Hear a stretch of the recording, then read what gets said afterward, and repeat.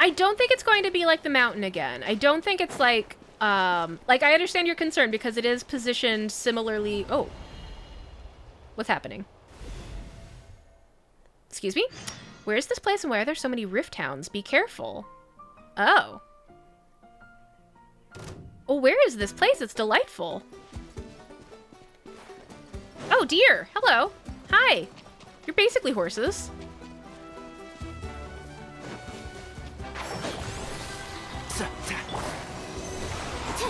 Silence.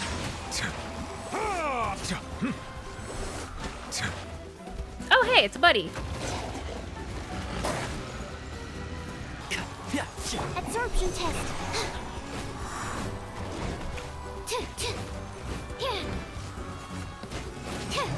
Okay, we did it. We saved the friend. Oh, no. Oh, no, are these the circumstances in which we get a little buddy?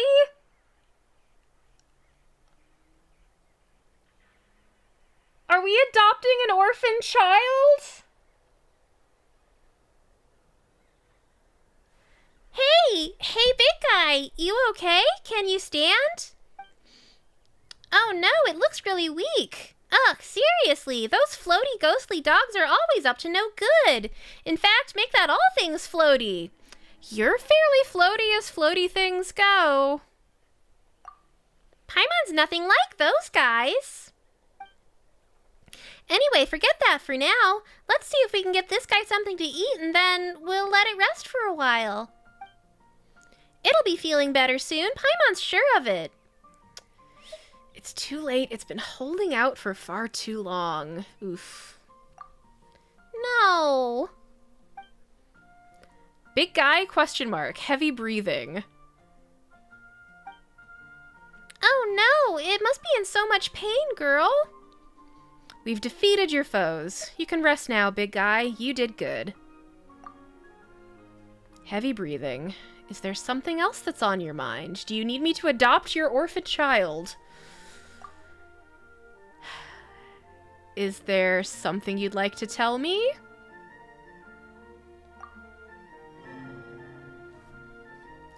Stretch out your hand. Oh, I didn't get to read all that. Join strengths and then witness all, thus liberate all. Something about chosen of dragons. And I can't open the review because I will forget. Stretch out your hand, chosen of dragons. Reach out to me. Okay, thank you. What's going on, girl? This is no time to zone out. It's nothing, just a bit of a daze. ...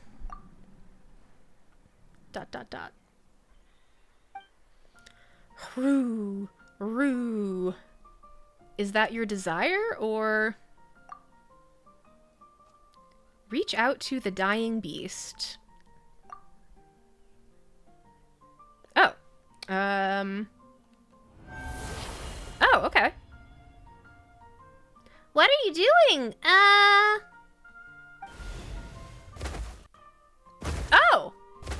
Okay. Girl, you...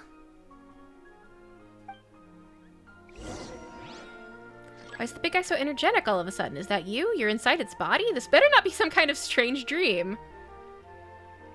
How about we just rescue the little guy first? I can feel this body dying all around me. Whoa, that's neat.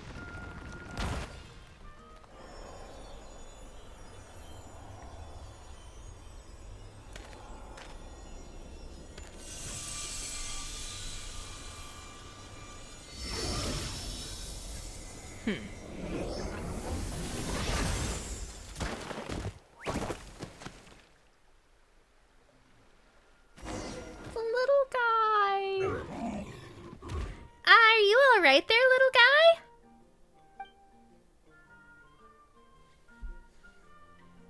Rawr.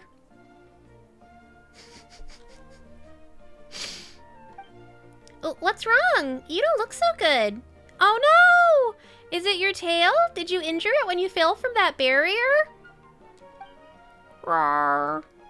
If only we could bandage it. Tear off a part of Paimon's scarf. Hee hee, it's Paimon's time to shine. Your backpack's so full that even when it's emergency, it still takes all day to find anything. Oh. I thought she was gonna actually do the thing that I said and tear off a piece of her scarf. Also, I left my, Okay, there we go. It still counts, yes. I wanted him to have, like, a celestial pattern scarf. Let's use this scarf from Paimon's emergency backpack instead. I have no clue where that backpack of yours is even supposed to be. Somewhere secret, somewhere safe, of course.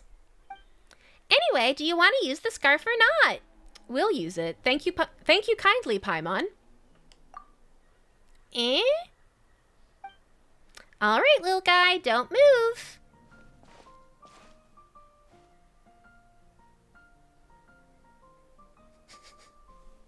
Hee hee, our little guy sure is well behaved, eh, girl? Aww. Roar! That should do the trick. All right, feel better now?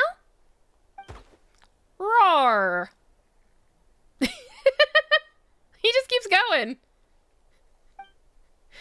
Hee hee, looks way better now. That's a relief. Still, how did you end up in that barrier and those rift towns? Paimon, he was like unconscious or something. He was in like cryo sleep, basically. He has no idea what you're talking about. So you don't know either, huh? Now, we don't really get what you're saying, but now that we've rescued you, you can go home.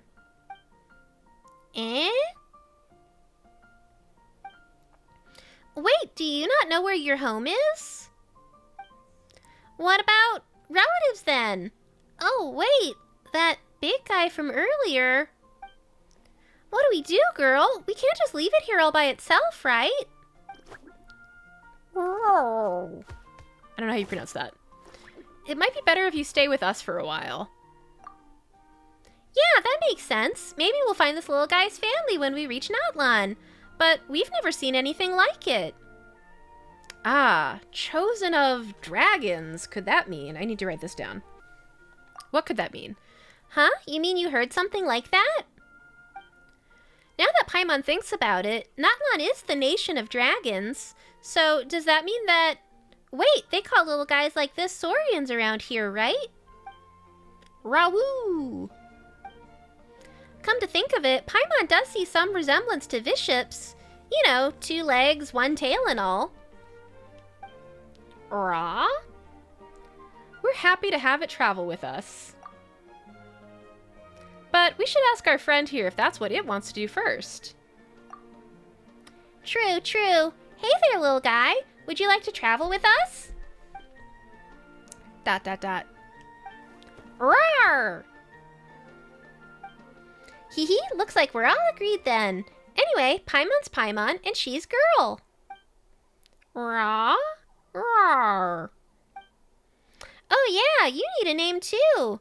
Let Paimon think. Right, since you're yellow and brown all over, let's call you Hash Brown. That's a terrible name, Paimon. I object. Raw. Looks like it doesn't like that name. I agree. Ooh. Would you like girl to give you a name then? Well, not that Paimon can vouch for her naming sense, though. All the names I've come up with so far have been perfectly normal, I'll have you know. I get to name him! So I had hoped that we would get to name this little guy when he was mentioned in the special program. Oh, okay, so I do actually have the choice to rename him in the future. This is kind of similar to the Wanderer naming rules, I imagine. I had hoped that we would get to name him, and I also saw, I think they did some social media posts indicating that you can name him, so I did have a chance to think about this. And I also feel like the bandaging of the tail with Paimon's scarf also makes this fit. I think this is a Homestar Runner joke. Anyone can correct me if I'm wrong. I want to name him Lil'Brudder, because he can make it on his own. Lil'Brudder is I'm pretty sure this is a Homestar thing.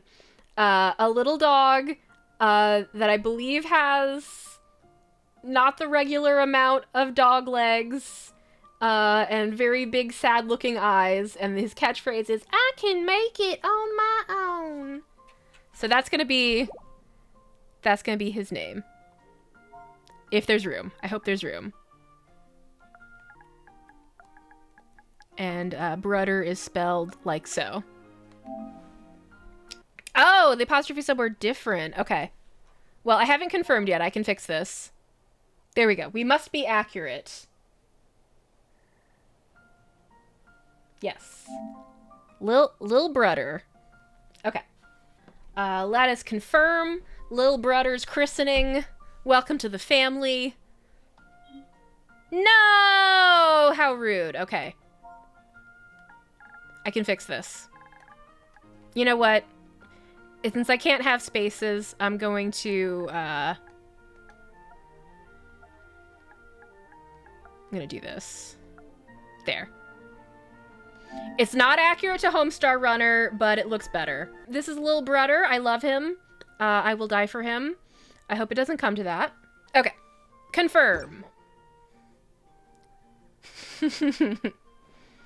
Then let's call this little fella Lil'Brudder, shall we? Let's go with that. I have thought about it enough. All right, hee hee. Lil'Brudder, that'll be your name from now on, little guy. Lil'Brudder. Roar! Looks like our little friend loves this name. Well, with any luck, we'll solve the mystery that surrounds you while we're in Natlan. Oh, and maybe we'll get some clues as to why Girl was able to suddenly enter that Saurian's body. Oh yeah, are you okay, by the way? You suddenly turned into a Saurian back there. Are you feeling uncomfortable anyway? Also, what happened to the Saurian's body afterwards? Did it just evaporate? Just a little Saurian sick. What's that even supposed to mean? This isn't the time for jokes. Still, Girl, Paimon's never heard of anyone in Natlan who can turn into a Saurian. This is kinda weird. Seriously, we only just got here and it feels like so much has already happened. Anyway, how do we get out of here? Also, where is here? How did we get here? Roar!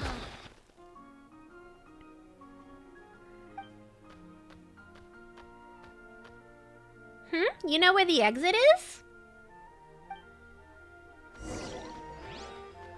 Hey, don't just go suddenly running off like that. Tutorial. Through the guidance of a mysterious power, you can now indwell your spirit onto Natlan Saurians. Different Saurians have different skills. Blah, blah, blah. Saurians are a unique life form that can enter a spirit sconce state under specific circumstances. Indwell your spirit onto spirit sconces to activate their power, transforming into and controlling the Saurian's original form.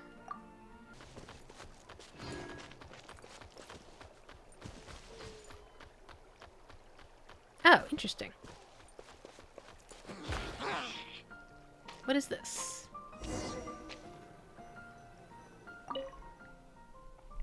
Rawr! Rawr!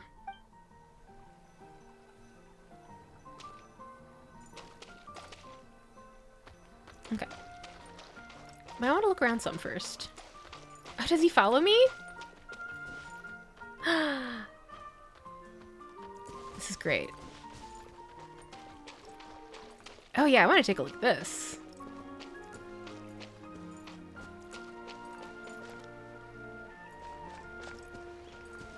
Can I climb? I can. Okay.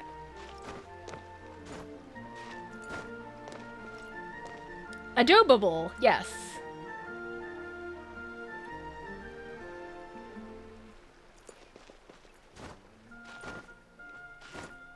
Slightly surprised that they let me climb this. I kind of assumed this would be, Did I hit a ceiling? I've accidentally unlocked first-person mode, which this game does not have. I'm must be close to a ceiling. I don't think they expected me to try to climb on this. And yet they let me, so who's to blame, really?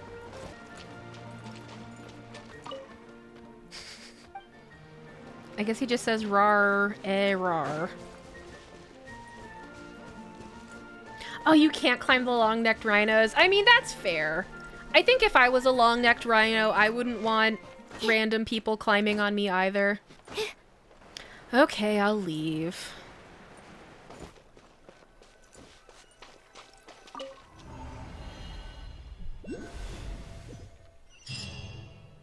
Ah, we're back here. Strange, the shining pillars from before are gone. Back here, she says. This is nowhere near where we were.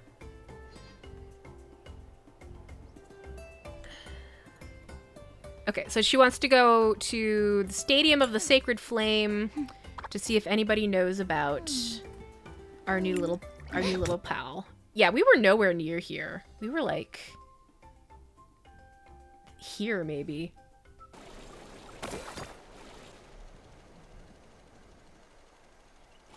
Oh, that old man is hailing me. Yes, can I help you? Ah! We found another part of our Lil'Brudder quest. Excuse me, you two are travelers from beyond these lands, yes? Heh, sorry, but is this little Tapetlosaur your companion? This is our Lil'Brudder, thank you. Even got a lovely scarf tied to his tail, I see. Haha, he sure is a little bundle of energy. Yup, this is Lil'Brudder. We met as soon as we arrived in Natlan, and he's been traveling with us since. Rawr! Traveling together, are you? Well then, forgive me for being presumptuous, but that kind of behavior is dangerous indeed. Don't worry, I've been careful not to get et. I love that. I love the word et. I have been careful not to get et. Come on, Lil'Brudder wouldn't do that to you. Almost a way too big. He'd never be able to fit me in his mouth. Humans and Saurians living together is pretty normal here, isn't it? Or do you mean that traveling is dangerous, and so Lil'Brudder shouldn't wander off too far? Eh? Not exactly. Travel's good for Saurians and humans alike, but if you'll forgive my bluntness, Lil'Brudder here is quite different. Sorry, all this talk and I haven't even introduced myself. Manqu's the name. I am a researcher for the Saurian Relics Association, and am responsible for scholarly inquiries into certain tribal customs. Simply put, I study past tribal customs. And of course, I've heard our little Tapetlosaur's name. May I have yours too? Paimon's Paimon, and this is Girl. Roar! Ah, such energy. Looks like Girl and Paimon have been taking good care of you. Of course we have. We feasted a ton in our time together, haven't we, Lil'Brudder? He's abandoned us. Hey, Lil'Brudder, don't go wandering off.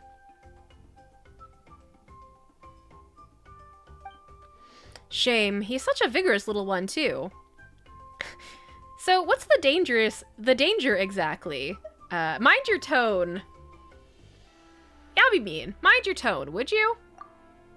My apologies. Eloquence is not my strong suit, but I really do think it is a shame. Are you being racist? Alright, I'll be forthright. You must have seen many little Tapetlosaurs before, yes? Lil'Brudder is different from them. Yeah, he has a beautiful ribbon on his tail. Oh, the red mark on his horn is unusual. To be honest, I had not paid that much attention. Haha, that was your doing, no? But that's not what I'm talking about. Rather, I speak of the mark on his horn. Which they're going to talk about, but they're not going to show us from this angle. That is not a mark that an ordinary Saurian would bear. In truth, records indicate this to be the Flame Lord. I feel like it would be easier for me to try to guess how you say that if it wasn't so tiny. Shiukotol? The Flame Lord's Blessing. How to put it? Saurians with this mark often possess incredible power, such as greater strength than other Saurians, swifter swimming speed, or being able to leap to greater heights. That sounds like a perk to me. Excuse me. But as I said before, this is a blessing from the Flame Lord and not their own power. This is the power of the far more ancient dragons, and Natlan Saurians can no longer withstand it today.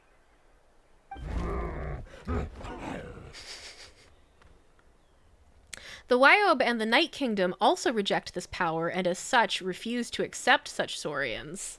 Was his name more appropriate than I even realized?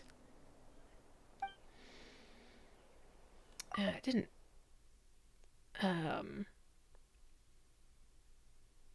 Okay, refuse to accept such Saurians, and in the process of growing, they will sometimes be killed by this power or driven mad by it, both dangerous possibilities.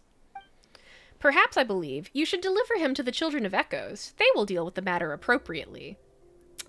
Deal with the matter? That phrasing is ice cold.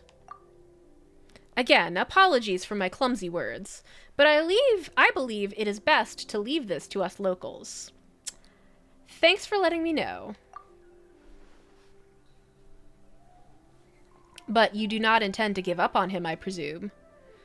Giving up should never be the first resort. I do not abandon my companions. All right, very well, Outlander. Your resolve is evident. I do not know if I should reveal this to you, for this is a secret that only we locals know. But if you wish to save Lil'Brudder, you must take him on a pilgrimage to the volcano. Okay. Legend has it that our tribal warriors would carry a token that was split in two, and in the great volcano they would wash the name of their companion as remembered by the fallen dragon Shu'Kotl. Go ahead and snooze the ads once more. Six Seven says, I feel like calling someone a Saurian loser should happen. I agree. I don't understand this sentence. In the great volcano, they would wash the name of their companion as remembered by the fallen dragon. How do you wash a name? Then they would gain their Saurian, the Night Kingdom's acceptance once more. Why are you telling me this? Because the people of the 6 great tribes no longer attempt this, nor have they the time to spare for such an attempt. But you are an outlander, a traveler from afar, unbound by the old-fashioned ideas the tribes hold. And if you succeed, you will prove beyond doubt that the inscriptions on some ancient relics and crumbling scrolls remain true to this day. This is of the utmost importance to me, so if you would like to try, I will help you find that token. And as for you, you will be able to save your companion. Sounds like a win-win. In that case, I shall let you know if I find the place. Alternatively, you could come find me. My research will take me near the Children of Echoes for the time being. Until we meet again, then, friend. Bye.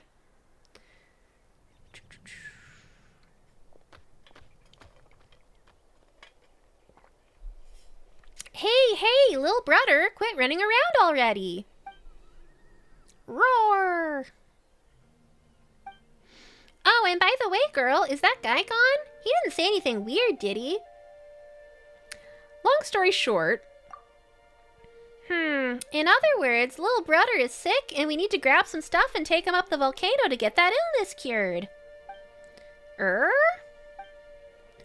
Not that he seems to understand anything that's going on, of course. Not that it matters. Maybe we'll solve all the problems before he gets big. That way there'll be nothing standing between him and growing up healthy. Now, we can't be sure if we can rely on that guy, but if it's a token we need, we can look around too, can't we? Who knows, we might find it even faster. Lil'Brudder. You come along too. Roar! Let's get rolling and look for this token while we're at it.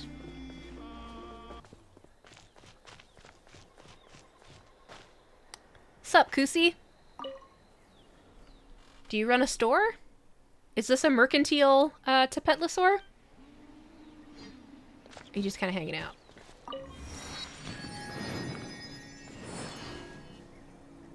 What's your deal?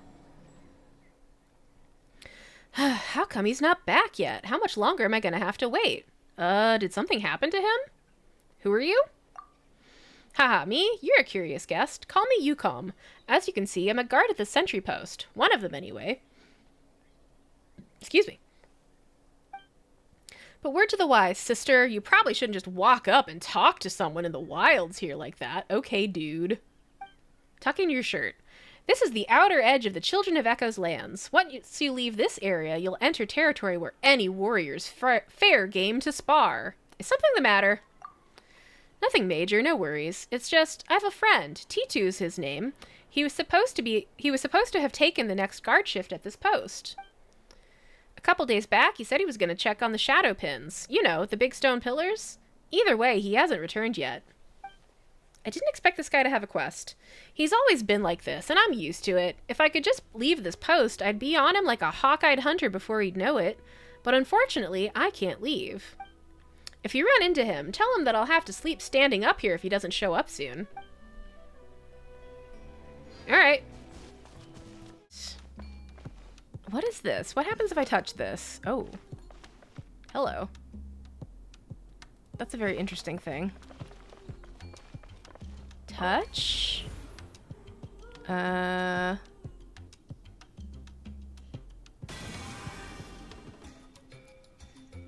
Okay. Is that good? Should I be one of these guys? Repair. Oh, a challenge. Oh dear. What do I do?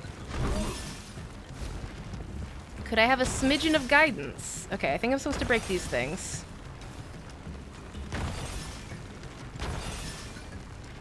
I am repairing a solid phlogiston nail. Where's this taking me? Oh, sneaky.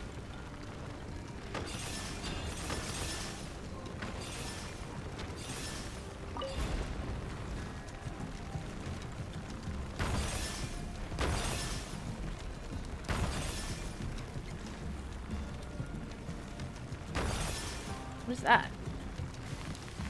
Oh, oops. I don't think I wanted to touch that, actually.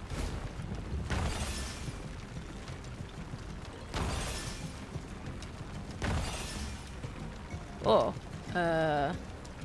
is that good? Did I want to do that?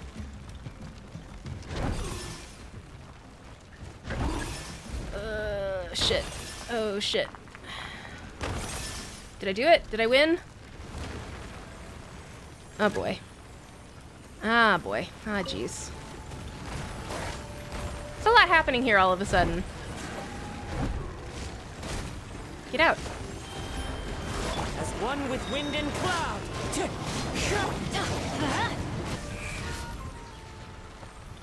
Did I win? Did I do it? Is that good? Oh, hello. A person. A person appears. Okay. Well now, and here I'd thought to come over and check on the frightening noises I'd heard. Telling myself, come on, T2, it's probably nothing. But this is quite something. Quite something indeed. Roar! There's even a little Tapetlosaurus here. Was it you who brought these outlanders here, then? And was it you who brought this shadow pin down? Ah, we've heard about those. In the Children of Echo's reputation quest that I did. Should we not have done that? Eh? Wait, did we do something bad, girl? If we act fast while there's only one witness. Oh, God, Paimon, what are you plotting? Haha, come on, no need for that. It's not serious, and if anything, I'd say you've done us a favor. So, you're a girl then? Who's your friend over there? Roar! And this is Lil'Brudder. And T2's my name. A teller of tales, or a storyteller, if you will, for our tribe. I'm also responsible for caring for the stone pillars in this valley. Why is caring in scare quotes? Oh, so you're T2. We met a sentry on our way here named Yukon who wanted you to get back to your post. Oh, so he was the one taking the shift before mine. Unfortunately, he'll have to wait a little longer. I feel for him, but I've got something more important to take care of right now.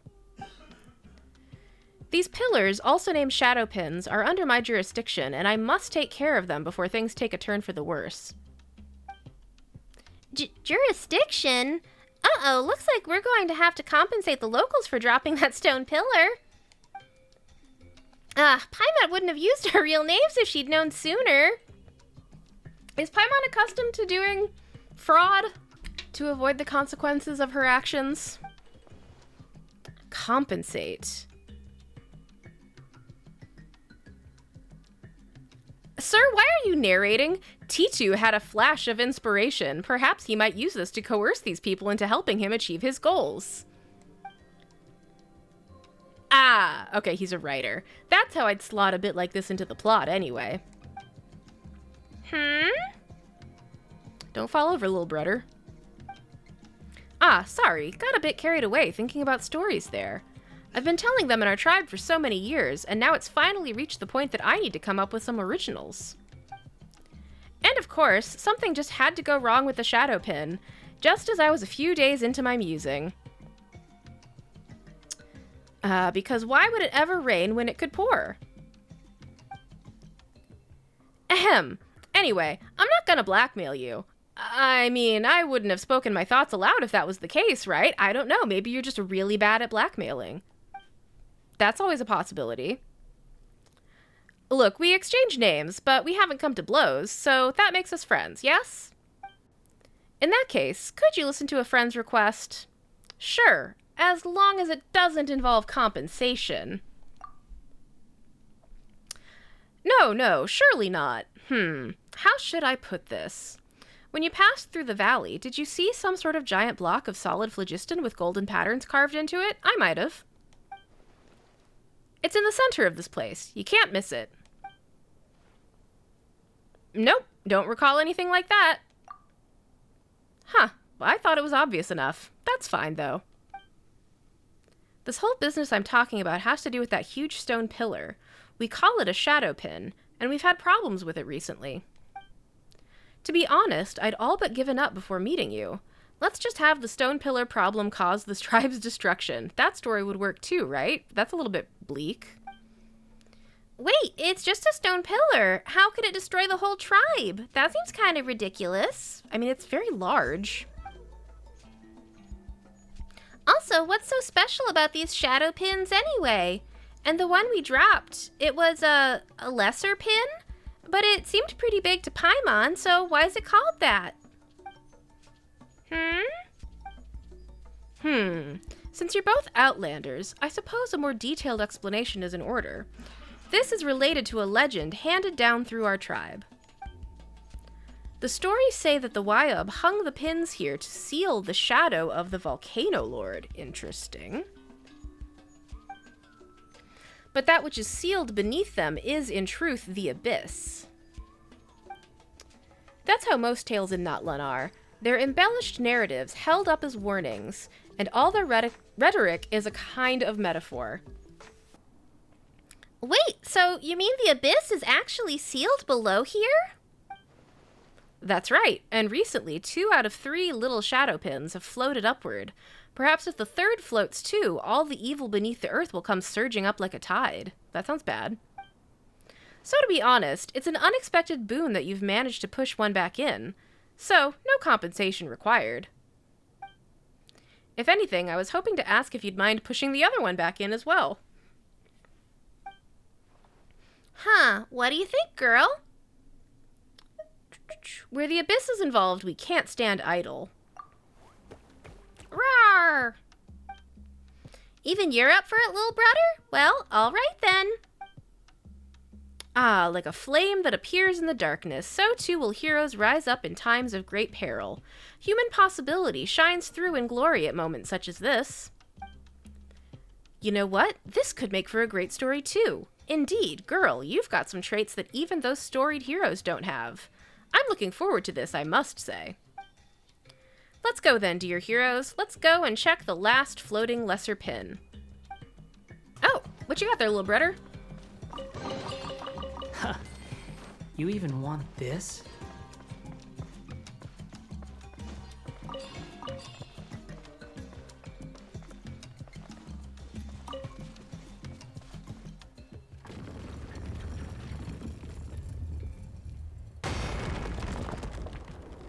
Okay.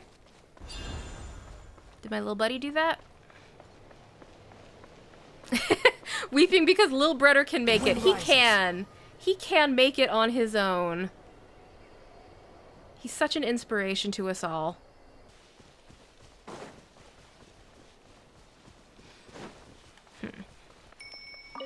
Oh, I see, I see. Swollen Fury. Well, hit the barrel, you dingus. There we go. I was trying to do that without exploding myself, but can't always have everything. It's a cool cave.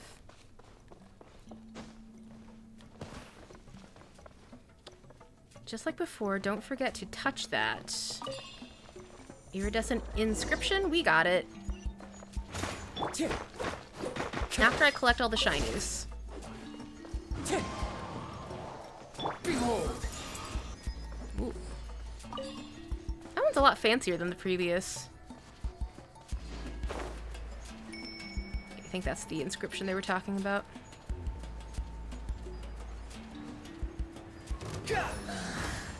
Here's backup. The wind rises.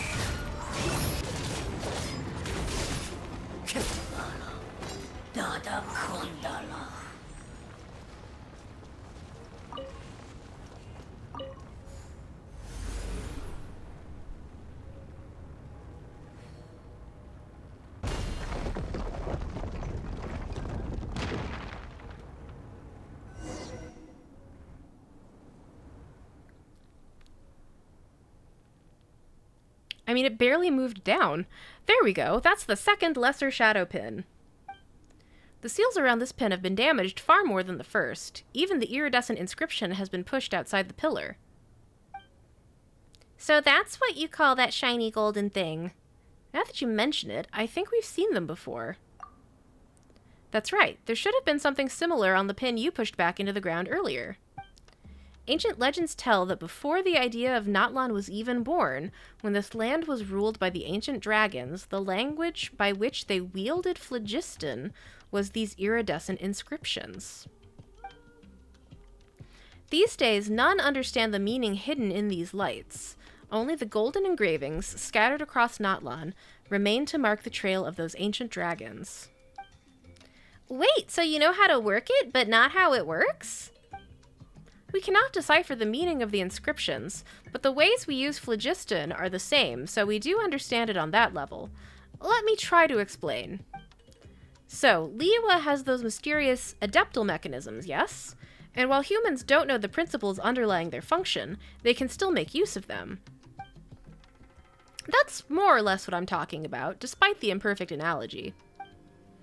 So much to say we'll need this shiny iridescent inscription to push the pin back down, right? This is very difficult. Correct. Think of the inscription as an eggshell that has been shattered by the expanding abyss. We'll need to find the broken shards and fix the shell. Only then can the abyss within be sealed away. Huh, that's a better analogy than the last. Paimon thinks so too. Now she gets it. Hello, beetle. Large, oh, you maybe can't, there it is. It was partially covered by my camera, but that beetle just kind of like decided it wants to be in the scene. Speaking of which, the golden patterns flew right over just like before, but the inscription hasn't appeared beneath this pillar. Why's that? That indicates that not only has the inscription been squeezed out, but it's also become fragmented. This is bad. We need to find any scattered bits and fast. So where do we find them? I don't know either. Huh. They should still be held down by some power, despite being scattered, so my guess is that they're nearby. Maybe we just need to look around. Roar, roar! You want to go over? We're doing something important right now. We'll play with you later, all right? Roar, roar, roar! Do you mean that the inscription is over there? Roar! Oh, wow. I've heard that even now there are still Saurians who can sense an inscription's power, but I always thought it was hearsay. Could it be true? I suppose you really are no ordinary Tapetlosaurus, Lil'Brudder. So you can do that too, huh? You've got some way to go before you can be as good a guide as Paimon. Paimon's jealous. Says who? Paimon's way more broad-minded than she looks. That was just her way of praising him. The little guy didn't catch that at all. Bah, if only he was a little smarter. I'm sure he'll understand someday. Precisely. Those in the tribe responsible for Saurian care always say that it takes time to truly establish a rapport with them. The secret to success is as follows. Exercise patience and constantly communicate. Whether humans wish to understand Saurians or Saurians humans, they both need lots and lots of time. True, just like Paimon didn't get what Lil'Brudder was trying to tell us just now either. Sorry, Lil'Brudder. Rawr, rawr. You're quick to reply, though. Paimon will give you that. All right, we'll follow you and see if we can find any golden patterns. Yoink. Follow him where? Where did he go? Over there? Yeah.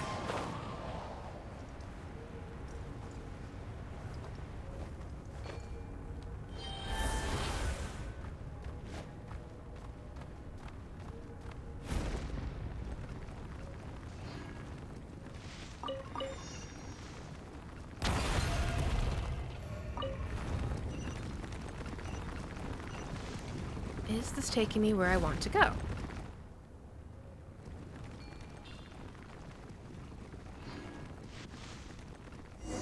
Oh.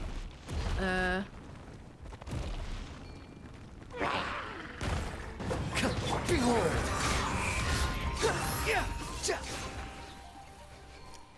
You mean here? But this place is empty. Rawr, grawr. Dig downwards? Wait, surely the iridescent inscription's not down there, is it? That was a funny sound. Was that Lil'Brudder despairing that I wasn't following him?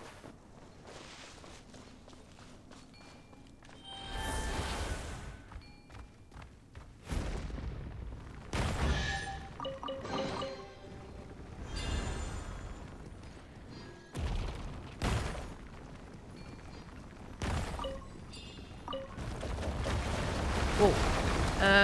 Okay. I'm guessing I was supposed to do that.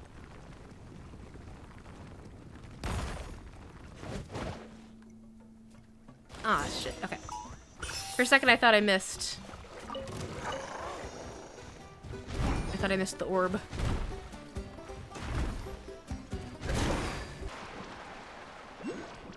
Ah, so the iridescent inscription is here after all. Something, something. Lil'Brudder says rar, and the water suddenly... Oh. The water suddenly indeed. What am I supposed to do about this?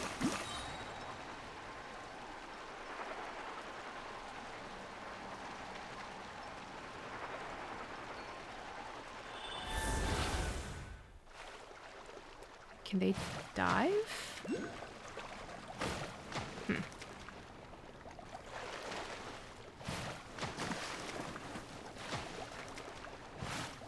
It is unclear what I'm supposed to do here. Find a way to touch the inscription. I would love to, but... Oh, there's a lever.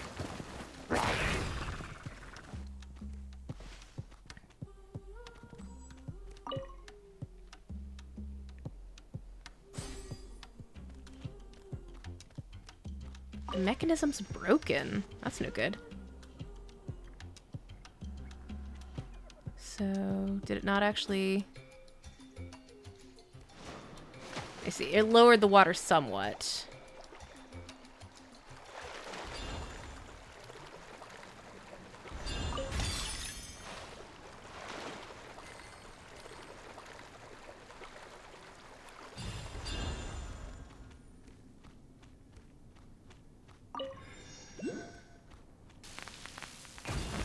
Ouch. Ouch. I got a trophy for exploding myself.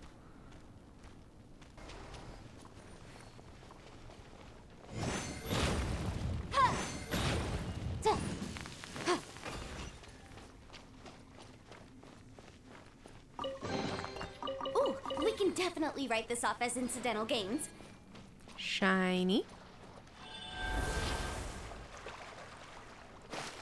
Touch.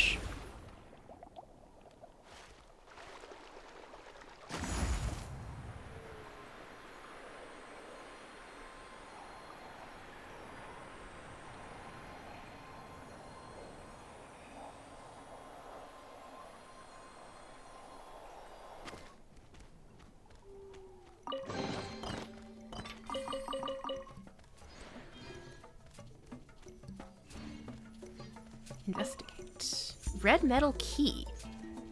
Interesting. What do I do with that?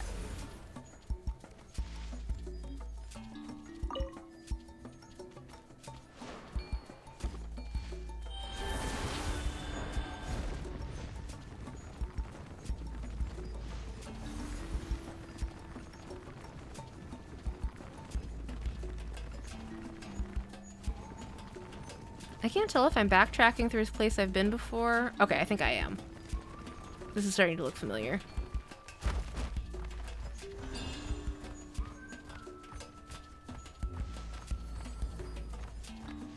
Touch. Ah, it floated away. Surely the eggshell should be complete now? Eggshell? Did I miss or instantly forget something about an egg metaphor? I already forgot. Whee!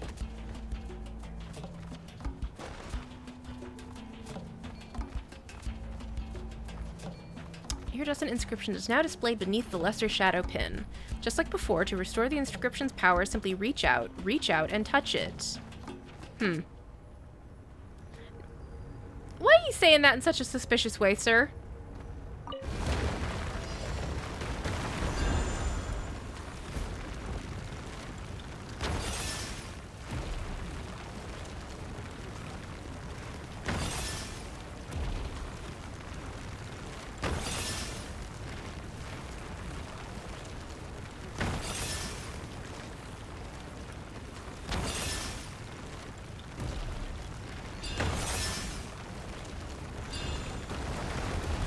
Oh shit, I missed one.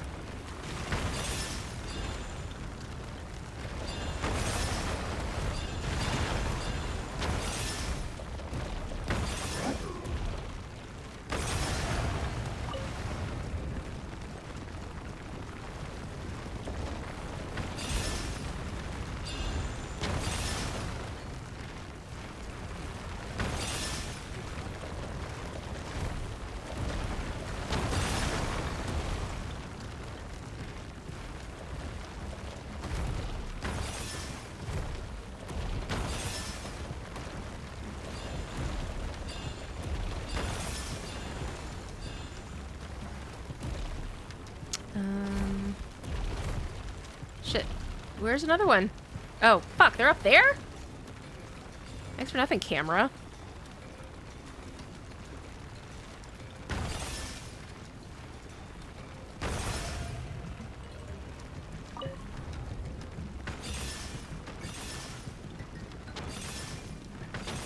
There we go. Ooh, there's some bones.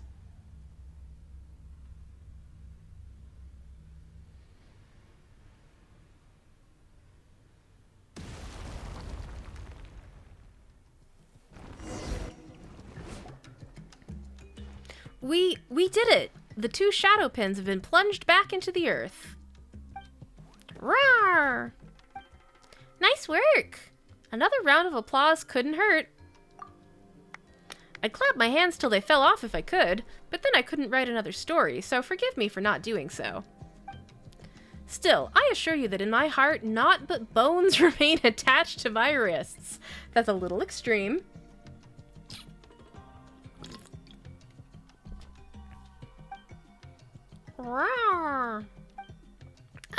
Yeah, that's getting kind of creepy. Really? And here I thought that kids these days like their stories with a little dash of darkness. Watching the shadow pin burrow back into the ground really takes a load off my soul. Long-standing tradition dictates that we now only need to check the third lesser shadow pin and the greater shadow pin, and we can call this a job well done. Abyss successfully busted, not to return for a good long time. That sounds delightful. The rest of this trip should be quite safe, so feel free to come along and chat with me. I'd like to know the heroes I'm inscribing into our tribe's stories better, you know. In that case, you've got to say something like this. The mighty Paimon was as tall as a mountain. In that case, I'd like to be as large as 2. Roar, roar, roar. Hey, what do you mean by that, little guy? You want to be as tall as 3 mountains? Roar! Lil'Brudder, you truly are a Saurian of prodigious appetites. Ooh. Sure, in that case, my brave warriors. Paimon as tall as a mountain, girl with the stature of 2, and Lil'Brudder who has the bulk of 3. Would you kindly come with me, Titu the poor little human-sized dwarf, to check on that last little shadow pin?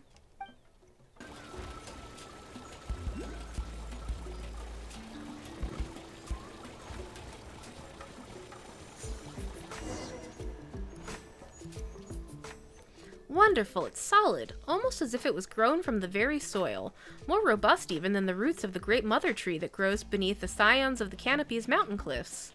Now I can head back and take up my shift in peace. Of the 3 lesser shadow pins, the most reliable you remained. If I should ever pen a tale about the pins transforming into lovely tribeswomen, you shall be the loveliest among them. That's a little bit weird, sir. Eh? Lil'Brudder agrees. Wow, so you were the one most interested in stone pillars all along, huh? Shocking. Hey now, that's ignorant speaking. Here in Natlan, we believe that pure spirit and intelligence dwell within all things. For us, things taking on human form is a most traditional theme. For example, the tale of a beech tree's shadow that transformed into a young woman and a young flower feather clan tribesman who fell from the sky, or the story of a man who was human by day but would morph into a Saurian under the moonlight at night. Many are the ways such tales are told, but they're all variations of that same theme I spoke of. Is that really true? Thank you for that follow. Well, that is what a lot of stories say.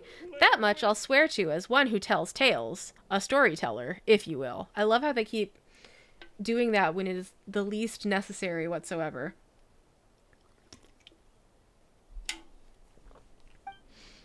Wait, what about the Shadowpin story then? There's no real shadow of the Volcano Lord, is there?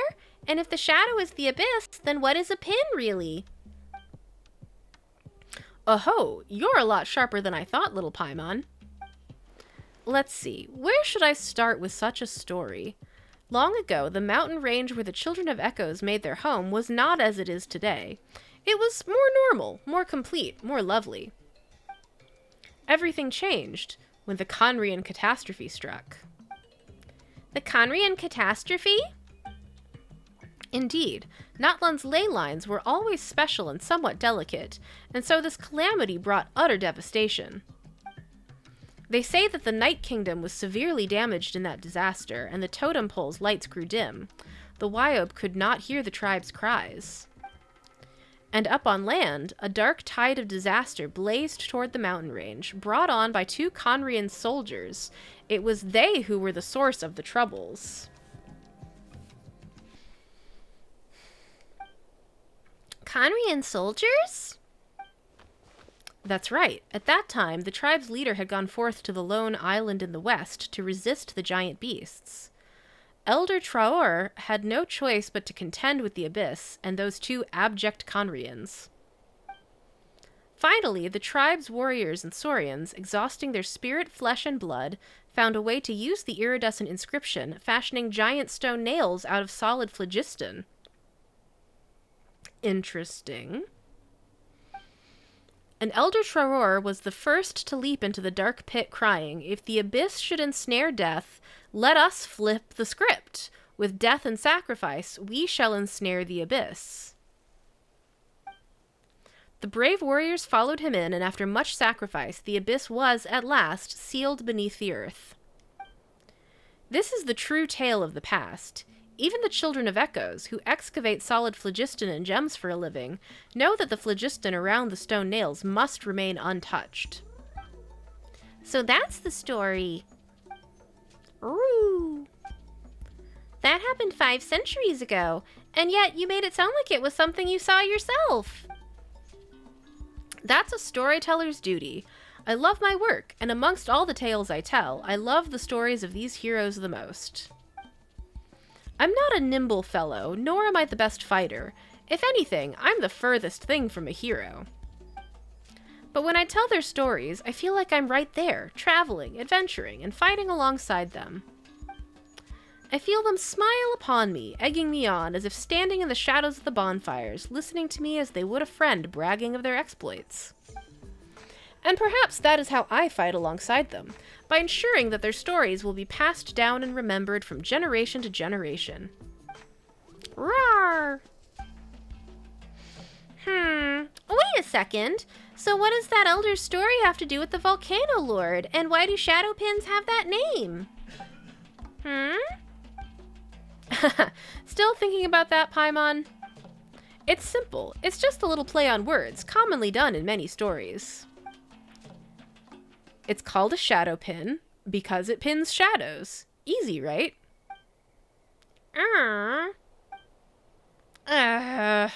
Wow, the two of you made the same noise. That's not where Paimon thought this was going.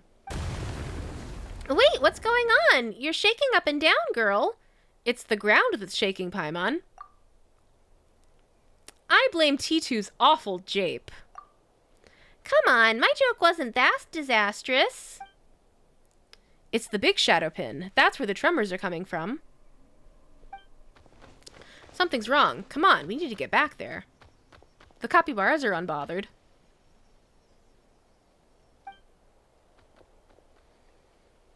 Why did this... We drove all 3 lesser pins into the ground, but the abyss's influence is getting stronger.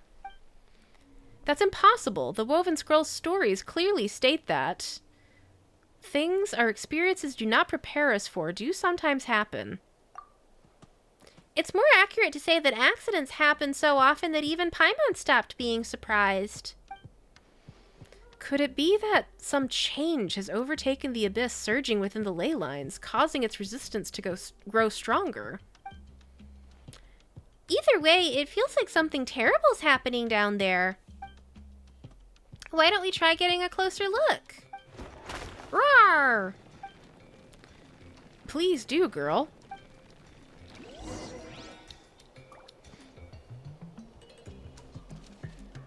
Where am I supposed to go?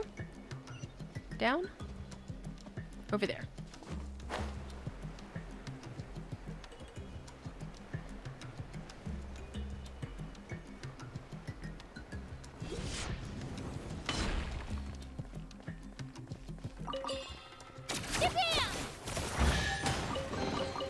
Do you also like collecting shiny rocks? I mean, who wouldn't want to? They're so pretty. Where did all these monsters come from? Eek, they're pitch black.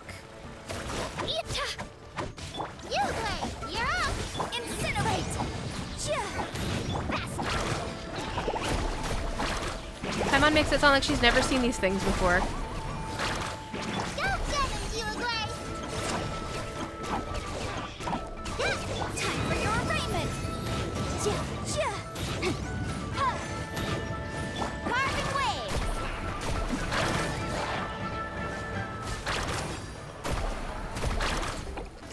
Stay put!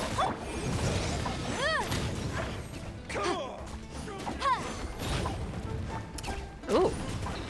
Night Soul warriors who got tangled up with the abyss. Let's shred!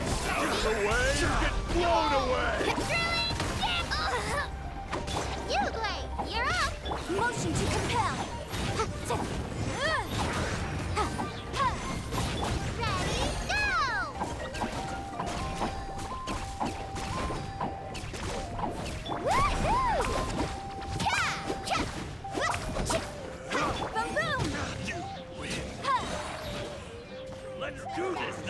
them. Don't be scared. Wrap up the flame. Let's ride. Amazing. Out of the way or get blown away! Strike like Stay put. Incinerate. That was quick.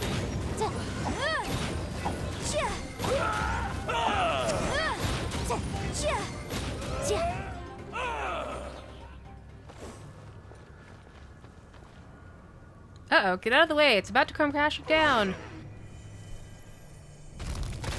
Oh, that seems bad. That seems quite bad.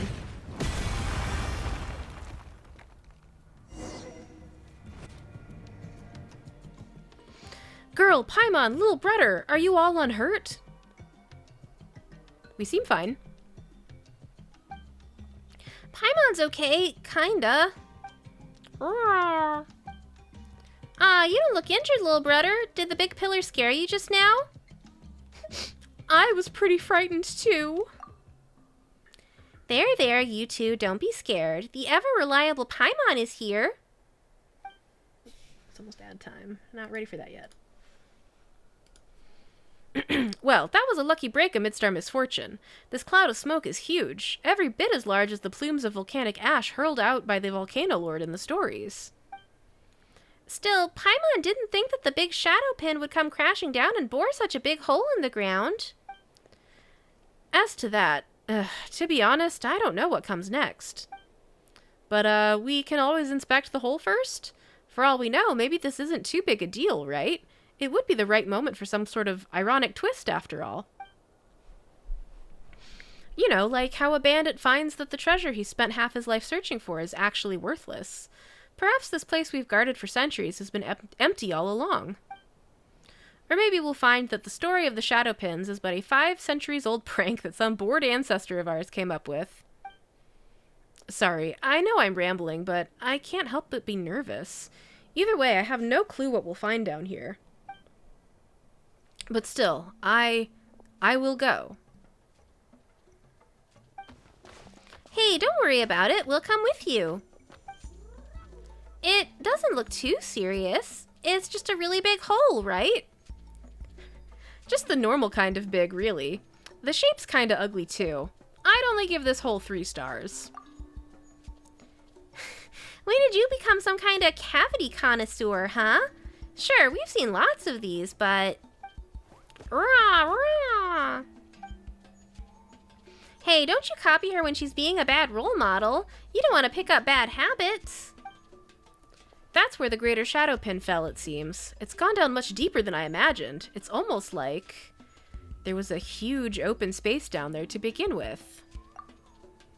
Right, this huge space can't have appeared because the shadow pin fell through it. It must have been here long before, with the shadow pin suspended above it. To prevent anything that might crawl up from surfacing, perhaps. Ooh. Yeah, that was a harsh hole rating.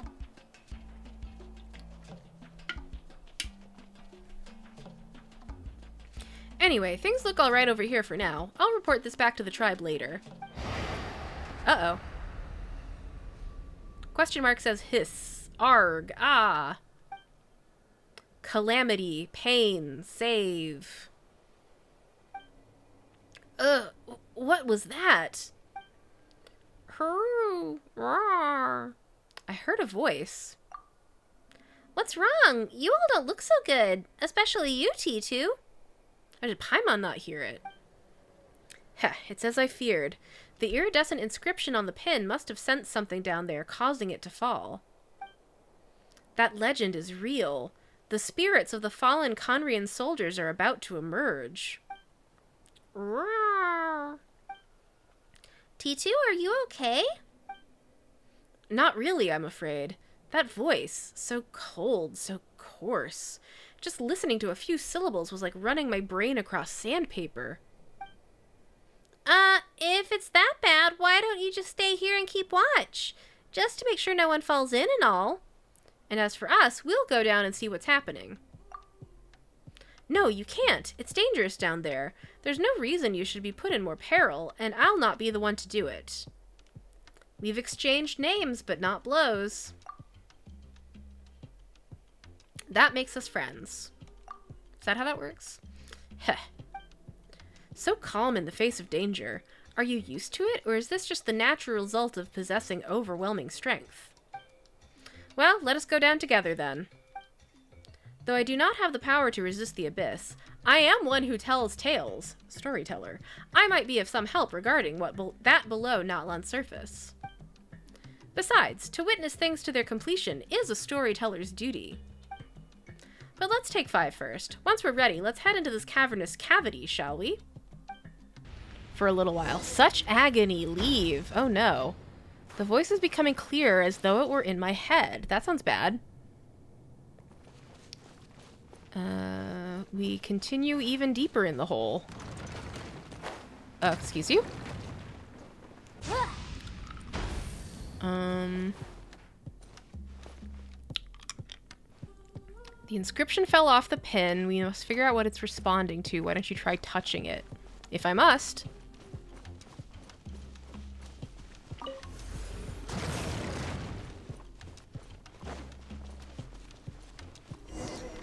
It's always cubes, isn't it? Huh, why is there a stone tablet here? It might have been left by the tribesfolk of the past. That happens quite often around here. Long ago, this was a boundary marker telling you that you've crossed the line. You can sometimes find stones with patterns carved in white on them throughout our lands that serve the same purpose. They've just all been abandoned. Rar? So that's what happened. Boundaries and borders are no laughing matter here. Between the living and the dead, within and without, above and below, only those who have crossed these lines can grasp the dangers they face. It is said that there was once a stone tablet in an ancient ruin that read thus, "If any tread past this stone with ill intent, mine hand shall drake claw become, and grasp their neck shall I." Wait. What if this stone tablet has some sort of warning or curse on it, then? I can tell at a glance. Traor left this here. To think that... Oh, right. That's the elder who fought against the abyss. Where have you heard that name? T2 told us that like 20 minutes ago. Rawr! Haha, you're quite the avid listeners. Storytellers love people like you, you know. After all, the capacity to remember such tales is a basic quality that all storytellers must have. Let me see. Oh boy.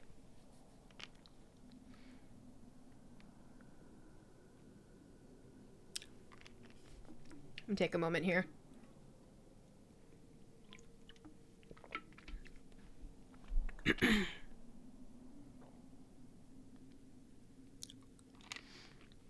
I am the elder of the children of echoes, Traore? Let's go with Traore. And I leave this inscription here. I am the storyteller of the children of echoes, Traore, and I leave this inscription here. I am the shield and spear of the children of echoes, Traore, and I leave this inscription here. To impart to those who will come after, and to seek instruction from the ancestors in Wyob, and to smooth out my present wrinkles. Here I shall leave 3 blessings. The first is for my friends from afar. Let us have one more drink, Zephaniah and Irizar, you who guided the black flood here to the place of the seal. You do not wish me to name your deeds heroism, for you see it as only doing your duty. You would prefer to be known as cowards, rogues, or a thorn in our side, that you should ever increase our vigilance like an aphid that bites a Saurian. As the storyteller, thus did I promise you, yet I must speak the truth here. Forever and always shall you be heroes who fought alongside our tribe, the brother kin of the children of echoes. The second is for the valiant ones who were sacrificed. Let us have one more drink, my warriors, for we are illuminated by the incandescent god and guided by our chief, Sundjata, and shall not tarnish their great names. We pray to the spirit of Washakolhun, Ubakan, the madman who stole fire from the throat of the great dragon. To him we willingly offer up our deaths and lives, that he might block the arcane magics of the abyss with radiant glyphs. As an elder, I bless the warriors. May we one day be free. May every death have meaning, for all life has a place to return. The third is for those who come after and read this inscription. Let us have one more drink, those who come after, for our hope, for our future. If you are reading this, know that the situation is dire, but that it is no time for fear. As the shield and spear of the tribe, I bless you. Know well that fortresses forged from the sacrifices of flesh and blood cannot stand forever, and the only true immortality is the indomitable spirit. May you be able to win final victory.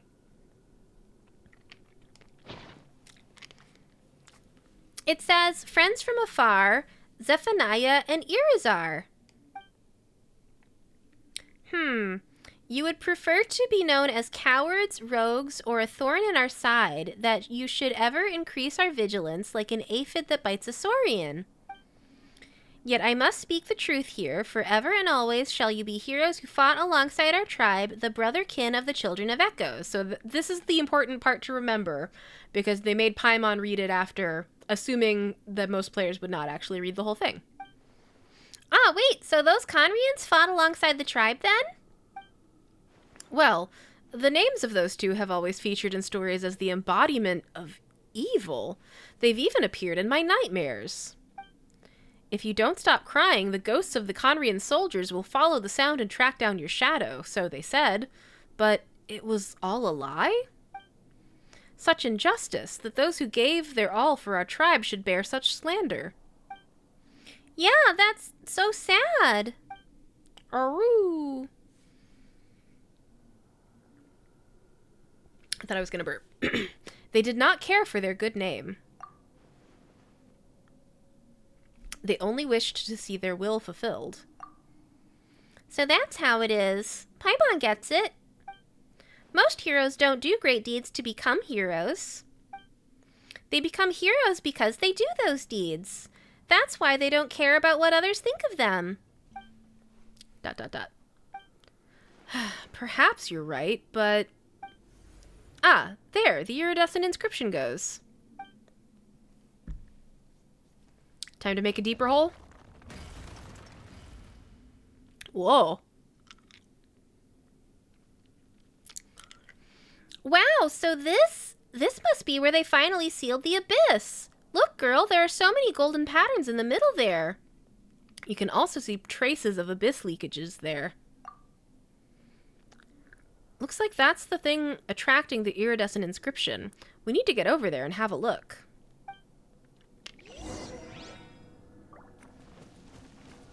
A waypoint! Huzzah!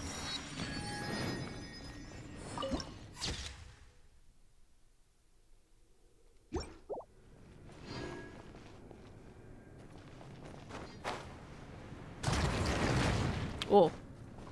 Excuse you.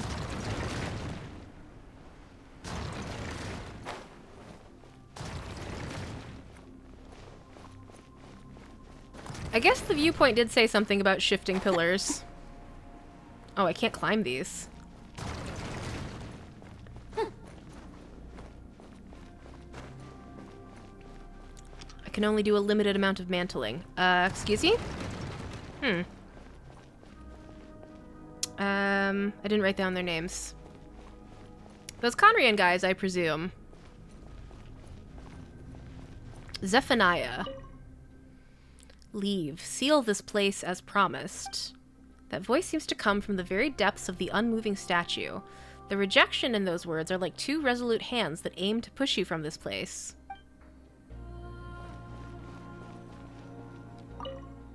Leave. Go. I don't want him to see me like this. The voice seems to come from the very depths of the unmoving statue. There is a hint of respect towards someone remaining within.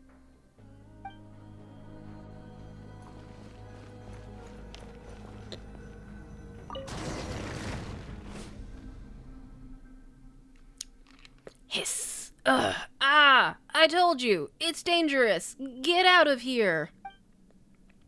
Calamity, the seal, torn apart. Rawr. That voice is more complete now, but somehow it's not as frightening as before. Maybe because now you know it's not scary? My head still hurts a little, though. How are you feeling, girl? It's no big deal. Now that's what they call surround sound. What? That's not what Paimon was asking at all.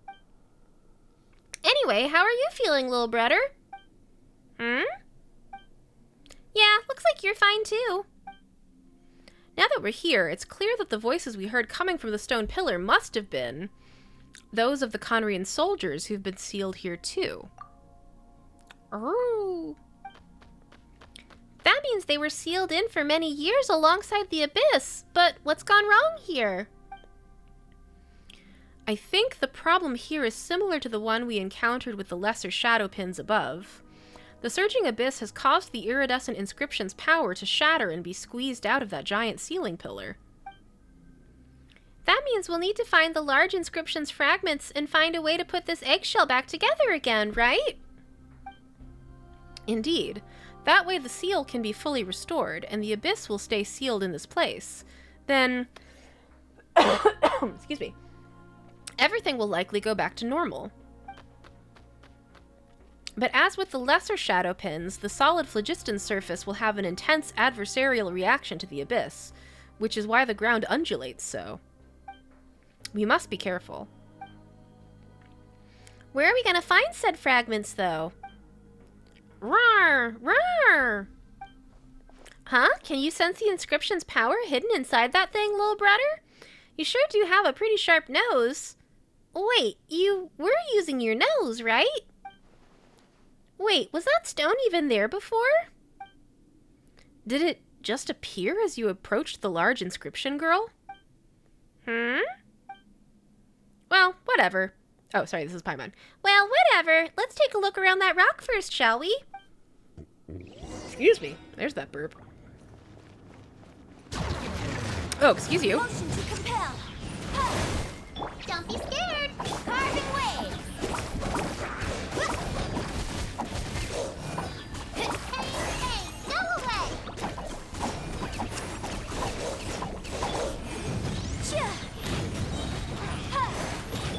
Catch an epic wave. Oh, you blade. Yep, let her rip. Clear the area. Boom, boom.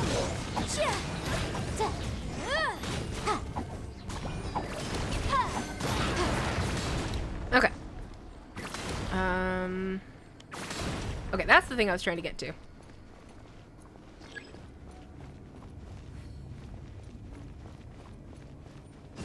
Okay, it says break the crystals, but... How? Okay, like that.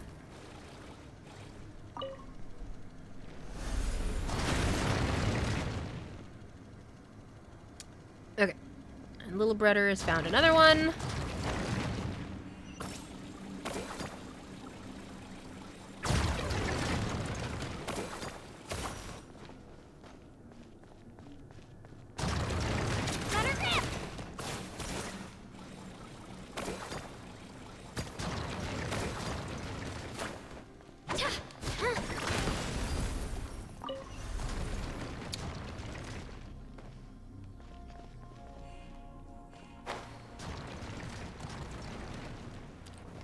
And we continue looking for rocks to smash.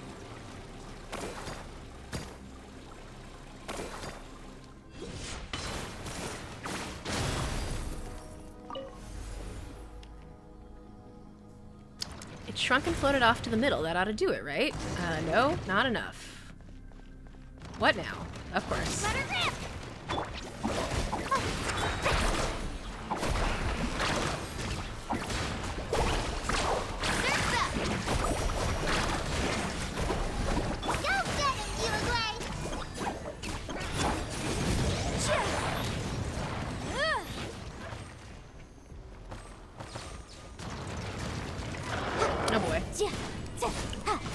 The one who comes after the inscription.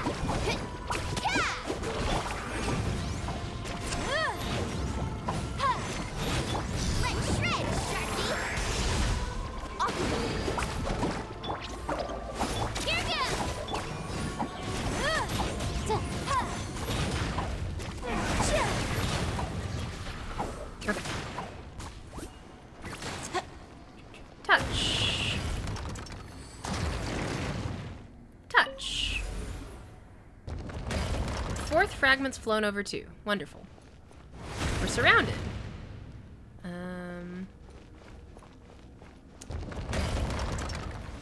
have to find a fragment. This is the only way we can hope to avoid being swallowed up by the earth. Okay, so I guess I'll just,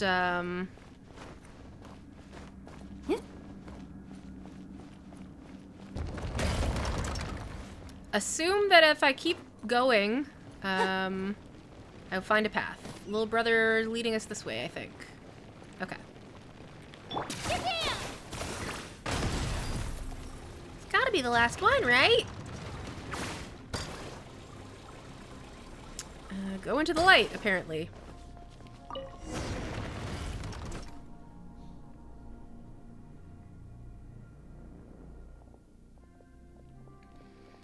Just touch it once more and let the power of the phlogiston flow fully through the inscription. That way the eggshell should seal up completely, preventing the abyss from escaping. Yeah, that should solve our problem. Let me try.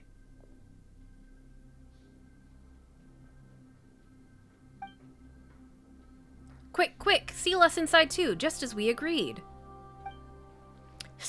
Then leave. Get out of here. Why aren't you leaving? The calamity! Listen, there are more voices. More than those two soldiers, for sure.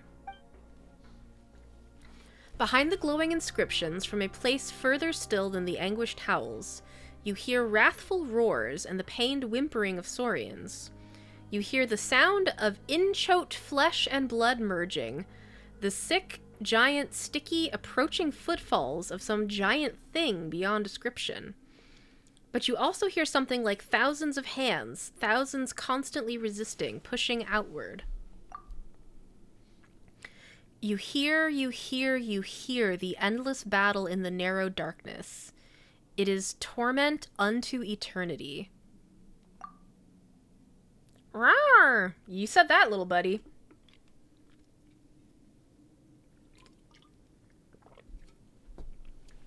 They cannot find peace. They fight on still. Those heroes are still locked in battle to this day, preventing the abyss from flooding out from the iridescent inscription. The stories I tell have purpose. We must always remember those brave warriors and their sacrifices. And yet, such suffering. Though the heroes were wounded, they shook it off and stood up, nothing hurt withal. That is what the stories say. But real wounds cannot be so easily shaken, nor true torment so easily conquered. There they have suffered so long in that tiny, lightless world. True. Isn't there anything we can do for them? I want to as well, but the abyss. Perhaps the only thing we can do is inherit their will and reseal the inscription. Nor has this been the first time the Shadowpin has fallen, in our tribe's tales anyway. Someone must have been here before, and someone must have read Traore's tablet. Those who came before to restore the inscription must have seen what we saw. And yet, our stories did not change, for the warnings they gave were real, as were the dangers. All we can do is restore the inscription and leave, to remember always and never forget all that we have witnessed. Still, they're supposed to be heroes, but they've been left here to suffer forever. You're right, Paimon. This is no end for heroes. I know that. I wish to give them peace too, but I don't have that power. I'm just a storyteller. Girl. Ooh. Don't worry, we're strong together. Let's rewrite this story's ending. Really? You do that, girl? Of course she would. Cross Paimon's heart. Rawr! The abyss is dangerous beyond compare. I'm not questioning your strength, but don't push yourself too hard. Don't worry, we've got experience with stuff like this. And we have the inscription in a pinch, too. True. You're even more impressive than I could have imagined. To be willing to give your all to resolve others' pain. Truly, you are great heroes. And I am a storyteller, so I will record the tales of heroes. Well then, girl, O hero from another land, please, show me how you shall valiantly triumph over the abyss. That we shall do. So, shall we unseal the iridescent inscription now, or do you want to make some preparations first?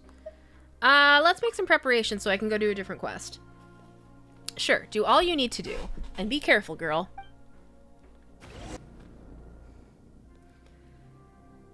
Let's begin. Then I'll get to it, but please, be very careful.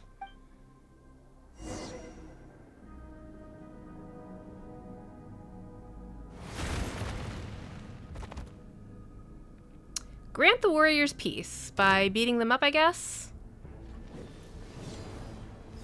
Shabam! You play! Yeah, let's ride!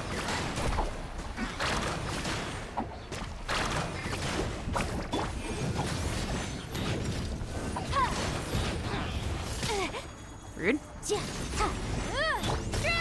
down! Don't be scared!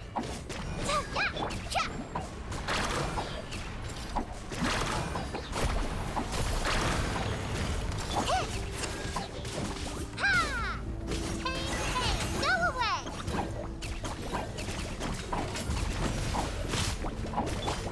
Admissible evidence! Motion to compel! You play! You're up! Need a surfboard? Check this out! That's the mark! Boom boom!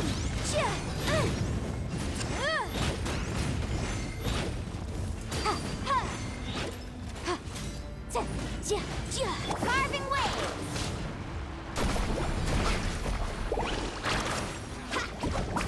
Ho!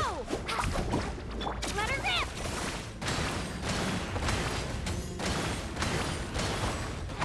Don't be scared! Watch the surfboard! Motion to compel!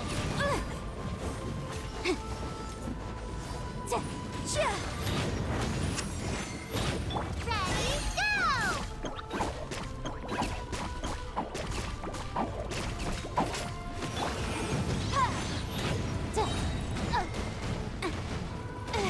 Rude.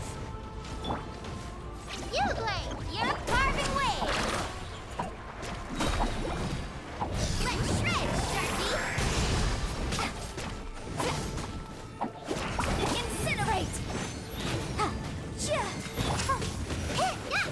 Stay put! Ow! Get back!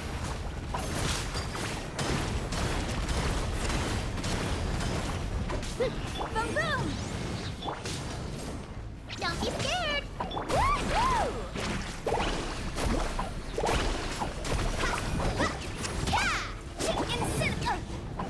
Do you think they have peace yet? Jury.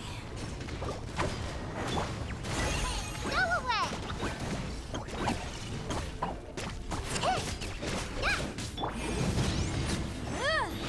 My duty is done. These centuries of torment, they seem to have passed in an instant. Ah, thank you. Did you see? Your orders have been carried out. You won't be disappointed. Good job, everyone.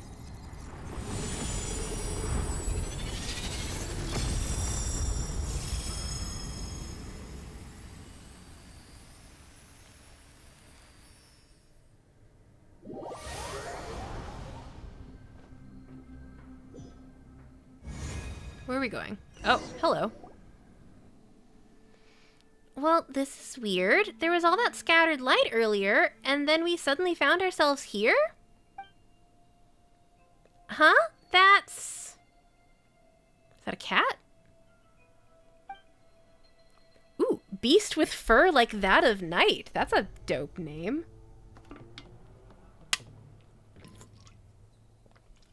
Come, over here.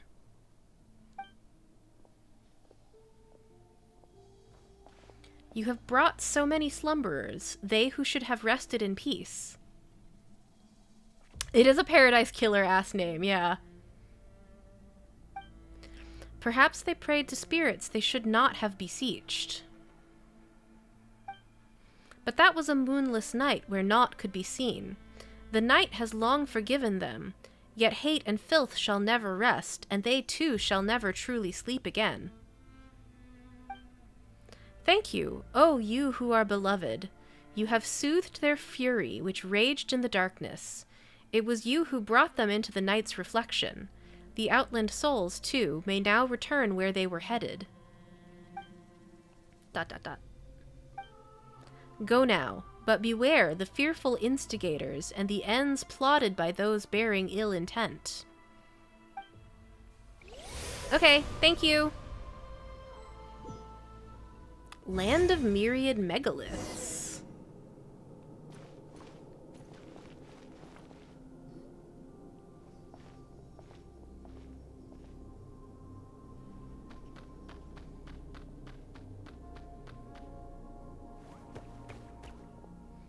You're back. Lil'Brudder and I were worried, honestly. But what did I say, little fella? They're fine, see? Ooh.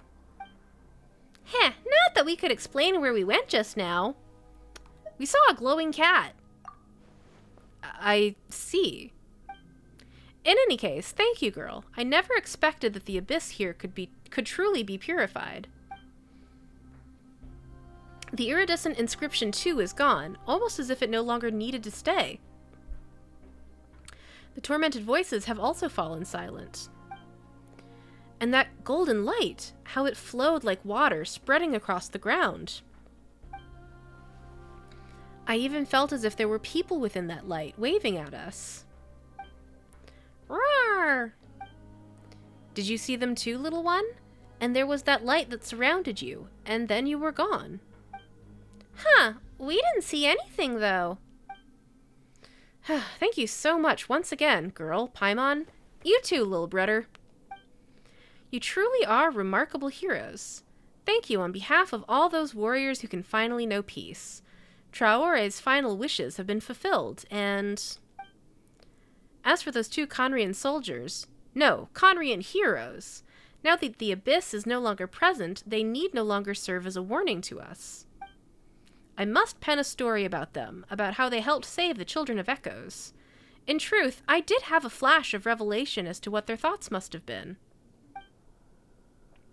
The Abyss represents such terrible peril that, were it up to me, I too might have made up some horror story to keep others from the tribe clear of this place. It seems almost funny how I was previously worried about having nothing to write. Now there's almost too much here, and our tale about the golden-haired outlander, a flying white fairy, a little Tapetlosaurus, and how they saved our tribe. Hee, that sounds like a pretty awesome synopsis already. Indeed, stories pass on and stories change. Perhaps one day, a long, long time hence, even you might become as big as a mountain, Paimon. Harg! Behold the mighty mountain Paimon! Look ye, how she swallows a sweet madame the size of a sumpter beast in a single bite. Rawr, rawr! Haha, I doubt there'd be too many of those, Paimon. As these stories pass down, I imagine that those two soldiers, too, will eventually become heroes. They might not have cared themselves, but I know that this is what I must do. Once again, girl, Paimon, you have my utmost thanks. You too, of course, sharp Lil'Brudder. Roar! As a storyteller, I swear to write for you the most exciting tale of adventure. Speaking of that, I should probably head back to the sentry post to take up my shift. I'd almost forgotten about that amidst all the excitement. I sure hope Yukon doesn't tear me a new one for being gone so long. Yeah, you should totally get back there pronto. Hooray! We did a world quest from last patch. Remarkable condition. Yeah, it's a pretty cool quest. And this is a pretty cool area. Whee!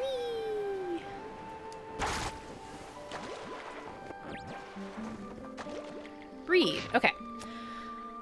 Note left at the camp.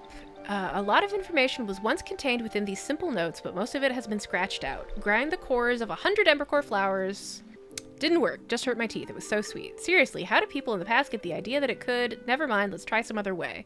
So somebody's trying to come up with some weird cure for something. Ectomisaurs. What are ectomisaurs? I'm reading this quietly to myself because it's very long and it's getting late. The most ancient trial, or so the legends hold, this was how Xbalanque, first and greatest, learned the art of controlling flames. The Sage of the Stolen Flame, the islands floating in the sky. Well, it looks like that's the only thing left to try. Whatever. Desperate times call for desperate measures, and I'm here in People of the Springs Land anyway. Might as well give it a shot.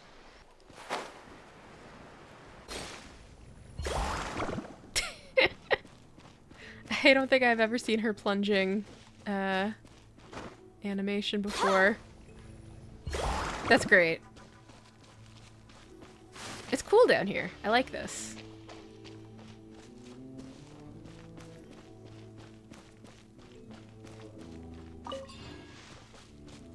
Whoa. Oh, this is very cool. Ah. You're gonna want to talk to me a bunch.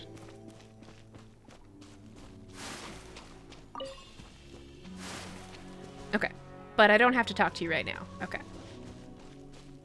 I will talk to them later. Oh boy.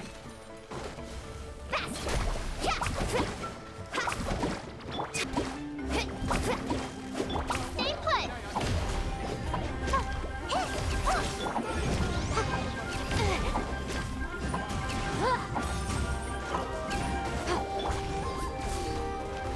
Oh, okay. Oh. Oh, maybe I should have talked to her anyway. Oh well. Just one moment, lass. You seem rather strong. Ow. Ow, ow, ow. Whoa, girl, what did you do to her? That wasn't some sort of invisible attack, was it? Eh?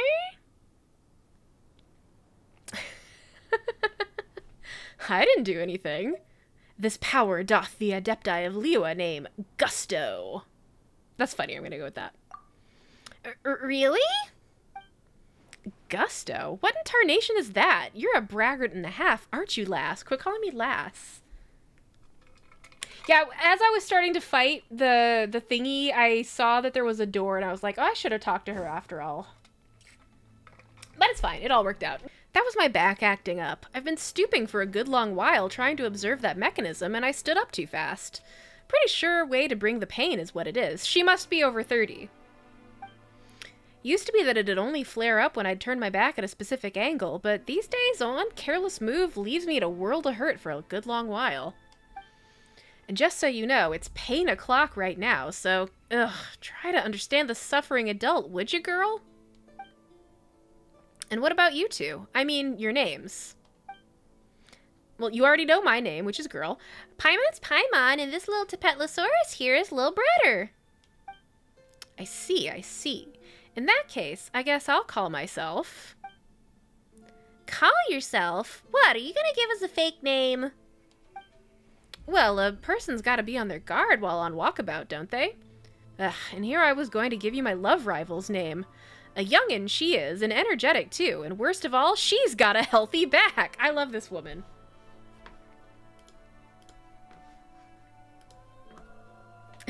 Her name is Girl, not Lass. But forget it, that would be unfriendly competition. If you take my meaning, so have my real name instead, Chikya. Rawr! Heh, and aren't you a cute little fella? You're calling my name, I know it. Anyway, you can call me Big Sis Chikya. Not Aunt Chikya, though. That one I forbid. Alright, Big Sis Chikya, I won't argue with her. Good, that's good. You've got a fine future ahead of you, lass. She's kind of the opposite of Faruzan. She clearly is old, but does not want her oldness to be recognized. Then, Big Sis Chikya, why did you call out to us again? And isn't that a million more a question? What would a person be aiming to do amidst naught but ruins? Why don't you answer, girl, my lass? Looking for someone to rob, perhaps? I'm sorry, what sort of environment did you grow up in? Either way, minus 10 points for getting it wrong. What I'm doing is treasure hunting. Wow, treasure! There you go, Paimon. Spared you the effort. Seriously? What are you, some serial line thief? And Paimon's gonna say it anyway. Wow, treasure! Rawr! Paimon voice and Lil'Brudder voice is getting a little bit tricky. So I've done this to myself, but I'm gonna start phoning it in a little bit more. Haha, you all sure do get along. Who knows, if I hadn't spent so much time tidying woven scrolls that my back gave out, I might have made some good friends myself. Either way, I'm on the hunt for an elixir that can cure all injuries I discovered in the secret scroll. You want in? As everyone knows, if we Masters of the Nightwind have anything aplenty, it's woven artifacts recording stories of our past. We can split the elixir, should we find it. But the true issue here is my back pain. Walking from the hot springs down at the people thereof was exhausting enough, so I need able help for the next leg of my search. I might look like this now, but I too was once a pretty lass who ride leaping ictomisaurs on the regular. Okay, so she's who we found that note from, I bet. Rawr! Heh, I see you're interested in that treasure, eh, Lil'Brudder? That curiosity will be the root of future success, you know. Rawr! An elixir that can cure all injuries? That sounds amazing! Let's go check it out, then. Those unmoved by treasure can barely be called human. Why, even the coldest-blooded Saurians get fired up when they hear the word. Yeah, and now we know which tribe. Excuse me. Rawr! Exactly! Look at the pictures on these walls. We've come to the right place. Now, according to the ancient scrolls, we need to continue onward. Let's get moving. Not too fast, though. Gotta have some care for the wounded, and by wounded, I mean me. Alright, is this gonna be a puzz? Oh, this is a long one. Okay. I don't know. Oh, she just opened the door. Cool.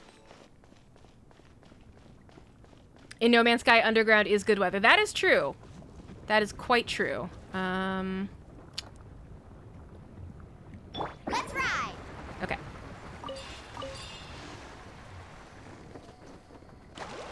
It's getting hotter as we go. Is the elixir really inside? If you want to be precise, the elixir isn't within, but a method by which the treasure may be accessed is. You'll know when we get there. First, we need to find a door. Okay. The door looks closed. Rawr! Well, it had better be. It had better be what? I got distracted. Okay. An open door would mean that our path to the great treasure is long gone. Huh, you do have a point there, Cheekia. Huh, to think that it was exactly as those woven scrolls and texts concerning them stated. What do you think? See that phlogiston engraving right there by the door? Phlogiston? Phlogiston? I can never remember how you pronounce that. Alright, what are we doing with this phlogiston engraving? Rawr! That's right. You're a quick one, little fella. Sharp-eyed, too. Researchers have said that Saurian visual acuity differs by species. Saurians are generally further sighted than humans are, though from this distance, anyone from the tribe who isn't a visually impaired old lady could spot this phlogiston engraving. So this shining thing is what you call a phlogiston engraving, Cheekia? I keep running into... I accidentally walked into a quest trigger zone when I was playing last night, so I ran through part of it. And Traveler had a very, similarly snarky response. Be like, oh yeah, I totally know what that is. Anyway, okay, I'm gonna go with the snarky comment here. Ooh, a phlogiston engraving. That's right, totally. Your acting could use some work, although I'm not sure what sort of training could help you. Anyway, speaking of phlogiston, the origin of phlogiston engraving, narrowly speaking, comes from the days when Natlan was still ruled by a pyro dragon, who caused humanity to exist only in primitive tribes. This is maybe the first I'm hearing that, humans were present at all in Teyvat in the time of dragons. In those days, only the dragons could use phlogiston. But the Sage of the Stolen Flame... Oh god, okay. I think the letter X in Natlan names is usually a sh sound. So, Washaklahun Ubakan risked life and limb to steal the flaming seed of it from the great volcano. As such, humans began imitating the way dragons controlled the substance, creating a language by which humanity could exert that same control. This is the basis of modern Natlan's phlogiston usage. Also, sounds a little bit like the myth of Prometheus, stealing the fire from the gods. The results of that are phlogiston engravings like the one you see before you right now. Magnificent, isn't it? It's still intact, even after all these years, still visible to the naked eye. Ooh! Roar! Excuse me. Yeah, woo! Alright, your turn, girl. I forgot to read that part first. Come on, that's kind of bland. Woo! Huh, I didn't know you were the independent sort like that, girl. So, the phlogiston engraving here is... As I said before, phlogiston engraving is also a language. It looks like a mere pattern, but those well-versed in the art can understand the meaning therein. That is kind of how language works, I suppose. And as a scholar on the subject, I should only need a day to analyze these patterns. Roar! Wait, you're gonna take a whole day? Yeah, what about it? Now, the pattern looks flat, sure, but every last hook and turn can redefine the meaning behind the phlogiston flow within. Wow, that's super complicated. Yep, phlogiston engraving scholarship is a most masterful field of study. So what if you just read the meaning directly using phlogiston? Directly? Well, you could certainly do that, but the meaning could, and I do mean could, contain some discrepancy. Wait, you can use phlogiston? But you're an outlander, aren't you? Well, I could do it the moment I arrived in Natlan. Also, I'm special. Hey, Just Everidge. That's a startlingly good Paimon. Thank you. I worked on it very hard. Really? I never knew that could happen. How could that... I mean, what a rarity. Quite expected of you, I suppose. Anyway, this is a good opportunity to try to sense the phlogiston for yourself. Your hand stops a short distance from the phlogiston engraving. You feel the warmth in your body and slowly follow the patterns along the wall. Then the meaning lights up in your mind like a dim star. If you wish to open this door, seek out an unveiling script. Sounds easy enough. So, what's recorded on that engraving? It reads as follows. That is indeed what it says. Answers of this sort are pretty easy to verify, and in any case, that is a pretty classic theme. There should be an unveiling script somewhere around here with which we can unlock this phlogiston engraving. Where is it, though? Is it maybe on that rock straight ahead? Over there? Just a hunch. Oh yes, I can also use all of the elements except for Pyro so far without a vision. Roar! Yes, a script with which to unveil this engraving. Oh, wait, you understood me, little guy? Roar! Are you gonna go find it for us, bud? He turned around. Is he trying to say that the script is behind us? What's this telling me? The ancient people of Natlan used phlogiston engraving as riddles through which the manipulation of phlogiston might be learned. Whoops.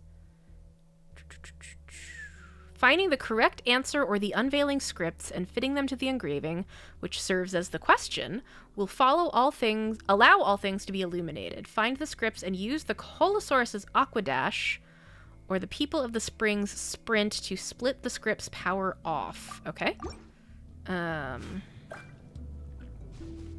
There just so happen to be some Kaholosaurs here.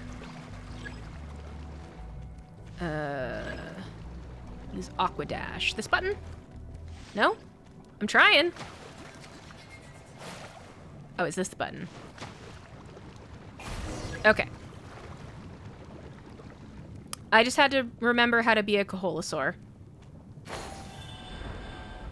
Activate. The door half opened. Well, it's good enough for me.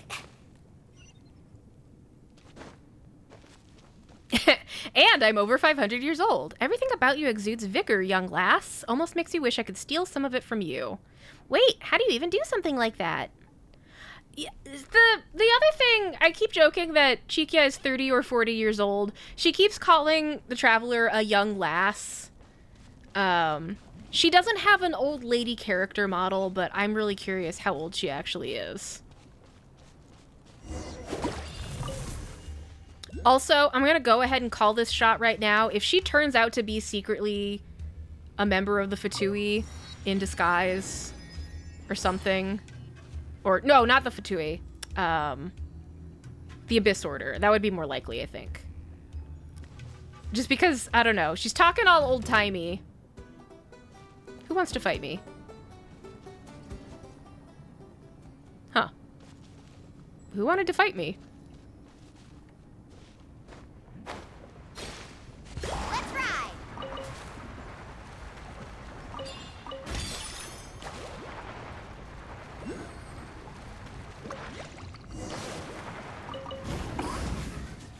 What was I supposed to do? I don't think I'm doing this right.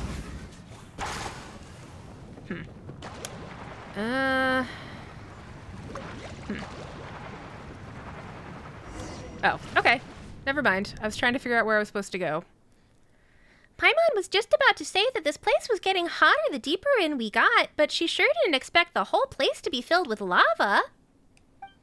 Careful, Lil'Brudder. If you slip, that might just be the end of you. Roo! Rawr! Huh, now that you mention it, floaty little Paimon's the safest here. Hee hee, that's just one of the reasons Paimon's awesome, you know. They say that those whose heads get too big wind up floating away.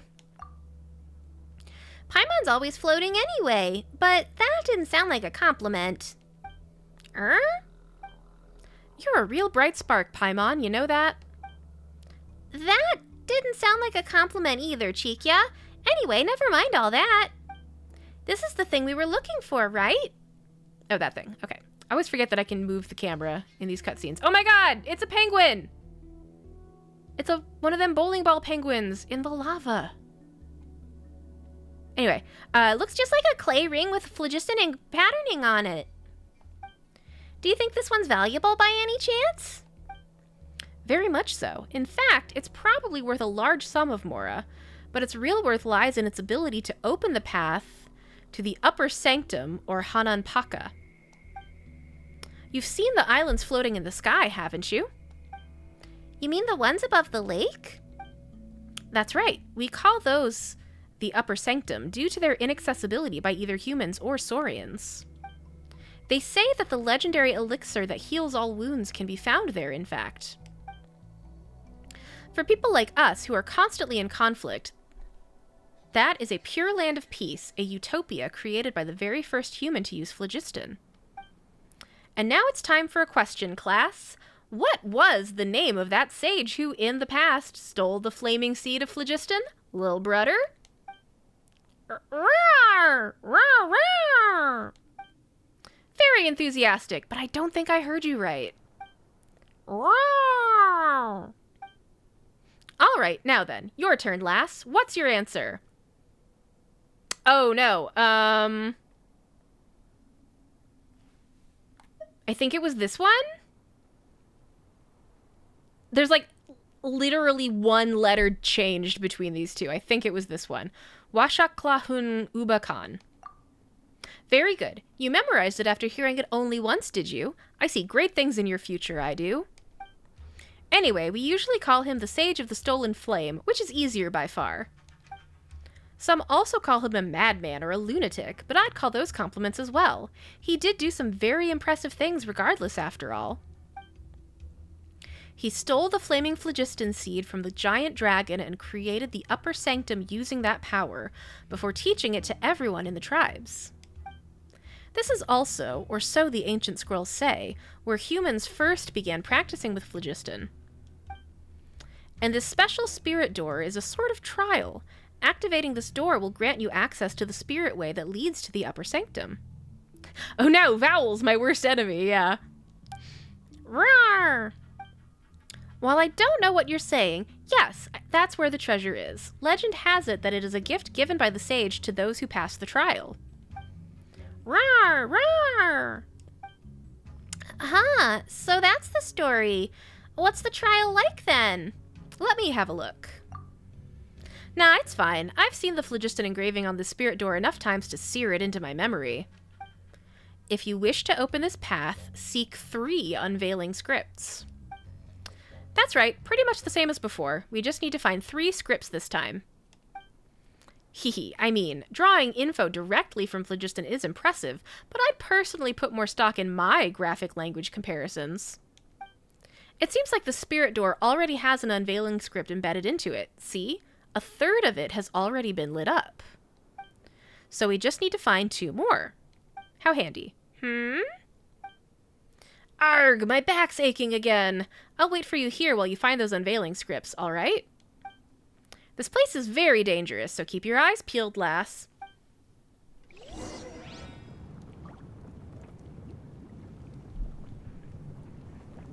Okay.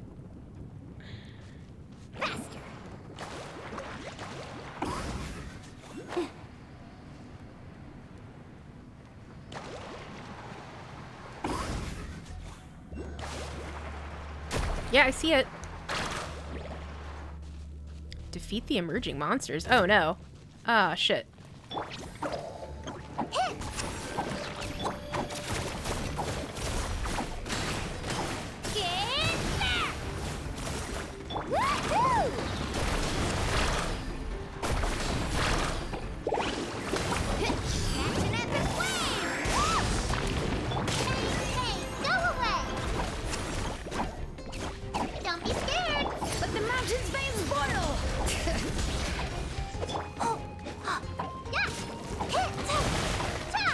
I like this unbothered penguin just chilling in the lava behind us. Let's ride.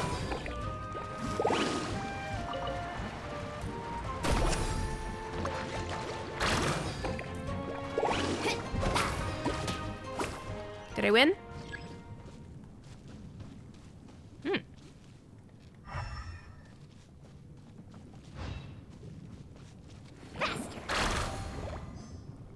Aha! Also found a Monetu.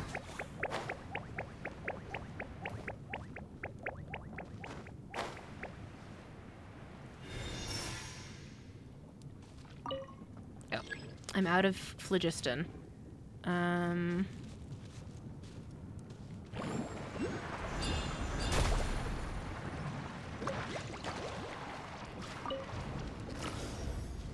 Ooh.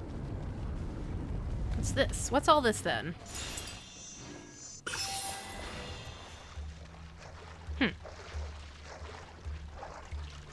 A mural.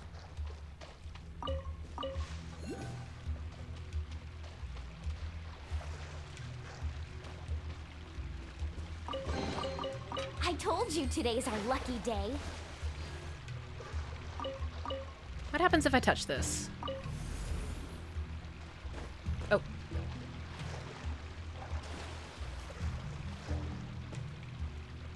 Ah. I think I found a puzzle within a puzzle.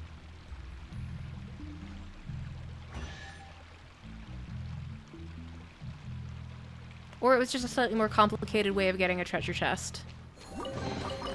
The best stuff's always at the bottom.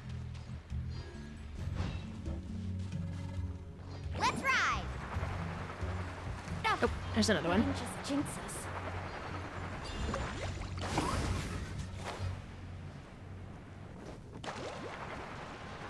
it, I see it. Thank you. Oh. Oh, what? Excuse me? Oh, shit. I forgot. I forgot how to work with these things. Shit. Oh, shit. Oh, shit. Oh, I'm gonna die. Oh, God. Oh, the humanity. Oh, no!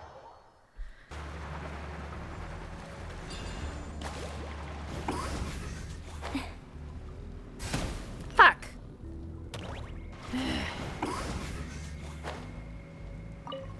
Okay. Like, I'm supposed to... Okay. Yeah. I've only encountered 2 of those things now, and you have to, like, approach it really close and interact with it to disable it, and it's really tricky to do that in these specific circumstances. Activate.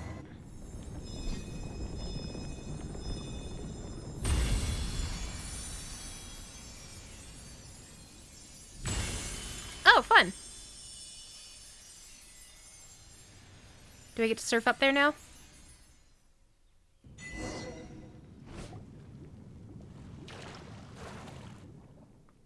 So this is how a spirit way looks when illuminated. The ancient woven scroll said that when the dim path lights up, it will be like a bonfire being roused once more into a blaze. And they weren't exaggerating. Ah, right, you're back at last. You all right over there, Paimon? Yeah, Paimon's fine. And you, Lil'Brudder? Rawr! Well, still not getting you there, but it seems you're uninjured too. And finally, girl. I knew you'd be fine, lass. You've got a bright future ahead of you after all. Some concern would have been nice all the same. That would be unnecessary. The only thing you need is the trust of others, and you should be proud of that. Seriously, though, this place is frighteningly full of liquid phlogiston. I was concerned for a moment there that you wouldn't come back. Couldn't have returned on my own power with this bad back, after all. If you'd failed to return, I'd have turned into jerky over here without ever having found that cure-all elixir. Ah! What's wrong, Chikia? What's with that sudden look? I just remembered that when tidying up ancient scrolls previously, I did spot an account of our ancestors swimming in lava. At that time, I thought, swimming in liquid phlogiston? Madness! Reckoned it was some wild storyteller's yarn, I did. Well, now that you think about it, those were probably those who failed. It was a warning to those attempting the trial. Ooh. Yes, we've learned what happens if you try to swim in lava. Ain't good. It's hard to imagine why anyone would draw that, but yeah, just thinking about it gives me the heebie-jeebies. No wonder my friend gave me a pained look, like one looking at some emotionally warped humanoid monster, when I told that story as a joke. We drifted apart thereafter. That was one of my only friends, you know. Anyway, never mind. Let's head back to the tribe and talk there instead. This whole friends business should start looking up once the Sage of the Stolen Flames gift returns with us in glory.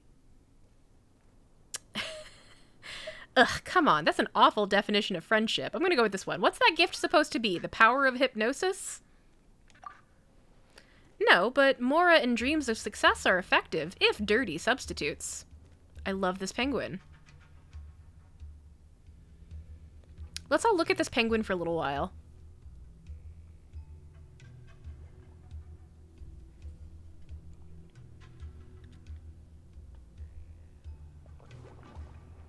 I love him.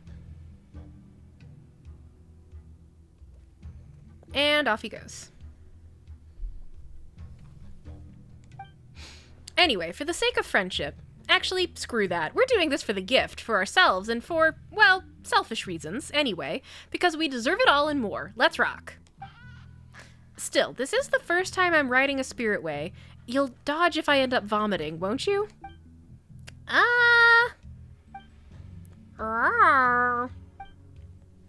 It is Pen Pen, you're right. One of them warm water penguins. All right. Don't worry, you all. I'm just kidding.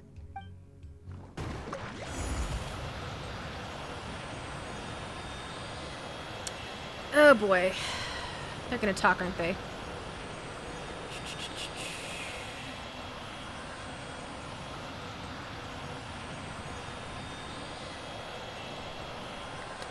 It's going a little bit too fast. They're talking about spirit ways.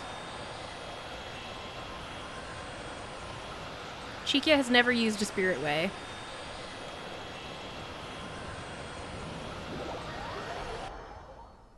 Get that penguin a beer.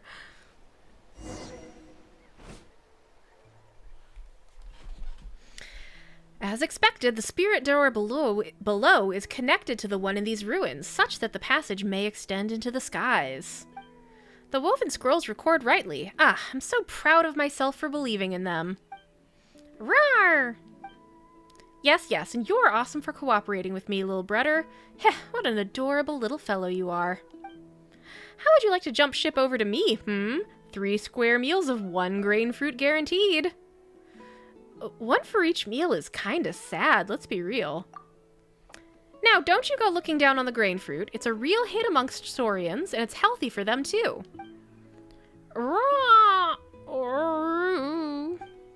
Haha, I'll take that as a no, then. Ah, to be so close. I'm getting a little envious. We were around when Lil'Brudder first opened his eyes. You didn't have a chance to start with. That's right, he's imprinted on us. That's so, that close, huh? That might make for a very painful goodbye if that time should come, though. Alright, we're about to reach the upper sanctum, but, let me take 5 real quick. Goodness, my back hurts. Has it always been that way? Oh, come on, it's not that bad. You know, you leave yourself open to tricks by constantly taking people so seriously. If anything, my back pains decreased mysteriously since meeting you. I wonder what that is. Is there something special about your body, and would that work with a piece of it of any size? Like, say, a thumb? Ma'am! No, I need that. Would you mind giving one to me? I'd give you mine in exchange. Want to give it a shot? Like, no, I will keep my thumb, thank you. It is a weird thing to say. Yes, this kind of thing is kind of like why I am expecting her to turn out to be an abyssling in disguise. Like an Abyss Order person who has never been or perhaps was a human so long ago that they don't remember how to properly be a human. Excuse you, it would be weirder if anyone agreed to that. All right, just a bit longer, and the pain in my back should subside, and then we can head to the upper sanctum together. Do we have to wait for an amount of time to pass? Oh, no, we don't. Okay. Faster.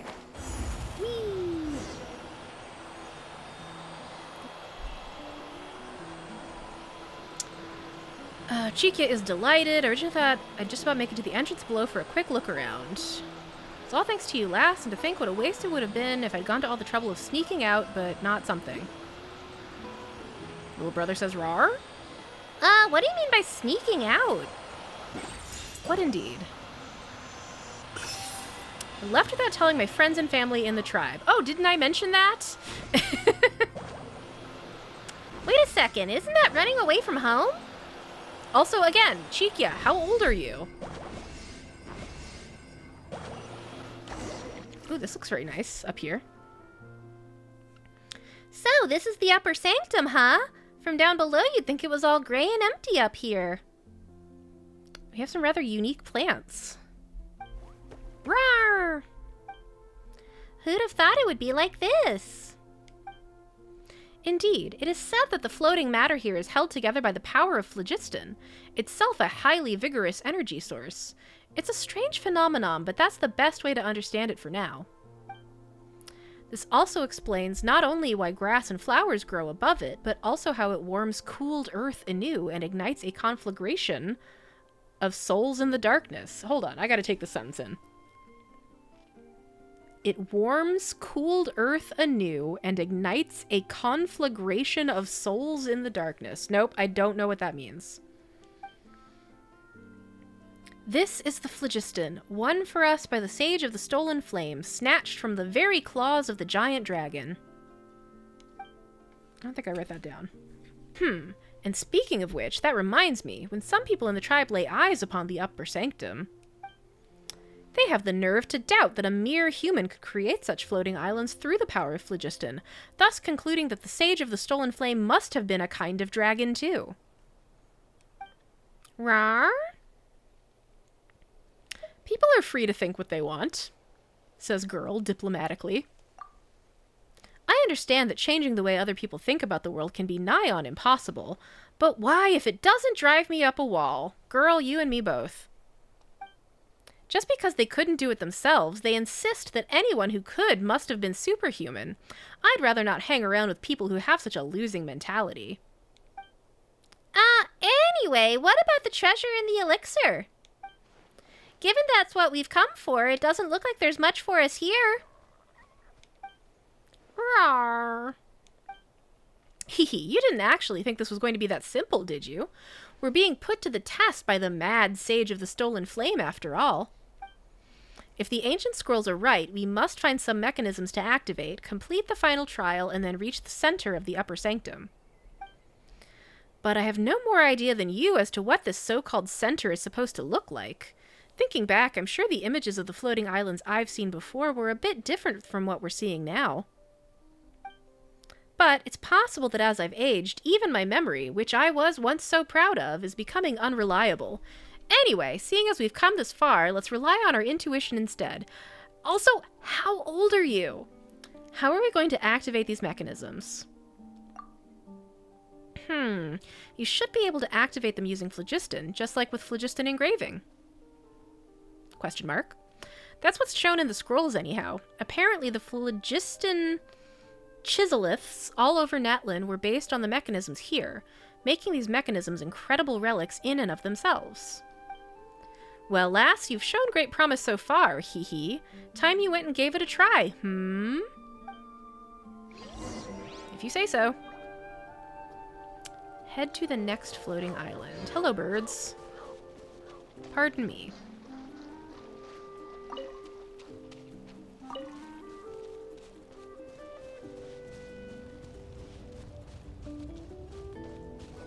Investigate. Oh, neat.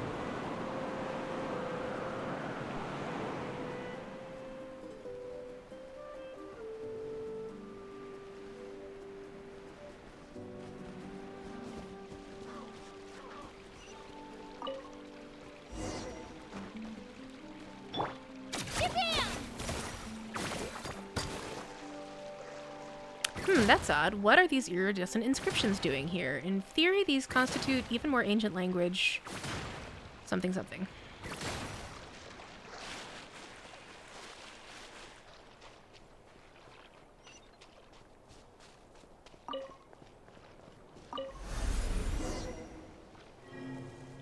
Those that would receive the flame go to the monument where its seed resides. Let's ride!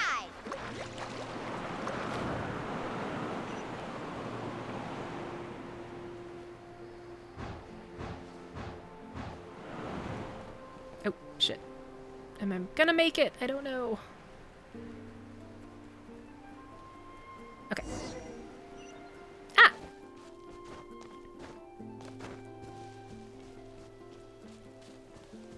What are these iridescent inscriptions doing here?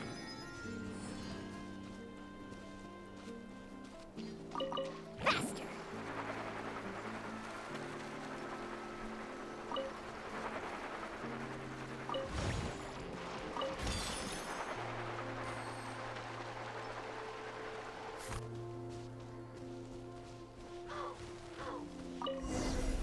Gone again. Rawr?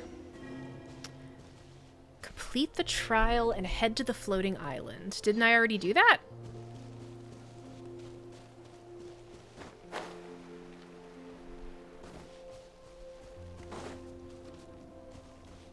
What do we got here?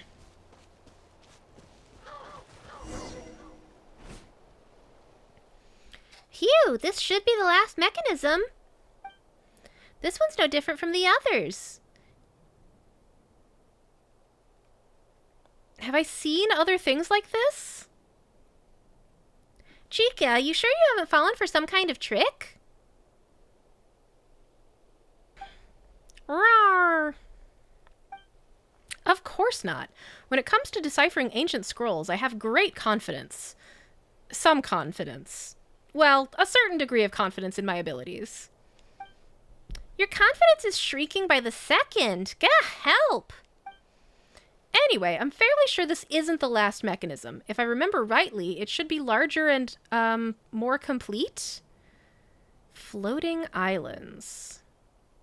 Also, I'm so confused because they're talking about it looking the same as other mechanisms. I don't think I've interacted with other mechanisms. Am I wild? Am I wilding out here?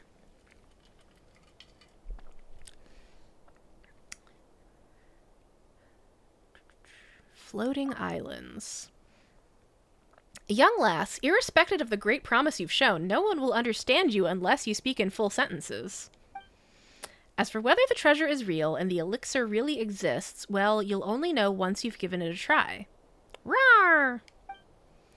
If it doesn't work this time, it'll work the next, and if not here, then somewhere else. As long as you stay in the game, a miracle's bound to happen sooner or later. Your optimism truly knows no bounds. I'll take that as a compliment. Rawr! Hee hee, see, Lil'Brudder's excited too. Come on then, girl, use phlogiston to activate the mechanism. Commence trial.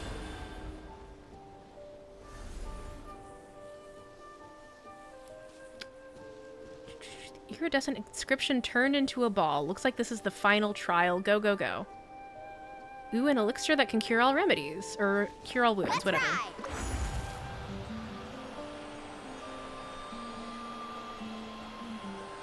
Could the Spirit Way be the final trial? I feel like I've only ever done one trial, though.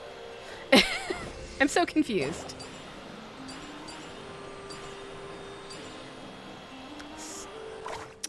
Okay. A new Spirit Way appeared.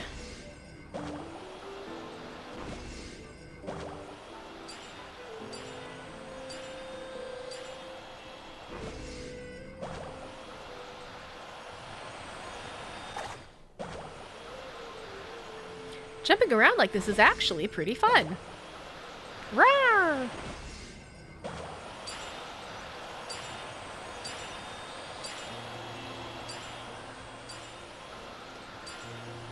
Avoid the fissure.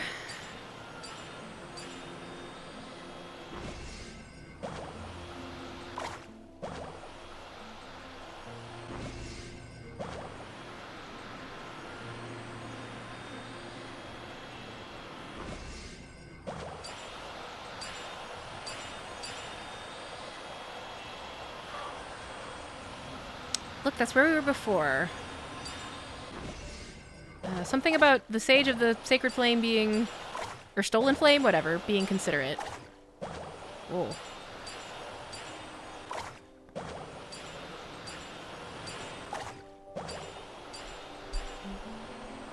Where are we going now?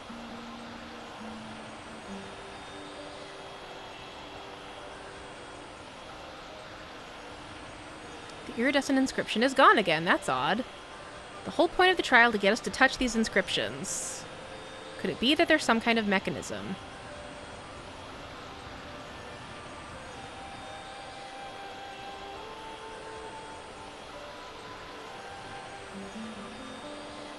We have not seen Skirk since the end of the Fontaine Archon quest. So we have seen Dainsleif since then.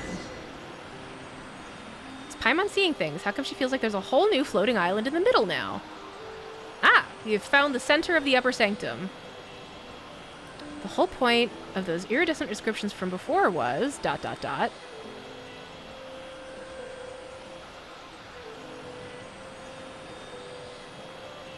Oh, who do we see next? I don't know.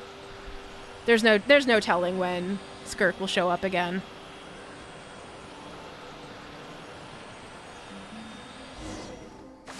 Oh, fancy. Also, I saw a treasure chest over here.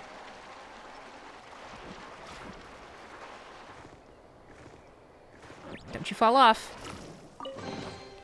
I told you today's our lucky day. Bring it!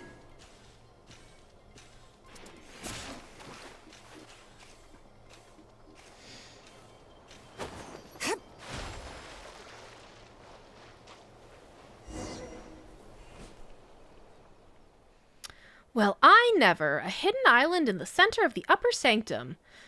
And there I was, wondering why it looked so different from what I saw in the pictures. So my memory's fine after all. I wouldn't be in charge of looking after all those ancient woven scrolls if it wasn't,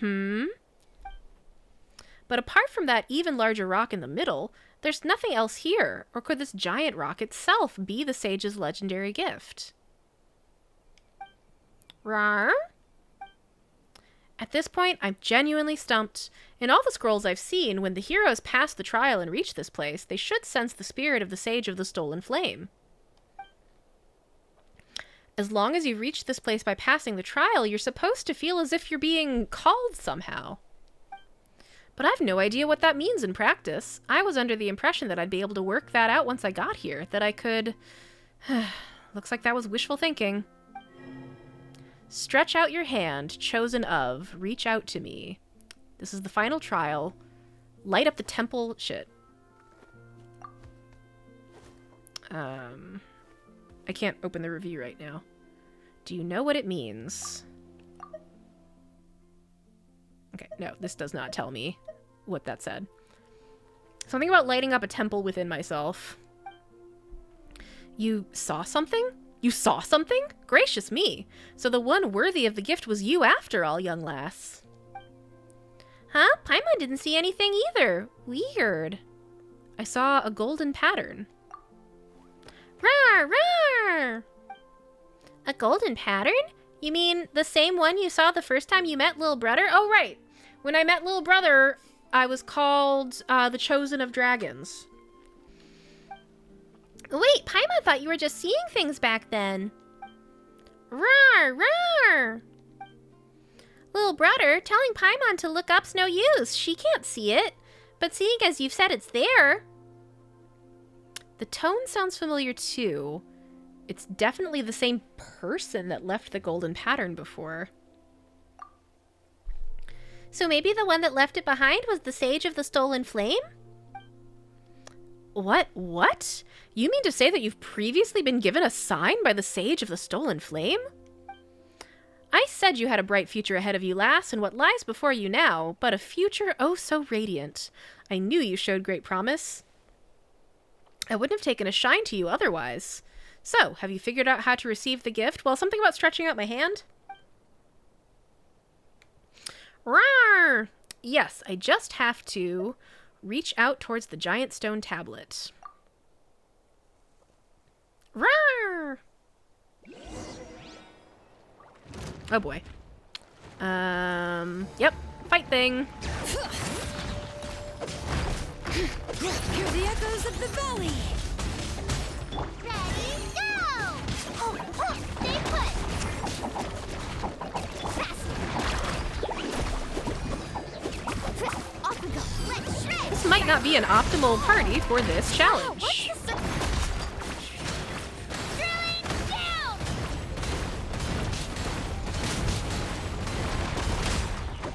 Don't be scared!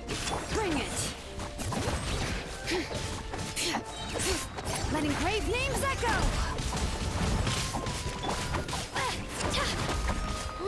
Let her rip!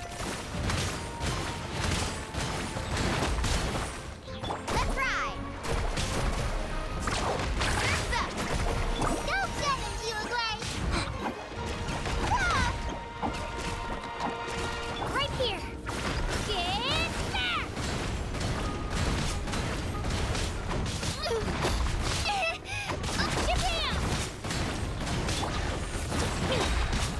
Hear the echoes of the valley!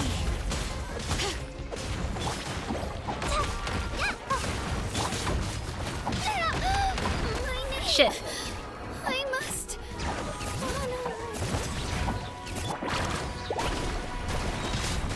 Check this out! That's the line!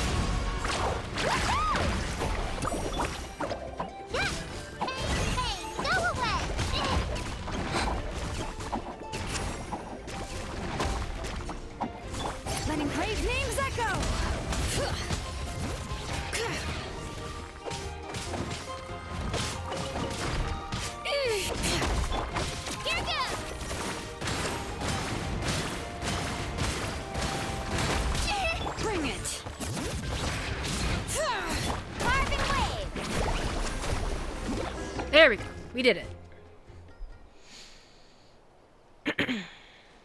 Now there's more water and birds.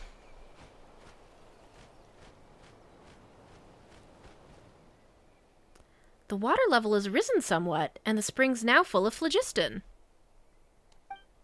The water below my knees is warm, and I can feel a warmth flowing through my limbs. A lovely sensation.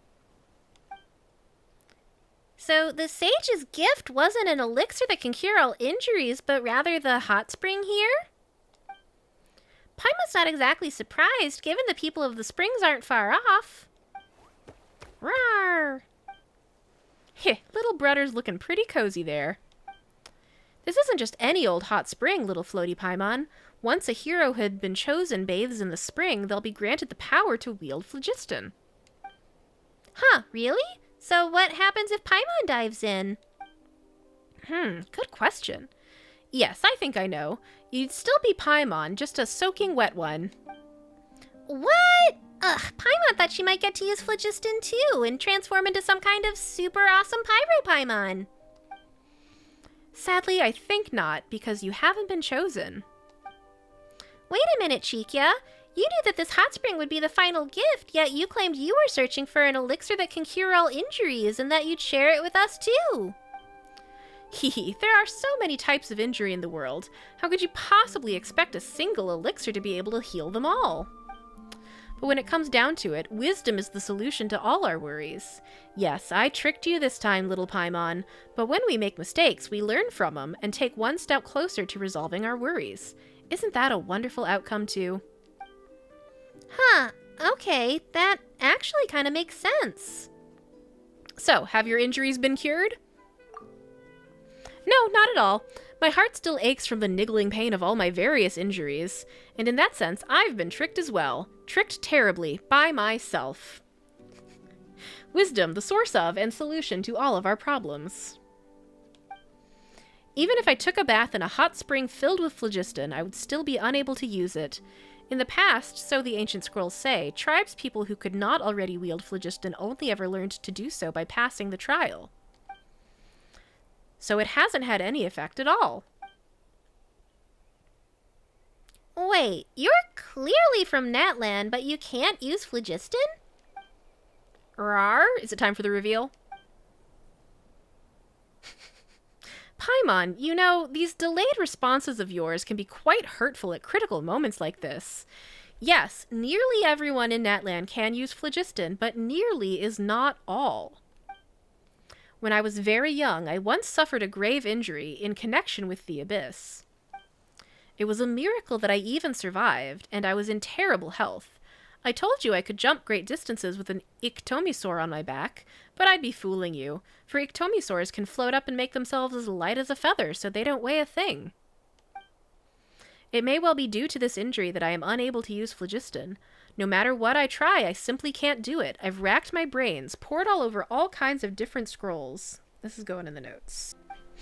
Though others view them as virtually obsolete, I am well versed in analyzing phlogiston engraving through patterns. I put lots of effort into memorizing all the meanings, honing a great memory while doing so. For me, teaching the children of our tribe the basics about phlogiston was also an opportunity to observe how they would discover the ability to use it. And speaking of which, I'm quite popular with the children. I know everything there is to know about phlogiston, and the more I understand, the more in awe of it I am. But the more awe I feel, the more regret and frustration I feel for not being able to wield it myself. It was all thanks to you that we were able to make it through all those trials. I understand that to learn skills like our ancestors did, sacrifices must be made. But I simply don't have that kind of courage. Perhaps that's why I can't use phlogiston, haha. Chikia? Rawr! It's alright, I came to terms with it a long time ago. If it doesn't work this time, there's always next time. I'll find a way eventually. Thank you so much. I'm grateful for everything you've done for me, girl. I know I keep saying it, but you have a fine future ahead of you, lass. Not only are you amazingly talented, but you're so kind as well. Unlike me, for whom everything seems to be set in place now. Lass, I'm sure you'll have many more incredible adventures to look forward to. I'm a little jealous, to be honest. Girl, young lass, full of promise, wherever the road takes you, may your travels be smooth forever and always. And the same to you. I'm sure you'll achieve your aspirations. Even if there's no elixir that can cure all injuries, Paimon's sure you'll find an elixir that can cure your injuries. Rawr! Is it friendship? Haha, thank you, Paimon, girl. And last but not least, Lil'Brudder. Your words have genuinely moved me, girl. Really, I'm touched by what you've said, lass. Or girl, because you're someone that people can count on. All right, let me rest here a while longer. This hot spring's mighty relaxing after all. I'll soak in here for a bit, then get back to poring through ancient scrolls for a cure. I might be in for a scolding from running off from home, though. But just as you said, lass, I'll have to work hard to achieve my aspirations. Hooray! Not all treasure is silver and gold.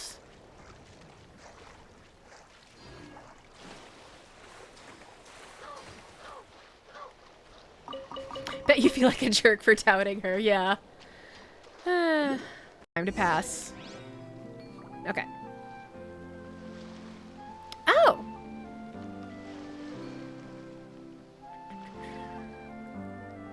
She says, we've been traveling around Natlan for a while now, but we haven't... Oh, sweet! Okay. I think I needed to do some of these other quests to, uncover all of that. Also, I see a treasure chest over yonder. Rewards. Look for the objective in this area. We're looking for... We're looking for somebody.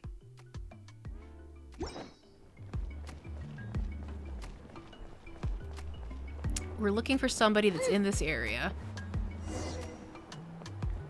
Manqu. There he is. Okay. Oh, right. That was the guy... Oh! Treasure chest. Whoa! Look at all these shiny He told us something about how Lil'Brudder is special because he's got a mark on his head. So, like, this little guy does not have a red flame-like mark on his crest, on his, like... His head bones? What do you call that on an animal?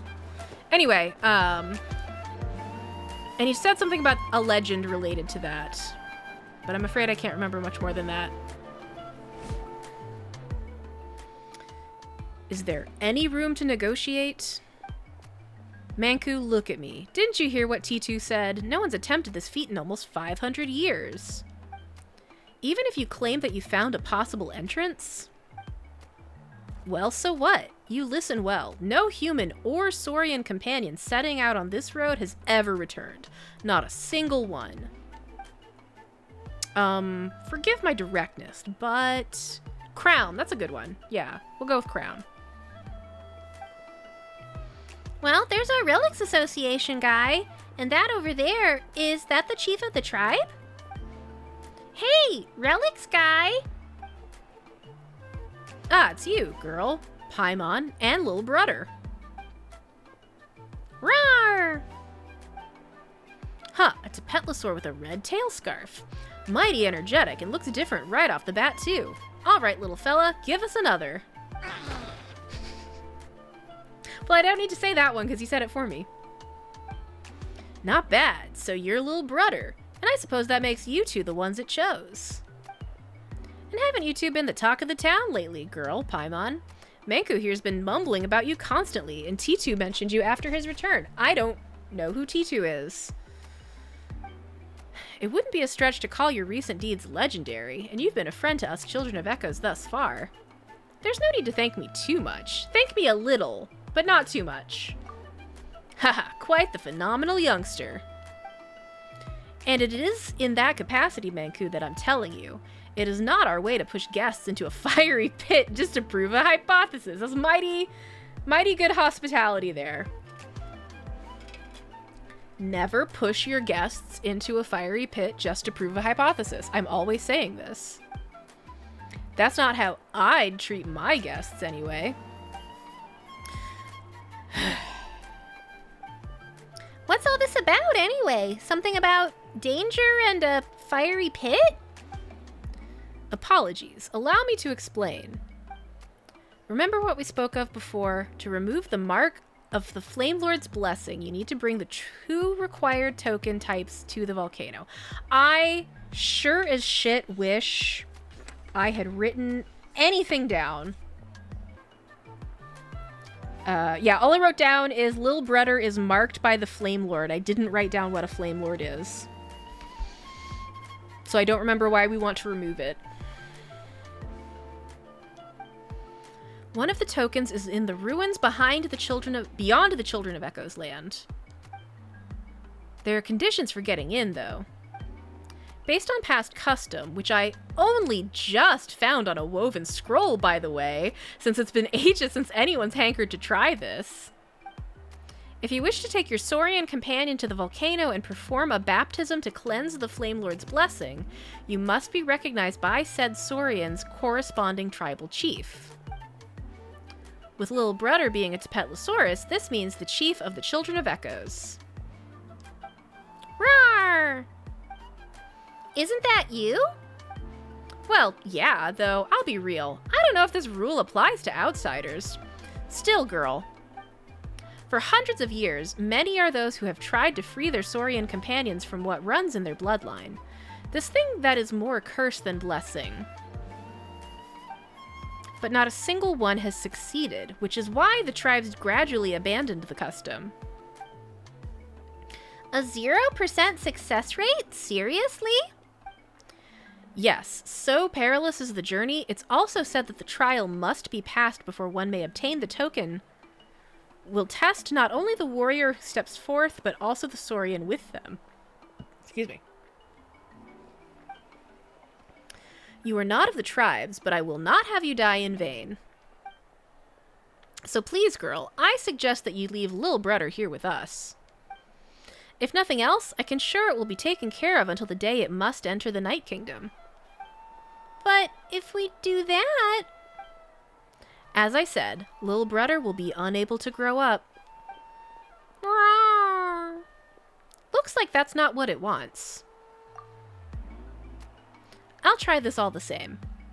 I'm special. I won't die. I have plot armor. Despite the immense peril? Yes. What about you, little fella? Roar! Ha ha ha. Unyielding, resolute, yet passionate.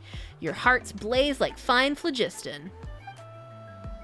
Alright then. I shall award you the right to embark on the volcanic pilgrimage. Roar! Alright, let's go get that first token then. No, not yet. Now that you are qualified, you must undertake a trial of witnesses. Oh boy. Ancient custom dictates that the warrior and Saurian must together obtain the feather of a green quetzal deep in the woods and offer up a stole of animal pelts. And together, you must win 50 battles for our tribe and offer up 96 gems of high quality. Can you give me a discount on those for Mora? Oh, come now, Manqu, forget it. Where are those traditions even from? Some lost Stone Age? The purpose of those formalities was to foster the bond between human and Saurian and hone their skills, and I've had it with all that. Anyway, as I see it, neither girl nor Lil'Brudder seems to need that sort of proof. To put things simply, girl, we have here in Natlan a super simple way of dealing with such situations. Fight me and prove your strength. Okay, right on. I love it when he makes those little sounds.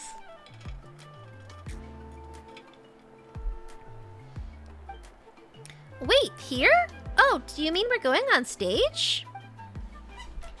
Of course not. The stage isn't a place for tunneling. Our duel grounds are in the mountain to the rear. Silver is a very sleepy program, so I shall vanish for the night. Have a rad evening, all. Have a rad evening to you as well. Come, let's head there. We'll have ourselves a good one. Oh, we're just going right there. Okay. Let her rip! Let the battle commence. Yeah! Bring it! Letting brave names echo! Let's shred, Sharky!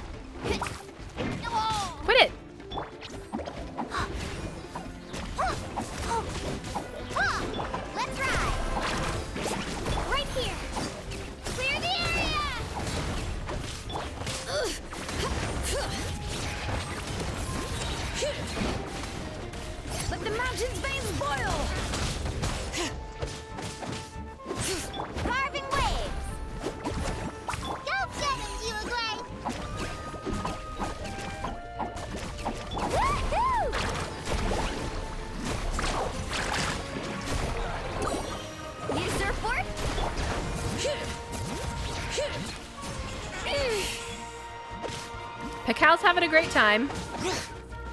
Even though I beat up his Saurian. Here goes!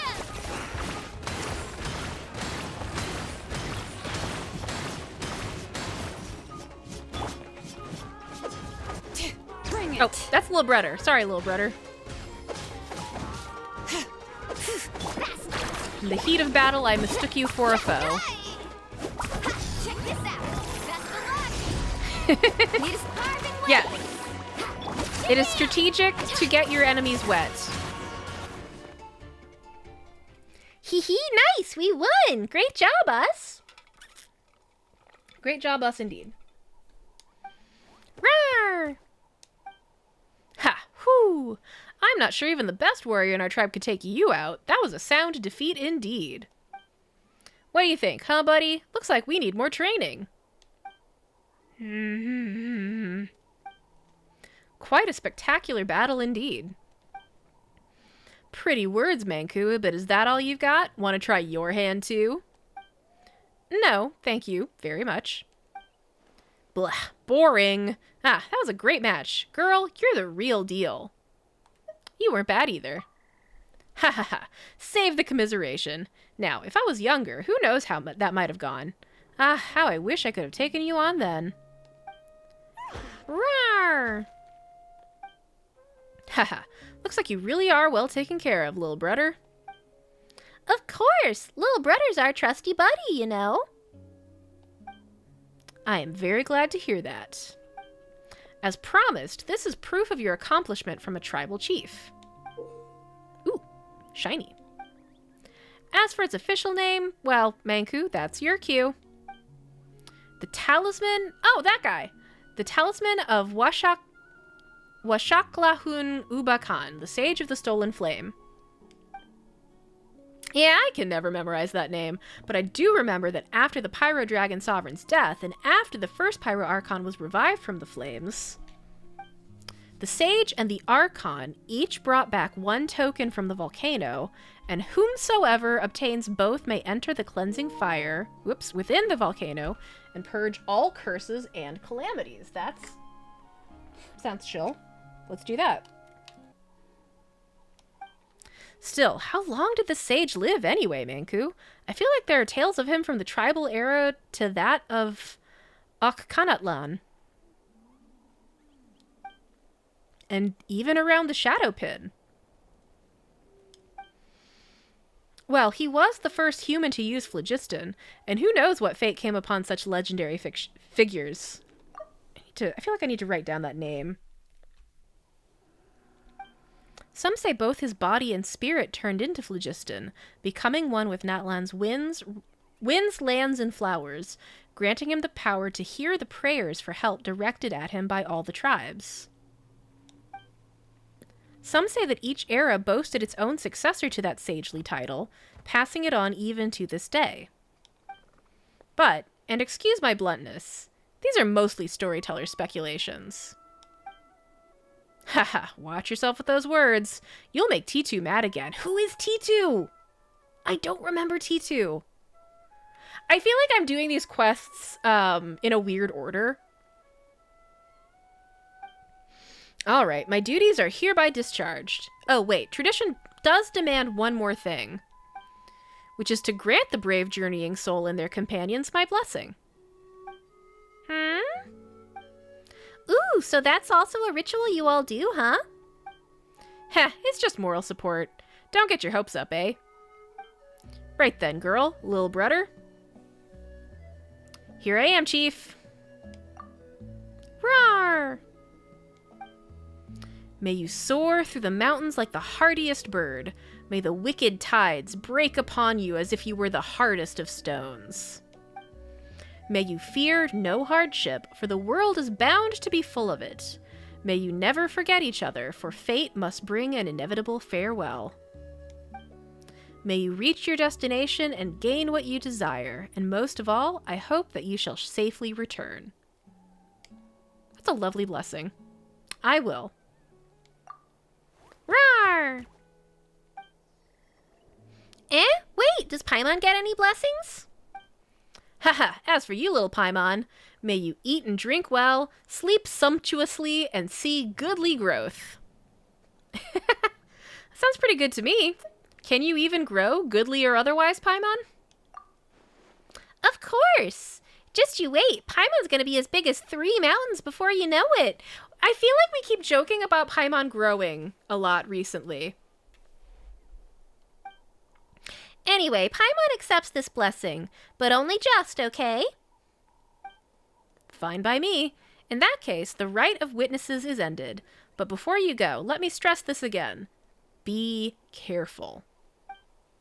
We know, Pakal. See ya, and see you too, Uchu. Roar! Roar. Good luck. See you all soon.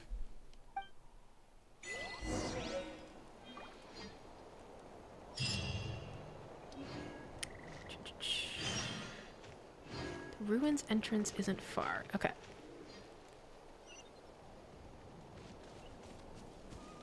So I guess we needed to get a token. And we have it now, so off we go.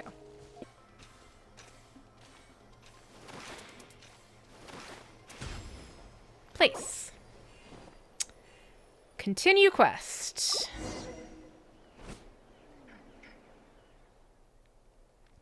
So the ruins below are the ruins of the... What was he called again? The Sage of the Stolen Flame? Still, the entrance looks like something's weird. Something weird's blocking it. Got a couple different colored crystals here. Just as I thought, the sage's trial has already begun. Do we need to break that barrier?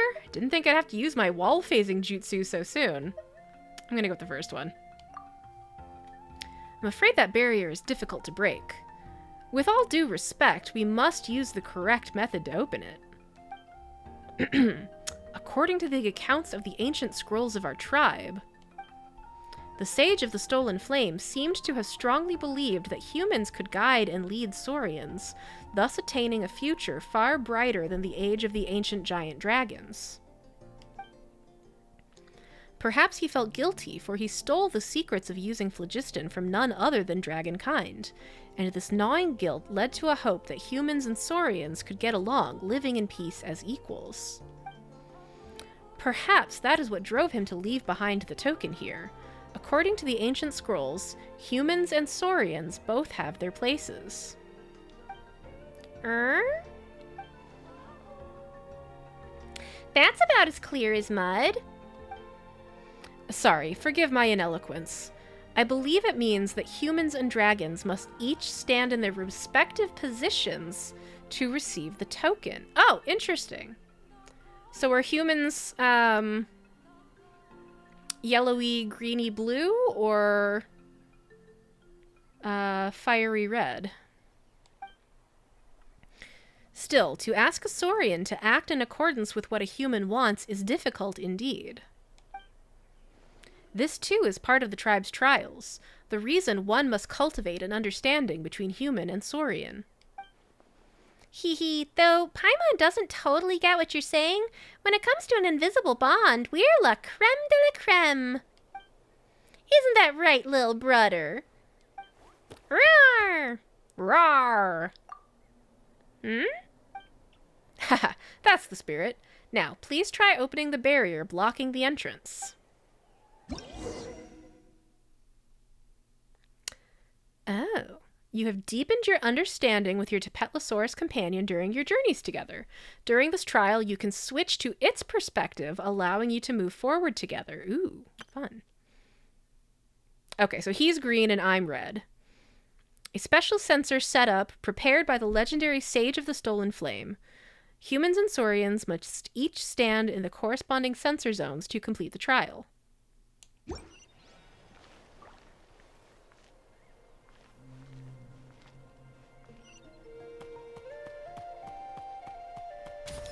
Lil'Brudder stand here.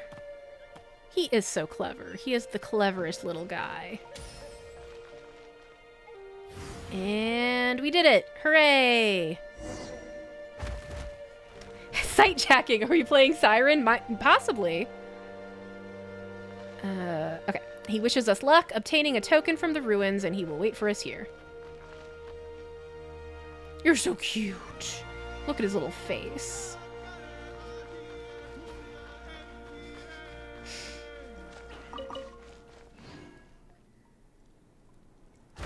Oh, there he is. Looks like no one's been here for a long time. Lil'Brudder, you gotta keep up. Are we going too fast for him?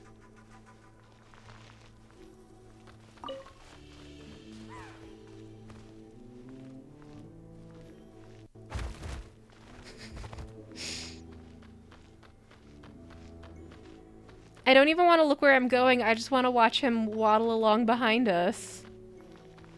Because he's so stinking cute.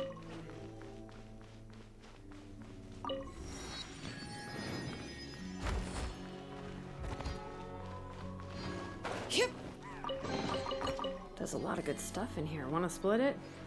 Just kidding. You can take it. Rawr, rawr. What's wrong? Too high up for you? Just cling to girl or hold Paimon's hand and you'll be fine. Aw.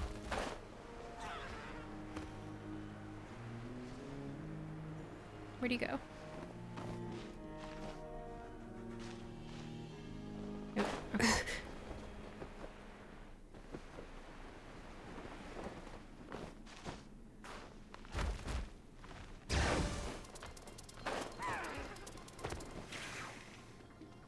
I always forget that she can just kind of like relax on cave walls.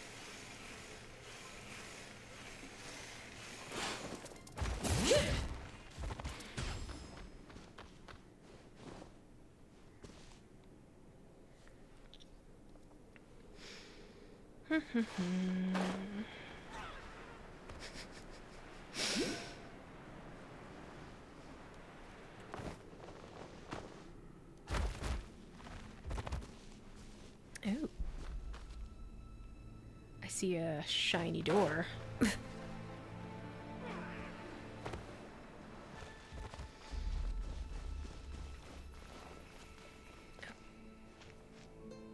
There's an orb somewhere. Is it inside the door? Ooh. Shiny.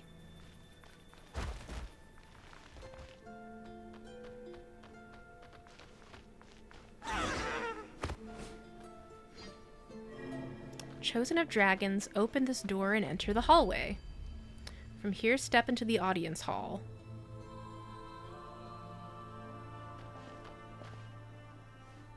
Wow, looks like the real entrance to the ruins is over there. And just like the entrance to the first tunnel, there's a strange barrier. Rawr, rawr. Yeah, just like at the entrance, girl must stand below the yellow device on the left while Lil'Brudder stands below the green device to the right. Though it's pretty high up this time. And the route is different too. Oh, I see there's like a little elevator platform. Ooh. Don't worry, Lil'Brudder. We'll only be separated for a little bit, but we'll still be in sight. If you're scared, just raise your claws towards us and roar as loud as you can. We'll wave back, so don't be scared, okay? Roar. Rawr, rawr, rawr. Rawr! Don't talk like Lil'Brudder. What if you actually manage to rawr something in its language and Lil'Brudder misunderstands? Rawr, rawr. Well, don't you look happy all of a sudden. Paimon just doesn't get you. When are you happy and when are you scared? You sure seem to be in good spirits. All right then, let's try opening up that gate. Lil'Brudder, try going over there. And once it's open, we'll meet in front of the door. Roar! Okay. Who's ready to solve a puzzle? What does operating the stick do? Oh, Lil'Brudder can also use the mechanism. That's handy.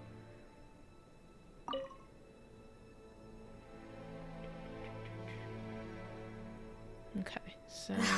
My potted plant on the porch has died again? I was watering it every day. Ugh, don't tell me I overdid it this time.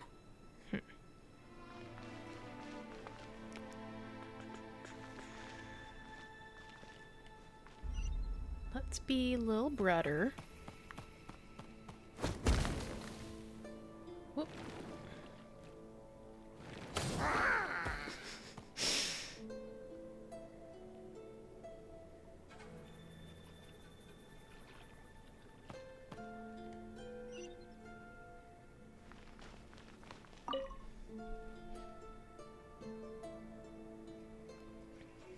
Okay, so that actually maybe doesn't help that much.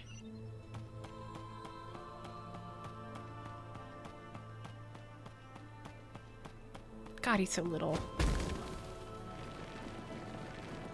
So little and perfect.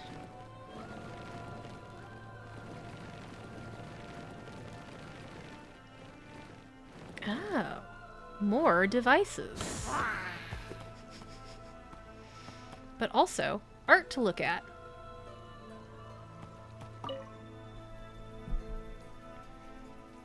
Okay.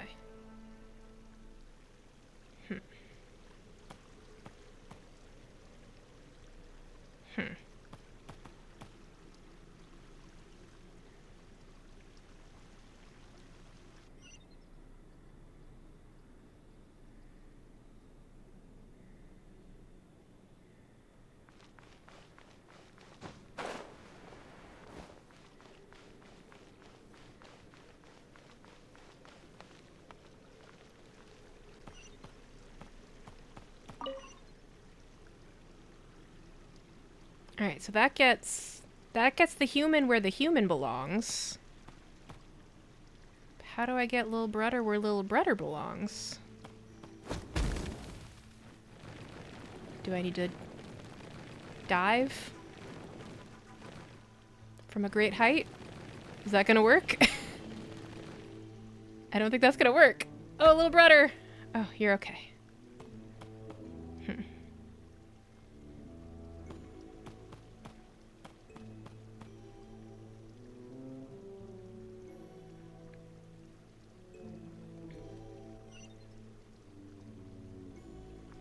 What's this? What does this do? Oh, there's a mechanism buried here. Oh no, I'm stuck. I got stuck on it! Oh no! Okay, I'm free. Need a pyro character for this. I cannot... Okay, well, what am I supposed to do then? Oh, it's because I was rollerblading. Okay. What does this have? Ah! Okay. But now I need to get back up here.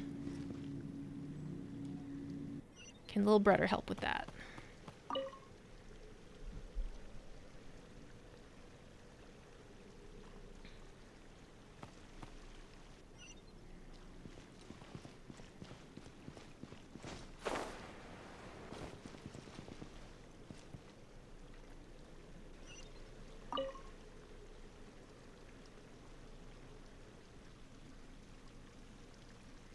I think we got it.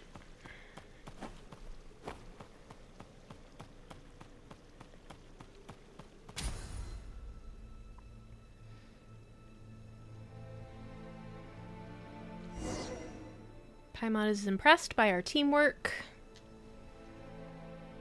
Roar! Hey, you did it, Lil'Brudder. Great job. Paimon's not sure why, but it feels like Lil'Brudder's getting more and more reliable. That gives Paimon a kind of happy feeling, too. Feels way more reliable than Paimon. That's mean. Rawr! Hey, no way! Don't you dare agree with her. Meanies, Paimon praises you two just a bit, and this is what she gets. Raw? Raw? You mean Paimon? Paimon's not angry, and she's not crying.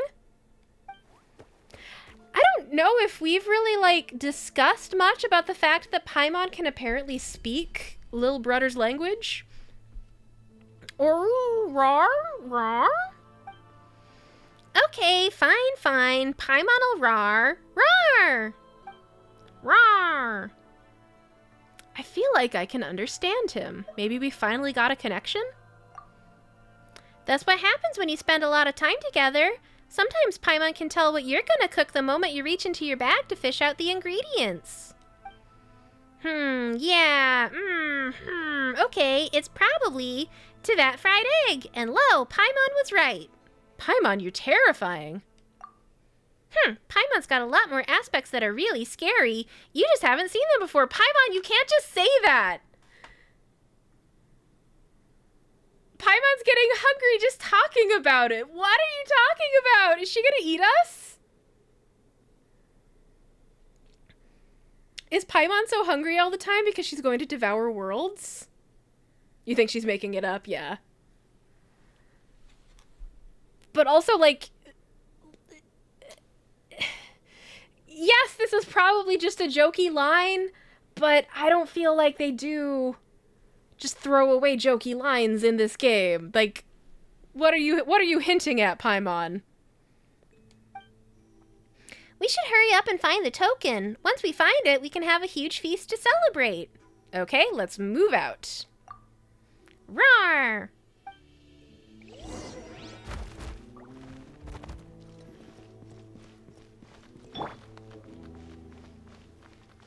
Yeah, I understood you meant she was making up Lil'Brudder's language, yeah.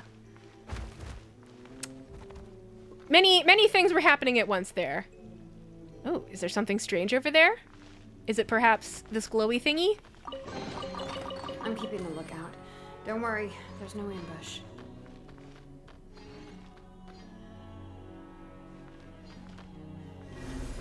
Swear upon this Shibalanke. The one who ascended to realms above to protect all beings bestowed seeds of flame to bring light to all beings.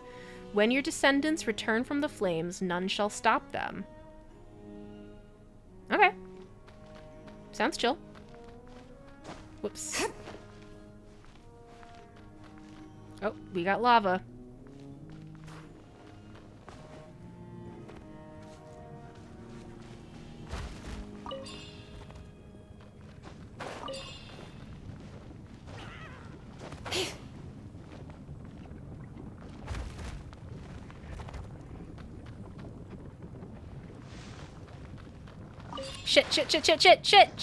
Shit. I didn't mean to fall in the lava. I just wanted to touch a bug. Okay.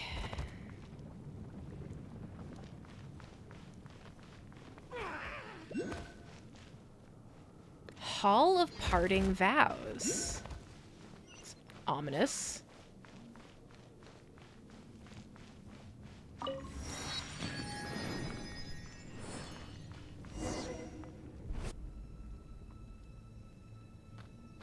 Oh, this is very fancy. Oh. Wah! Wah! That's the first time Paimon's heard Lil'Brudder make that sound. Still, he's got a point. This is a huge mural. Let Paimon look. Two people, each holding something round in their hands. Also, one is obviously a dragon. Let's get a little screenshot here.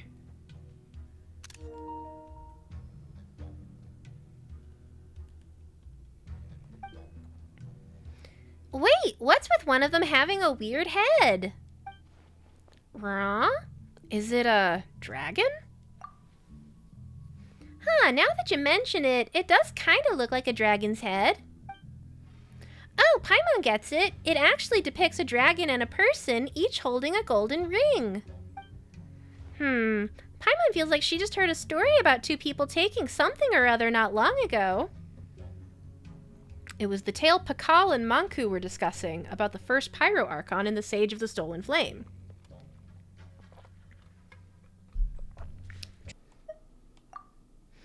Rawr! Like Paimon said, it did remind her of something she'd just heard. But if that was really the case, doesn't that mean that the Sage of the Stolen Flame and the first Pyro Archon, that one of them was a dragon? But which one of them? First, we can rule out the Pyro Archon. Oh, so that means the Sage of the Stolen Flame is actually a dragon, right? Paimon recalls that you saw the same golden design on that floating island. So that sage was also behind us falling into that place when we first came to Natlan, and is also linked to dragons? Chosen of dragons. So that means that the message back then didn't mean chosen by the great Tepetlosaurus there, but by this sage? Or perhaps chosen by Lil'Brudder. Roar! That's possible too. Strange. Chosen of dragons, come forward, come forward. Pass through the corridors to your left and right. The path will unfold there before your eyes. Oh. 2 separate paths. What's the matter? The golden design says...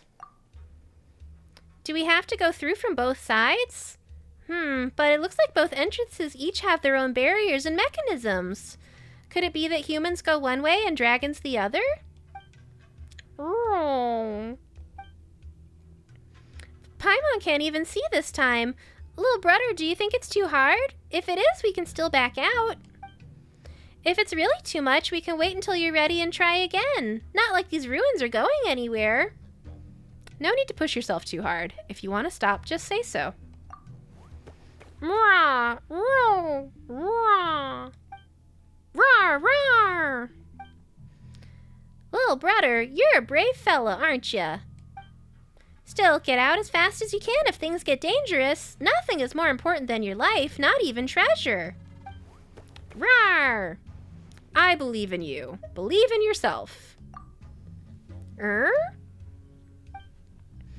Hey, don't say things you can't understand. Roar!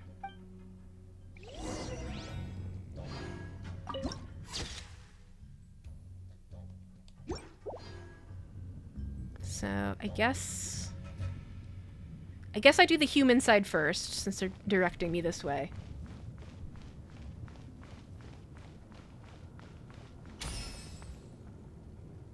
Oh.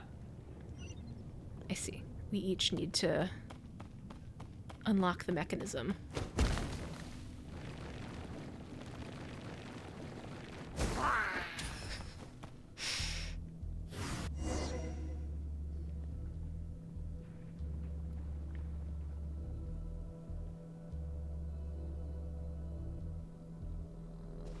Whoa. That's a lot of lasers.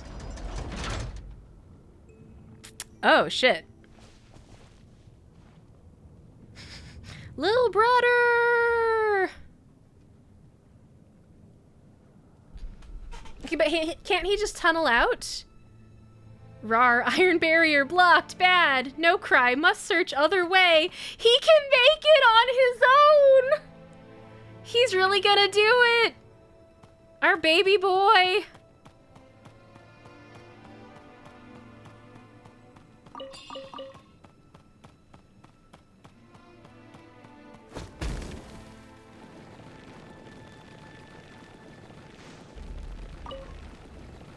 Ooh, fancy.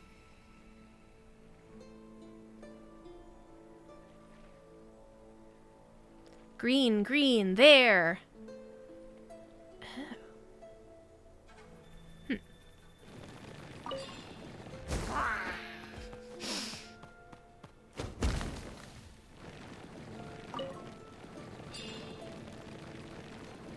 I know this is absolutely nothing I've never said before, but I really like the music in this area. I'm trying to go down. Go down.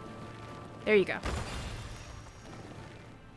Soaking wet, drip drop, no good. R. Okay. Lil'Brudder does not want to go swimming.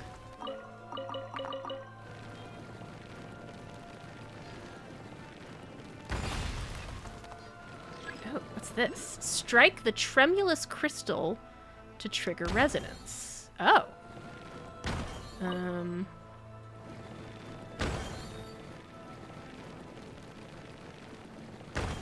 Did I do it? I think I did it. Quake Big Rock, sleep, Lil'Brudder strong. You are Lil'Brudder.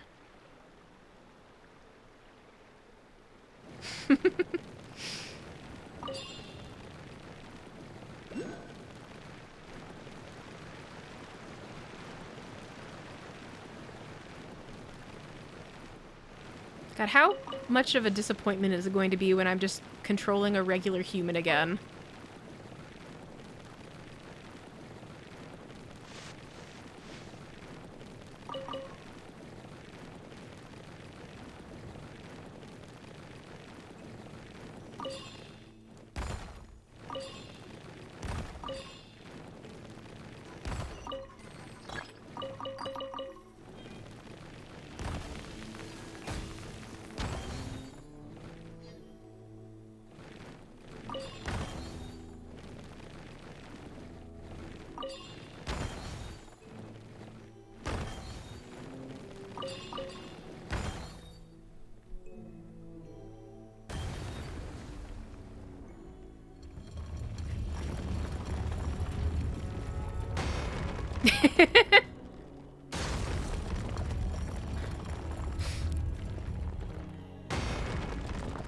Lucky that they all happened to fall in just the right way.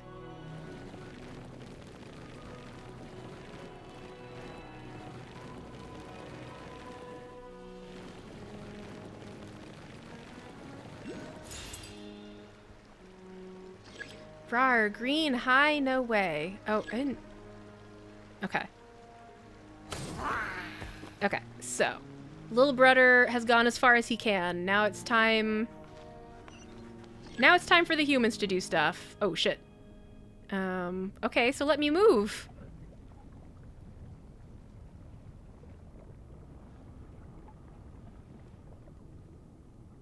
Okay.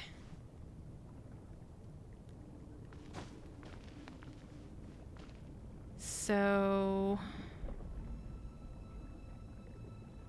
I do not want to touch the beams, even a little bit.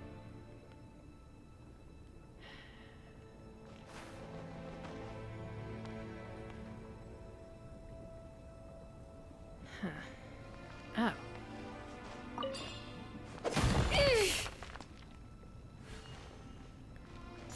Oh. Sneaky. Sneaky, and yet I do not know that it benefits me at all. But, treasure. These should be worth something. We do like Go on, treasure. take it. Oh, can I go above from here? I'll try it. It feels risky, but... Oh, fuck! Oh, fuck you! Oh, how dare you! Oh, that's rude. Also rude. I liked Lil'Brudder's challenge better. Lil'Brudder's challenge felt more doable. Okay.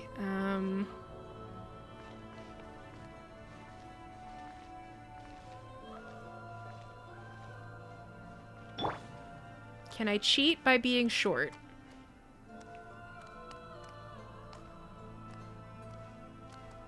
Haha. Ha ha ha ha.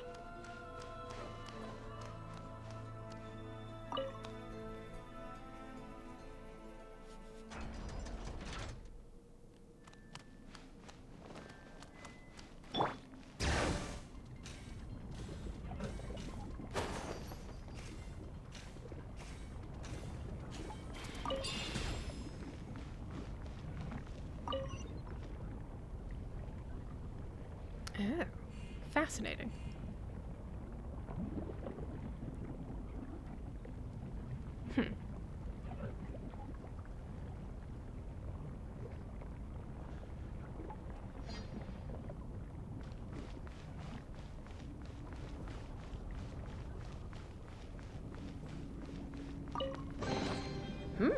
These should be worth something. Go on, take it.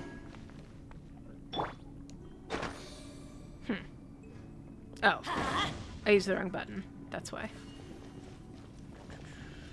Oh. Let's light it up! Okay. Okay. So I think I'm going to want to touch the beams on purpose to make the lava rise.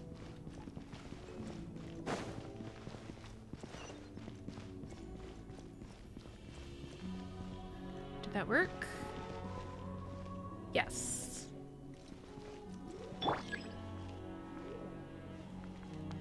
Oh no. Okay. So they time out really quickly.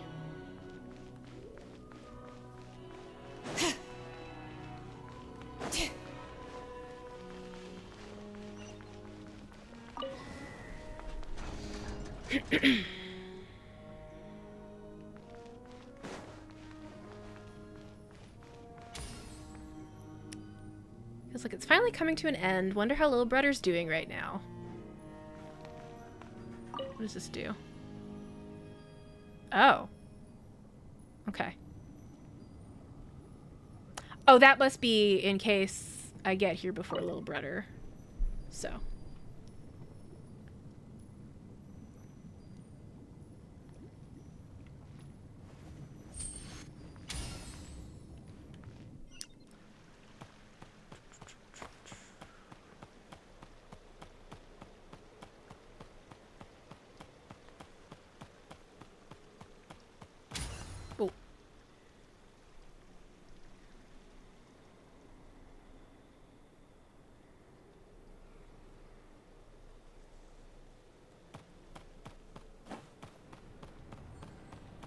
Oh, sweet. Rawr, green, green. I did not notice before that the glowy phlogiston thingies raise his health if he's lost any. Whoa, that's a cool. That's a cool mural, or a cool mural, whichever you prefer.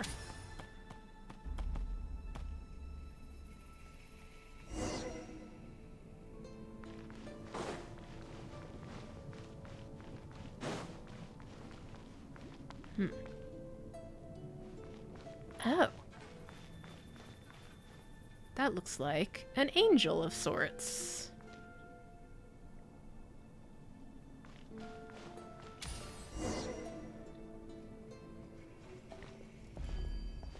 Hey, there's another mural here.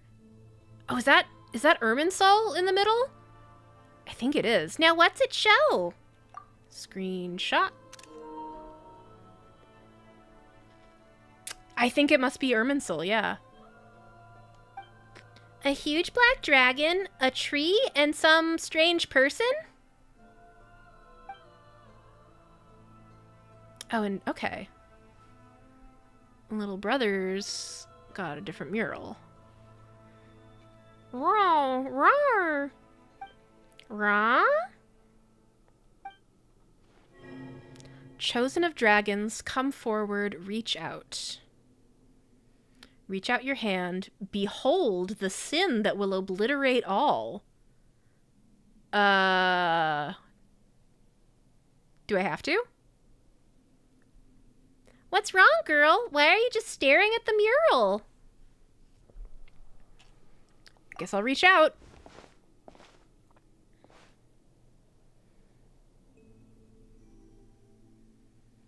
You witness with your own eyes the gargantuan wings from beyond the world, the once glorious and grand figure now pitiable, having completely sunk into the terrifying shadow.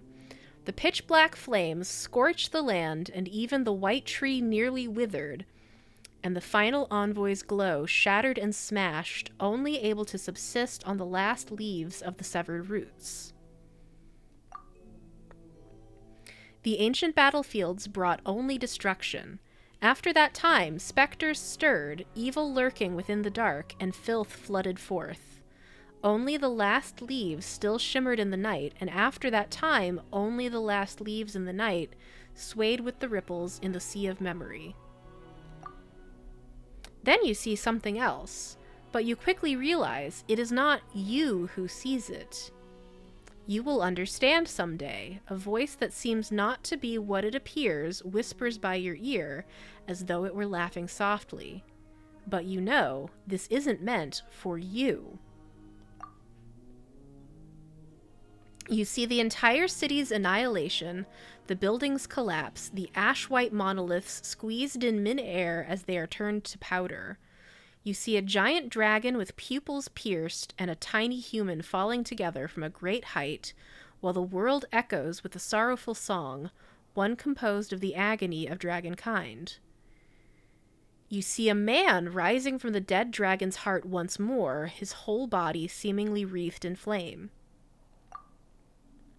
Roo! What do you see, Lil'Brudder? Raw! Oroo! Excuse me. Girl, are you okay? You weren't moving a muscle.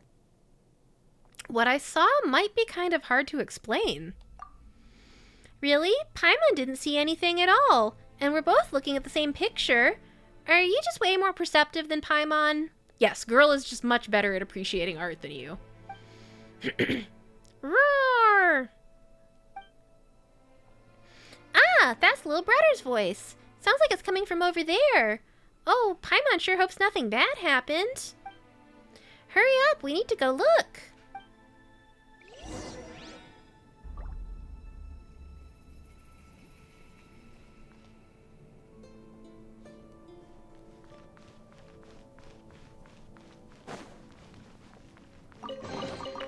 I'm keeping a lookout. Don't worry, there's no ambush. Don't worry, we're right here. Looks like we'll be able to meet up again soon.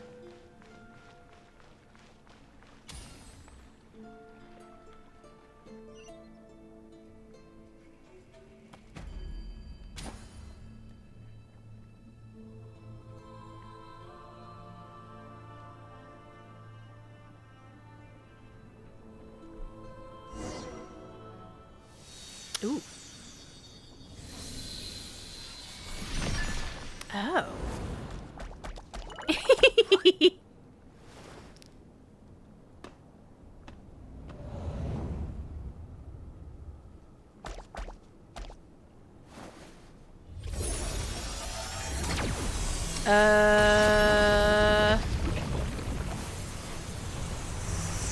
Is that good?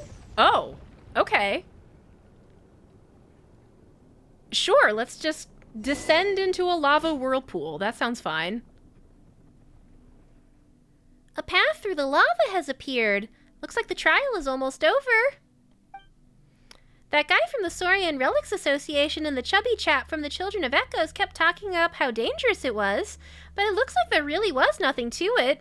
Well, in that case, lead the way, Paimon. Yeah, new type of hole discovered. Whoa, you can't even see the bottom. But we're good friends, so of course we'll go together. Ooh. Lil'Brudder, look. Hee hee, we're nearly done. Oh. Did you see some strange things too? Rawr. Don't be afraid. Paimon and I are here. Yeah, though Paimon isn't sure what happened, girl's right. No matter what, you've got us. Raw! Rawr! Ooh, looks like he's finally perking up. Okay, looks like we can continue downward. This place does feel kinda dangerous. Chosen of Dragons, proceed. Eliminate the enemy from the realm beyond. Then you will be granted entry into the final paradise. Sounds chill. Seems there's danger below after all. Did the Golden Designs tell you that too? Roar!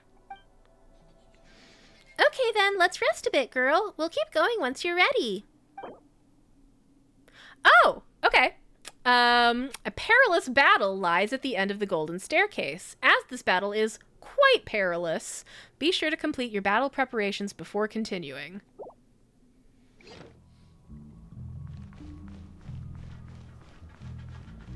All right, let's go. Into the lava this time. Just hope it doesn't all come pouring down when we're halfway through. Aw, don't scare Lil'Brudder, Paimon. All right, all right. Paimon was only kidding. And besides, even if it really does, Paimon will swoop down and scoop you up or something. I didn't get to read all of that. This looks neat, but also terrifying. I like how each step lights up as we step on it. Oh, now we're really in the goo.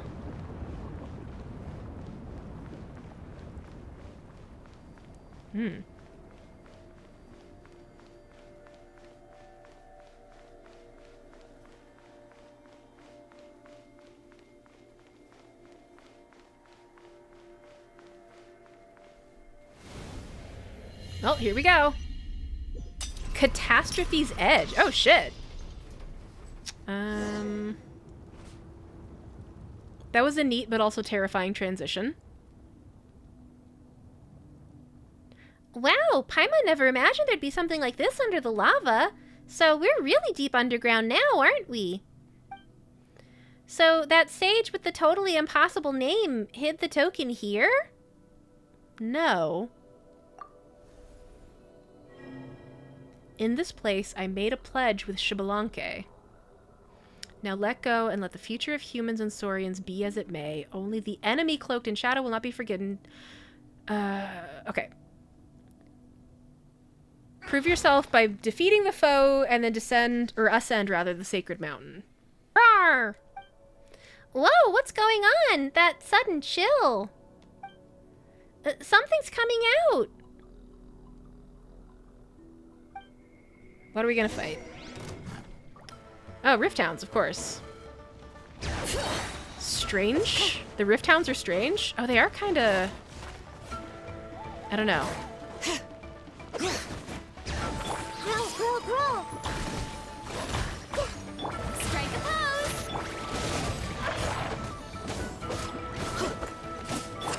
The Temple of Wisdom. Committed to memory.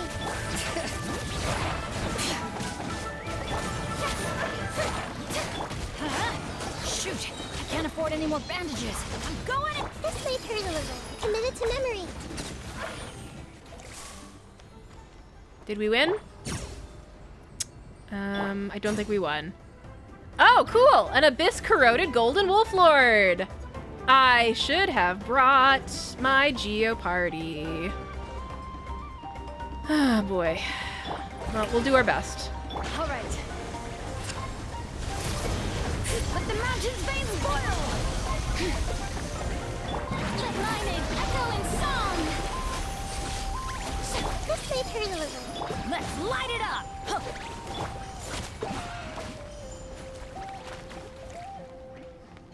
It's not fair that it's spending all of its time over there where I can't reach. Yoo-hoo! I see everything. Sharing my knowledge.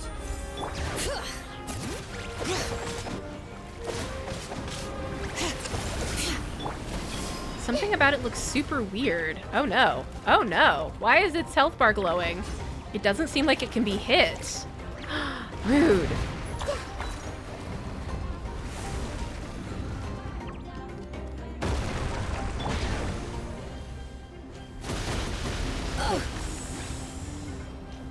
What am I supposed to do? Oh shit. Oh shit. Oh shit. Where's the food that heals me constantly? I need that. Yes.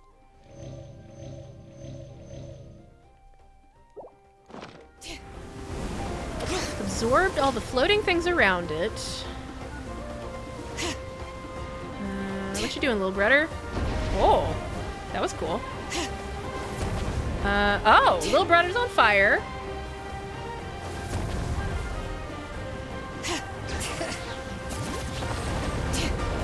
Nice. Way to go, buddy. Strike a pose. Everybody stand back! Bring it! Letting brave names echo!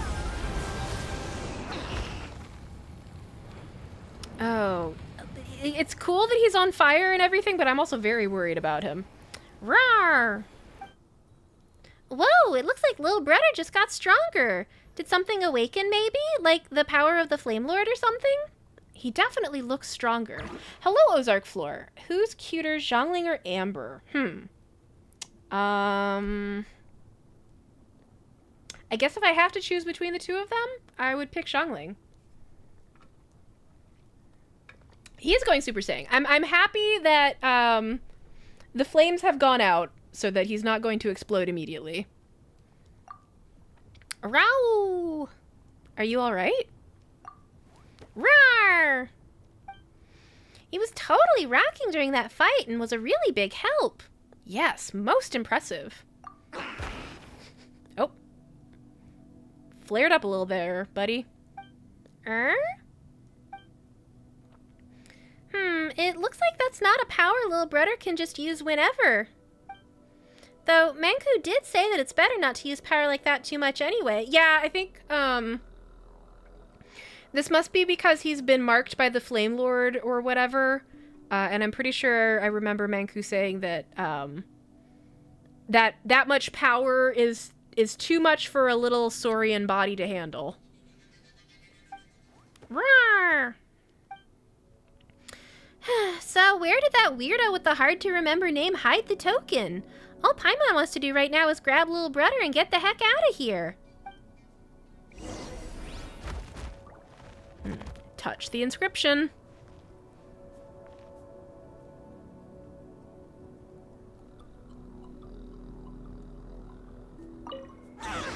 Oh, we're being teleported again. Ooh. Chosen of dragons, come forth. Unto the final sanctuary of my people. This is where the tokens really kept it so quiet here. I've been figured that sage guy would be waiting for us here, but guess not. It's very pretty. I like these clouds.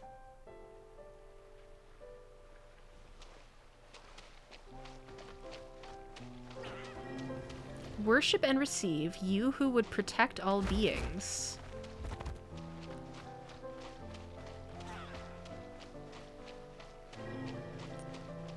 Worship and receive, you who would bring light to all beings. Come forth, chosen of dragons, come forth. For the inscribed hour has arrived, the inscribed hour has come.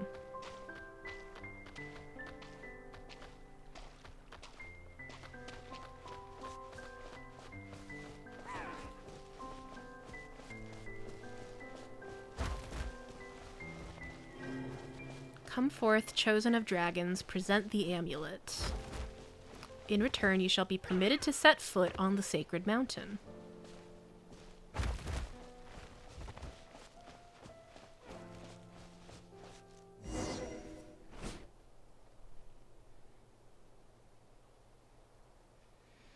Whoa, it looks like the stone tablet lit up. Roar! Touch the tablet. You're already doing it. You don't need me to push the button. As the golden lines light up, shining brilliantly, a fragmented scene surfaces in your mind. The eyes of the great dragon split in two by the sword of the children of man. A seal split asunder, engraved upon the white discs, is mistakenly classified as a whole.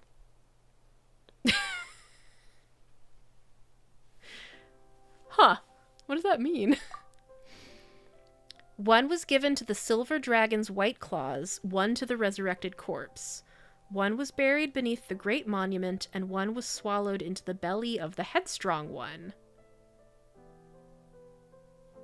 2, 3, 4. So we got 4 things here. A white disc appears beneath your feet, the other obscured in shadow. The great wings shadowing it are raised, and you finally see its drawn, upright pupils. Hey! We get to go there next week. You hear a voice. It says, "Glory, glory, the eternal empire, Ochka Natlan." You see the person standing before the empty throne, picking up that disc, turning around, and looking at you. Wake up, girl. Please wake up. Ah, you finally responded. When you touched that stone tablet, you just froze up and wouldn't react to anything. But look over there. A round plate with golden etchings on it appeared on the ground. That should be the token we're looking for. Roar! A golden seal engraved on a white disc. What are you saying? It's nothing. I'm just a bit distracted. Well, you probably are tired. After all, we sure did a lot today. Let's rest up after we get back. This token looks kind of like a big round plate. So in the mural, both the human and the dragon each had discs like this. Anyway, we got a token. Let's take it back and show it to Manqu. Roar! Yay! I got a trophy. Gold of the Sun. I didn't get to read that. And there are just so many treasure chests. This is probably the most likely path back to where I came from. Yes. Paimon is reminding me to show him the thingy we got.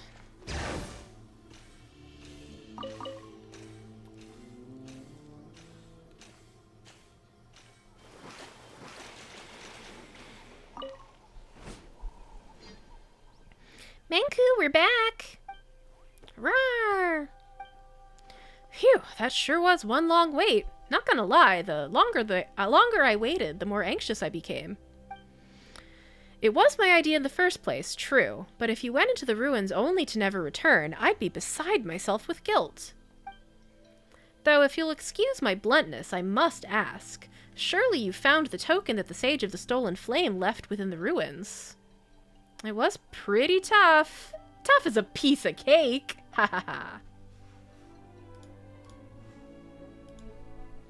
Ha! I knew you'd do it.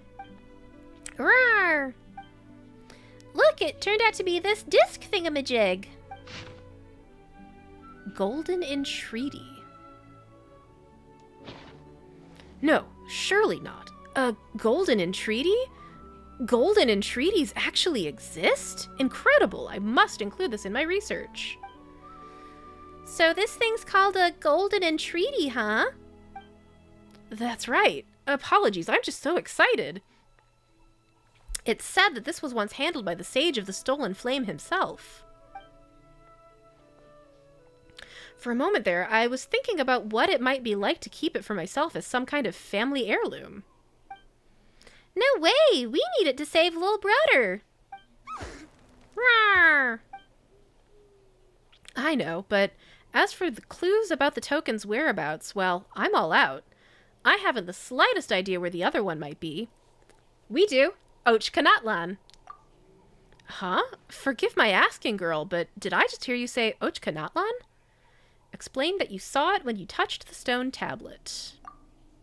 Wow, who'd have thought it'd be in Natlan, the ruins of an ancient city that lies across a narrow stretch of water north of the Flowerfeather clan. If that's where it is, then I am truly sorry, but I cannot help you. Not only does my tribe forbid me to go there, but so does the Saurian Relics Association. Apparently, it is said that many years ago, some association members received a commission to investigate that place, but after setting out, they vanished without a trace. Since then, the association has steered well clear of anything to do with Natlan.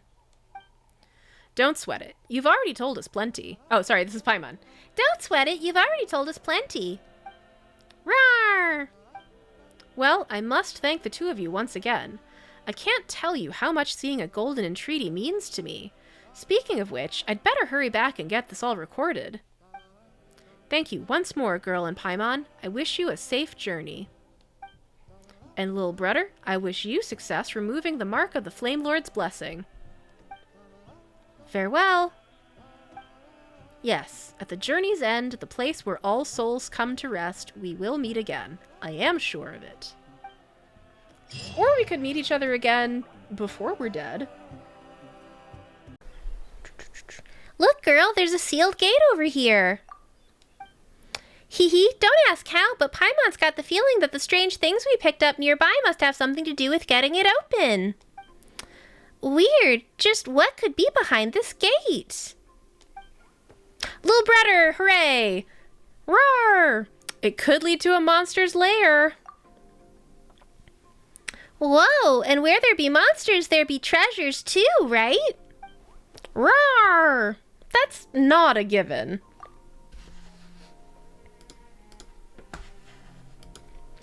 Oh, come on, stop being such a downer. We'll find out once we get inside. Question mark says, hey, you two, Outlanders, and that scarf-wearing Tapetlosaurus over there. Heh,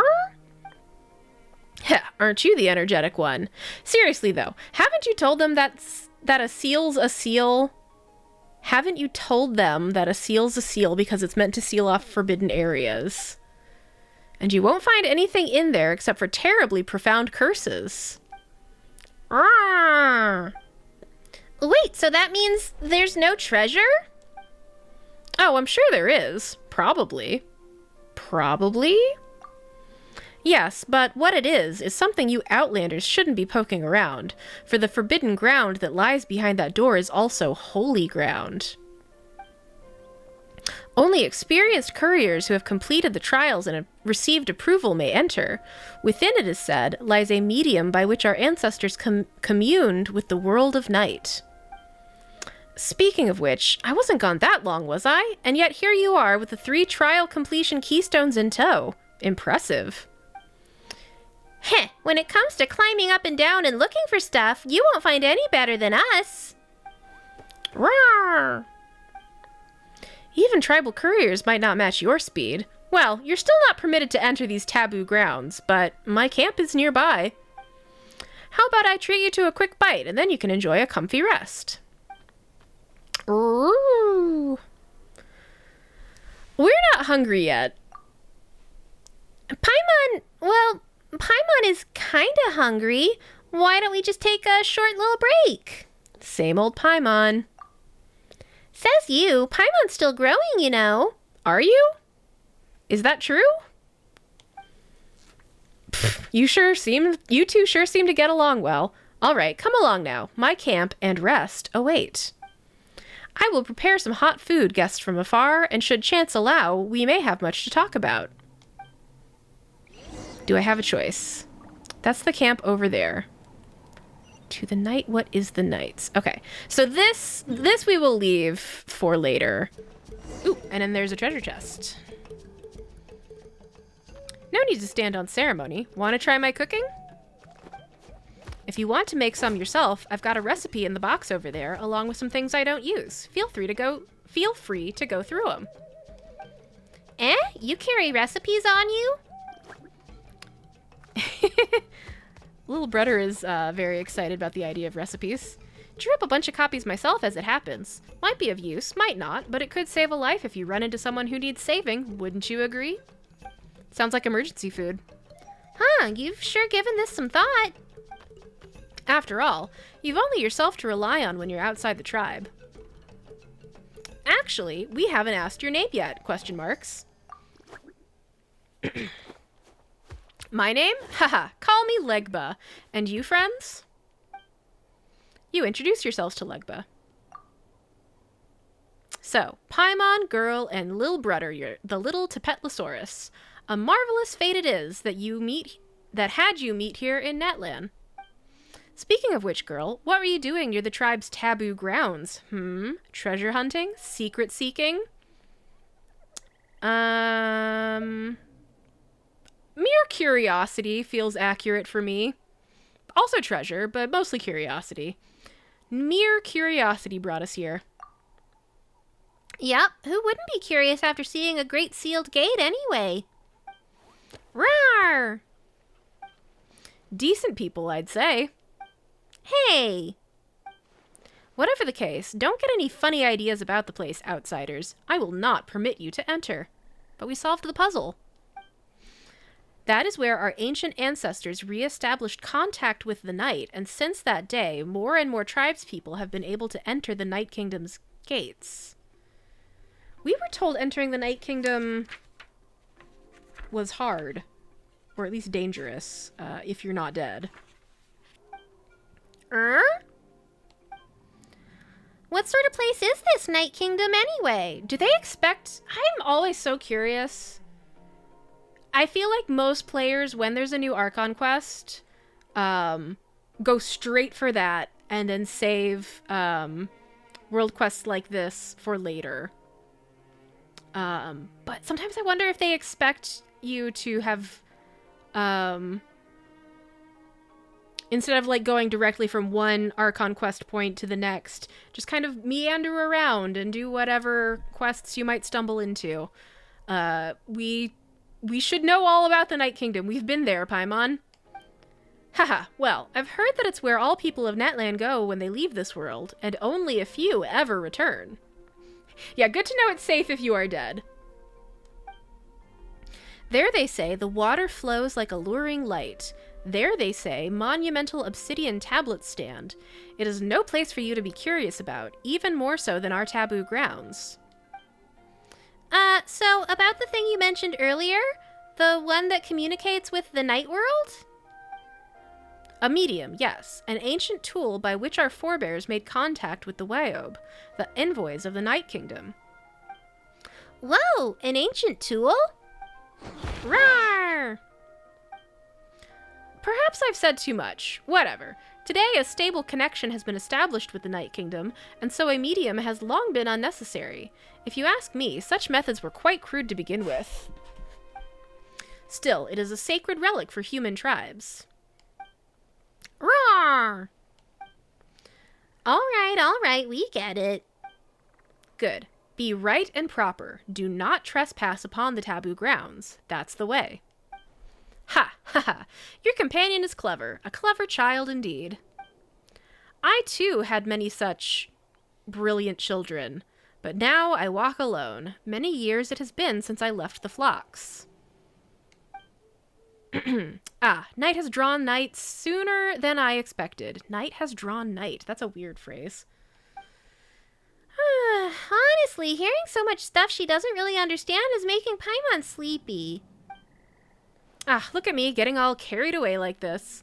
Bring me the occasional person to talk to, and I get all chatty. If you don't mind, would you like to rest here for the night? Sounds like a self-portrait.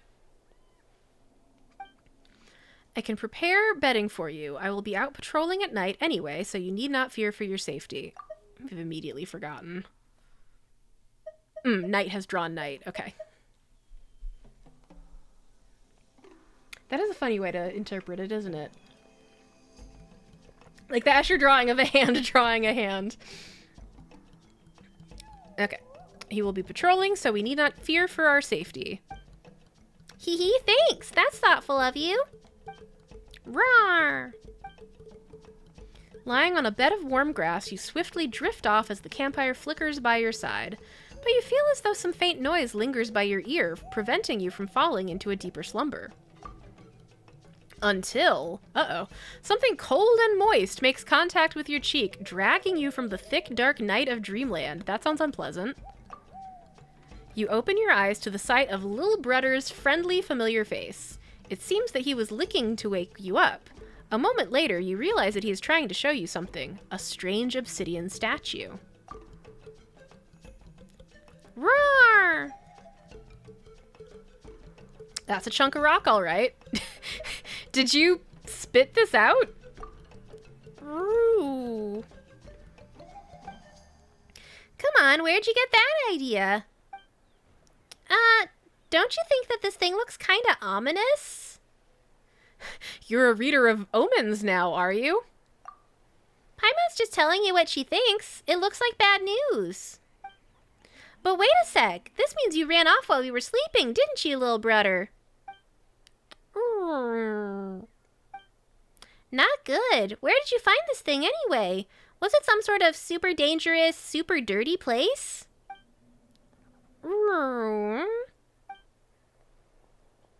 Lil'Brudder? Girl! Little Paimon! When do I get to open that treasure chest? We're still here. What's up? I hurried here upon hearing Lil'Brudder's cries. What happened? Roar! This is... unbelievable. This obsidian statue is the medium that our ancestors once used to communicate with the Night Kingdom, sealed behind that great gate deep inside the Forbidden Grounds. Did you make the little Tapetlosaurus dig it out for you? You stole the tribal relic, and to think I even prepared this camp for you and a place to rest. We're busted, run! Or hang on, I'm gonna go with hang on, we can explain. It wasn't on purpose. Lil'Brudder has never done anything wrong. You explained the situation to Legba. So that's what happened. To think it slipped my mind how this little one can simply tunnel everywhere. A failure on my part. Still, this is a problem. Now, this medium has long been unused, but it is still a sacred relic, and if the Wyob were to be angered, we would be in deep trouble. What do we do then? Whatever the case, I must trouble you all to return the statue to its rightful place. Roar! Yes, that means you too, little troublemaker, hee hee. Come on, let's go. But just so you are aware, the paths in the ruins are winding and filled with mechanisms, so stay wary. I love mechanisms.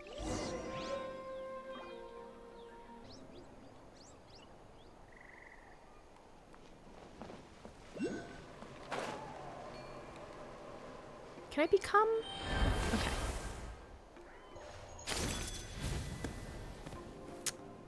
You can have the keystone for opening the door back, but I'm watching you. Don't do anything unnecessary. I don't know if there's actually any benefit to being a dinosaur right now. 5 minutes is however long a break takes. Yes, this is accurate. Let's head deeper in. Watch your step. For your own safety is utterly irrelevant. What's important is that I'd rather you not damage the obsidian statue. Why do you have to emphasize that? Let's see what this says. A damaged stone tablet. The inscription on it has been eroded by the relentless passage of time, but you can still manage to vaguely make out some of what the remaining text says. Offer to the Lord of the Crossroads, offer to the Guardian of the Land of Night, when the obsidian mirror is bathed in twilight. Deity awaiting the decaying night's dreams, the envoy who accepts us, she will show us the ancient dream. Sounds chill.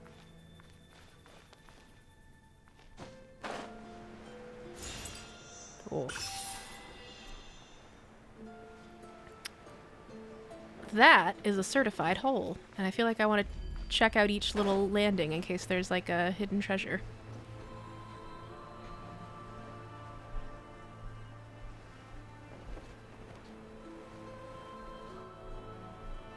We simply love to descend a hole.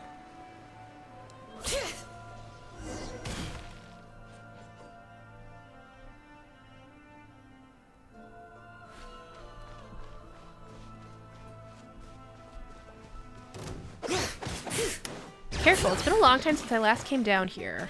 I didn't get to read that last sentence. But it's reasonable. This is an ancient ruin. I imagine the structures are not particularly stable.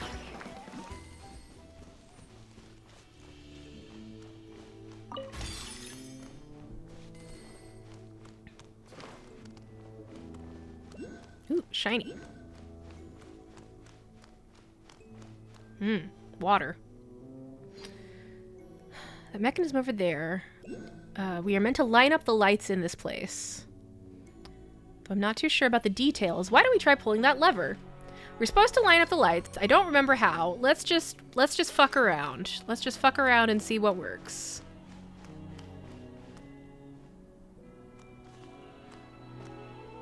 Okay. For a second I was like, obviously I need to be a Saurian for this, but where is a Saurian I can be? Oh man. Oh, I'm so sorry. I did my best. But my best wasn't good enough. Hello, Teen Titans. Alright. I didn't see why they wanted me to indwell a Yumkasaurus, but that's fine. We'll figure it out. Not too bad.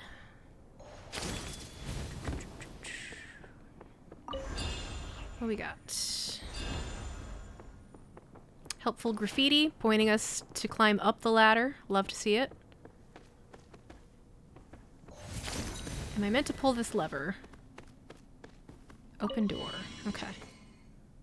Unlock mechanism. Oh. Lock? Okay. Okay, yes.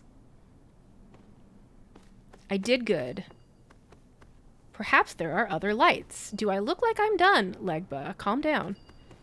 Yes, 5.2 hype. I'm hopeful that I can finish up all of the world quests before we get 5.2.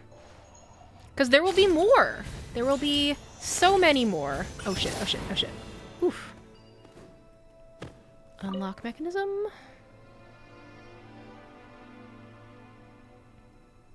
I think I missed my window.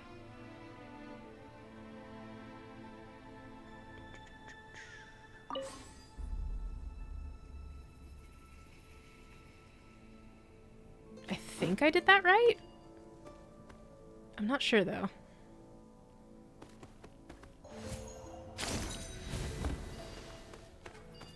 Yeah, Oculus Finder definitely will come in handy.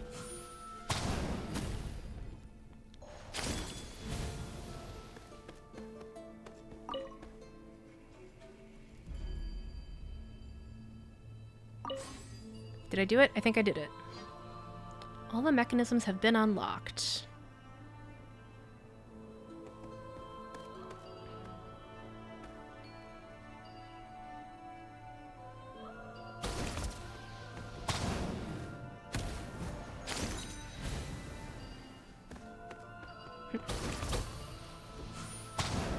Is this a secret? No. This is just a source of exploding fruits with a cracked wall.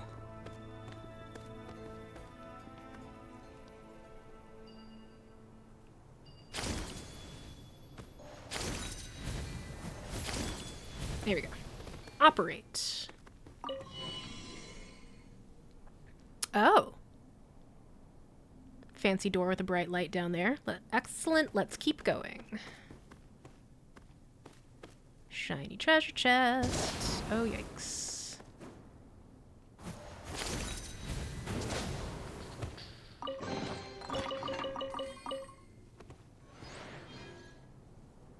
What else we got down here? Not much going on there, I don't think. Oh, another thing to read. I love reading. A damaged stone tablet. The inscription on it has been eroded by the relentless passage of time, but you can still manage to vaguely make out some of what the remaining text says. Thrice were all the barbarians who worshipped the evil dragon sacked, seizing Relaxation Ravine and Twisted Ivy Expanse. These three regions, uncounted ancient dragon idols destroyed, prisoners of war, ... all. Chief priest, ... asked the Lord of the Crossroads, ... sprinkle the essence of sacrifice onto the soil and each of the head elders of the 3 districts of each of the tribes. Priests of all tribes must recruit large numbers of craftsmen to expand the temples and forts, spreading their blessings to the savage lands once ruled by dragons. Interesting. Alright. Let us go into the mysterious doorway that I'm clearly meant to go through. Over there's where the altar is. If legend is to be believed, it might be guarded by the Wyob, embody the will of deceased guardians, and may communicate with the living. Won't the Wyob be mad? It should be alright? Reasonably reasonable. Okay. I didn't get to read all of that, but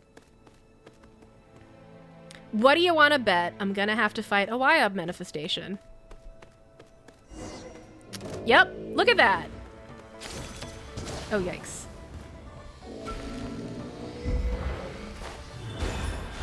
Committed to memory. Need to find a way to calm it. Yoo-hoo! How dare you! Dissipate.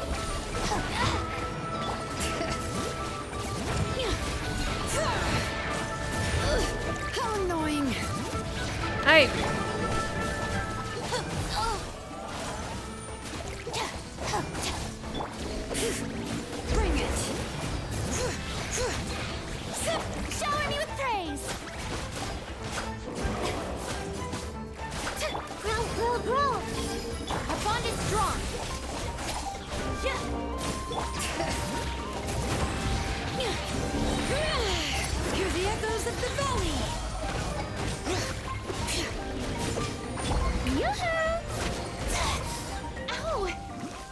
I think we calmed it. The will of the Wyab made manifest, and you defeated it. You are mightier than I imagined. Most tribesfolk would have retreated in reverence as soon as they laid eyes on it, for no one knows the reason why such manifestations appear. If you are fortunate, they may respond to you, but mostly they come to solve one problem or another. So even you don't understand the Wyob's intentions? As I said before, the Wyab amass the will of departed guardians. They are great yet chaotic and abstruse by comparison, just like their realm, the Night Kingdom. Legend has it that in the days after the dragon with blazing wings awoke from within its volcano, wretched humanity could but barely eke out survival from between its great fangs, claws, and the great banner-like span of its wings. And in the meantime, the abyss's influence only grew and grew. In that most perilous of times, they say, some tribespeople saw, in a trance, the obsidian branches that remained even in the deepest night. And ever since then, more and more people of skill and talent would sense the Night Kingdom out there, beyond mundane sight, and they resisted the abyss with totems, with the ley lines, and with the power of the elements. This was the ancient altar where our tribal ancestors would use obsidian to communicate with the Night Kingdom. The Wyab also gradually took shape during that time, totems and consciousnesses created by the congregation of each tribe's living and dead. So that's how it is. So that was just part of the Wyab then? Yes, but a mere embodiment of a single thread of their will. They say that the Wyab possess no true solid shape or form. It might be hard to explain, but, that entity will surely reappear. Oh, sorry. The cut to Paimon's reaction made me think this was a Paimon line. That entity will surely reappear should you provoke the Wyab. Let's just focus on putting the statue back on the altar then.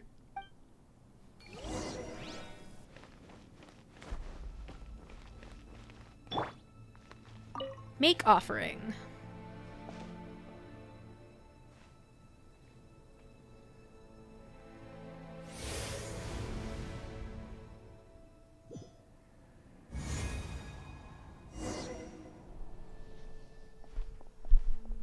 Huh?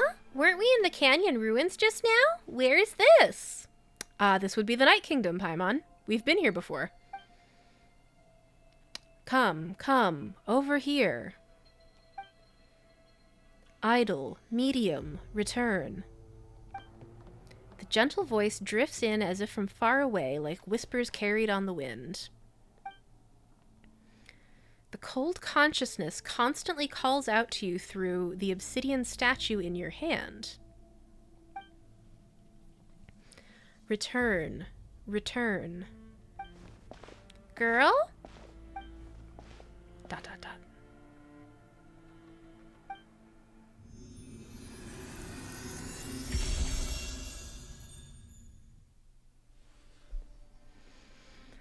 Long has it been since visitors from afar have come.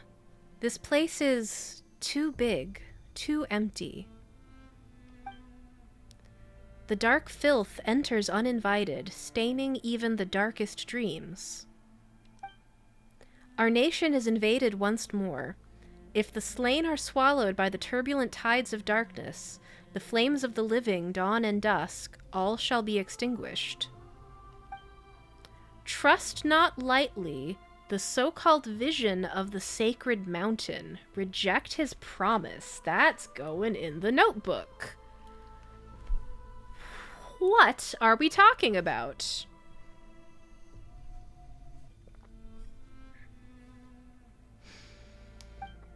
Who is his promise? Who is him? Why must we reject his promise? What is the sacred mountain? Are they talking about the volcano? You've returned. You gave me quite the fright there, vanishing once you got close to the altar. I thought you'd been abducted by the Wyab. Ooh. Well, we got quite the fright ourselves. That place was super freaky. There was even a huge stone tablet that spoke to us. What's wrong, Lil'Brudder? Were you worried? Aw. Now, see what I told you? Your friends have returned, no? Still, a huge stone tablet, you say? You tell Legba what you saw. To defeat a manifestation of the Wyob's will, and from what you said, it sounds like you even entered the Night Kingdom. It seems you are no ordinary outlanders. To think that I lived to see one who might return from the Night Kingdom. My life has been worth it after all, haha. Alright, now that our little issue has been resolved, let us return. I must find a way to return the seal back to how it was. Little issue? Didn't we, do, that to a manifestation of the will of your tribe's Wyob? It's no biggie. They gather energy from the ley lines over time. You needn't fret on their account. Is it really okay for a tribesperson like you to be that cavalier about your own object of worship? It is fortunate, yes, for you. Were I a stricter adherent, punishment would surely await you. Yeah, no thanks. And you, little one, never dig up anything from around here again. Rah! Lil'Brudder's like, I do what I want. Hehe. Either way, let us make haste before any ancestors decide to protest our actions. Shattered Night Jade. Interesting. There's a lot of good stuff in here. Want to split it? Just kidding. You can take it. Cannot go into the light, unsurprisingly. Ooh. The music is getting a little ominous.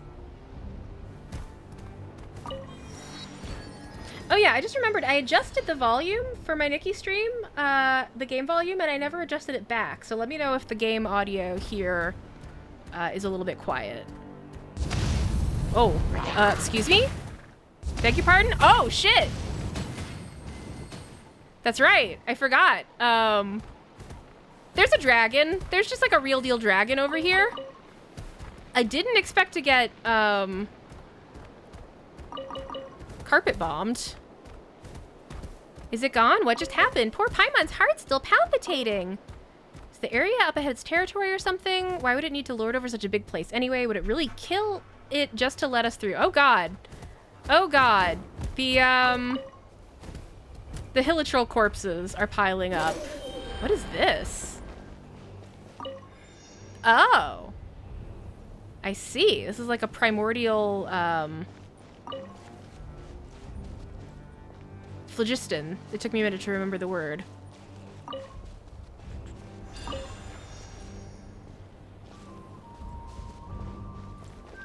Kind of interesting that there even is a statue of the Seven. I'm curious, like, it's inside a building. Is it going to have an image of Mawika?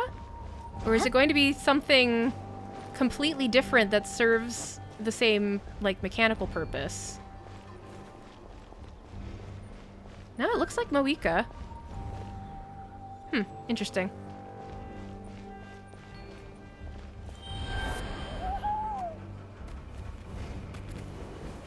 Do I remember how to be an Iktomisaur?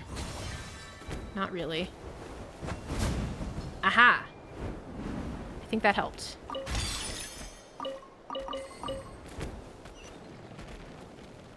Excuse you? Oh, it's Lil'Brudder.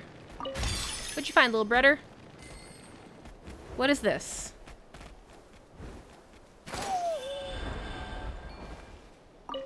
What are we starting?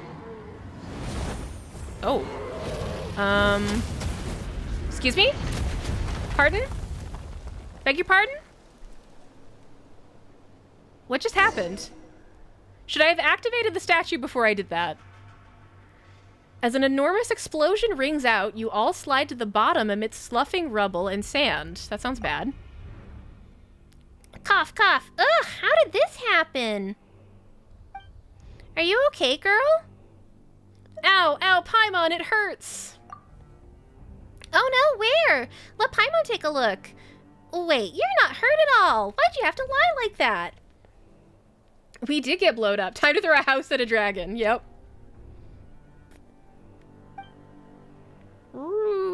Roar! Looks like Lil'Brudder isn't hurt either. Phew! Oh good, the statue is still intact, so I can still activate it. So has that nasty dragon really flown away this time? Paimon doesn't understand why it kept coming after us. So rude. Paimon would understand if it were protecting treasure like in the fairy tales, and we'd stolen some of it, but we haven't done anything yet. Yet. Also, I feel like I need to go ahead and get started keeping on my notes here. So Paimon's like, we haven't even done anything yet. Can it read minds then? Not that there's anything here for us to take anyway, or could it be the blazed meat stew you had this morning? I'm gonna go with can it read minds, because obviously we are going to steal everything that's not nailed down. No? Stop making things up. Paimon hasn't had the chance to think about that yet. Lil'Brudder, did you find something? Ooh, would you look at that? There's a stack of scrolls underneath. Come take a look, girl. A nameless adventurer's notes. Yeah, I'm gonna investigate everything that's not nailed down. Thank you. Let's be accurate here. Month unknown, day unknown, weather foggy. Finally here, Natlan, this ancient city now occupied by a violent and evil dragon, and the final resting place of Redacted.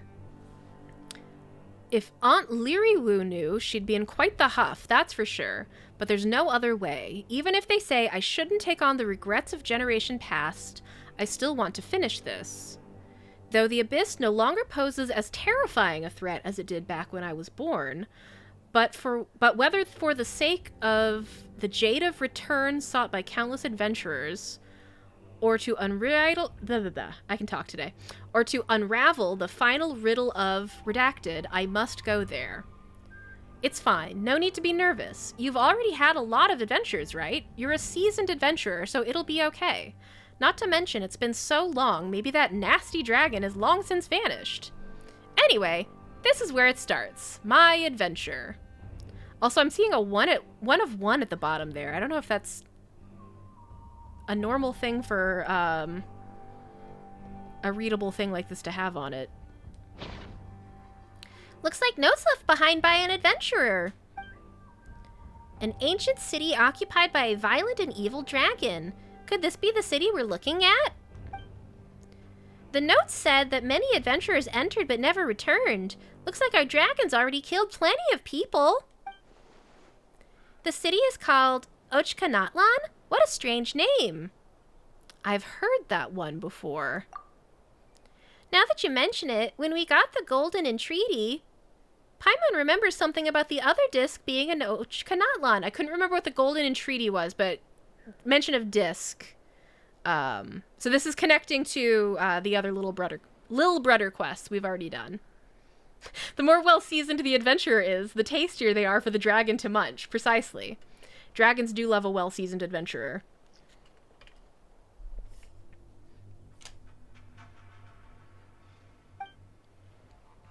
But the Saurian Relics Association people said it's a forbidden area that even they are afraid to enter. Guess we now know why, huh? For the sake of the Jade of Return sought by countless adventurers. Guess this person's entered the ancient city in search of something. The Jade of Return. Sounds like something pretty sweet. If we can find it, we might make a whole boatload of money. This could have taken place a long time ago. Well, you're right, but maybe, just maybe, no one's found it all these hundreds of years, so it sat there just waiting for great adventurers like us to show up. Excuse me. And look at the massive ruins. It would be a shame if we didn't go inside and explore a bit. Yes, we would have been attacked in vain otherwise. That sure was spoken with a vengeance. Well, we'll no doubt bump into that evil dragon again, and we can't just let it keep hurting adventurers. Roar!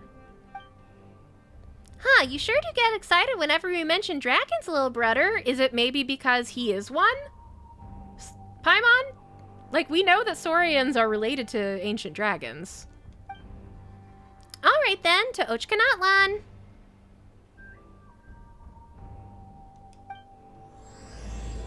City Buried by Ash. Lost Traveler in the Ashen Realm, Part 1.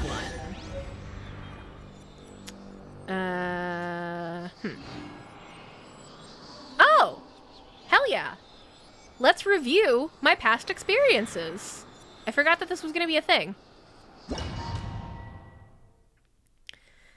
Between Pledge and Forgettance review. Having obtained the talisman from... how did I decide to read this name? Washaklahun Ubakan. You opened the path to the ruins of the Sage of the Stolen Flame, together with your companion Lil'Brudder. Together with your Saurian friend, you each endured the test and overcame all dangers in the end, obtaining one of the 2 golden entreaties. This is not the most thorough of review. I feel like I remembered at least that much. But it's nice that they do this at all now.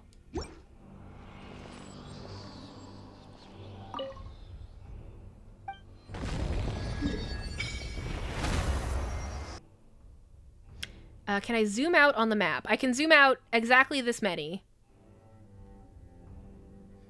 Was there something? Oh, that this region looks like a skeleton? Yeah, I can see that.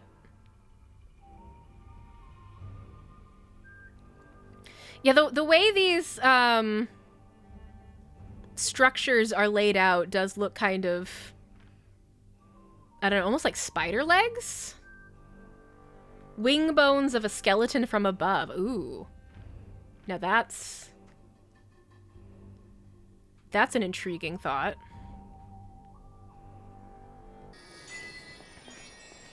Got a lot of sparkles in here.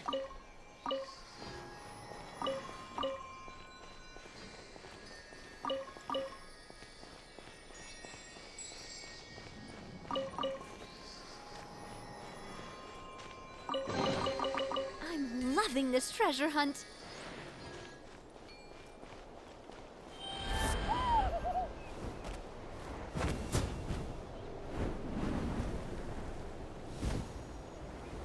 That's just a different path to where I came from.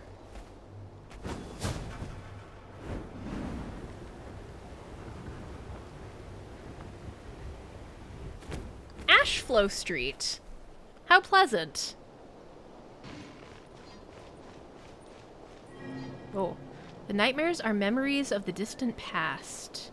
Mists shroud the ruined city forsaken by God. Sounds chill.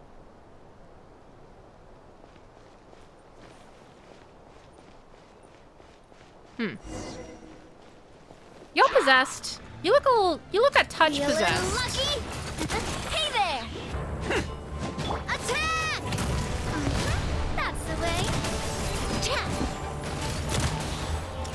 Ugh, what is it with this place? Even the Hilichurls here are tough. I was wondering, like, are they actually that much stronger, or is this a suboptimal party? It's definitely a party I'm not used to. Paimon also said we need to find a place to rest. But I have a feeling that we're gonna find that difficult. Yeah, these guys are definitely possessed or something. This one's got your name on it. Coming at ya. Yeah. Open door. Can't be opened from this side. There must be a better way. Is essentially what Paimon was just saying. Is there a door on this side?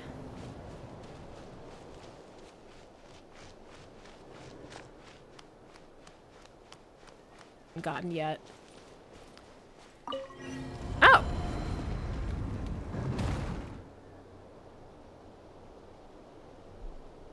There are stories to tell you before nightfall. I didn't absorb the first thing that said because I was trying to remember if this was the door I was trying to get into before or a different one. I think... Okay, yeah. I think the door I was originally trying to get into was down here, maybe? Or not? I don't know. I'm confused. Regardless, I can get in here now. Uh-oh. Oh, shit.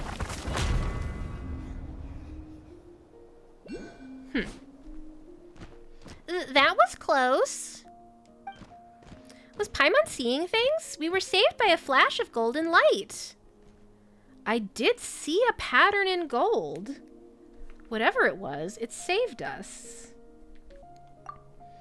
And this looks like a safer spot either way. Ugh, Paimon never thought we'd have to run from Hilichurls. Rawr. What's wrong? Are you okay, Lil'Brudder? Ooh, hello, Reenbright. Did something in here catch your attention? Well, now that we'll be leaving anytime soon with them blocking the door, so let's just explore this place. What is with this cube?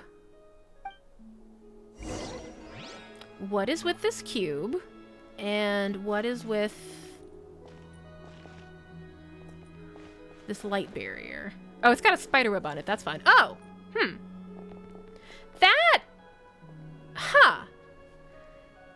That mural has been defaced in a way that kind of reminds me of the art for the Eon Nanook in Star Rail.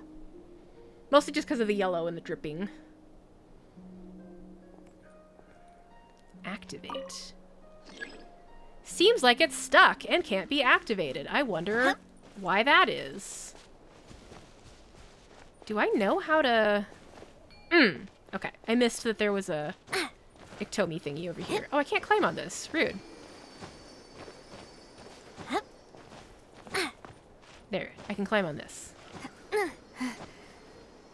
You can't stop me from climbing the walls to get this orb. Okay. There we go.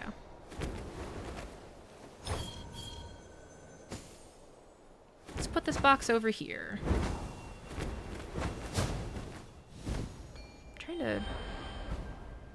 Okay, so that's something I can attach a hook onto. I think. Activate. Hooray! What a huge mural. Looks kind of spooky, too. Has it been painted over or something? Just what kind of stuff has this place seen? So yeah, it's been vandalized, and it now looks almost like the shape of like a dragon's head with horns and stuff.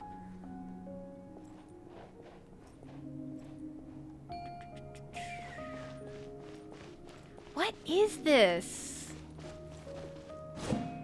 What do I do with it? I have not been told how to interact with these things yet.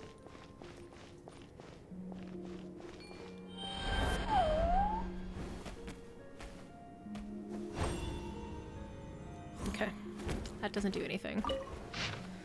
Spirit Caller's notes. Starting today, I'm swapping to a new notebook. After all, ... revelation indicates that we'll catch up with Uncle Taika and the others and embark on an adventure to Cinder City together. As such, it's important to establish a sense of ritual. A magnificent fortress built by an ancient tyrant. Exciting, no? Hee hee. No matter the danger, you can remain at ease and safely leave it in the hands of the apprentice of the apprentice of the apprentice of Grandmaster Sanhaj. That's a name that we heard in the event. And by that, I mean the super awesome Spirit Caller prodigy Liriwu. I don't know what else I can do. Even the voices of the Wyub cannot be heard here, and no mystical art I've learned can be used. Even healing arts have no effect. That's troubling.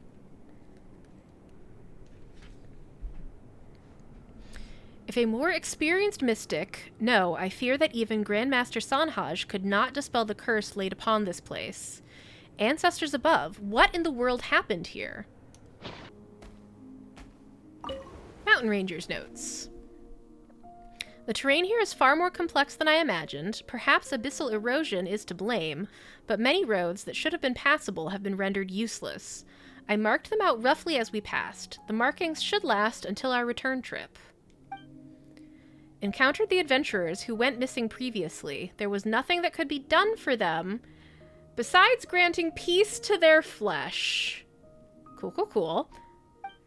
We must find a way to enter the city. If Copan's statement is correct, there must be some mechanism in the city that leads to the sky vessel.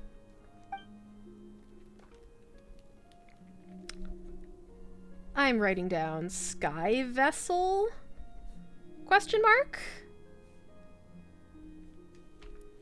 We should not have let such a young child come with us. The Masters of the Night Wind are truly inhumane in such matters.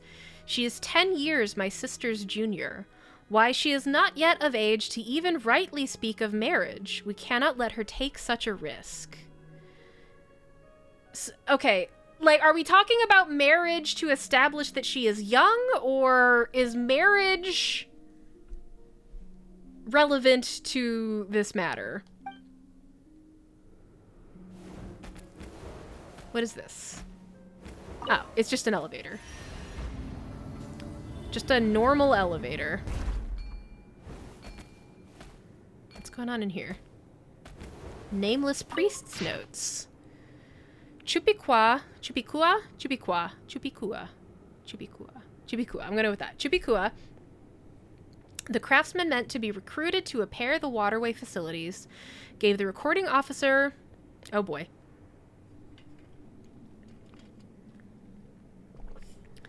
Tlamachtiquetl 3 whole bags of obsidian, claiming that he could not volunteer for such labor due to his physical condition, and hoping that these gifts might prove his earnest desire to serve the Alliance's cause. The recording officer praised his enthusiasm and replaced him with Manqu from the ... I feel like the name Manqu has come up before. Could not tell you when. I don't want to take the time to look through my notes. The waterway repairs have been suspended indefinitely, as though overnight the deep well was completely submerged by a dark calamity, and all nearby residents were transformed into ... Cool. Sounds all familiar. The Kuatli warriors sealed the entrance and incinerated the infected ... with flames borrowed from the Holy Sovereign, claiming that all was under control. An old lady who had come to the temple suddenly fell to raving madness before the recording officer, spouting nonsense about the sun and the collapse of the Alliance. The Kamayuk warriors quickly dragged her out. By the Alliance's laws, she will likely be ... given an ice party. Over the past few days, commoners coming to the temple have been whispering. They believe that the taboo on using ... to offer sacrifices to the Lord of the Night has aroused its rage and curses, which is why this dark mortal illness has descended upon us. Chichiri tried to persuade them, but to little avail. People always choose that which they wish to believe in. What can words alone accomplish? The streets are filled with the scent of ... By the Holy Sovereign's decree, the 3 areas in the southwest sector have been sealed off, and the Kuatli warriors are trying to incinerate all of the ... which have decayed yet still roam. Cool. They have had little success. How can that which is finite defy the infinite? Not to mention how they too will end up the same way once they fall. So I think we got zombies here. Nothing but despairing wails now comes on the night wind, not only from the world of the living, but also from that long forbidden world. They are trying to break this gate down, but they won't get my ... nor will they get the ... of the children seeking shelter here. At most, they shall get our ... I shall use this dagger to... The following parts are covered in stains and cannot be read. That all sounds fine. I have no concern about that whatsoever. So... What is the puzz here?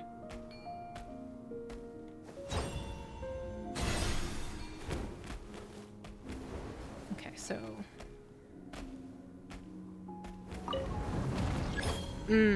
okay. Seems like it's stuck. Maybe you need to find something to lift it up with. See, I was thinking if I,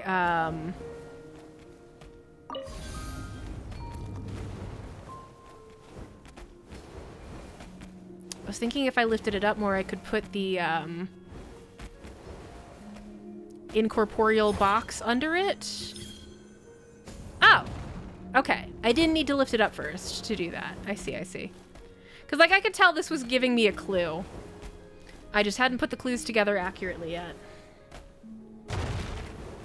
Excuse me, excuse me. Nope, there's a treasure chest there. Man.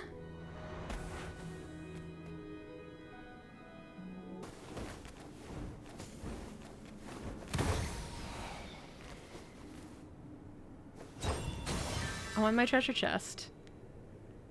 I'm determined.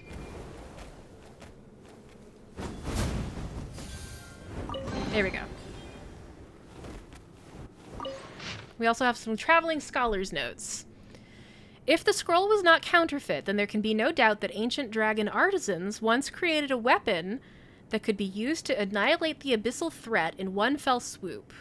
The one who wove this scroll seems to hail from the era of the one entombed with the primal fire, for he or she did not use the proper honorifics when addressing the priest king Maghan, instead viewing him as an immature negative example.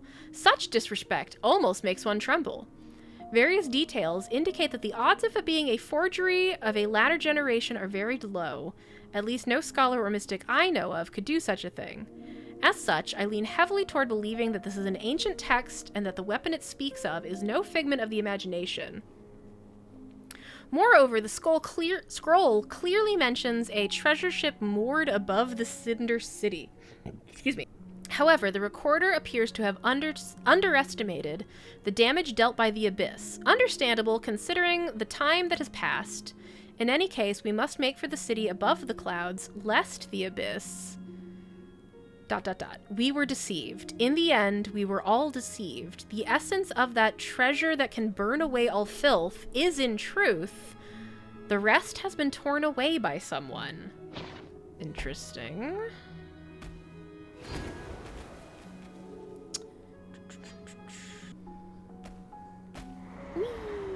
Alright, what's down here? Things to investigate. Levers to pull. I'm gonna get this orb before I pull the lever. Oh. Yes, the show gargoyles. About gargoyles. I knew it.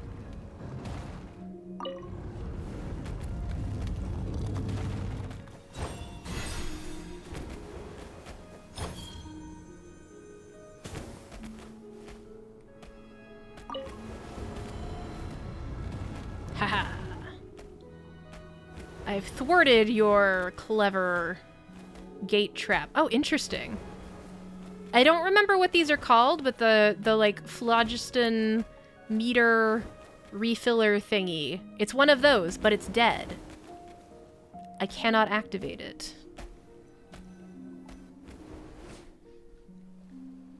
Oh, a person. Hello. Hey, you over there. Yes, I'm talking about the three of you. Turn around. Looks like you understand what I'm saying. Phew, you scared me back there, you know. I thought you were abyss monsters pretending to be humans. If you hadn't responded, I would have struck first. Her outfit is unfamiliar. I don't think I have seen an NPC dressed like this before. We should be the scared ones. Yeah, we sure didn't think there would be other people here. Heh. Anyway, the way we're meeting here, I'd call it destiny. I'm the ace adventurer of the Flower Feather Clan. Call me Bona. I'm Girl. This is Paimon, my employer. Huh? Seriously? What are you gonna do next? Tell her that you're Paimon's guide? Anyway, she's Girl. We're also adventurers who just arrived.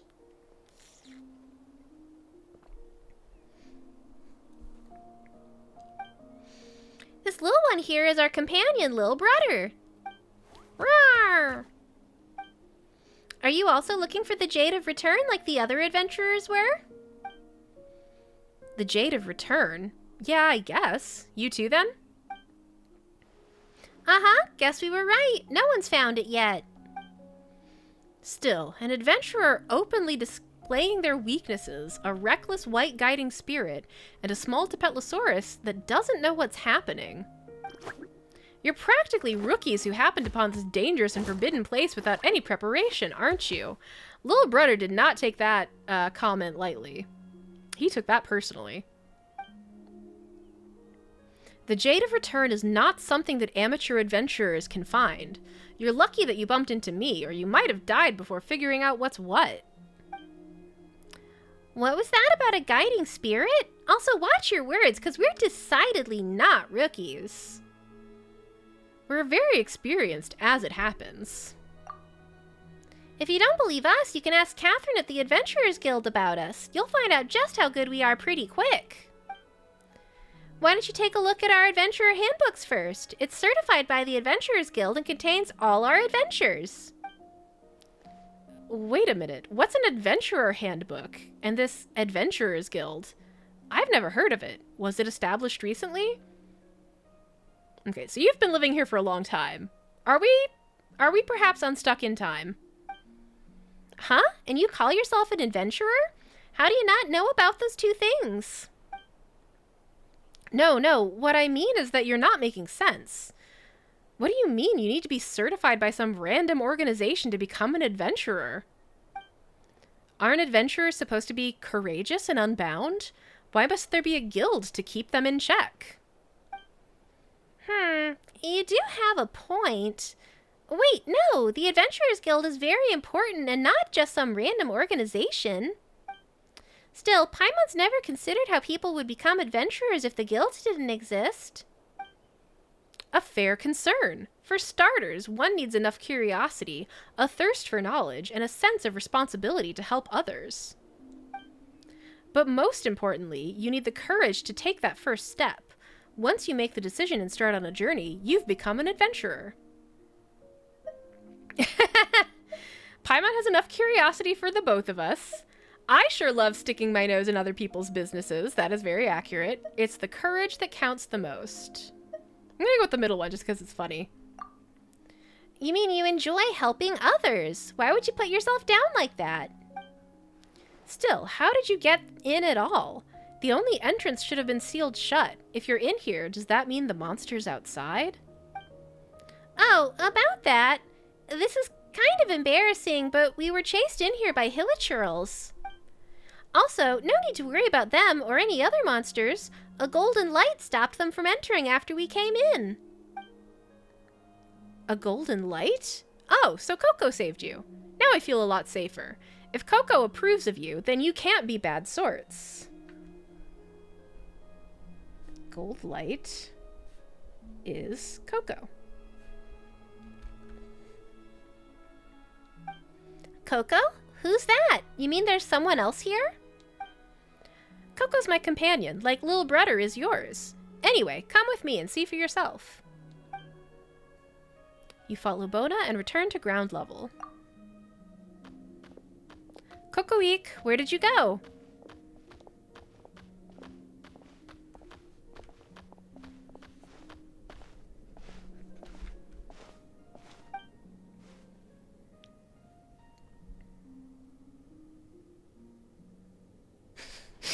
Oh my god, it's cute! Aha, here you are. Tree? What a cute little guy! Looks like a green specter. Those words are not exactly flattering, Paimon. Don't call it a specter, that's mean. Its name is Cocoeek. I chose the name, by the way, and given how shiny it is, I'd say it's pretty spot on, too. Rawr! Kuru? Rawr, rawr! You seem to be getting along just fine. So the light that saved us came from this little guy, huh? Incredible! That's right. Cocoeek might be small, but it's the guardian spirit of this area. I've been able to roam all over this ancient city thanks to it. And when it accumulates enough power, even that evil dragon is no match for it. Right, Paimon almost forgot about that mean guy. You encountered it too, didn't you?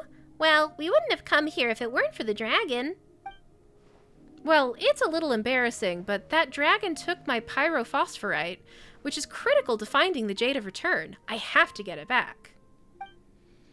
Pyrophosphorite? So you need something like that to obtain the jade? Sounds complicated. It's normal for you not to know. After my father... ... Anyway, since we're all adventurers trapped in here, how about we work together until we beat that evil dragon? I don't know how good you are, but we can't go wrong by joining forces, whether it's to explore this place or fight the dragon. That's our line. We can't just leave you here, right? Ha! You shouldn't underestimate me like that. But still, I like your decisiveness. That's right. We've got to face off with that nasty dragon again to make sure it doesn't hurt more people. Still, if we can defeat that guy and grab the pyrophosphorite back, and then you find the Jade of Return, remember to give us a share too, alright? We'll just about accept a 40-60 split. Heh, it's a bit early for that discussion now, don't you think? Besides, the Jade of Return isn't the sort of thing you can split up like a pie.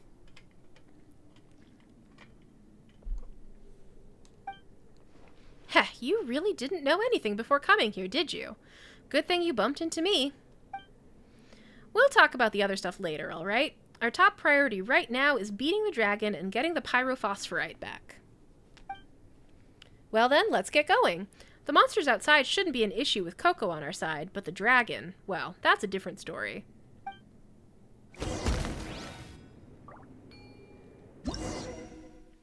Cocoeek's Rings of Light. The adventurer Bona's mysterious companion Cocoeek seems to have a marvelous ability to suppress the corrosive power of the abyss. When traveling together, Cocoeek will project a halo from its body, helping protect you from the threat of the abyss by consuming phlogiston. Under the influence of the halos, the corrosive abyssal blight will be suppressed and melted away, and monsters that possess void shields will be continually damaged. Cool.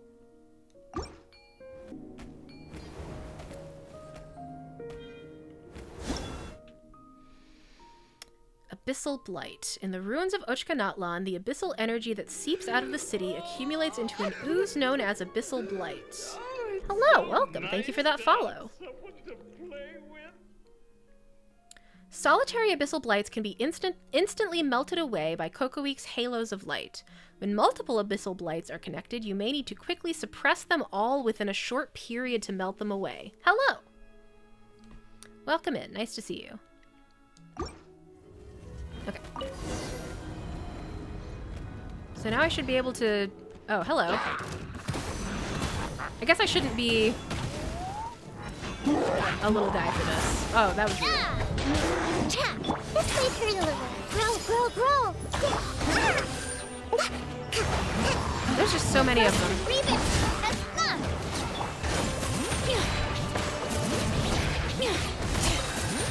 Let the mountain's veins boil!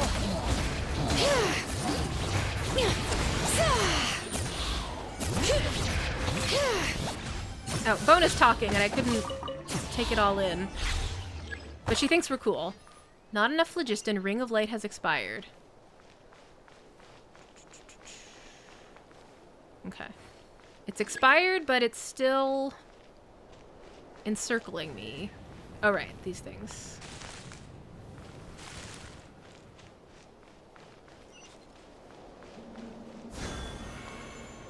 Now, what is this? What does this do? Pick up.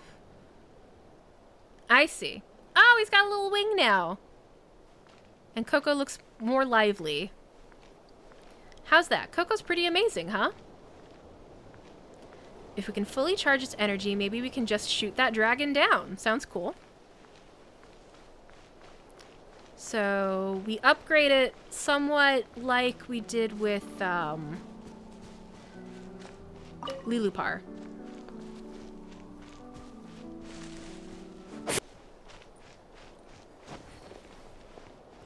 Not as much of a pain in the ass. I kind of liked Lil'Brudder. Like, she was rude, but I don't know. She grew on me. How are there still drops all the way over here?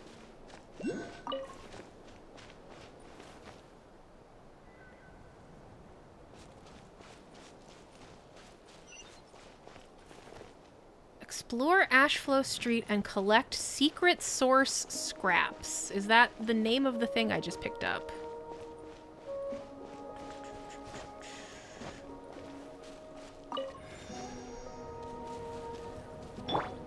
Oh.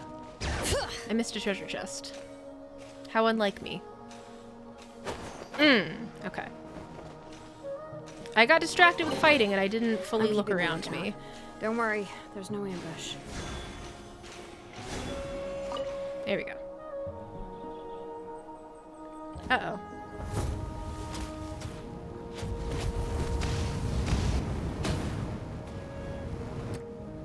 Oh, shit. Oh, shit. We're getting dragon bombed again.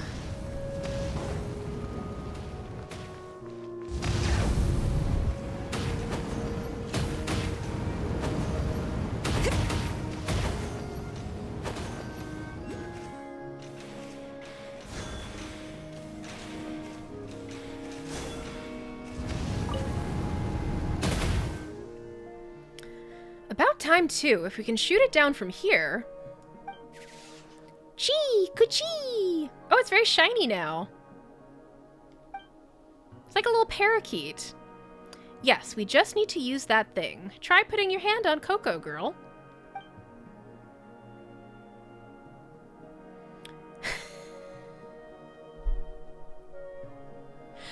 Super awesome sauce laser! Fire! Oh boy.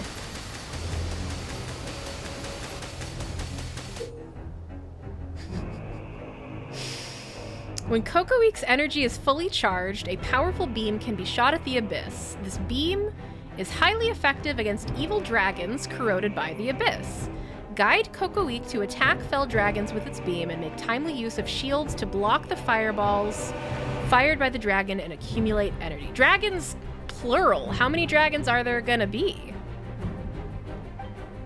Once fully charged, Coco Week can unleash what Bona calls the Super Awesome Sauce Laser Ultimate Attack. So I think square is my shield button. Ah, shit.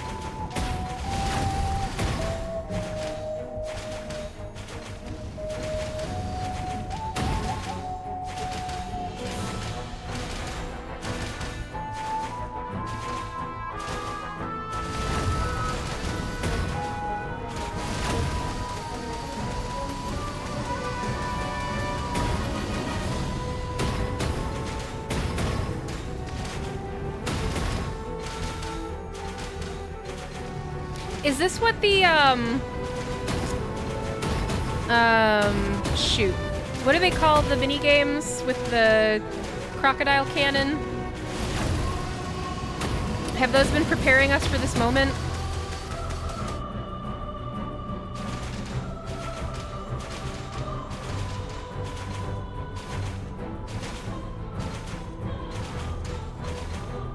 Oh, where'd it go? Ah, shit. Ah, shit. Hurry up and aim at the bad guy. At the bad guy, Paimon says, but I can't see where it went.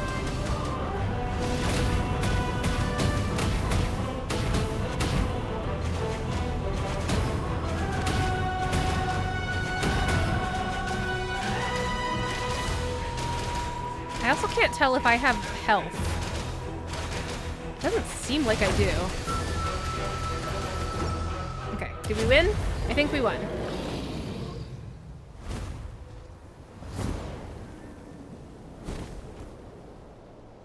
Tell him I did it. Nice! The Super Awesome Sauce Laser is pretty hot stuff, eh? Can we workshop the name, though? Yeah, but why is it called that, though? You sure have strange tastes. You don't think it sounds awesome? Speaking from my experience as an adventurer, it's much easier for people to remember and pass on skill names if they're flashy. Okay, so she doesn't know what the Adventurers Guild is, and she thinks the word awesome sauce sounds cool. So I think she has been trapped in this ruin cut off from civilization from about 2010. let's forget about the name for a moment here. Thanks for helping us out again, Coco. We couldn't have beat the dragon back without you. Crew. Oh, he's not as shiny anymore. Still adorable, though. Ooh. Oh, Lil'Brudder, you're still my #1 guy. Don't be sad. We're not saying that you didn't do anything, Lil'Brudder. Not great with words, are we? Come on, just help Paimon explain, girl. We've all got different strengths. This just wasn't the time for Lil'Brudder to shine yet. Excuse me. It's always when I'm right in the middle of a line that I get a hiccup and a burp at the same time. Anyway, the evil dragon flew off in that direction, huh? An injured beast always flees to its nest first. I'll bet that its lair is over that way. We'll have to go get the pyrophosphorite back before it recovers. If I were alone, I wouldn't have dared to take the dragon on even if it were injured. But we're a group now, and you're pretty good. I think we'll be fine. I'm not sure I can shoulder this burden. Ha, come on, don't you worry. I'll go in first. Just watch my back. Time is of the essence. Let's go. The world built upon slowly collapsing sands, scorched earth, the future of paradise shattered. Chosen of dragons, come forth and prove your valor. If I must. Uh-oh. You again?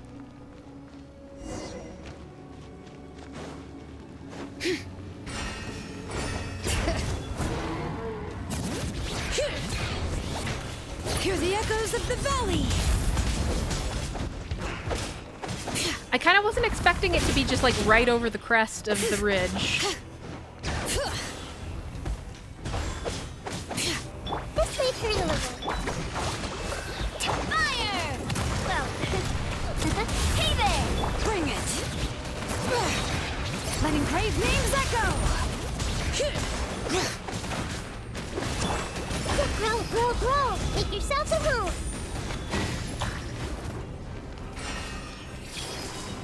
All right. Ah, shit. Wasn't fast enough.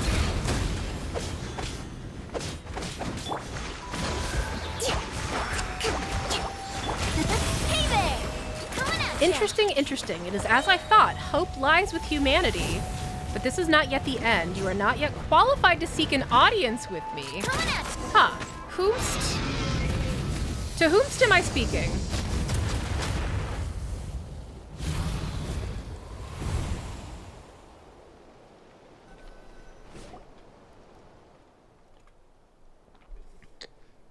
Ugh, Paimon can't believe it got away again. We almost had it, but the dragon's strength was suddenly restored somehow. This is not the end. The golden pattern. Huh? You could understand what the dragon was saying? The words came from the golden pattern. Eh? You saw the golden pattern again? Was it a hint left behind by that sage of the stolen flame? Wait, is looking for the treasure in this ancient city one of his trials too? What are you talking about? Yeah, that was quite an ordeal. I thought we had it dead to rights there, but it lives to fight another day, huh? If nothing else, though, we can get my pyrophosphorite back. Ah, yes, it's right over here. Very cool. Speaking of that, what should we do now? We came here looking for the Jade of Return that adventurer spoke of. But we don't know what that thing is yet, do we? You must know something about it, right, Bona? Is it one of those things that'll require 3 phosphorite chunks to unseal or something? If only it were that simple. But in truth, it's not to be found within the city, but instead in the sky. What? But the notes we found in the tower said... Did those adventurers make a mistake? Wait, you came to Natlan, the Forbidden City, on account of some notes you just happened to pick up? Heh, the more skilled the person, the more bold their deeds, I guess. Since you don't know anything about the Jade of Return, you probably haven't heard the story of the Tonatia, then. The Sky Serpent ship. I can imagine. As the name suggests, it was a skyfaring ship built by the Python King Ochkan, the tyrant who ruled Natlan. The ship was filled to the brim with treasures, and countless adventurers from Natlan have pursued it. My old man included, of course. He was the best adventurer from the Flower Feather clan. But the Tonatia did hold greater significance to him beyond his ambitions as an adventurer. The Abyss Calamity devastated our tribe decades ago, and the evil dragon that occupies this ancient city also appeared around the same time. When you say decades ago... Like, if I hear someone say decades ago, like, technically 500 years was decades ago, but that's not what I'm going to assume that they mean. So is she talking about the cataclysm or something else?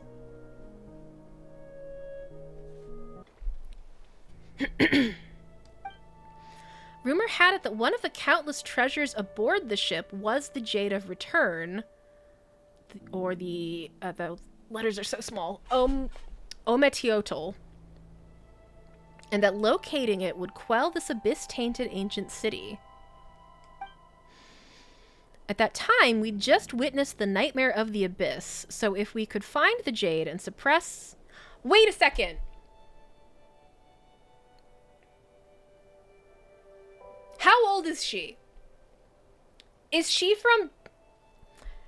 When she says decades ago, the Abyss Calamity decades ago, does that mean that we are speaking to a 500-year-old person?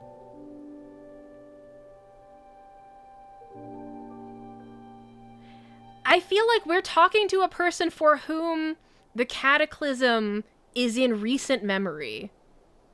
Yes, Unsecret Point is an as-yet imaginary emote that I will eventually get around to drawing, because I do that shit all the time. Excuse me, like the Leo pointing meme. At that time, we'd just witnessed the nightmare of the Abyss, so if we could find the Jade and suppress the contamination here in the city, our tribe would no longer have to live in fear. My old man set off on a journey for that purpose, but he never returned. All that remains is this pyrophosphorite chunk, which he found in the ruins. Ooh. I'm sorry for your loss. Did the evil dragon... Who knows? I've actually never met him. I heard all this from a woman who adventured alongside him. Oh. You don't know your dad. The inscriptions on a monument in the ruins say that the winds of the distant past will guide the way to the Tonatia once pyrophosphorite is placed on the altar of primal flame within the ancient city. But the city became a forbidden place for the tribe after that woman returned alone, the sole survivor from my old man's squad.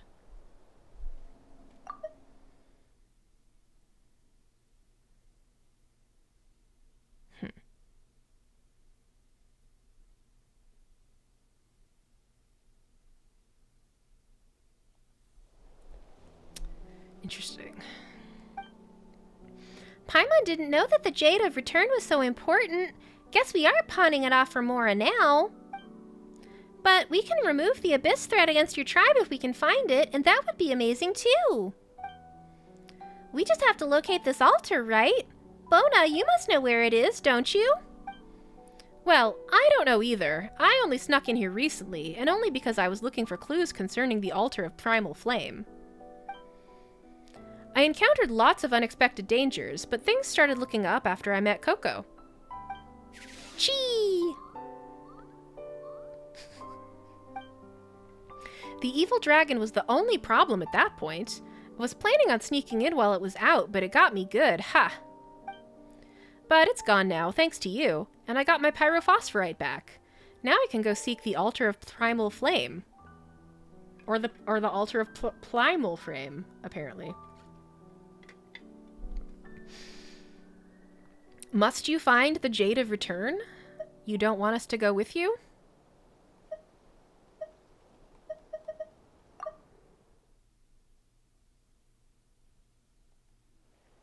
I'm gonna go with the second one.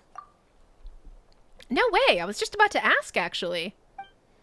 As long as we follow Coco's directions, we should be able to find it and access the Tonatia up in the air together. I can't split the Jade of Return with you for sale, but there must surely be other treasures up there to be claimed as an adventurer's reward. Look, even Coco's light points to somewhere higher up. Oh yeah, the trail of Coco's, like, I don't know what you call it, the little trail of light. Kind of looks like the trail from the treasure compass, doesn't it? Well, this sure doesn't sound like a guaranteed score, but it's not like we can do anything other than trust you, eh? And if we do reach the Tonatia, we can help everyone and make a huge profit. Talk about a win-win. How about it, girl? Let's go with Bona, shall we? Hee, really? That's great to hear. I knew you'd agree to help. With you around, I'm sure I'll be able to fulfill my father's last wish. Roar! Lil'Brudder concurs. It's settled then. Let's get going before the dragon comes back. Interesting. Oh, right. It hurts me. It hurts me if I'm not a Kukasaur.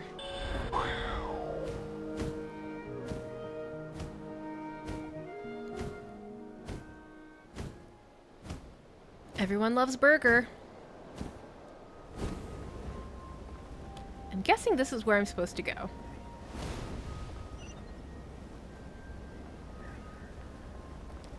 Cradle of Fleeting Dreams.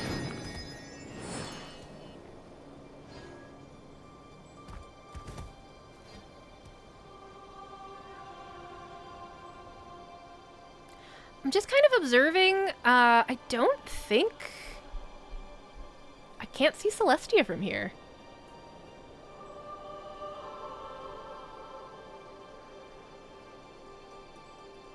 It is hidden by the clouds and the fog.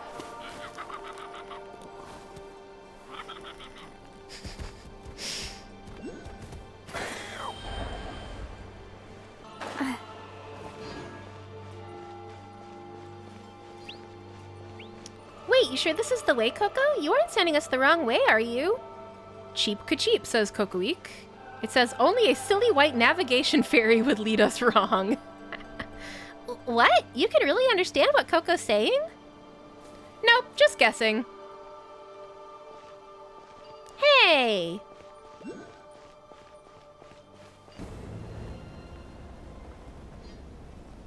I enjoy flying around. It's very fun. Probably not what I want to be doing right now, though. Oh, you're like kind of... Oh, they're all over the place. Shit. That guy's having a real hard time.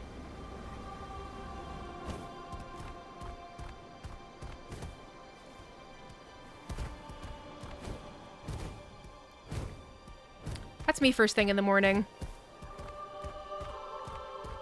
Face down. Don't want to get up. Yeah. How about you? Are you gonna wake up? No? Nope. You are just part of the furniture, huh?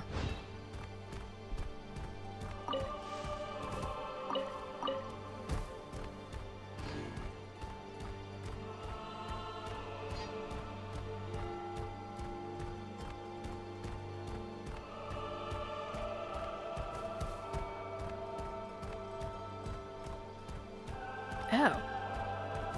Bits of those robots are here too. What's this? This is unfamiliar.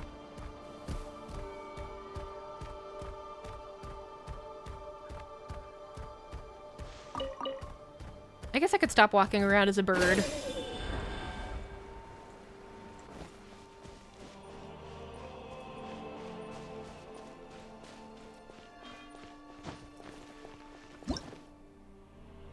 Oh no, secret source sentinels!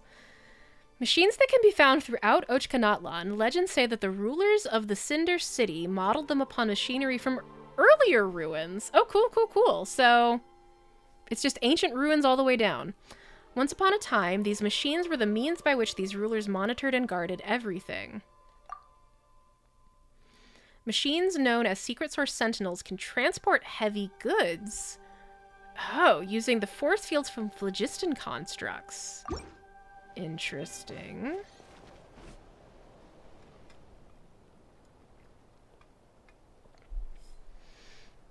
Paimon didn't expect Coco to lead us here. This strange fortress looks just like the place where we met you, Bona. Except with less vandalism. Look, it even has the same mural. Minus the smear marks, though. Is it because we're higher up?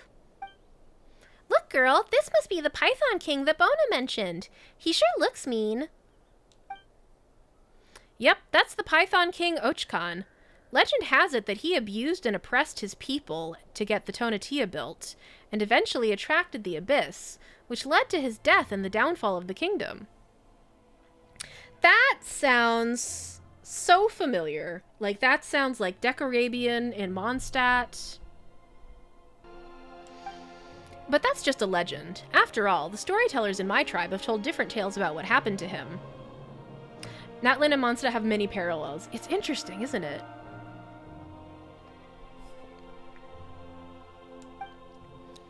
Maybe he's still roaming the Tonatia and feasting on his treasure. Or maybe the evil dragon that's been trying to stop us is his ghost. Kuchi? Oh my god, it's so emotive. I love it. Please stop with the stories. You're scaring Coco. Rawr, rawr! Lil'Brudder loves it, though. He wants more. Lil'Brudder sure has been eager to do something since we defeated the dragon. Is he in some kind of secret contest with Coco? Anyway, where's this altar we're looking for? If Coco was right, it should be below us. Wait, I thought it'd be somewhere higher up. Did we mess up? The altar of primal flame can't be inside the mountain, can it? How would we be transported into the sky then, unless the mountain itself collapses? Or what if the sky is actually below us?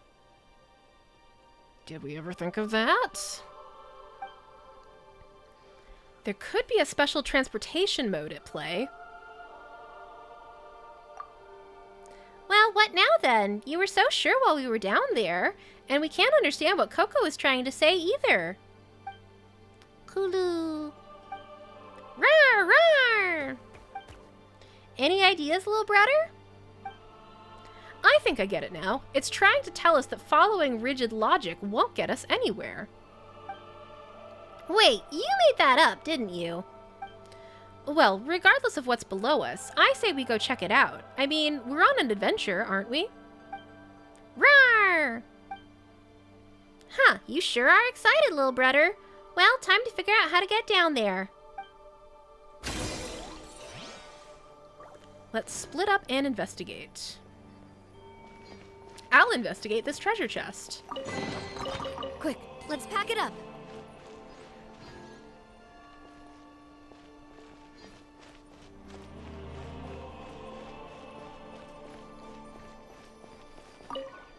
Looks like there's some kind of mechanism down there, but how can we lift a stone this big? Erg, disgusting. What's disgusting? Girl, Paimon, come take a look at this pronto. Oh no, we got drips. We got mysterious goo dripping from above. Also, I want to read these notes. The goo can wait. That despicable demonic entity has been imprisoned within the statue, and yet it refuses to sing as I will it to. A wicked beast in truth, I suppose, to enact defiance it knows full well to be futile. Clearly, humanity shall only be safe from threat once we have imprisoned every last one of her kin, more wretched than she as they are. Interesting.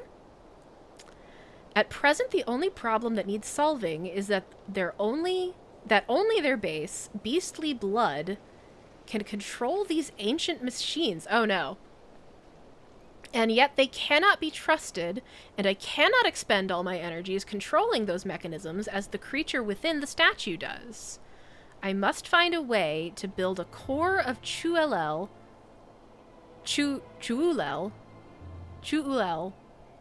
Why are words hard? Core of Chuulel, that owes allegiance to humanity alone. A concerning ellipsis. Very good. I begin to understand it. I feel like I should be going like this while I read this. Since only the beast's filthy blood can operate these devices, the only rational choice is to enslave the draconic part of myself. That way, even should my human parts perish, my draconic components will remain imprisoned here, a slave eternal beneath human boots, ever submitting to their will and ideals, ever heeding the souls of those who that person once saved. Also, this music is making this very intense.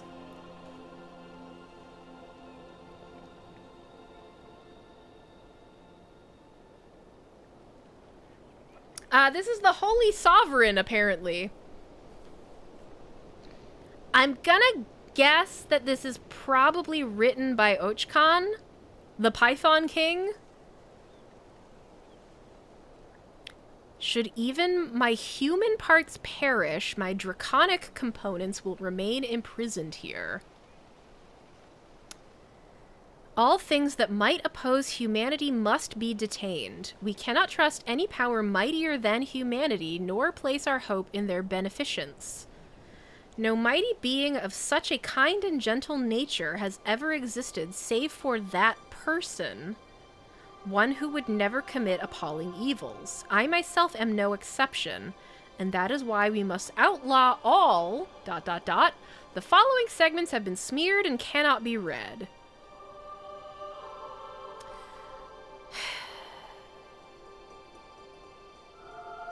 So a wicked beast imprisoned in a statue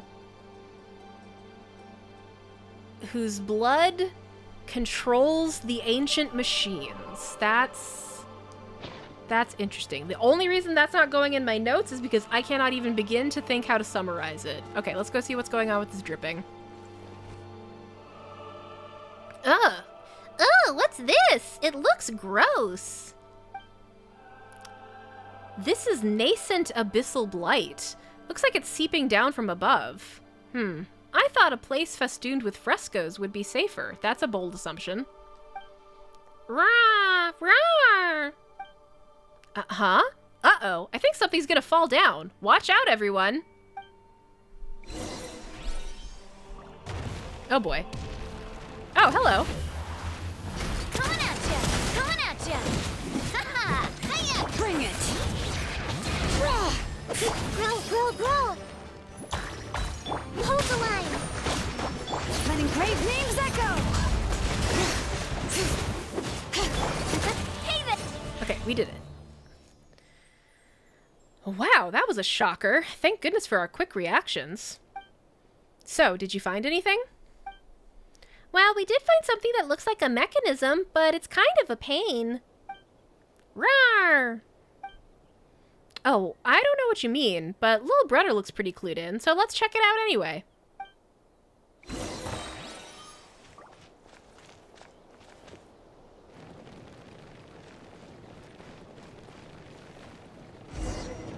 Oh!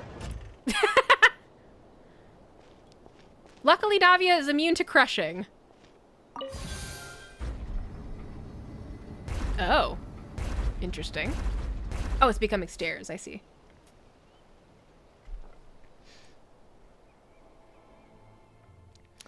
It's open! You're awesome, Lil'Brudder. We wouldn't have found the mechanism without you. Rawr! I knew you could do it, Lil'Brudder. You can make it on your own. But don't get ahead of yourself. Plenty of challenges await us. Now that the entrance is open, there's no reason to give up halfway. I concur, Paimon. Cheap, cheap. Oh, cheap. Those are supposed to be sad cheaps, I guess. It's hard to tell sometimes. Well, what's wrong? Why don't you want to go in? Are you scared?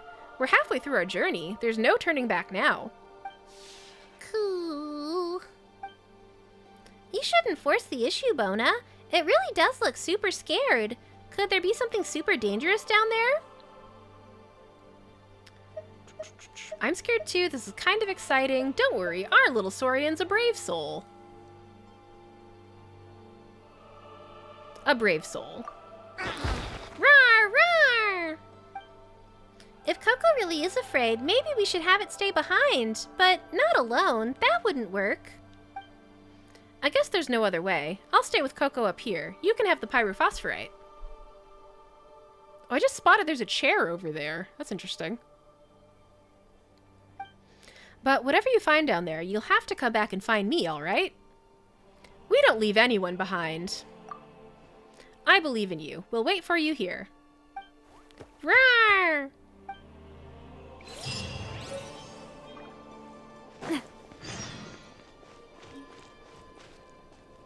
Oh. I can't sit in the chair, but that sure is a chair. For some reason. Enough distractions. Oh, shit. Whee! Oh, this is a deep hole.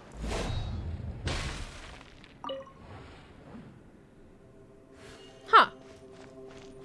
Interesting.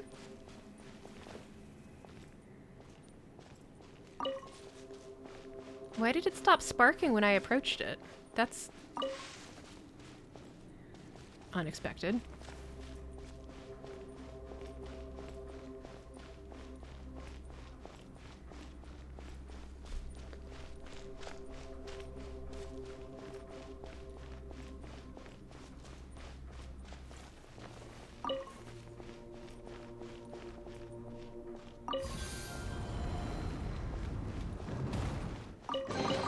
Somehow I didn't expect to just be able to open that door with no fuss at all.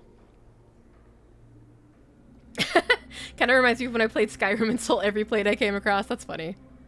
Someone's notes. If only I could have returned to the flames alongside him then. No, one who has committed such crimes, a beast who has slain all near and dear, is unworthy of an ending as warm and brilliant as his. Such revolting blasphemies must be executed, blood spilled for blood, for whom? Whom indeed?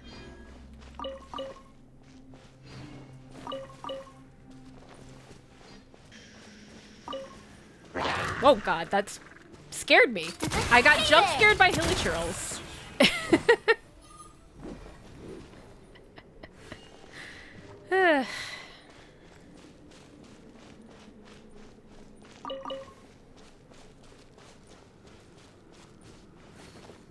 It's a deep hole.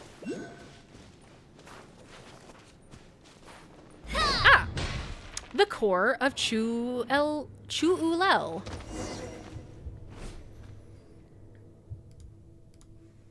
I'm snoozing that ad break. Ooh. Oh. Huh. Oh god, that's beating like a heart, isn't it? Ugh, the exterior's been corroded by the abyss. Looks like it might fall off any time. Is this what Coco was pointing at? And we don't know what's inside either, though Paimon's pretty sure it's not the altar. Rigid logic won't get us anywhere. Yeah, who says a pulsating orb can't be an altar? Paimon gets it now. Coco didn't want to come in because of the abyss. Anyway, let's get rid of all of this filth first. Don't we need Coco to do that?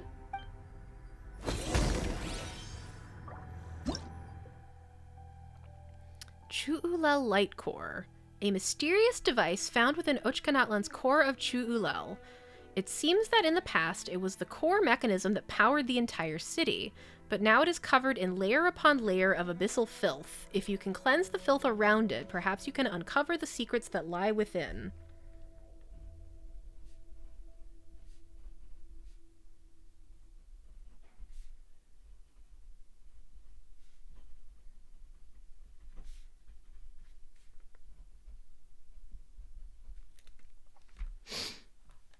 Okay. Radiant pillars.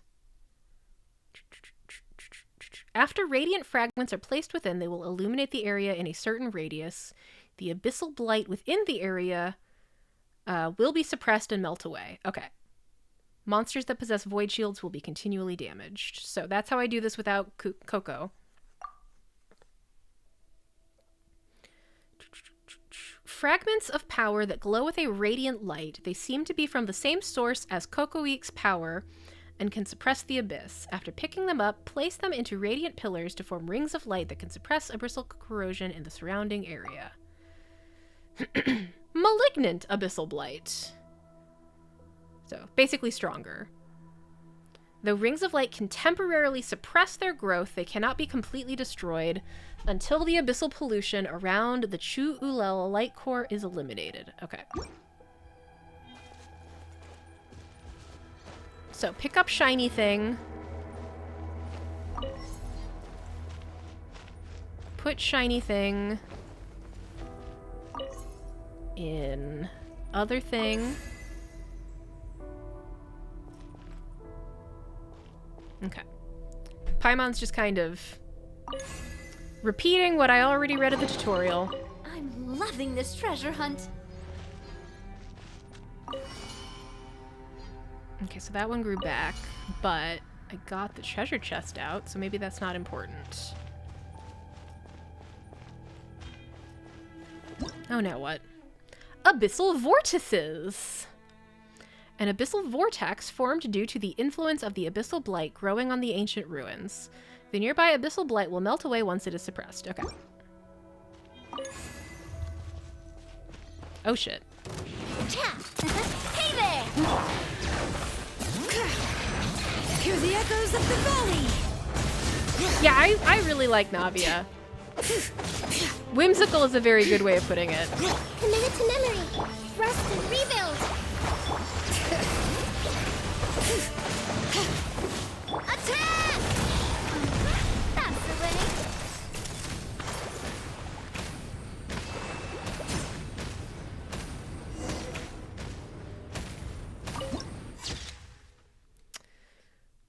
Bloodlines Control Hub. That's an ominous sounding name.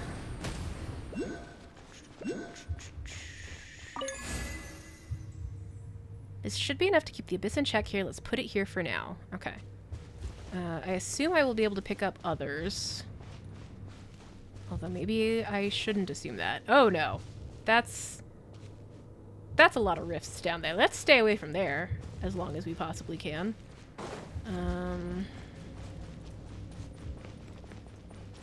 I think if I extract this... Yeah. So that needs to stay there.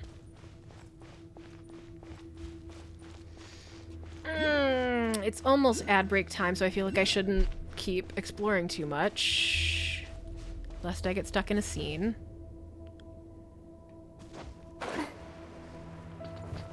Oh, fuck. I don't want to go down there yet.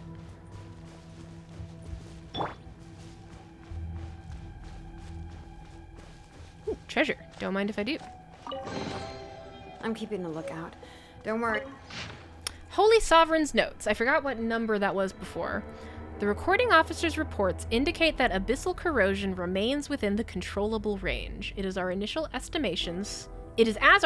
estimations showed.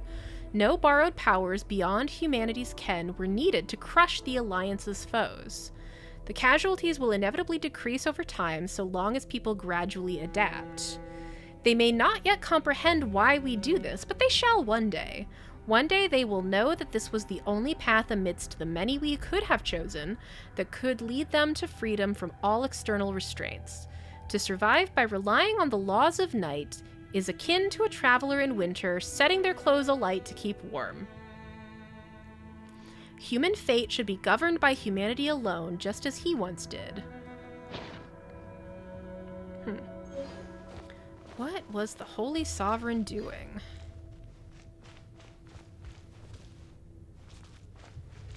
Oh, an orb.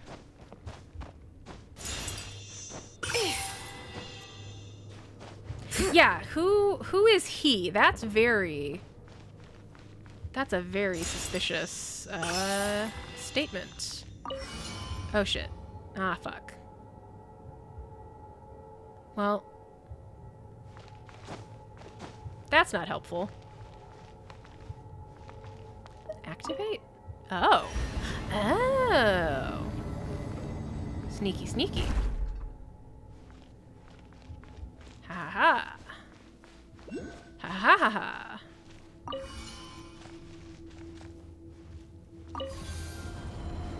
I love how relaxing yet menacing this area music is. Alright, so I got a couple thingies. Where can I put these thingies? Over there, I guess.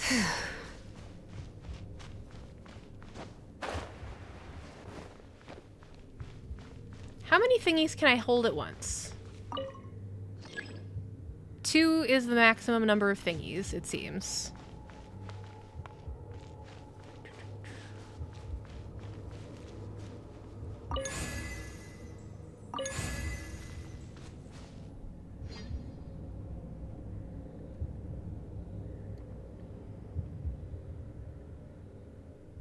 Okay. Huh.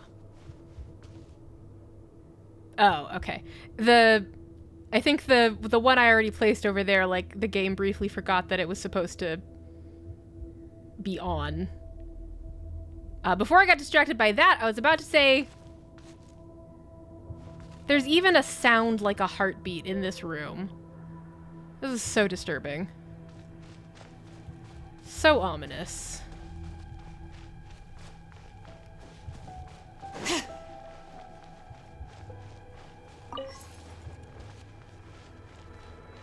Where is this gonna take me?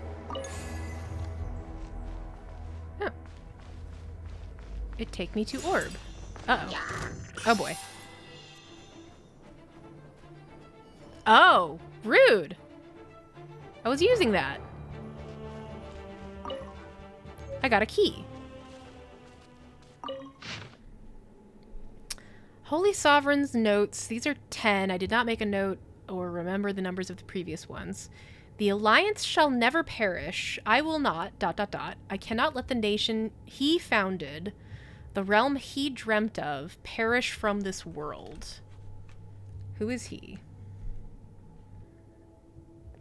So long as the city remains permanently sealed, the abyss cannot break through the walls. No matter how things become outside, here shall the kindling of human hope ever remain. This place is outside of time. This place is separated. It's in its own little time bubble. I'm so sure of that.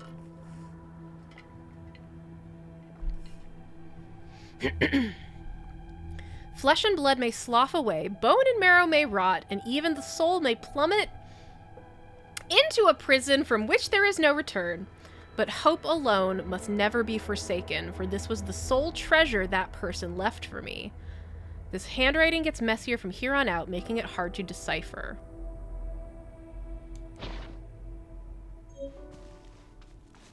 Well, that's chill.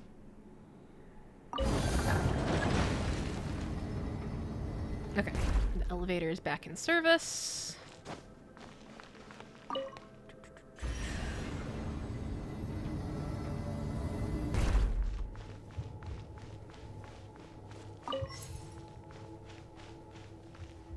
Am I done with this? Oh, it's broken. I can't use it anymore. Well, luckily, I think I was done with it.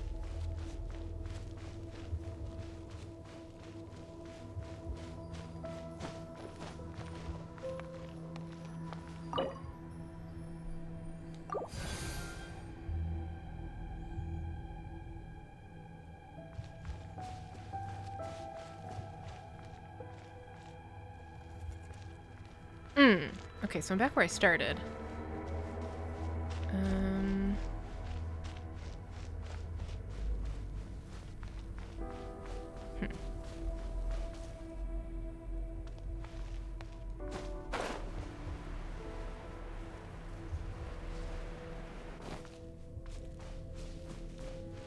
A little bit turned around.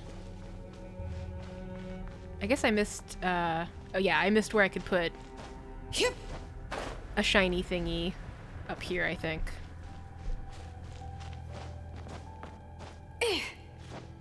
I already forgot what these are called. Shiny thingy is concise enough. I need another one.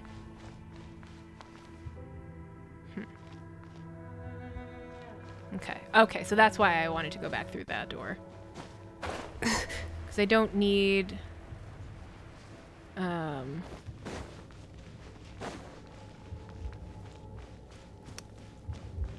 don't need to leave the thingy where it is to keep that gate accessible. Because I have this gate now. Haha. It's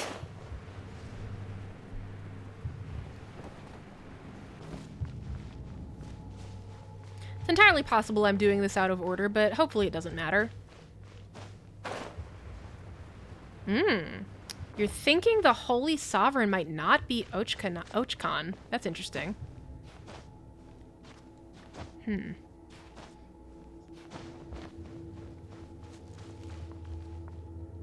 There we go. Done clearing up the filth. Now, hopefully nothing bad will happen. Oh no. I think something bad is happening. I'm sure that's fine. Did it drop down? Let's go take a look. Paimon sure hopes nothing's broken. I'm sure it's fine. See? It's totally fine. No problems whatsoever. Certainly nothing to be worried about down here. Oh no, abyssal creatures. Ah shit, ah shit, ah shit. Ah shit. It's got a health meter. Let the mountain's veins boil! Hey there! Quit it. Battle. Rest and coming at ya!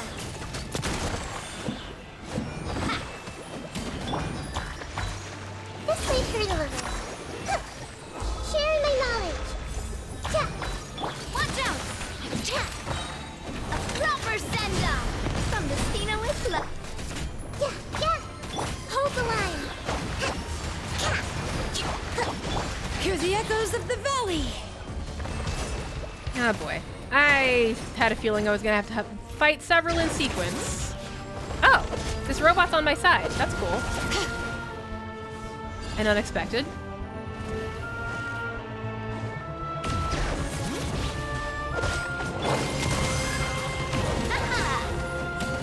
Allow me. Billowing surge.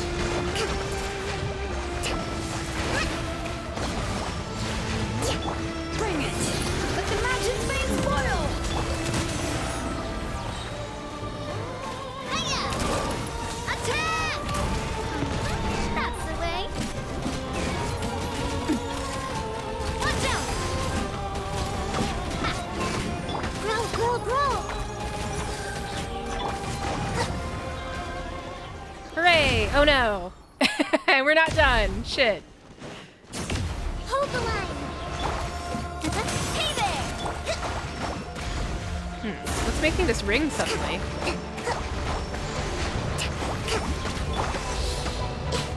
Everyone hold hands. Oh, okay, what's happening? Shit. Also, the tooltip about the Mare Javari I didn't get a chance to read. Like, why is that popping up all of a sudden? Phew, it's finally over.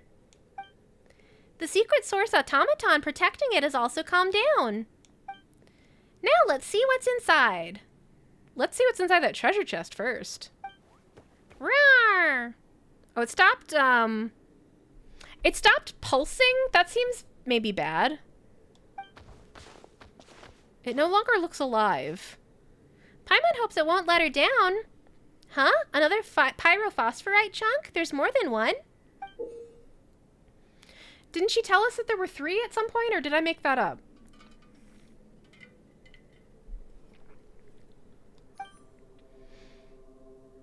Wait, the woven scrolls wrapped around it look familiar. They're just like the notes we found in the tower outside the ruins. Rawr, rawr. That's pretty strange. Don't you think so too, Lil'Brudder? Girl, what's written on them? Oh boy. A nameless adventurer's notes. Oh, Paimon said 3. Okay. Yeah, that's fair.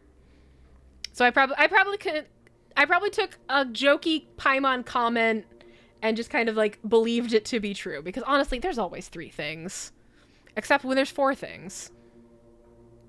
Month unknown, day unknown, weather rainy. Unbelievable. I ended up being attacked by the dragon after all, but maybe I should be thanking it. After all, I wouldn't have stumbled upon this place without it. The core of Chu-Ulel. It seems like it was once the heart of the entire city. I heard a member of the tribe speaking about it before, how in ancient times the sacred lord once transformed himself into the heart of the dragon city, but I never expected the meaning to be so literal. Unlike those I've encountered elsewhere, the secret source automatons here seem to be able to understand speech. Did the sacred lord make them in order to protect himself? Also, is the sacred lord and the holy sovereign the same person or different? Anyway, at least I don't have to worry about monsters coming after me for now. I can't believe it actually worked. I used the pyrophosphorite on my body to awaken the dragon spirit slumbering within the heart of the machine. But is this little guy really a dragon spirit? It's so small and absolutely adorable. And it's green like a chunk of turquoise, so I think I'll call it Cocoique. Oh.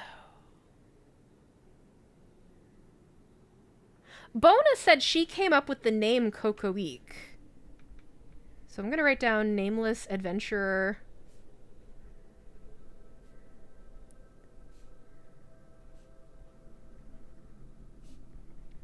Nameless adventurer's notes may be Bona's.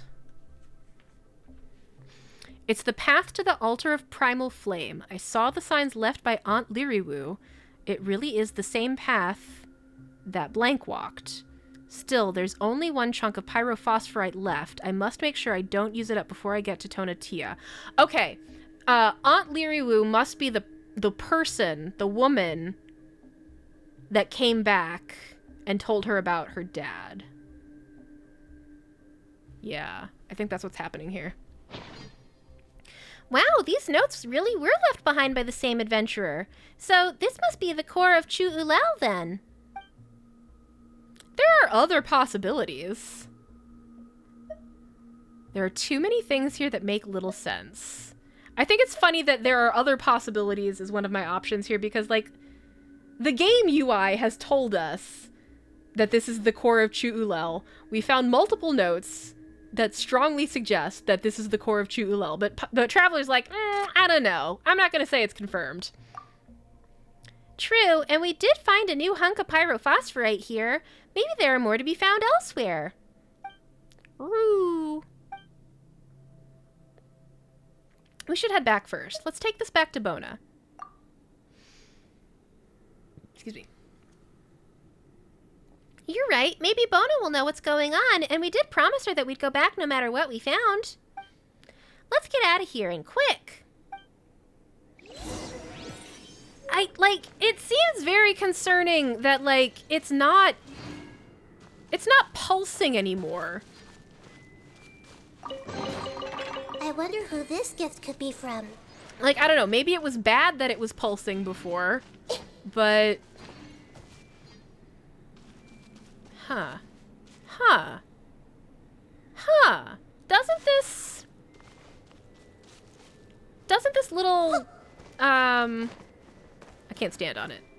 This little chunk here kind of reminds me of those, the things in Natlan. Not Fontaine. Right, it got broke, but we don't seem concerned that it got broke. Doesn't that seem like a possible issue of concern? Anyway, this thing here, it looks like those doohickeys in Fontaine, where you take the 3 hydro particles and they create an orb, and then you can put it in a pedestal and it, like, activates a ring around it. Doesn't it kind of look like that? Yeah. I fell from pretty high up. I think I would be more concerned if it wasn't broke. That is entirely fair. Like, I don't know. For some reason, as ominous as I thought the heartbeat sound effect was, I find it more ominous that the heartbeat sound has stopped.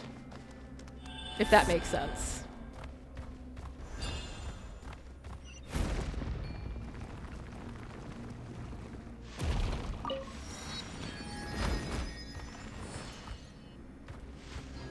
I'm not really sure where I'm supposed to go.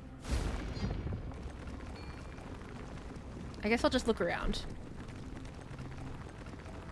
For example, what's all this? Oh, right. Shit. Sometimes I forget that Saurians can't glide. That looks promising. Shit, shit, shit, shit.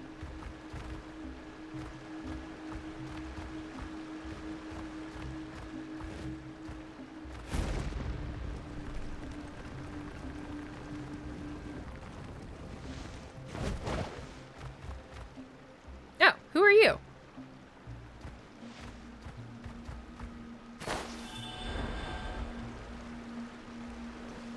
Sup, Quentin? Are you normal? Ah, this place. Few visit it. After all, it's dangerous here.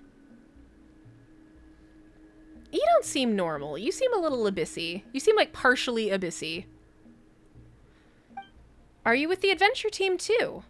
They say the shadow of a black serpent has descended from the Tonatia. You should be careful.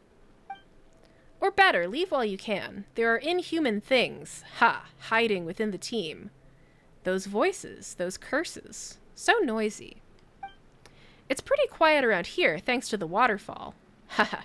The roar of the falls drowns out everything else, so you can't hear a thing. Alright, well... have a nice day.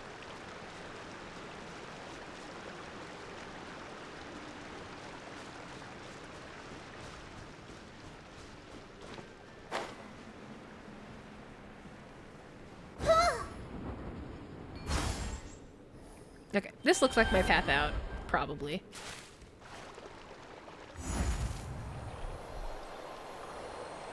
Whee!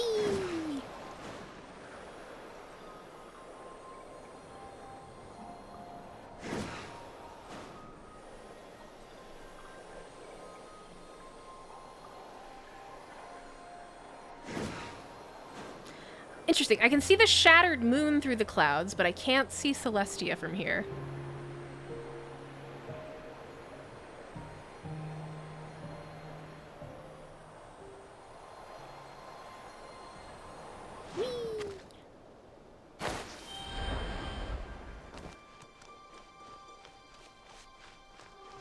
Totally normal interaction. Nothing at all weird about talking to that guy.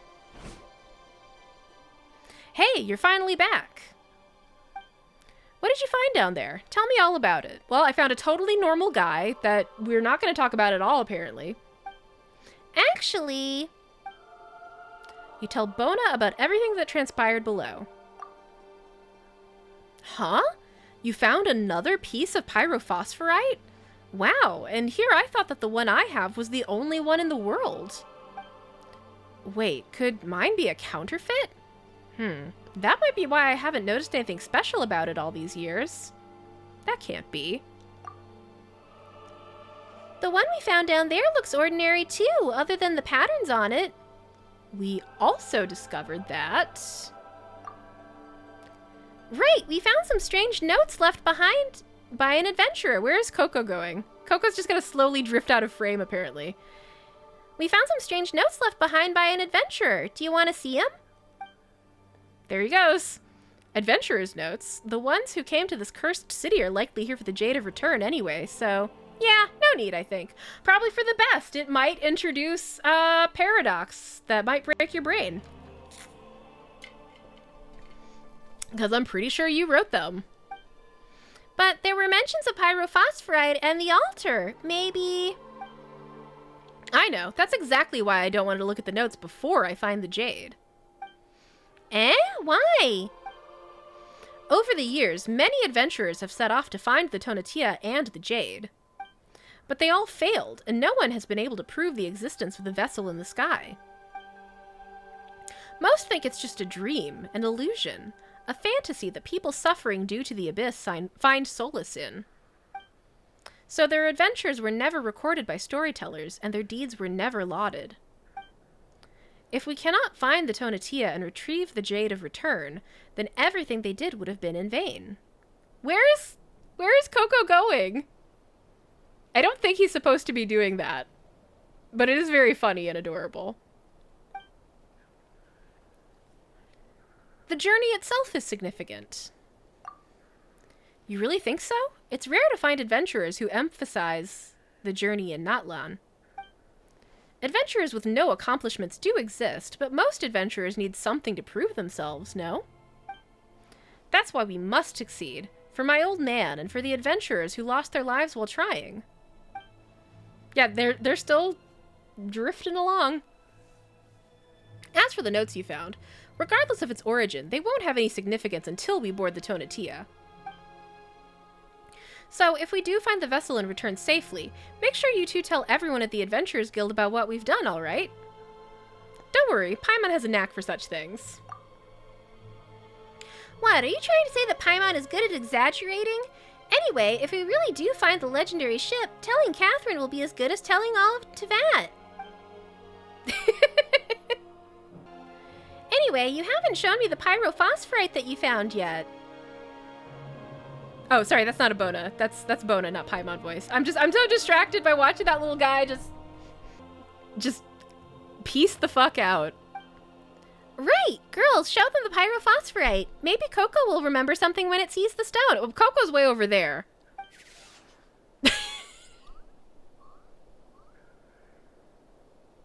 This is so funny, and yet it's also a little bit sad because I'm missing out on Coco being cute right now. Kulu! Lil'Brudder said Roo-rar. Well, what's going on? The light, it stings. Gee, Kucheep? Says Coco-eek, throwing their voice from across the room. Huh? Coco suddenly looks invigorated. Looks like firing the super awesome sauce laser shouldn't be a problem. Okay, pyrophosphorites contain energy as well. Yeah, it's the same as what happened with those energy scraps from before. And Coco, in turn, uses the energy stored within to fight the abyss. Rawr, rawr! Girl, look! Okay, I thought the mural looked different. Like, I saw a brief glimpse of it, and then it cut away before I had a chance to really take it in. What's happening? The mural looks different now. Quite different. Shit. We've seen this in another previous mural. The dragon, it trenches itself above the city. Isn't that the big black dragon on the mural in the ruins where we first got the first golden entreaty? But in this painting, it looks like the black dragon is the master of this place. Cheap. Coo. Oh, he's back. Coco, what is it? Do you know anything about this mural? Yee! Huh, the light's pointing toward the sky this time. Cuckoo? Right, this is it. The altar of primal flame must be in that direction at the highest point of the ancient city. Are you sure? Paimon gets worried whenever you sound so confident about something. Just trust me once more, would ya? I have a good feeling about this. Is that what we're relying on nowadays? Well, not that we have anything else to trust in, so let's get up there.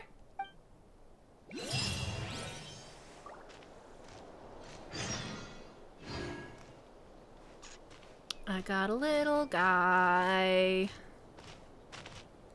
Okay. I think I'm supposed to be a bird now. Aw, I don't have a little guy friend with me when I'm a bird, unfortunately.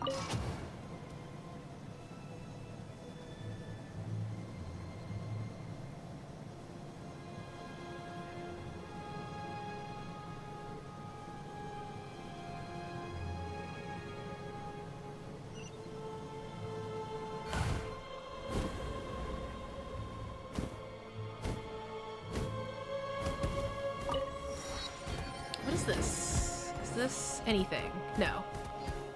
It's broken, so it's not interactive.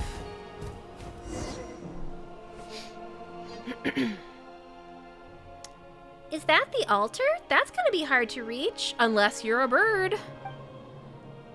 We can fly just fine, but how about Lil'Brudder and Bona?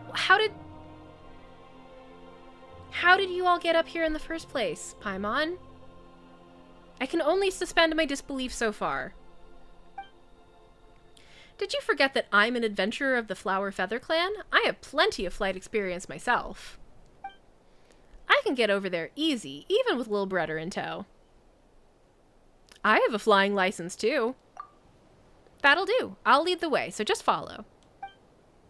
This feels like it gets super dangerous, and we can't know what might happen, so hold on tight, Lil'Brudder.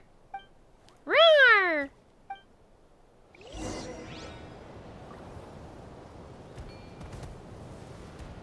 Whee!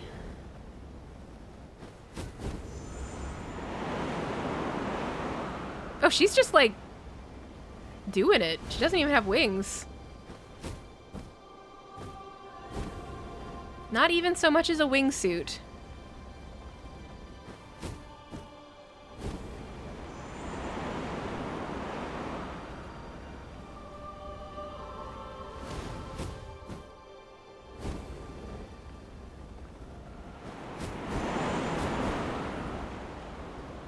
Her lack of animation is hilarious. You are very correct.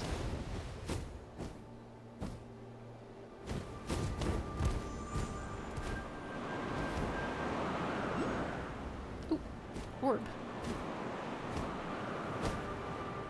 Give me that orb. There we go. I lost track of her. Where'd she go?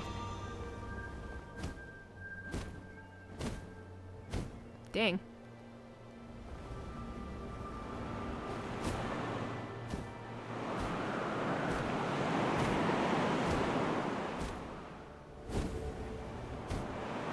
There she is.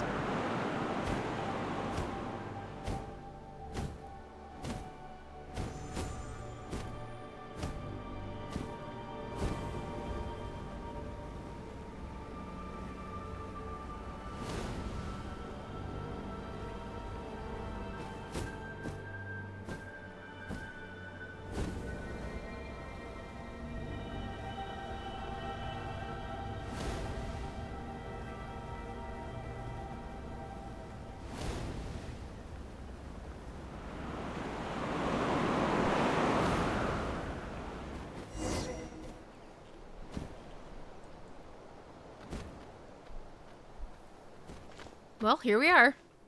Wow, Bona, that was super quick. We almost couldn't keep up back there. Ha! Sorry. I just couldn't help myself after seeing the altar of primal flame just up ahead. So, all we gotta do is use this altar and we can go to the Tonatia, right? But even if a huge wind current were to lift us off the ground, who knows how long we'd have to fly before we get up there? Just thinking about it is getting Paimon all worried. Don't be scared, Paimon. How exciting! It's exciting. Don't be scared. Right? Paimon's getting super excited too. No real adventurers would want to miss out on a challenge like this. Anyway, so we're gonna offer pyrophosphorite on the altar, right? But, we've got 2 of them rocks on our hands, so let's put them both up there just to be safe.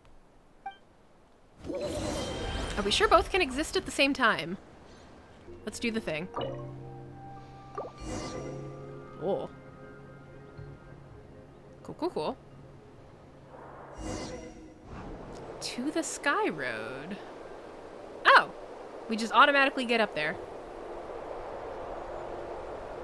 Whoa, we really are flying. Huh? The wind's pretty nice, huh? Oh, that's a hee-hee, excuse me.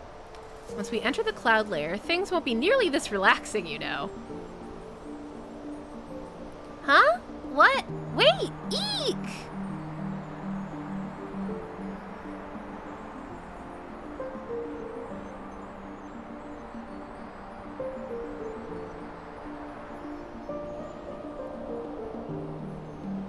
Wow, Paimon's all dizzy. But She's finally getting a bit more used to it, just like Bona said would happen. Oh, hello. Where are we going? Are we going into the light? Where's Bona? Bona! Suddenly this feels like the end of Journey.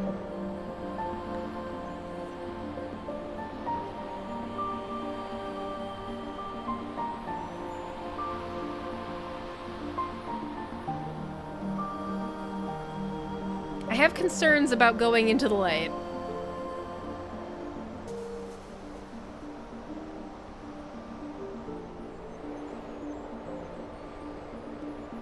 Oh. Oh, fuck. Oh, this is great. This is a great environment. We're alive! Sure feels great to step on solid ground again. But you float, and the ground doesn't look too solid either.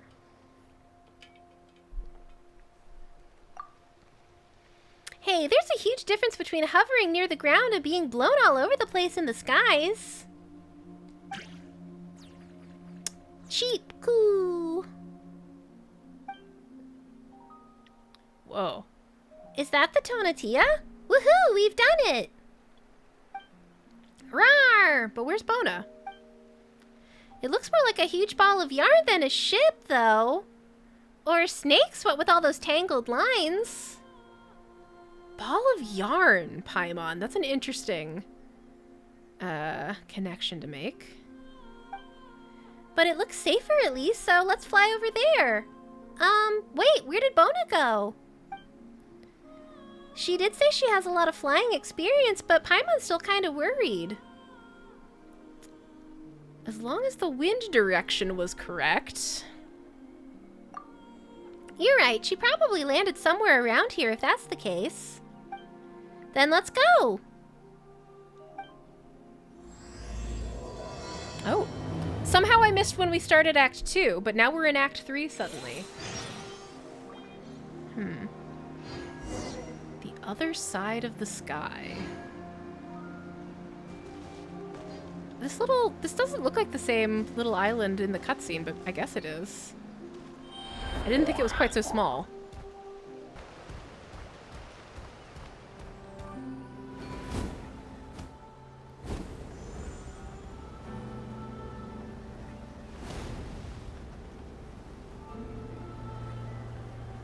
This looks very cool, but also a little ominous. I feel like I've said that multiple times tonight. There's another one of those automaton chunks. What is this? Crackling Mysterious Firestone. A mysterious, constantly burning firestone that contains the power of the primal flame. Even those who fear not fire should not touch it lightly. Only those with the Flame Lord's blessing can pick it up, like our friend Lil'Brudder. If you can find a way to pick up enough firestones and throw them into the altar of primal flame, perhaps something will happen. Perhaps indeed. What's this? It looks like pyrophosphorite, but it's all shiny and flamey and stuff. Sure looks more powerful than the one Bona has. Could this be pyrophosphorite's original form? Also, what happened to Coco? Ouch! It's burning hot! Did you not read the tutorial, girl? Don't just touch whatever you find, girl. Oh, hey! The pot's calling the kettle black. Rawr, rawr! What is it, Lil'Brudder? Do you know something about this? Well, Lil'Brudder, it's finally your time to shine, huh? Aw, it's a little accessory. Guess we'll let you handle any hot and sizzling treasures from now on. Yee, rawr! Hey, over here! Look, it's Bona! How did she get there? Did she land? Anyway, let's get over there first.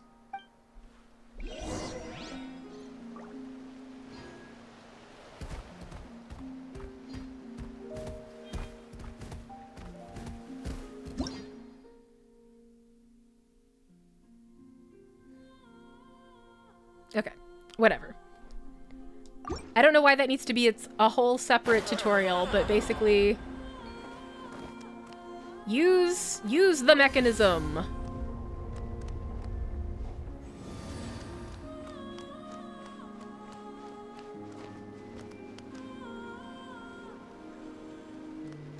What are you waiting for, Lil'Brudder?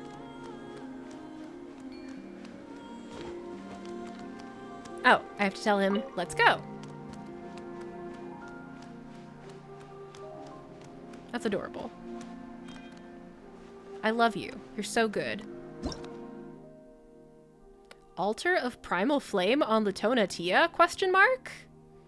A mysterious mechanism aboard the Tonatia that seems similar to the Altar of Primal Flame in Natlan, atop which an eternal flame burns.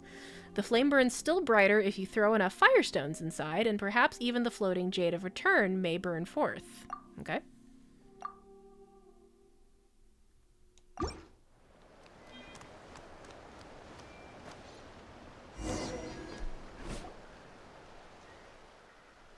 There you are, girl. Paimon, Lil'Brudder. Hey there, Bona. Paimon's glad to see you're okay. Have they not noticed that Coco is gone? Roar! Oh, worried about me, Paimon? Don't worry. I'm the ace adventurer of the Flowerfeather clan. It'll take a lot more to bring down someone like me.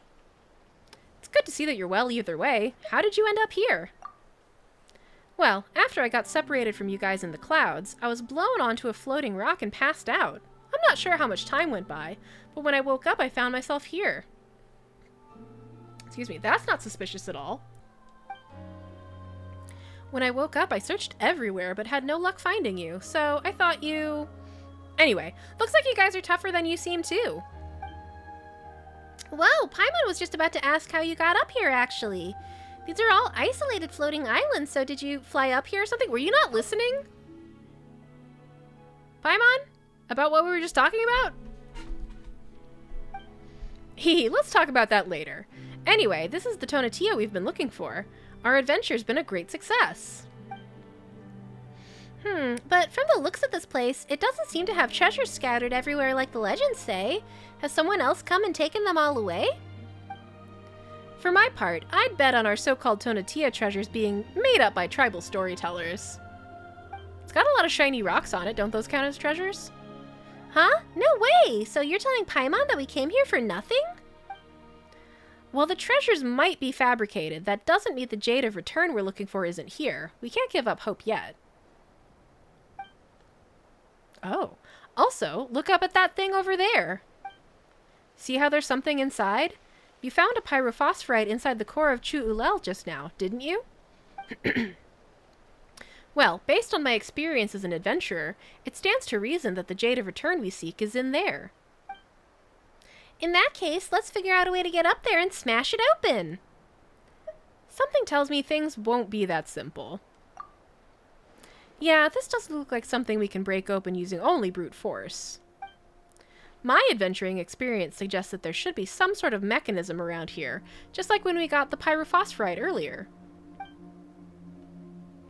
Speaking of mechanisms, this must be it right here. It looks exactly like the Altar of Primal Flame we saw earlier. What a coincidence. Wait, this can't be a coincidence. This must be some sort of clue. If it's a clue, maybe we should try using the pyrophosphorite to... hang on. We don't have any left, do we? Lil'Brudder's carrying one right now. Oh yeah, we stumbled upon this on our way here. This must be it.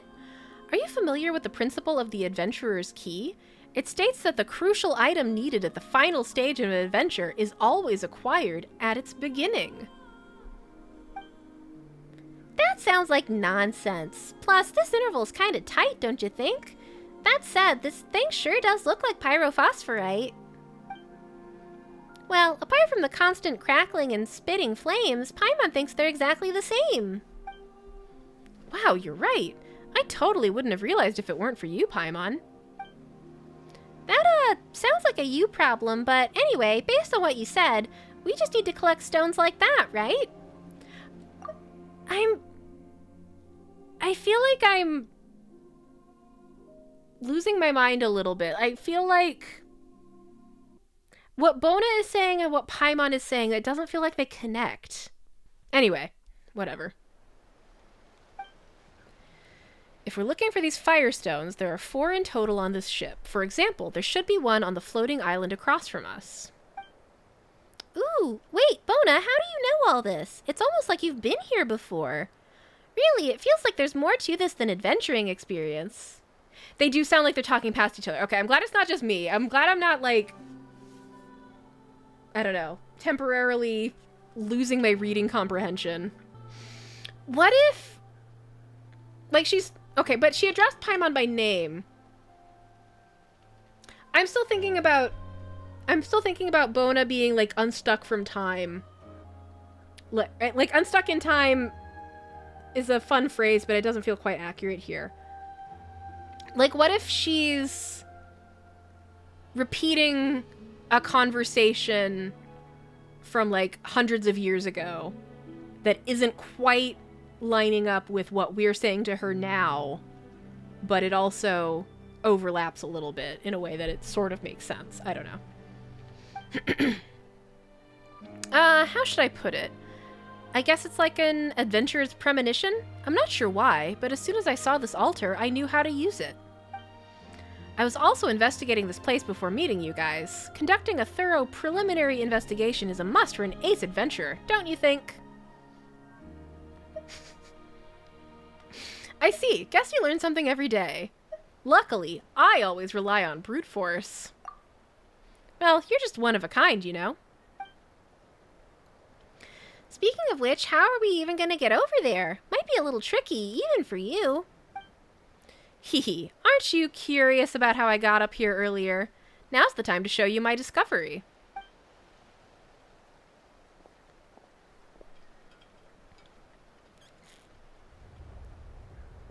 Oh, shit.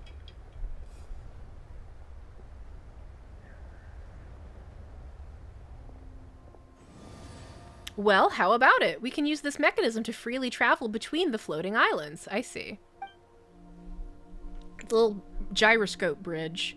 I'm counting on you to find them. Just holler over to me if you cross over to another floating island and can't get back here. All right, and we'll leave the job of holding the firestones up to you, Lil'Brudder. Let's go. Roar! So we found one, and that's a great start. First step's always the hardest, as they say. Things should go more smoothly from here on out. Anyway, I'll be counting on you to find those firestones. Just holler if you need anything. We were also separated from Bona for a period of time, when we were flying through the clouds to get up here. Which I find mildly suspicious, but I can't really explain why.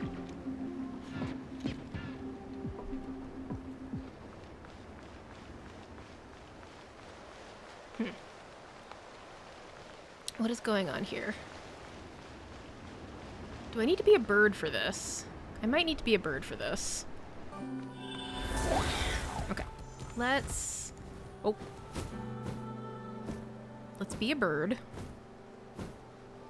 Well, if I was gonna be a bird, does rotating the bridge even really matter? Yeah, like, this is supposed to move somehow, but how do I do that?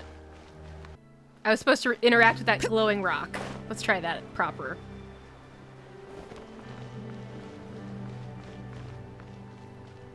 Wait, so that rotates the mechanism. I don't think I want to rotate it, though.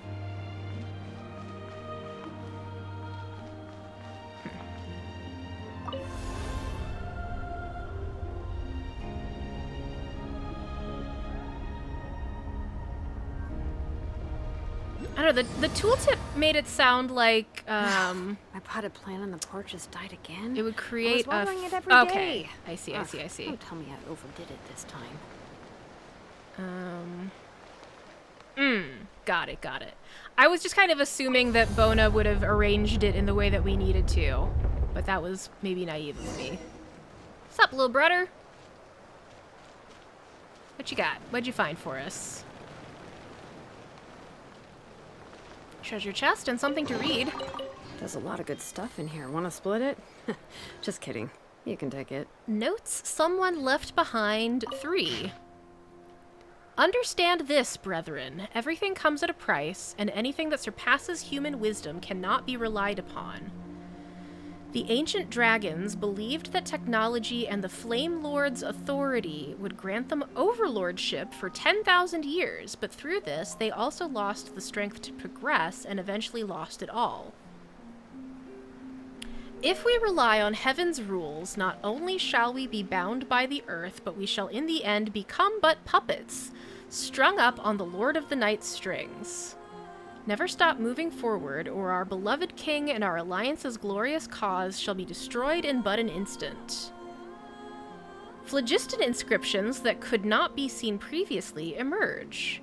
I saw in those dark bedeviled skies the stallions that raced amidst the true stars, and then I at last understood that all empires, no matter how great, will eventually become barriers in the way of living beings and their continued evolution. Only... ... Interesting. Oh, sorry to keep you waiting, Lil'Brudder.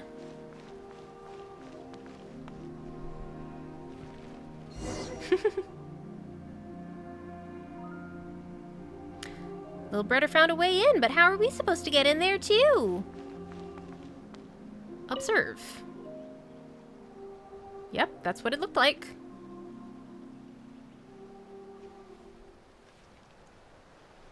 I mean, do we need to get back in there? Can he not tunnel? What does this do? Start. Oh. Interesting.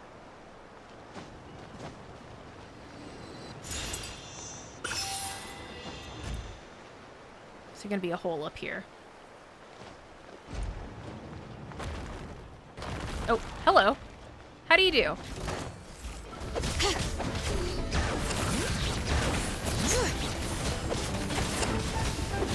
Letting brave names echo!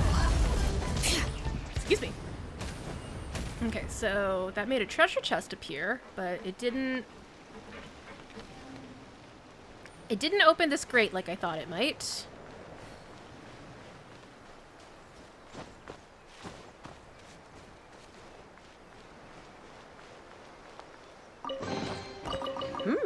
These should be worth something. Go on, take it. Oh, notes someone left behind 4. I wonder where 1 and 2 are. You must believe, brethren. The great Pyral Archon Shibalanke's light guides us, and our victory is inevitable. Listen not to the chaotic rumors spread by tale-tellers in the wilderness, and heed neither the words of false gods nor the rebellion of the golden-eyed. You know who has golden eyes? Is the Traveler and their sibling. The only one we should worship is him, for he is the one true king who is of humanity, the one true human god. The true god shall never die, glory eternal. If he shall never die, in what way is he the human god? Also, why do you have human in scare quotes there? What is this doing? Aha!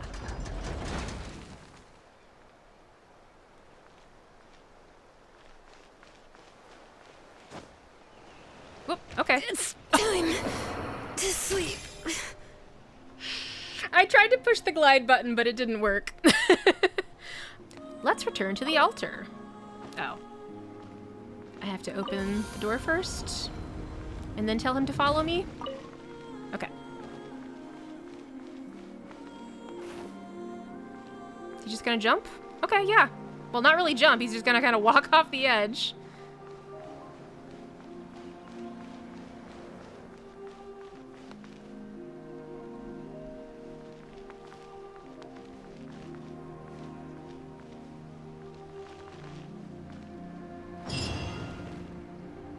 All right.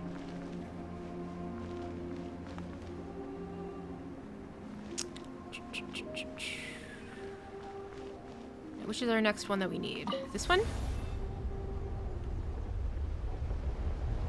Possibly?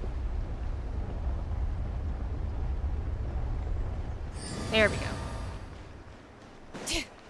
Okay, so they need to actually line up. I understand now how all this works.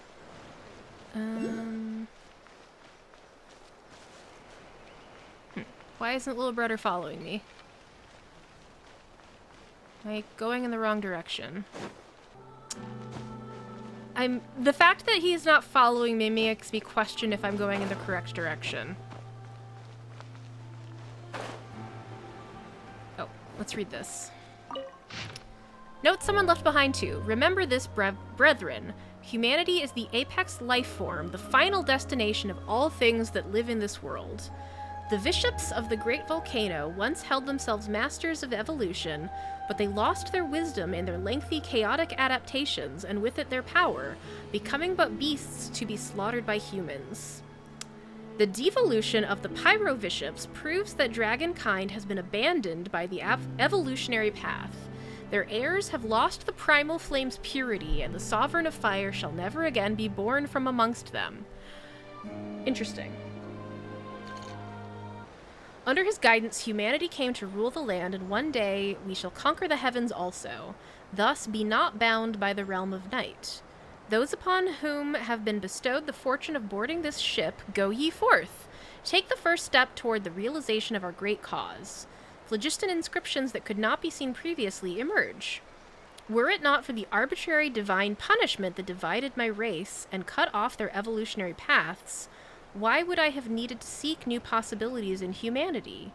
O humanity, you who were created, you will never understand, for you are but one stage in this evolution. So these phlogiston inscriptions are starting to feel like notes that somebody else, like annotations that somebody else is leaving on these notes. Oh yeah, I don't know if I noticed or observed out loud before that this apparatus looks very similar to the shape that was around the core of Chulel.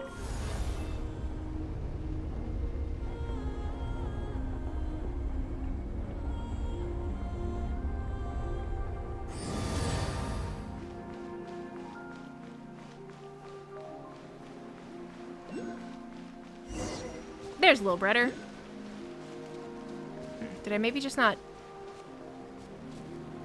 go far enough? I can't tell if it matters. Oh, okay. Oh. I came across a tooltip for these, tutorial for these tractor beam thingies. Secret Source Sentinels. I have not actually interacted with one myself yet. Most of the inscriptions on the stone tablet have been erased, rendering them almost unreadable. Also, this is note someone left behind 5. The highest, greatest, brightest, ... made a pact with thee, ... of the silver dragon. The shattered gold seal is proof of the oath. I cannot recall if silver dragon has been mentioned before.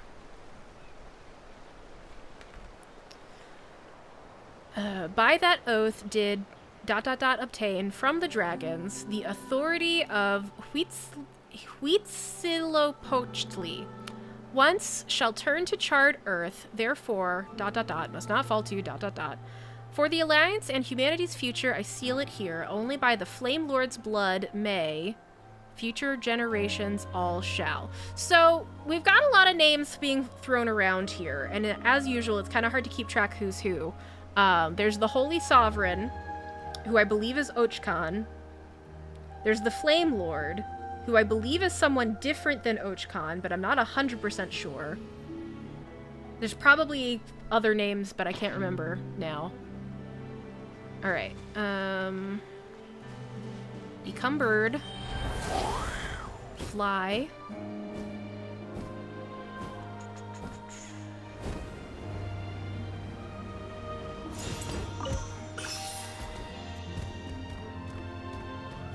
Activate. Whoa. I wanted to go up, though. Okay, where's that?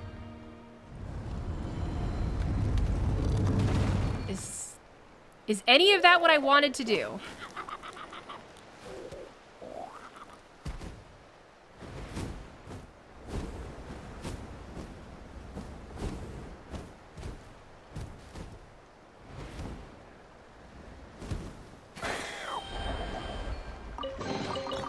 There's a lot of good stuff in here. Want to split it?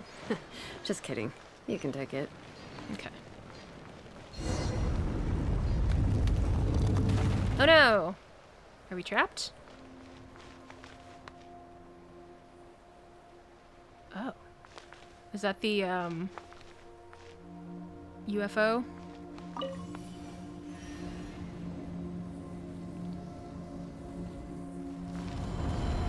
Okay. Well, let's return to the altar, I guess. Oh, fuck. I wasn't looking. What happened? Where did Lil'Brudder go? Okay. Here's the first of our notes someone left behind. Know this, brethren. Not once has the sage ever cared about humanity's survival. That's right, there's the Sage of the Stolen Flame. So as far as I know, these are 3 distinct individuals. Ochkan, who I think is the Holy Sovereign. The Sage of the Stolen Flame, whose name, if I'm not seeing it written out in front of me, I cannot remember how to pronounce it. The guy with 3 names, the Sage of the Stolen Flame, we'll just call him that. And then the Flame Lord, who I think is a 3rd person.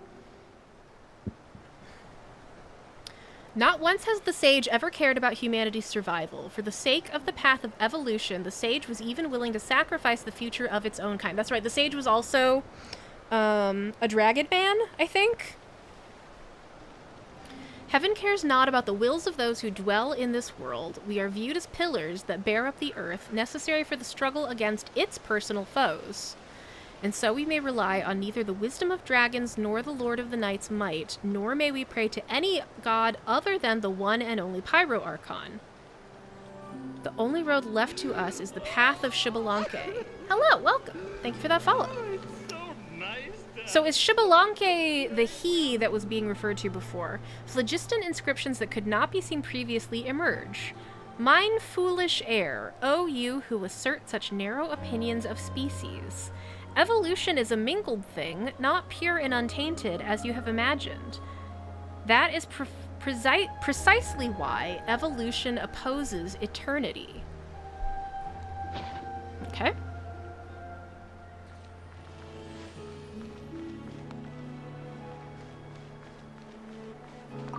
Whoop.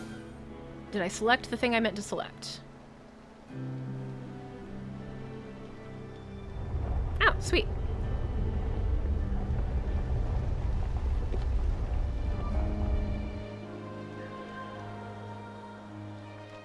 Let's return to the altar.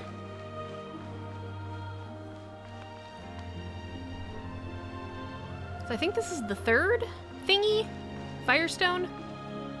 Firestone just makes me think of tires.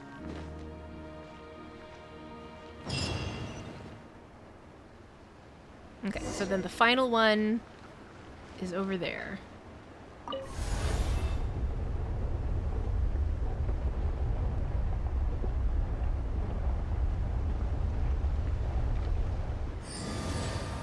That's not what I wanted to do.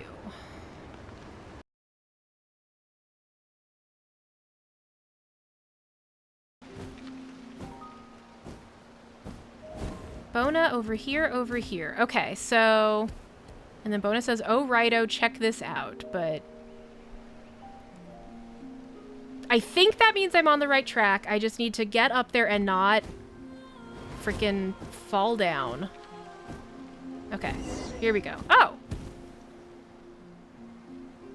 Okay. I thought Lil'Brudder needed the bridge to get across, but never mind. Also, we've got a damaged mural.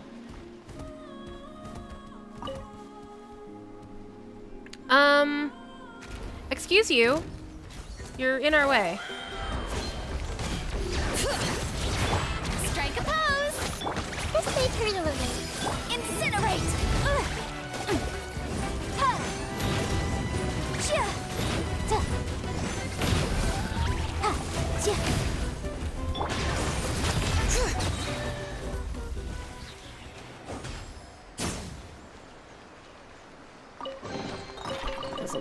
stuff in here. Want to split it? Just kidding. You can take it. Aw. Are you hiding, Lil'Brudder? Okay.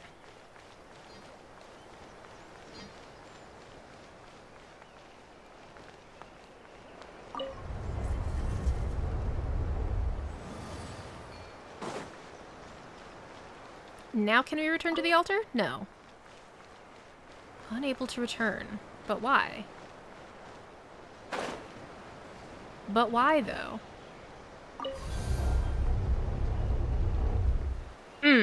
Okay, so I need to do that. It's a very puzzly-ass puzzle.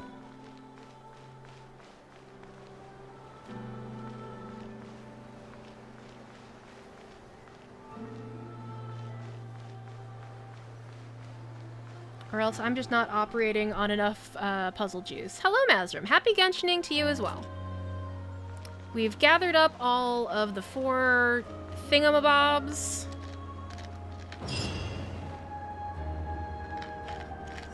Now we're going to begin an offering, apparently. Begin the altar offering. What does Bona have to say? Now all we've got to do is make that offering and ... Okay, I was hoping she would remind us a little bit about what the offering is for.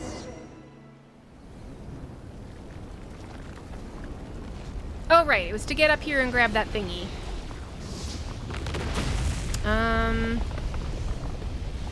Is that good?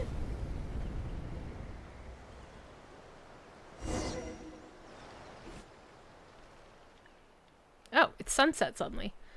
Woohoo, we did it! Still, this is a rather familiar iridescent inscription. Is this the famous Jade of Return, then? Oh, wait a second. Isn't this the Golden Entreaty? It's the same as the one we got at the stone tablet back then. Roo, rawr! Wow, that really is the case. You're only realizing this now? Really? Why didn't you just tell Paimon if you already knew?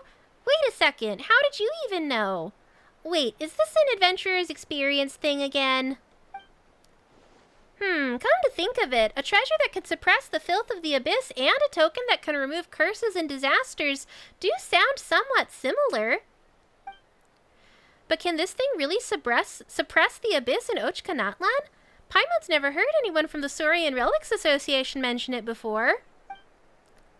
And since the Jade of Return is just a golden entreaty, could that be why the evil dragon has been targeting us? Phew, so it wasn't because of it was eyeing the blazed meat stew Paimon had this morning. Looks like it really was foreshadowing. But Bona probably doesn't know about the golden entreaty yet. Hey, Bona? Something's not right. I'm sure I've been here before. The Tonatia and the Jade of Return. Oh no, is she realizing that she's unstuck in time?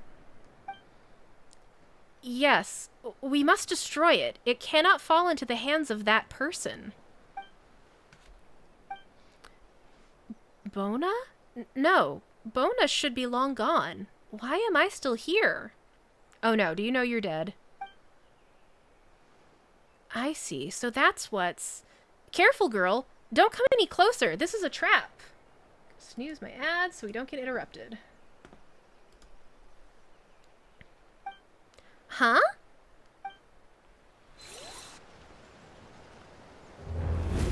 Oh boy. Here come dragon. Oh no! The dragon took our thingy.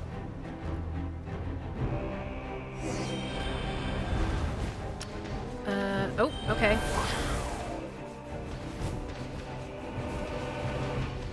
Ah, okay, so Kokoik is shooting light at it, and I guess we're supposed to follow it. To what end, I'm not really sure.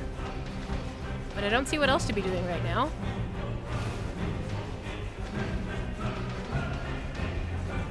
Like, if I can do damage to it, I don't think I know how.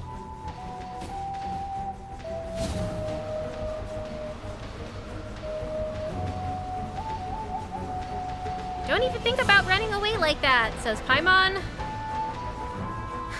Cheap, cheap.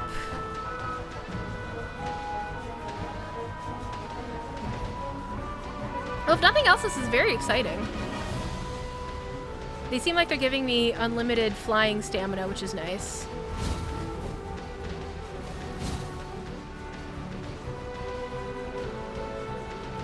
Oh. Oh boy.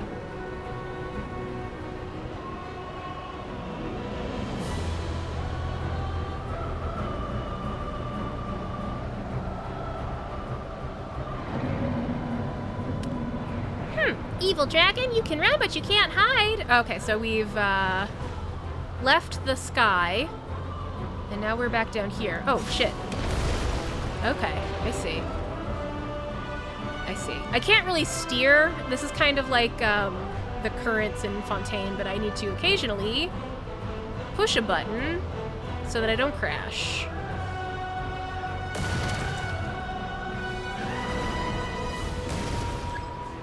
About to switch to flying mode. Oh, thank you. They let me know that I need to control things now. We're making a bunch of holes everywhere. Oh, hey, it's that guy.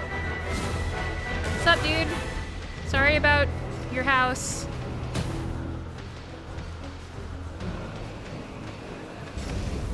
Whoa, watch out, girl. What am I watching out for? Sheep. He is fast.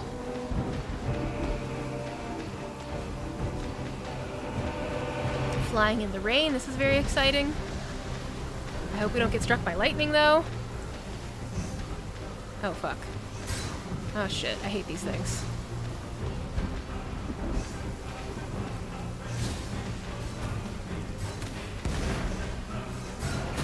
Fuck. Rude. How dare you shoot me with fireballs?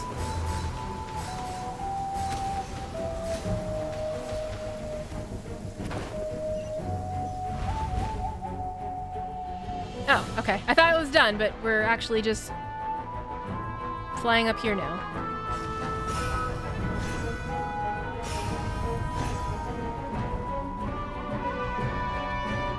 Press circle to not crash. Press circle to catch up. Did I do it right? I don't know if I did it right.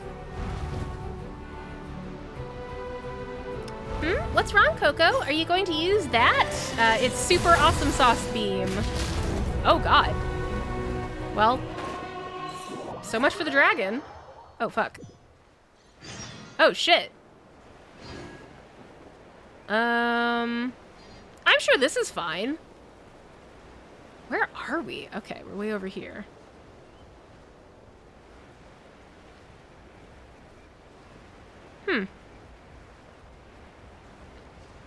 Interesting. It's very gray in the impact crater.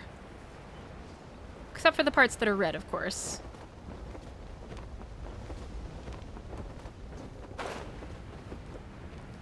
Ooh.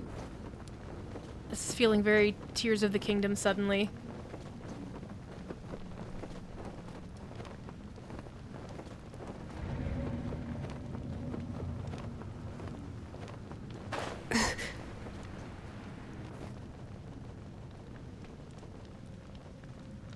Is that ground or is that more hole? I can't really tell.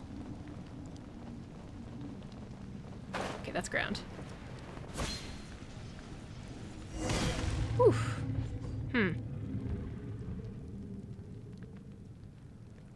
Well, I'm sure this is all fine. It's very dark in here. I don't like it. It's certainly enhancing the atmosphere, how like dark and difficult to see it is. And then of course there's the dragon noises. Ooh. Nursery of Nightmares. Oh, that sounds delightful. Can't wait.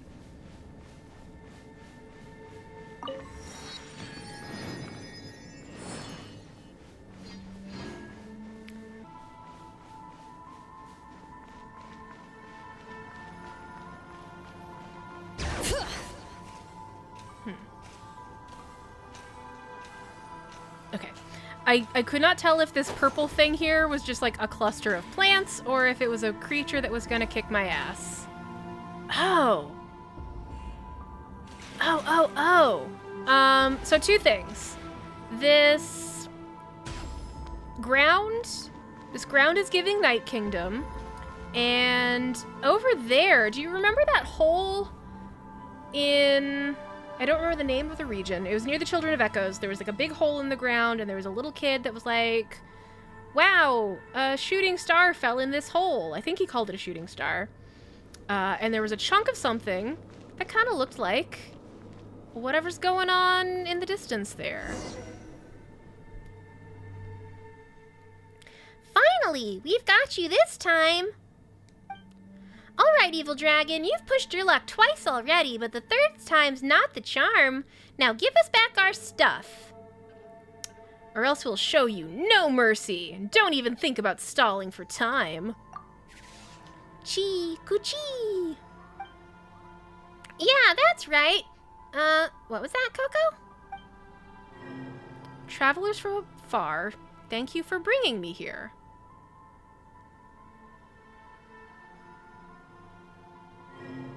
O lost king, the cruel night is about to pass, and the chosen of dragons will bring forth the dawn. Now arise, awaken from your nightmare. Cocoweek, is that you speaking? O lost king, the cruel night is about to pass. Okay, so is the dragon the lost king? Chosen of dragons is me.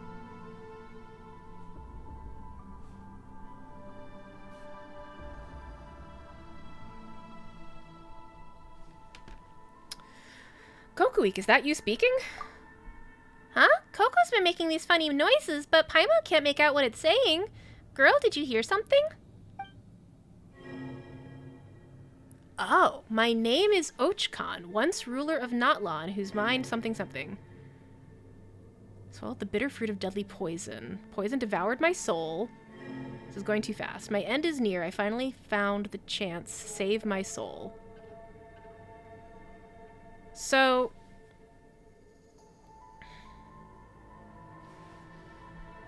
I can't review. I don't know if the words at the top of the screen are like the golden inscription. I don't know if those get put in the review.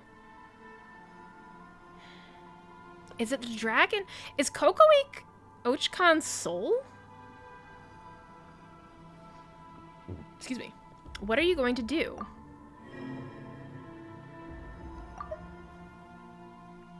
Okay, yeah, the review doesn't have. I shall purge all the poison, and then you will... Hey, what are you doing, Coco? Don't go there.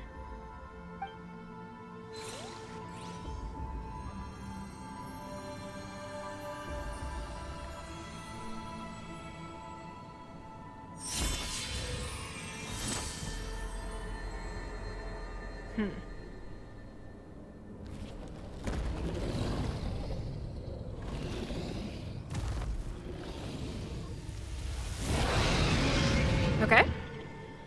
Is that good? Bring it!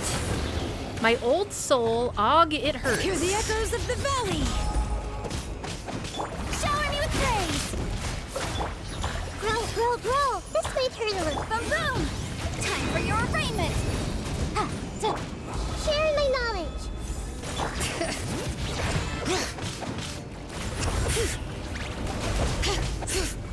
Motion to compel!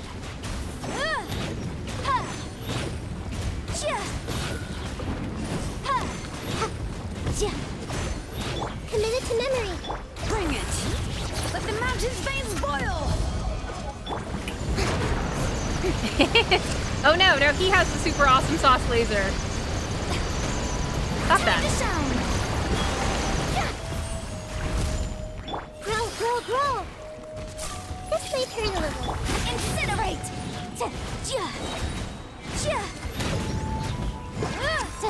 Wrap up the flame!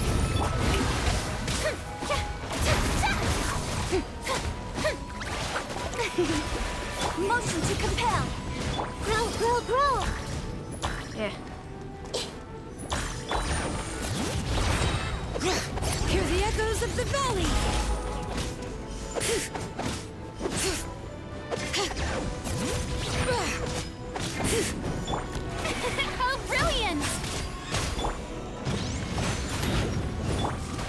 It's a pretty good party. Roll.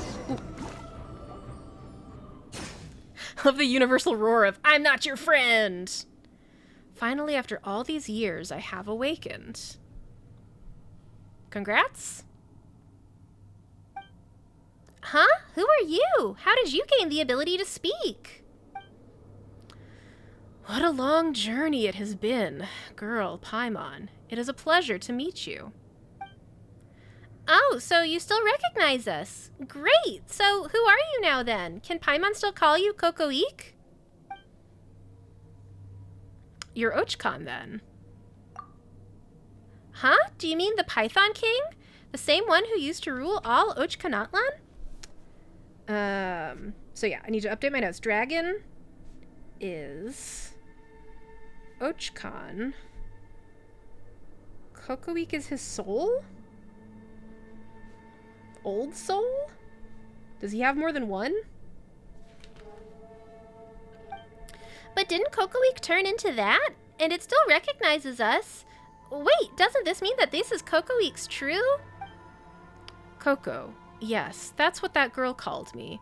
The one who woke me up from the core of Chu'ulel, but I could not save her. Okay. So he's what was inside the embryo? Hundreds of years have passed since then, and at last I finally found my old body. Wait, do you mean that Bona awakened you hundreds of years ago? That can't be. We just came on an adventure here with her. She couldn't have been alive for so long, could she? Truly, I could be mistaken. My present memories are as numerous as they are a mess, and I fear I remember things from before far better than my adventures as Kokoik.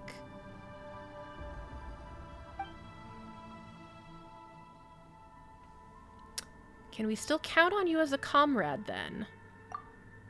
Certainly. That is, if you remain willing to accept me. I once split my mind off to protect the people of Natlan. I never expected my spirit and body to both be swallowed up by the abyss, to be used by that person to commit such a litany of crimes. I wish people would stop talking about that person and just tell me who that is.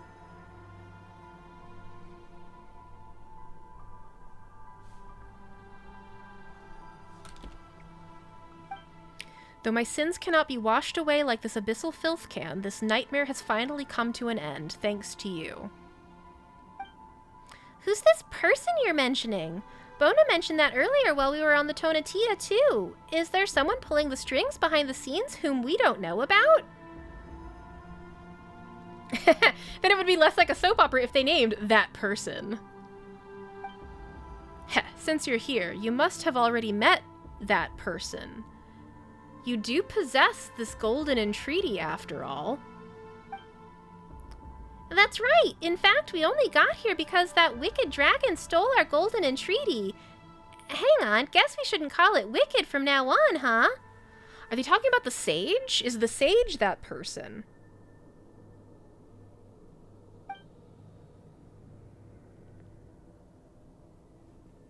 I doubt it cares what you call it. Or, well, out with it, wicked dragon. Why'd you steal our token? What? Seriously, you're so rude. That golden entreaty is very important.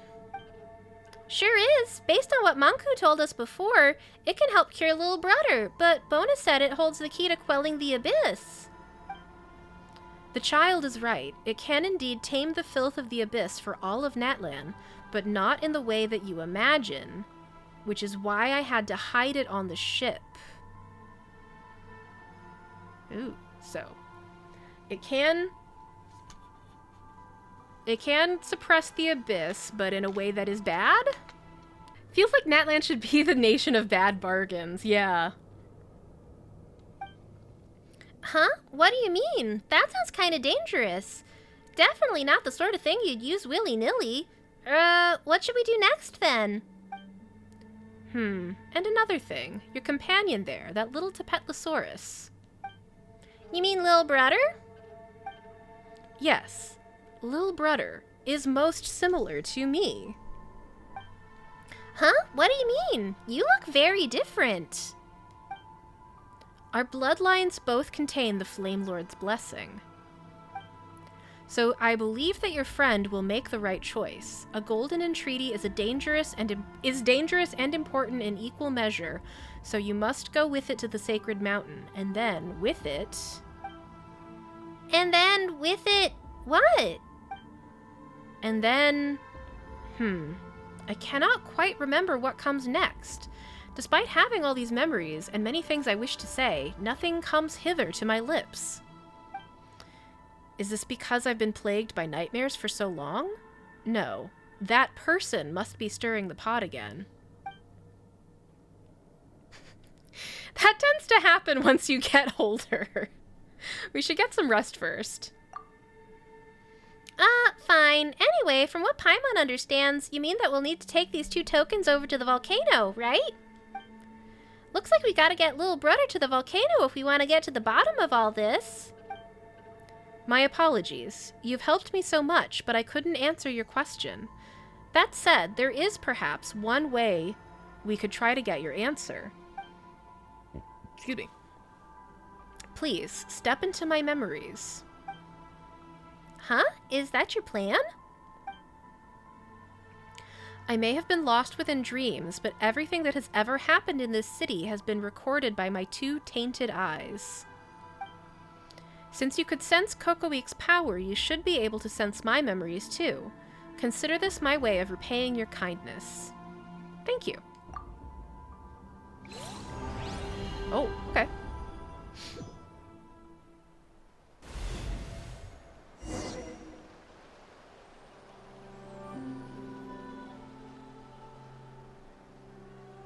Oh. Suddenly first-person view. I guess I'm supposed to walk forward.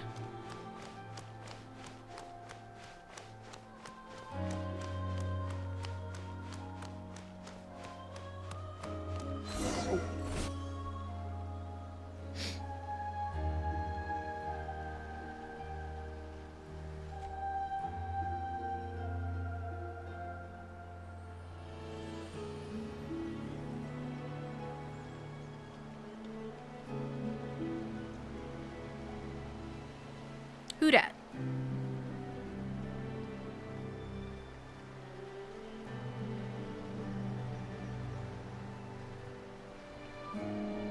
Identify yourselves. Copan. I never thought we'd actually make it this far. This must be the altar of primal flame we were looking for. We can get to the Tonatia through here.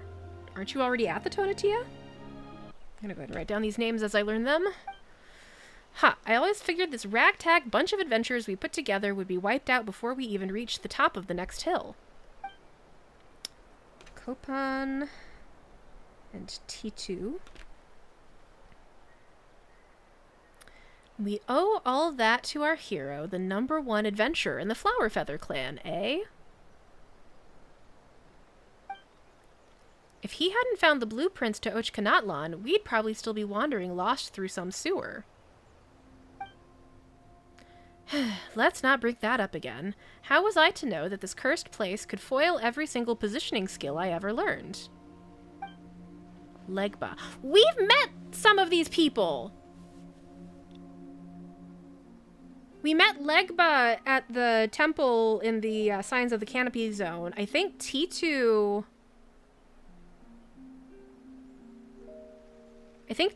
we met in the, I do not remember the name of it. It's near Children of Echoes, and it has all these, like, shiny pillars and stuff. And they're mentioning Liriwu. Liriwu is a name we've heard before, but I'm not 100% sure who she is. By the way, where's our young mystic Liriwu gone off to? I didn't see her when I got up this morning. She might have only joined up with us along the way, but she's come this far, and she's become part of the gang. We can't just leave her in the lurch. You don't have to worry about that at all. That kid's just hiding. You know, being scared and all. Last night, I happened to spy her sneaking out. I thought, well, we've no idea what could happen next, so it might just be safer to let her hide for the time being. I mean, compared to us fellas, she's just a kid with hardly any experience adventuring, so I found a safe tower in which to set her down. When we met, like, I can't remember if I've met Kopan or not. But I'm pretty sure I've met Legba and T2. Does that mean they were ghosts? I do think I never spoke to them with other people around. I'm thinking that we should go find her once everything's finished, of course. That is, if we make it back in one piece, haha. Haha, true. I mean, that device was built by a tyrant who plunged the whole nation into the abyss for his selfish desires. Who knows what further traps await us? Plus, that evil dragon is probably lurking in the shadows somewhere, waiting for just the right moment to ambush us. Gotta stay on guard no matter what. But still, this is all pretty exciting. If the legends about the Jade of Return are true, and we can use it to quell the infernal abyss, then the world can finally take a well-earned rest. 10 years back, when disaster came to Tivat, even the Pyro Archon sacrificed her life for the cause. Okay, these were ghosts. We met ghosts. It would mean so much if we could obtain something that can rid us of this abyss once and for all. I'm not sure we should hold out too much hope here. If the Python King Ochkan had something so powerful, how could the city have fallen into this state?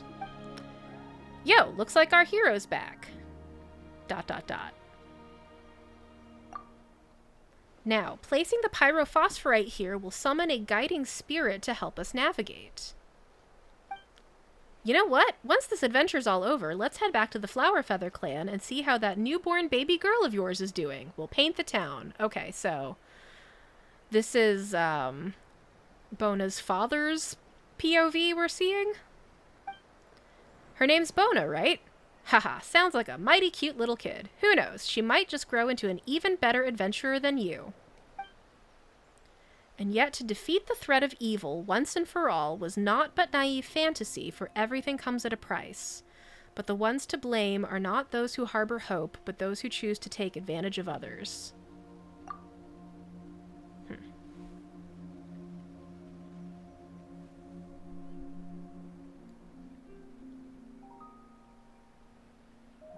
A somewhat strange noise. Must you still wear that laughable mask when you meet with me, Ochkan? The time for you to make a choice has come. You have witnessed for yourself the hatred shown towards you by those you consider your people, your brethren. In their eyes, you are no different from any of the evil dragons who ruled over Natlan. Even now, they cry out for a new Pyro Archon to slay you. They simply have yet to understand. Is that so? If you were to ask me, you are the one whose comprehension fails. Your attempt to create a kingdom for humans alone is but wishful thinking. Whether it be Yohualtekutin, I think that's the Lord of the Night, or the Bishop Kindreds, all have been written into the Accords and stitched inextricably into the fabric of this land. You should have accepted the world you live in long ago.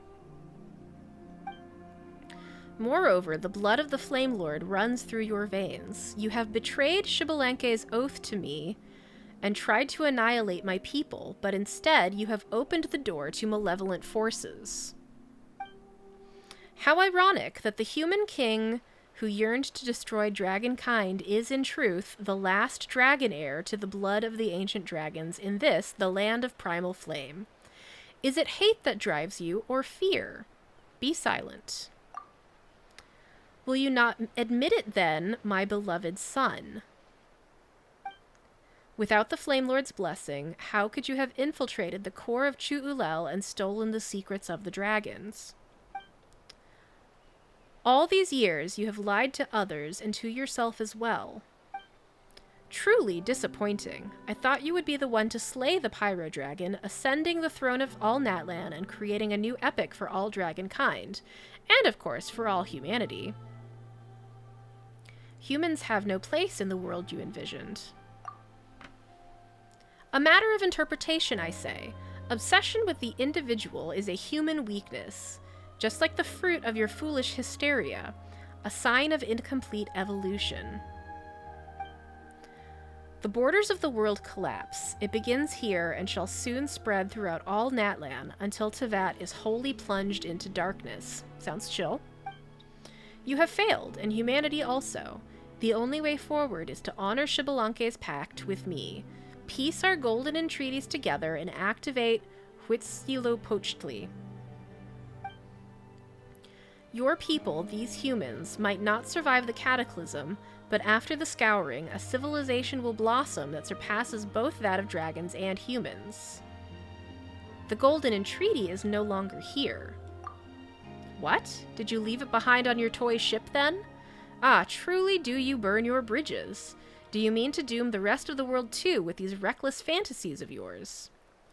Give up, foolish dragon. I will not betray the brave humans who still fighting on. A world without humans is a world without meaning. You, truly foolish creature, is all you have done born out of some deluded hope? Yes, so long as there's life, there is hope. Be that as it may, it is not but lingering on in agony. This is precisely what I did not understand about humans. Hope saw you defeat the dragons, and equally it saw you plunge yourselves into a never-ending war. Haha, it seems you are human through and through. Fair enough, then. This might be the last time we meet. I cannot predict what fate awaits you, but as part of my experiment, I will return to collect your soul. Suit yourself. There are sins I must atone for.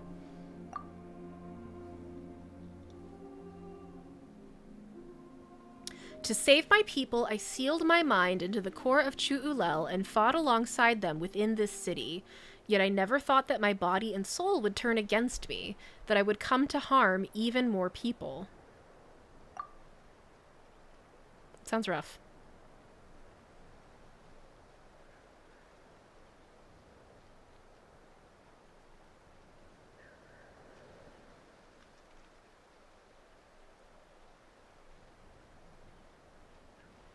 Ah, so that's the truth then. Looks like my suspicions weren't far off. ...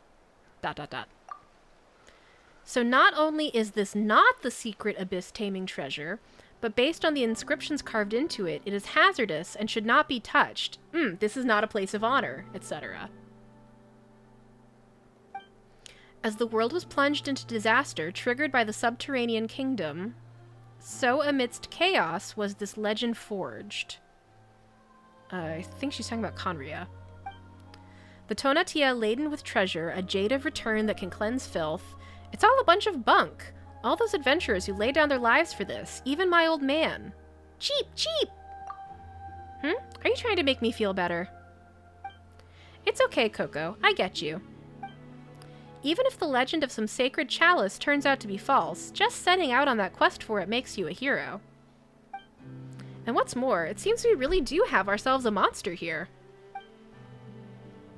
The one behind this, whoever you are, I don't know why you've lured all of us here.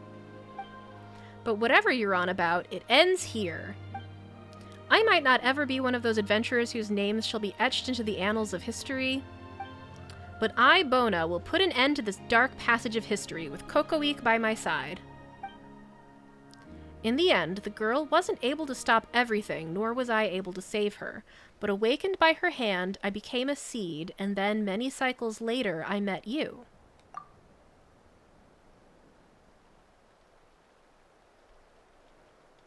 Oh, hello.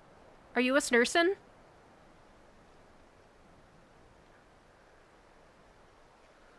Dragon Sage. The nightmares retell a past of blindness and folly.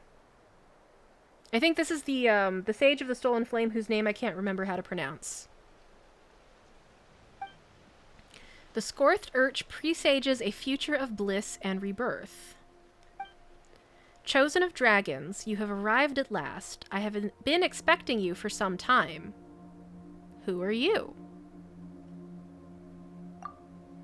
It matters not. What matters is that none may now interrupt our conversation. Oh! Have you hijacked this,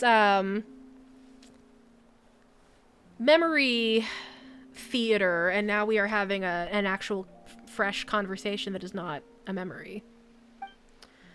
What do you think? Gorgeous art, no? Tell me, what do you see in this mural? Well, I don't know, because you're kind of standing in the middle of it.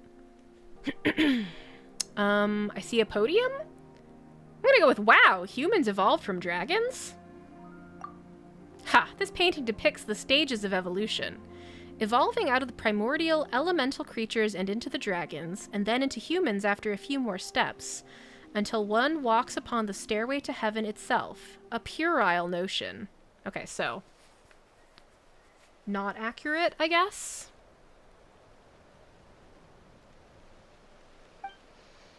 This child thought that the true history of dragons in Teyvat could be wiped clean with such self-deluded fantasies. Evolution has always been a concept that belongs to dragons and dragons alone. Well, that's kind of gatekeepy of you. To attain a stronger body, to gain ever mightier power, we dragons have had to constantly adapt and transform ourselves based on our environment. This is how we survive. However, humans are exactly the opposite. Most of them can barely control elemental forces. The Descender tossed them into Teyvat, giving them the power to change environments to suit themselves. Yet these same weak humans are the ones who ultimately took over Natlan and the rest of the world. While we once mighty dragons, creators of high civilization, have now been relegated to wild beasts and livestock. Do you know why that is? My choices here are because they have archons backing them, ? Or a more confident statement, because the pyro dragon is too weak.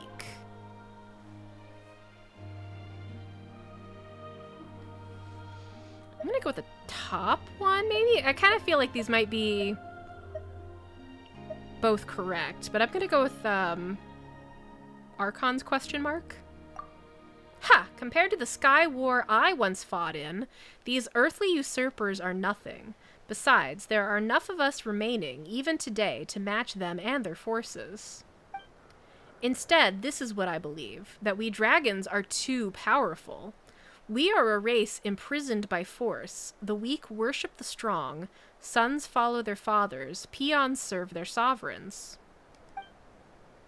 Races that by nature pursue power are bound by the very power that all too clearly orders their societies.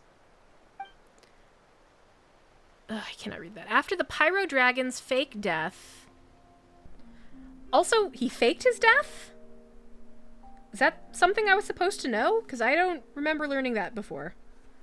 After the Pyro Dragon's faked death, all that the descendants of the ancients knew was to kowtow before the throne, watching over civilization deteriorate by the day, marching inexorably towards decline. Our race had reached a dead end, but I found new hope for myself within humanity. Curiosity about the unknown, compassion for fellow humans, and the subsequent courage to take on something far more powerful than oneself.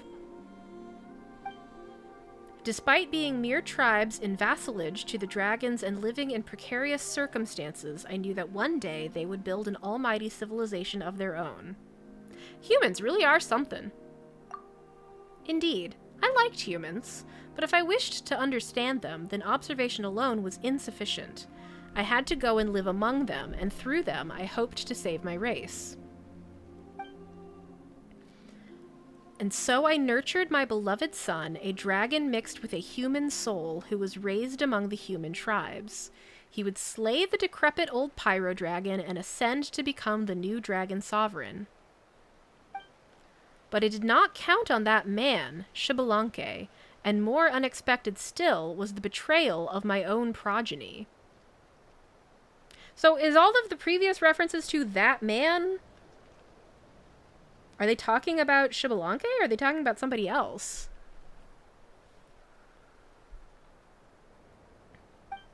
Human courage leads them to chase illusory hope and also brings forth terrifying uncertainty, just like the Jade of Return. So the Jade, what is it? Well, if I must, I'd say it's like a beast trap for capturing the lions of Natlan. What are lions? I've never heard of those. What do you mean by that? Well, the noblest of beasts, of course, but that doesn't matter. There are no lions in Natlan, and so, no Jade of Return. Humans always love chasing after things that don't exist, so I created this legend for them. To test these legends, I donned masks and traversed their world in different guises. This isn't the first time that we've met, in fact. That's fascinating.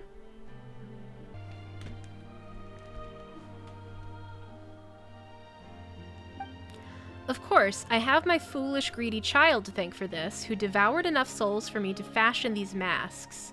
Don't you find it all fascinating? Is that suggesting that we... The people that I remembered meeting, T2 and Legba, were these the Dragon Sage in disguise? More like horrendous. Really, I am of the persuasion that experiments are a must. Ochkan's betrayal taught me that I still have much to learn when it comes to humans, after all. But I fear that this grace has run thin, and darkness will soon engulf this land. Ochkan bet once and won, but shall we dragons continue betting with humans like this? Be it humans or Yohual Tekutin, the world will fall into peril again and again because of their inability to resist the dark foe. Chosen of dragons, hope resides within you. I guess it's time for the sun to move. Hope resides within you. This is not the end. Take the token of the oath and go unto the sacred mountain. I see. So we were looking through the eyes of Lil'Brudder. And we don't get to see his face. We shall meet again when all is done, and when that time comes, you shall be the one to decide matters, Lil'Brudder. This is not the end for you. Take that which is my part and set off on your journey. I believe you shall find the answer you seek at the end of your journey.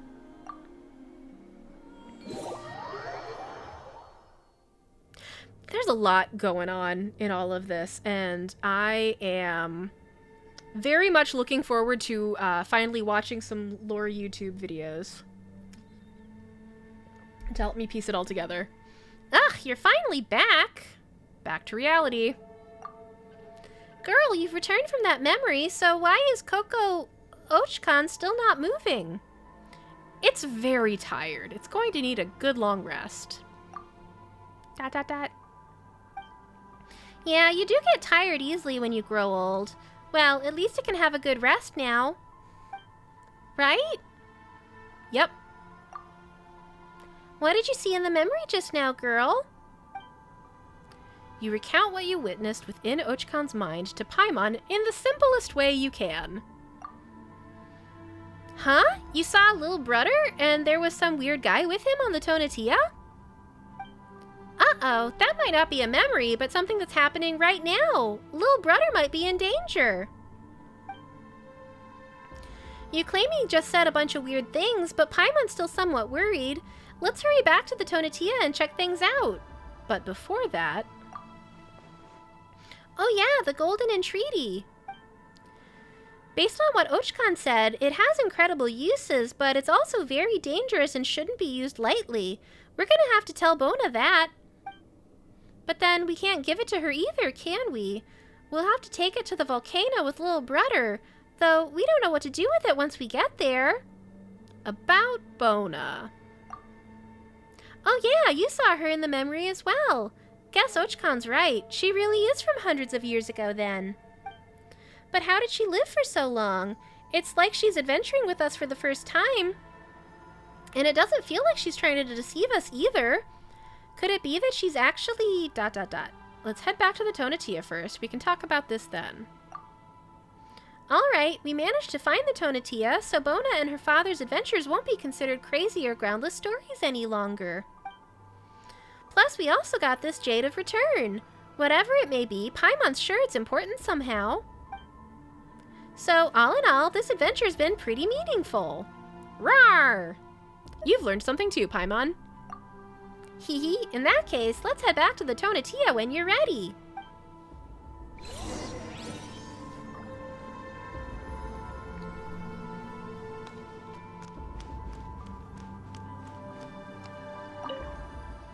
Once the Python King, the Sacred Lord, and the Fell Dragon, and fully human, he now slumbers here in silence until the end of time. Well, rest well, I guess. Whoa. Big.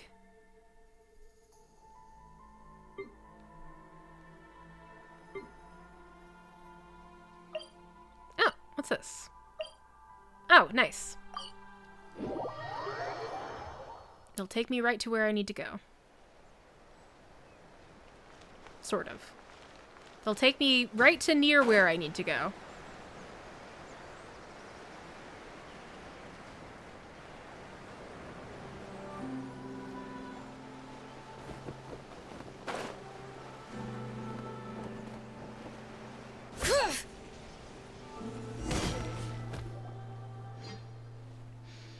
Are you alright, Lil'Brudder? Rawr. What a relief. Girl was... it's a bit tricky to explain, but essentially she saw you and a strange person together in a dream. Did you run into any such strange people on board the Tonatia? Rawr. Rawr. So did you or didn't you? Rawr. Rawr. Paimon has no idea what you're trying to say. Well, you're okay, and that's all that matters. Yeah, that's true. What about Bona, though? Where did she go? Ooh. Did you guys become separated? Or is Bona really... Perhaps Bona was merely a character from a story. You're right. Ordinary people can't live for hundreds of years. We completed her unfinished adventure, at least. Yeah, and we also promised to spread the word about this adventure. Once everyone knows that we found the Tonatia, Bona will become a famous adventurer too, right? Then it's time to go to the volcano and find that person, and then... That said, could that guy really have been the Sage of the Stolen Flame? All the messages we encountered along the way were left by him. Paimon's getting more curious by the minute. He also said he takes on different guises, so even if we have run into him, we might not have recognized him. Rawr! You're curious as well, huh, Lil'Brudder? Now that we've got all the tokens, let's head to the volcano with Lil'Brudder, get to the bottom of this, and help lift Lil'Brudder's curse. Sorry, Bona. We are taking the golden entreaty with us for now. We'll tell you the whole story once we've figured it all out. Okay. Interesting. Yeah, it's all smashed up. So there's whatever this is. And then over here was... Oh, there's like a chunk of it right here. Kind of looked like Irminsul. I don't really know if there's much for me to do here. Oh, what's that? Goggles left behind by someone. Hooray! A reason to come up here. These appear to be a pair of goggles that were left here a long time ago. They once belonged to an adventurer who challenged a mighty unknown foe. The trap that once waylaid the people, planted by the sage, whom she laid down her life to defy, has now been destroyed. These goggles are the sole remaining testament to her existence.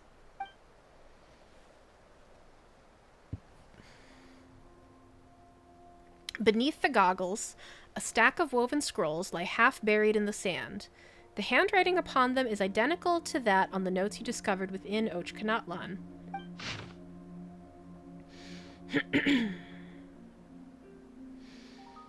Month unknown, day unknown, weather can't tell from where I am now. It's completely different from what I imagined. I didn't expect the Tonatia to be such a desolate place. I can almost see what the Python King must have felt in those final moments. Still, there's pyrophosphorite everywhere. Does that mean this is the origin of all the pyrophosphorite that adventurers get? But who could take it from here and give it to them? So that's it. It's only thanks to Coco that I now understand the true nature of the Jade of Return. Ooh, also a Star Rail trailer. Fun. The machine that could save Natlan, but not us. So many heroes have been sacrificed for this. So why draw us here? I get it. You can't touch it, can you? That's why you need our hands, need Coco's. But even if it's a fake sacred grail, it doesn't matter if it's blank or Aunt Liriwu. Anyone who embarks on the journey is a true hero. This is the last fragment of pyrophosphorite left in the land. Was it your plan for me to bring it here? I guess that's fine, though since this way, nobody else... I guess that's fine, though, since this way, nobody else will be tricked by you. I won't let you get it, because we're going to stop your plan right here. Oh, nice. And I now have, a collected copy of all her notes to keep.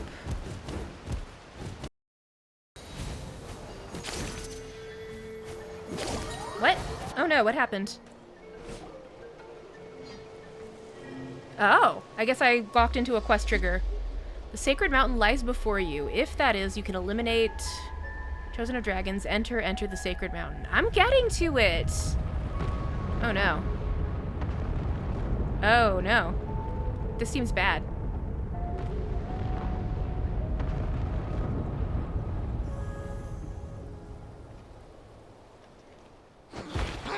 Rawr! Did the volcano just erupt? No, it's been super duper quiet. Did you see it erupt? I don't think I'm anywhere near where I was before. Girl, Lil'Brudder, what's up? What's with those faces? You look like a pair of detectives from a light novel who've suddenly realized the truth about the killer. We saw some sort of truth, all right. The true identity of the cake murderer is Paimon! Rawr! Darn it, how did you know? Paimon was certain no one saw her eating Little Miss Cake. Just kidding. Paimon actually stole the blazed meat stew. So you... Wait, what did you just see? You explain what you saw to Paimon. So you saw some weird words again? And some strange images? If I press this button... Okay, no. I always hope that, the, like, inscription text when it says, "Oh, Chosen of Dragons," or whatever. I always hope that that will get put into the review, but it never does. You said you saw some strange words before. Paimon didn't see anything, so she can't be sure, but might they have been written by the same person? I think that's the case, yes. Something feels fishy to Paimon, but this time you also saw a giant section of ruins, a broken city, and the abyss. Did I see that? I thought I just saw the volcano. Did they forget to load the rest of the scene? And some sacred mountain? Don't the Natlanese call that volcano the Sacred Mountain? Could it be what you saw has something to do with the volcano? Paimon can't shake the feeling that the person who united us with Lil'Brudder really wants us to go there. Do you think we can help the little one remove his... what was it called? Flame Lord's blessing? You know, if we get to that mountain? Rawr! Hee hee, let's go there then. Gotta help you grow big and strong after all. Oh, right. One of the 6 tribes of Natlan, the Collective of Plenty, lives beside the volcano. Maybe we can ask them for help. Maybe we can. But what I want to know is, can I get that orb I was trying to get? Which was nowhere near here. Pardon me, sir. Are you up to nefarious deeds? These rocks. Every day they come crashing down. This eruption cycle really is something else. Hi, hello. It's rare for people to venture out this way. What can I help you with? Is that a little Tapetlosaurus? Why do you got anime coughing disease, sir? Are you from the Children of Echoes? I didn't realize they were so interested in fashion these days. I've never seen such clothes, not to mention a flying pet. Hey, who are you calling a pet? Heh, that's modernity for you. I'm gonna say Paimon's a companion, though. I'll be nice to Paimon. Exactly. Paimon's a guide and a companion. Paimon's no one's pet. And for your information, we're not from the Children of Echoes either. In that case, this little Tapetlosaurus? He's a great friend we met during our travels.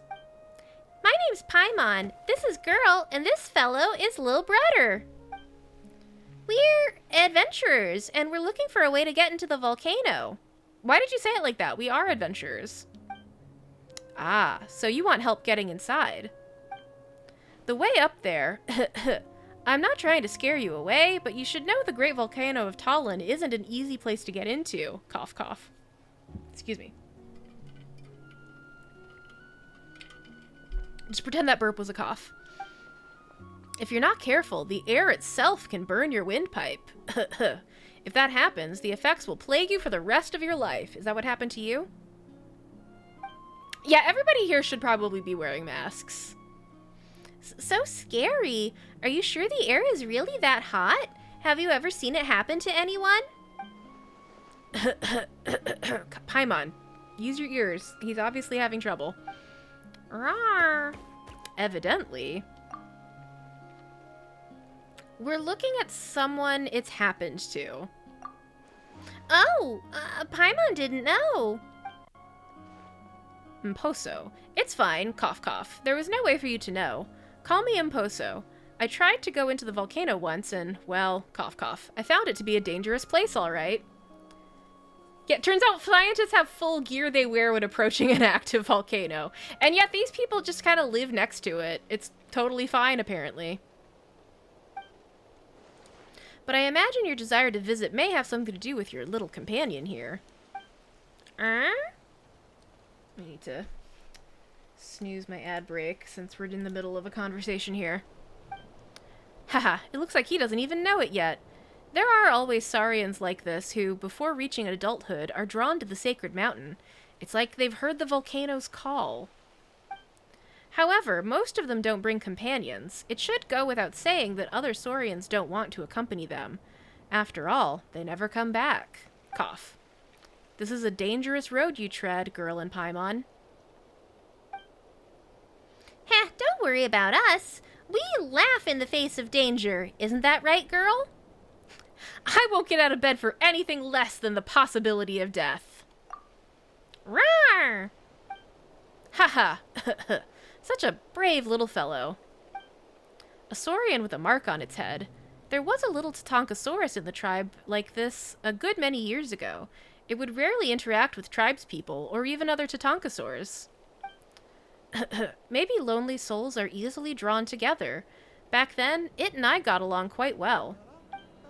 But in the end, it too was drawn to the volcano. Cough, cough. It came to see me one last time before it left. Perhaps it was hoping that I would accompany it. But I didn't go. Huh? Why didn't you? I don't know. Maybe I was scared. Maybe I didn't realize how important a friend could be.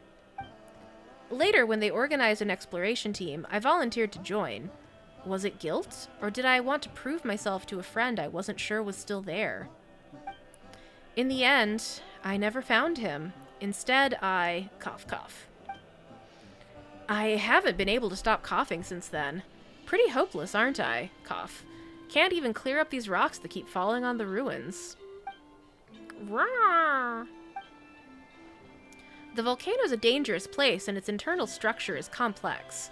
Not to mention, the environment there is unique, and parts of it have been corroded by the abyss. Are you sure you want to go, even so? We're sure. Now, that's an admirable look. We're currently in the middle of an eruption cycle. Heh, the worse the ley lines get, the more frequently the volcano erupts. Ironically, this is the best time to try to get inside. I can't tell you how to get in, but before I do, I'd like to see a show of strength, let's say. Cough, cough. Clear away the pumice the volcanic activity has left strewn on the ruins. That's not a show of strength. That's us helping you complete your chores. Haha, cough, cough. When you ask someone for help, it's always nice to show them kindness in return. Besides, as we say here in the Collective of Plenty, if you can't move a rock, how do you expect to move a volcano? That's so true. Just show me how strong you are, please. Okay. A brief history of rocks. So what's this? What happens if I touch this? Nothing happens if I touch it, apparently. You're still alive? Wonderful. Glad to hear it.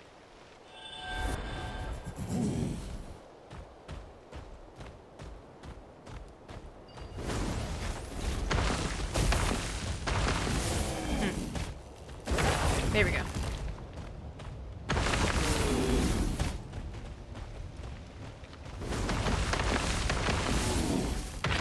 There we go. Whee!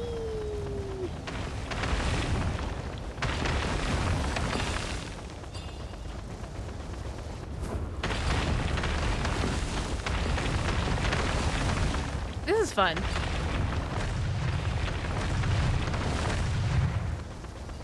Anything else to break? There's something else to break.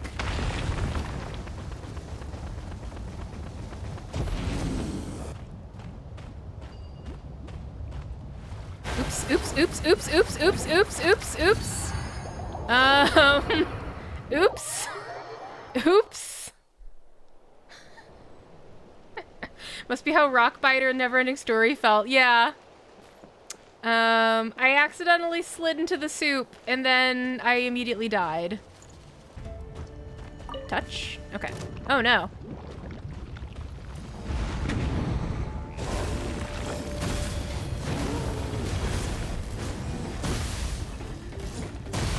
Yeah.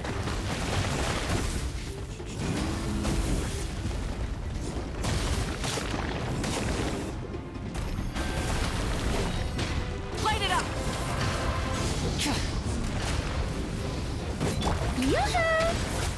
I can't tell if this is a boss or just a special enemy.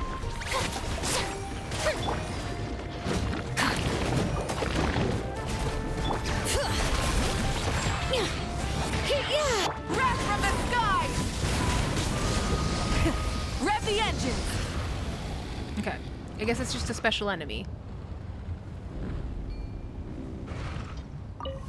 Touch.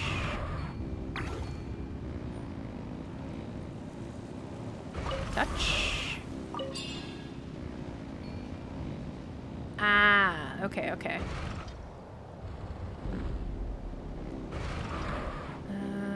There's another one. Touch. Yeah, there was some Lil'Brudder dialogue. I think it was because I touched the thing, and then the fire creature popped out unrelated to that, perhaps. Oh, sweet. I don't need to talk to you. I can just bypass you and take all your stuff. Hey, not a bad haul. Alright, now I guess I can talk to him.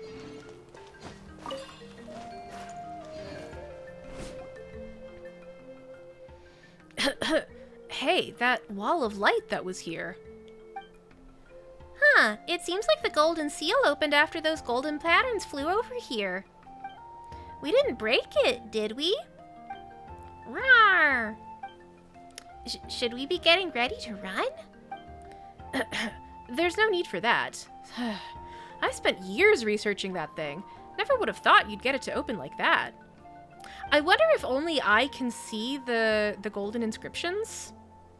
It's just a shame, cough cough. Everything behind the light wall has been buried under rocks. For all we know, this may once have been an important route into a satellite city. A satellite city, you say? As in a city that's literally a satellite?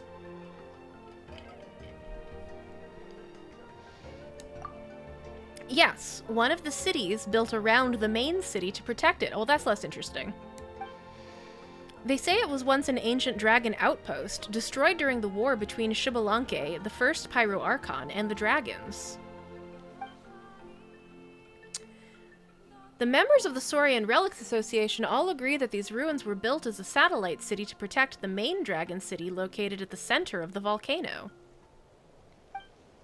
The dragons built a city? Inside a volcano? Moonlore, you say? Exactly.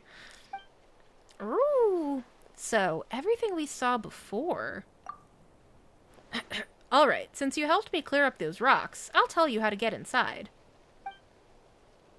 During an eruption, the volcano will eject a vast amount of phlogiston and other things, most of which will fall on the surrounding area. However, some of the things it spits out float, due to the phlogiston remaining in the air and accumulating to form the Skyfire Circlet or Nahuatzin's Springboard. I'm talking about those fragmented structures that surround the volcano. You'll have to climb up above the mountain and look for your opportunity to jump inside. Jump? Inside? Yes, you can only get in by passing through the crater. It's filled with phlogiston, so you'll have to be careful. It was tribespeople from the Flower Feather clan who guided us through. Perhaps you can make similar arrangements, but whatever you do, do not breathe anything in. Otherwise, cough cough, you'll get anime coughing disease like me. Rawr. So that's how we do it. Rawr? It's an earthquake! Wait, no! The volcano's erupting! Oh boy, back to this again.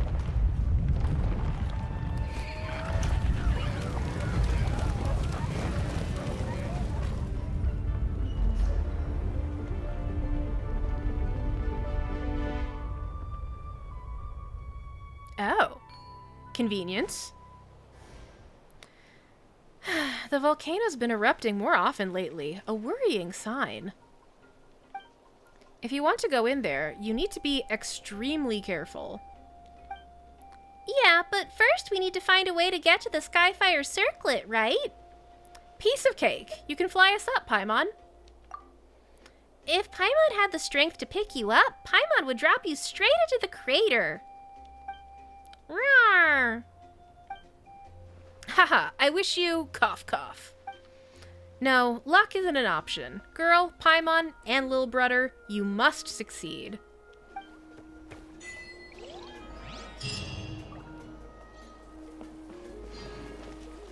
Oops. Investigator of ancient ruins. Where do all these monsters come from? Staying here is really a waste of time. Someone calling for help. Oh, okay. There's our abyss problem. Looks like we need to find another way in. Okay.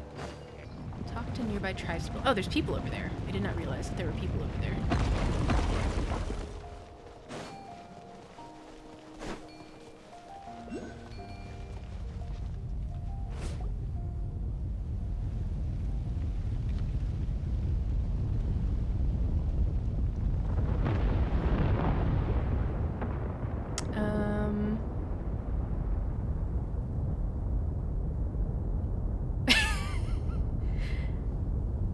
Is this eruption related to the quest, or is this just a coincidence? We're so grateful for your assistance. Those monsters came out of nowhere, and dealing with them just takes so much time. You came just in time. I'm Kimosi from the Collective of Plenty, and this is Zenzaya. Okay, just give me a moment to catch my breath. If you care so much about time, Kimosi, it might be a good idea to work on your muscles a little more. Ha! Never gonna happen. I'm just not cut out for the battlefield, or for getting ripped. I prefer finding shortcuts to deal with my foes, or woes. We'll report back to the tribe and get them to send backup. That should improve our efficiency, increase safety, and save time. I've heard you say it so many times, my brain is sore. The only time you don't care how long something takes is when you're telling stories. Let's hope it didn't spew out anything too weird this time.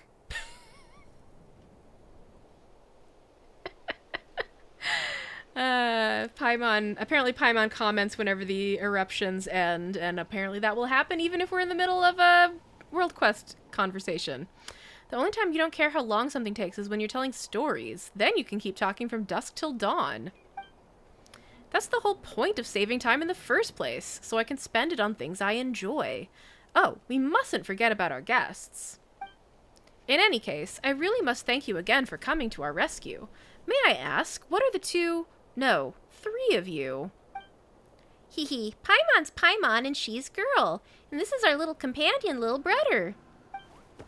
Wonderful. Your Tepetlosaurus friend looks like a remarkable fellow, just like a human. He even has his own clothes. Yeah, just like a human, for sure. If a scarf counts as an article of clothing, anyway. On you, I'm not sure it would, but on this little guy, that's exactly what it is. Rawr? That's where we fall short of Saurians, I'm afraid. Hey, Nzaya, take a look at his horn. ... Are you going to the volcano, then? Rawr! Huh? How did you know where we're headed? Aha, and this is where smart, time-saving people show their worth. Now, let me guess what you're up to. You want to enter the volcano, but you don't know how. Hee, and that's where you'd be wrong. We already know how to do that. Haha, I see. So you're a smart person too. In which case, I have a matter I'd like to discuss with you, warriors who wish to enter the volcano. Do you have the time? Not far from here is an area containing remnants of the secret source known as the Tefric Ruins. Let me explain. Long, long ago, back when Natlan was still a peaceful paradise... Actually, it was 500 years ago, just as the abyssal corrosion in Natlan was at its worst. An entire section of ruins was spat out by the volcano. Hey now, do you not feel even a little guilty interrupting other people's stories? I'm just saving time, Kimosi. This is hardly the moment for storytelling. We're right in the middle of investigating the ancient thefts at the Tefric Ruins. A witness from our tribe claims they saw one of the Cucosaurs that dwell nearby carrying off a statue from the ruins. We are here to find out what the situation is. But when we arrived, the whole ruin was crawling with abyssal monsters, so I'm wondering, could you maybe help us clean them out? If you can deal with the monsters, then Nzaya and I won't have to return to the tribe, and we can... save time. Rawr? So, you want us to go to these Tefric ruins with you? Nzaya and I will follow you there, but we won't take part in any fighting. Huh? But Kimosi, I'm not sure I understand. Surely if we all work together, we can save even more time. Only the strongest warriors would dare to enter the volcano. Amateurs like us would only hold them back. Safety comes first. I'm sure you can understand, my charming young specimen of a woman. Me? Of course, if there's a need for the two of us to get involved. Just a few monsters, no big deal. It's only a few monsters. Stand back and watch. We'll be all like, pew pew, and they'll be gone in no time. Rawr! You're certainly full of confidence. We'll stand back and see how you do. You strike me as powerful warriors, but don't push yourselves too hard. Kimosi likes to yammer on, but he said one thing worth listening to just now. Safety does come first. It's more important than saving time. In fact, it's way more important than anything else. Hee, don't worry about us. We've got this. Rawr! Tefric Ruins. Hard to imagine a ruin erupting from a volcano. Does that mean there could be still more ruins inside? Does it indeed, Paimon?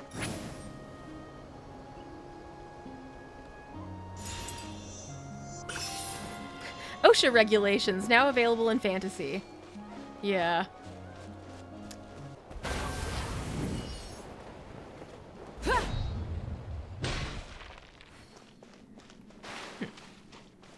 There had been an abyss mimic over here before the door closed.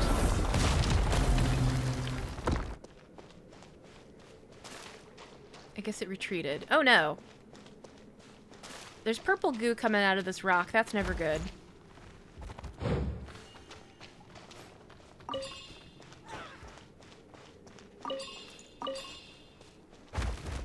Oh! Oh, it's Lil'Brudder. Lil'Brudder's here.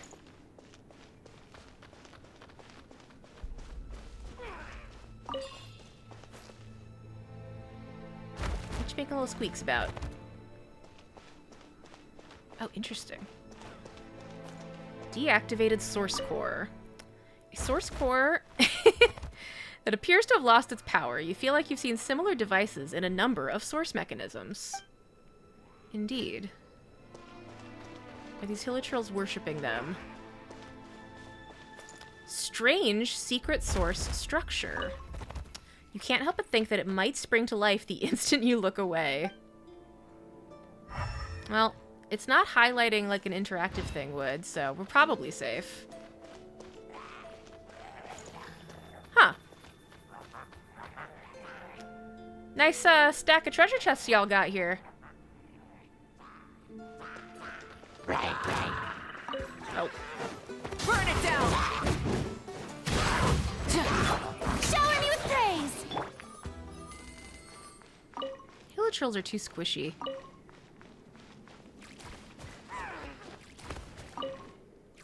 One can only wonder what was going through those tribespeople's minds when they placed these broken pieces of the source mechanism here. It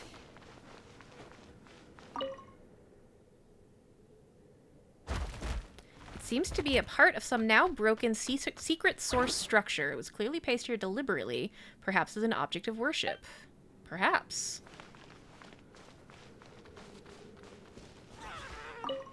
Oh, oh, okay. Bring it! Strike a pose! Let the mountain's veins boil! I should have known that something would attack me when I tried to open a chest. Light up the blazing sun! Rev the engine!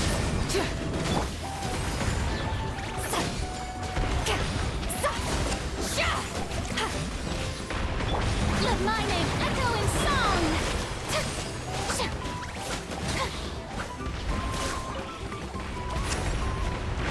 Nope. Riftles. What's gonna pop out of the bottom tier of chests? I'm a little worried about that. Get to work!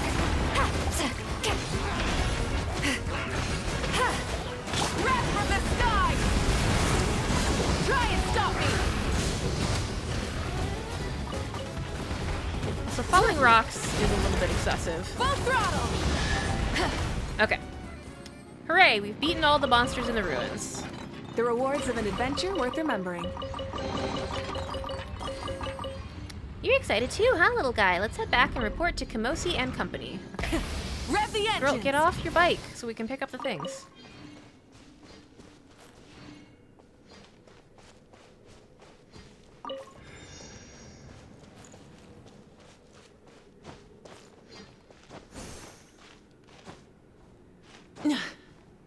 Hip. I guess there's not a whole lot else going on here.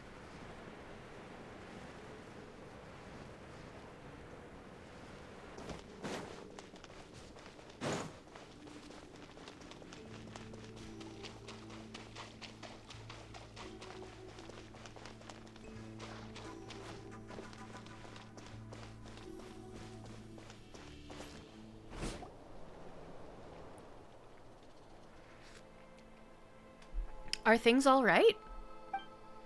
All the monsters have been cleared out. Rawr!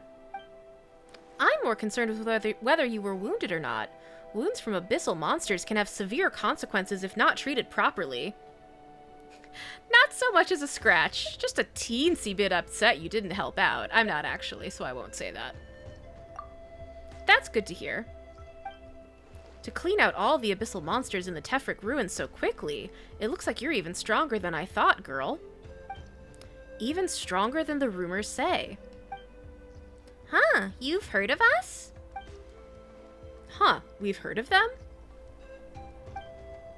You spend too much time focusing on your muscles. If you took a break every now and then to chat with the couriers from the Scions of the Canopy, you might have a better idea who we're talking to. Did you see a statue? It should have been in the middle of the large platform in the ruins. I saw lots of statues. Can you be more specific? Ooh. I guess it must be missing. We'll just have to look for it later. You have our gratitude, warriors. Thanks to you, we can finally complete our investigation and report back to the tribe. I wish you a smooth journey. After all, a smooth journey means you can quickly reach your target, and quickness saves time. Exactly. Thank you so much for your assistance. Who knows what we'd have done without the great girl, Paimon, and their Saurian friend. May we meet again. I'm sure we will.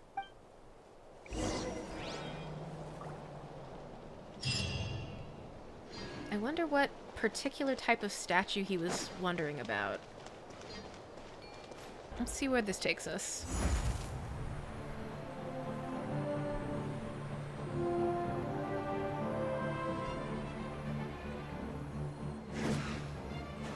It seems to be taking me away from the quest area. Yeah, it is nice of them not to get in the way when I fight. Cool. Okay, this is, I think, taking me on the path to actually go into the volcano, which I do not want to do tonight. I actually think I want to wrap up pretty soon. Oh. Well, we can enjoy the scenery at least. Now, Huatzin's Leap.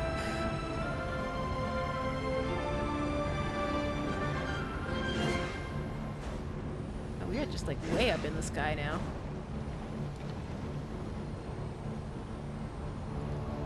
Ooh, a waypoint.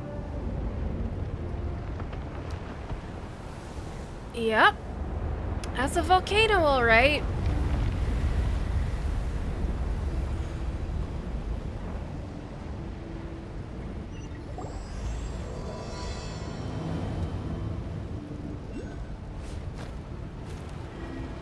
O chosen of dragons. Ascend to the circlet's highest pinnacle, then hurl yourself. Break the golden seal. Roar! Couldn't read all of that, but I think basically they want me to fling myself into the volcano. What's wrong? Did you see a bunch of strange words again? The words feel clearer now. It feels like we're getting closer. Oh, you mean it's because we're getting closer to the volcano? Rawr! It's almost as if the person who's been talking to you all this time is in that mountain. Anyway, since those things are showing up as we're getting closer to the volcano, that's gotta mean we're on the right track. Rawr! Okay, I'm just gonna grab this viewpoint. Floating rock skyfire circlet. Unlock this here waypoint.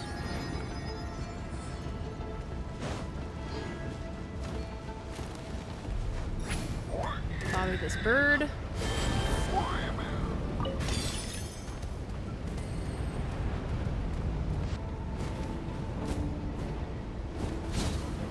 Definitely seems like being a bird would be easier.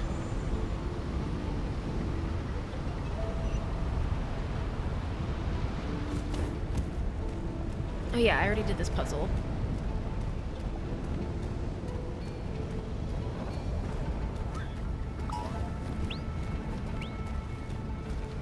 It's too bad the birds can't run.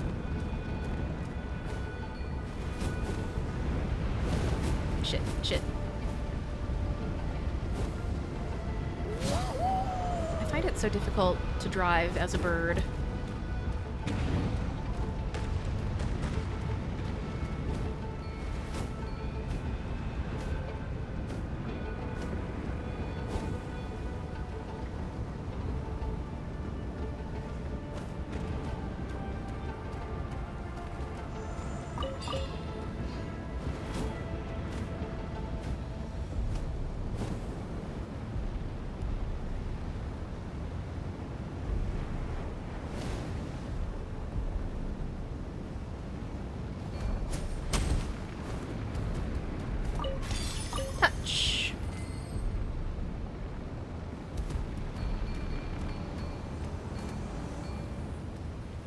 gonna turn into another, yes, another bird made of light.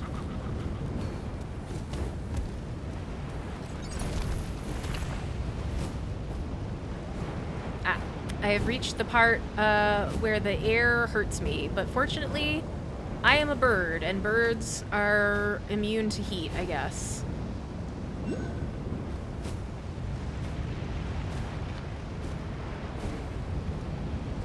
Oh. Oh, there's dragon bones up there.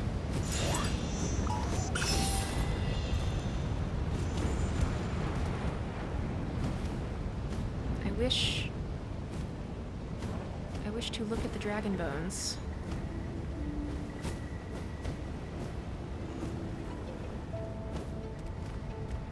Touch.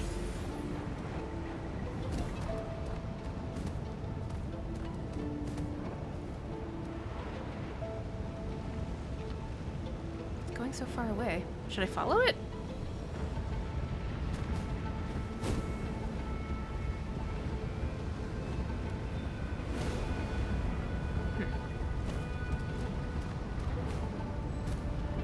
Get up. Ah, damn it. I'm out of bird juice.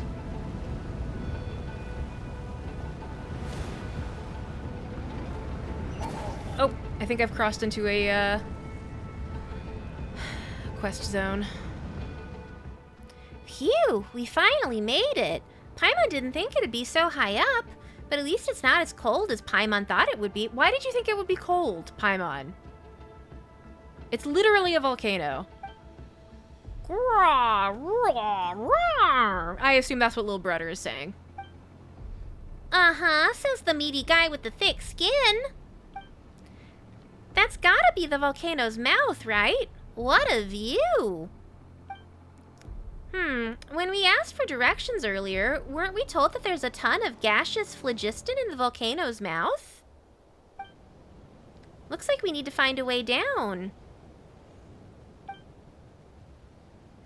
Speaking of which, what's that? It looks like some kind of strange statue. I saw that. I think approaching that is, what put me in this cutscene.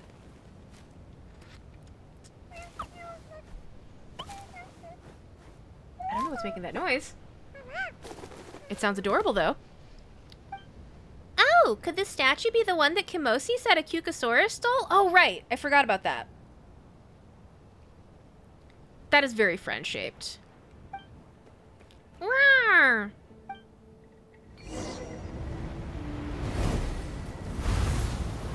Oh. That bird has glowing eyes.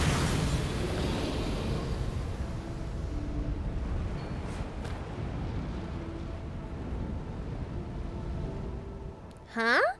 Was that a Cucosaur? So Cucosaurs really do bring the stolen statues here. Wait, did it just grab that statue and jump straight into the crater? Excuse me. Oh wait, that's right. We can find a way to pass through gaseous phlogiston just like that Cucosaur did. But, Gulp. kinda high up, aren't we? Don't worry, Paimon. I'll carry you. Or, as long as you grab me just as we land. Not gonna happen. Never mind the strength problem. Think about how hard the timing would be. Not with that attitude, Paimon. Where's your can-do spirit? Rawr! And you too. Stop roaring along with this craziness. You know what? Now you two have gone and killed all the tension. And it's not just that we're high up. Don't forget about the gaseous phlogiston. Anyway, let's make sure we're all set before we go.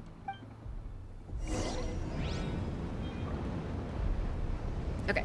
I do not wish to leap into the crater. I was trying to do quest things. I'm determined. I want to touch all the golden glowy thingies. Take me up.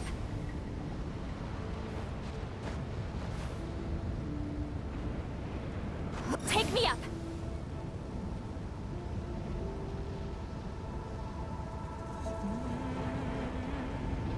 Okay.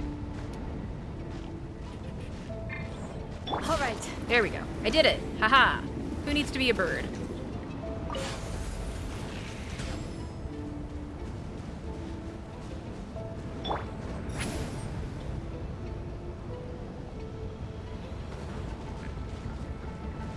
Interesting. I can no longer touch them. Is there a third one that I need to find?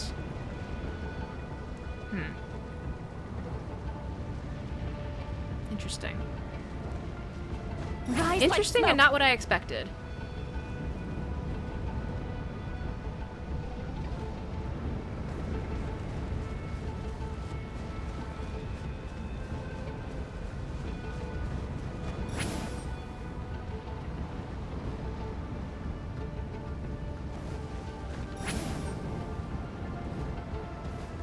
Perhaps if I go to the bones, I will find more. Take me up. Oh, fuck, fuck, fuck, fuck, fuck! No! Oh, no. Oh, no. Not like this.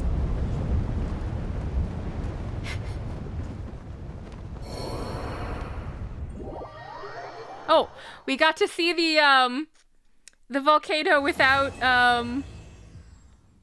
its effects briefly. Well, I guess we're doing the quest now. O chosen of dragons. Traverse the eternal city, venture into the heart of the sacred mountain. Banish the great enemy cloaked in shadow, ignite the frigid embers. How is everyone? Still okay? Ooh. It is very scary and sad and dark down here. Is your head okay? After all, you did fall from really high up. You're not hurt, are you? Roar! You seem fine. What about you, girl? Are you okay? Well, I certainly look like I'm in one piece. I was so scared something leaked out. Seen any bits of my soul floating around? Excuse me.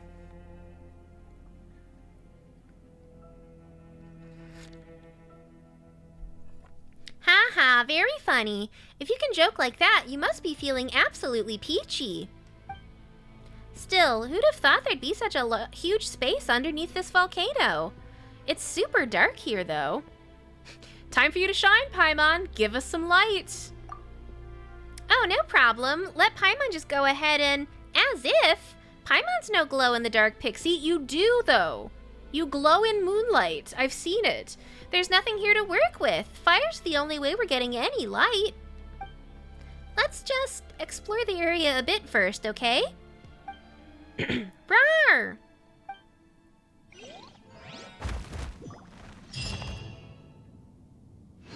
Man, it is so dark.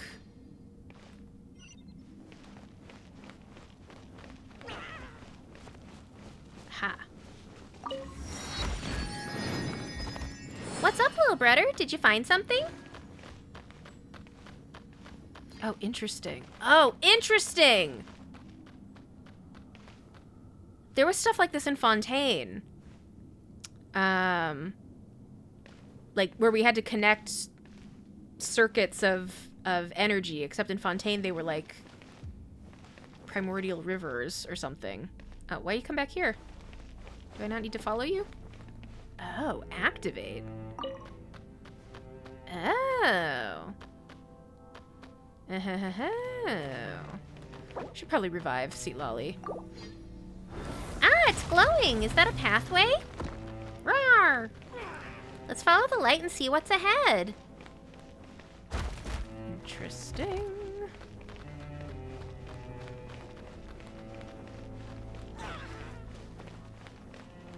Yeah, it makes me think that the mechanisms like this in Fontaine, I believe, were mostly related to the Narcissenkreuz Ordo quests. And if I recall correctly, everything involved with the Narcissenkreuz... That's a hard word to say. Narcissenkreuz Ordo, their whole deal was basically, like, researching... various ancient technologies, trying to find a way to save Fontaine. So it makes sense that they might have either, like, reverse engineered this kind of dragon technology or discovered it during their research.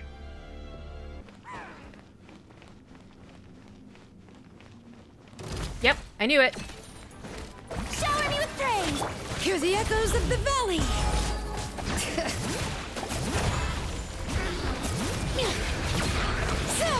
Light of the blazing sun! Try and stop me! Incinerate!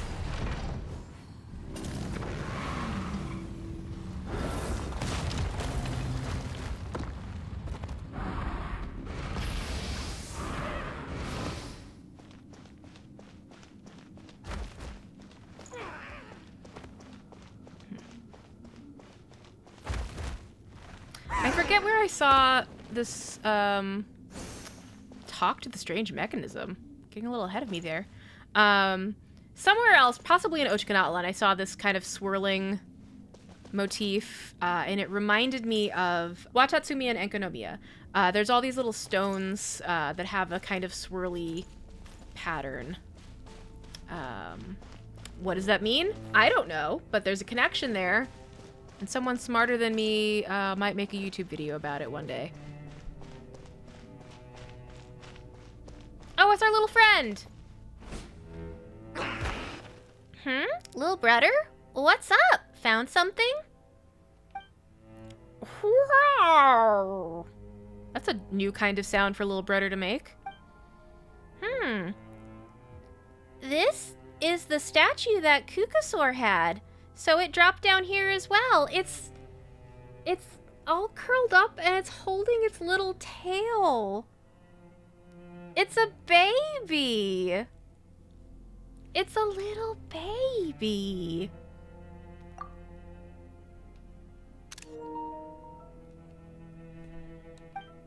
You know, it kind of looks like you, Lil'Brudder, but with big ears and rolled into a ball. I was also thinking, when we first encountered Lil'Brudder, he was, like, kind of encased in a transparent force field type shell, and he was curled up like a little baby. 'Cause he is a baby. He's our baby. Rawr. Really? You don't think so? Paimon sure does. Whoa, it's moving. Tiny robot brudder, I think so. Whir, click. Self-diagnostic in progress. Moderate dust accumulation in joints. Storage medium activated. Speech. Remote extraction. Override permitted. Clicking. Personality module correction. ... Rawr?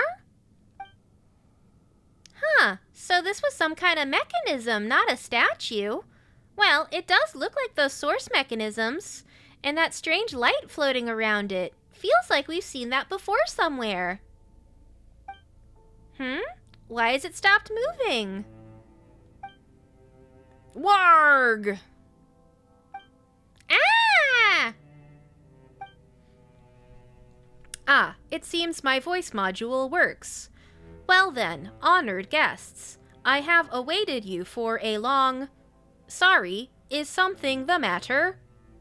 Oh, the little ball is spinning on his tail. 6-7, thank you so much for that subscription. And yes, this is the cutest stinking thing I have ever seen.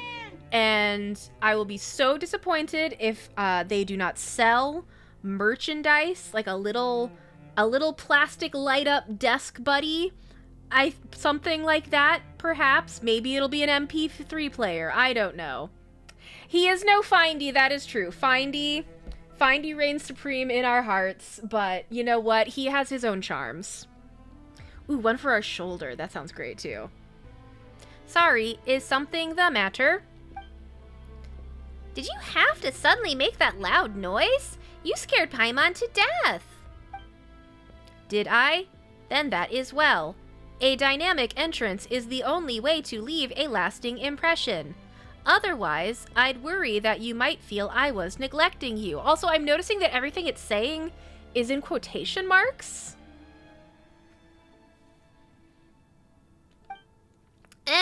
Sorry, who are you again? Who am I, you say? Well, this body's name is Eheclatl, and you may so call it, but such things as names hold little meaning here.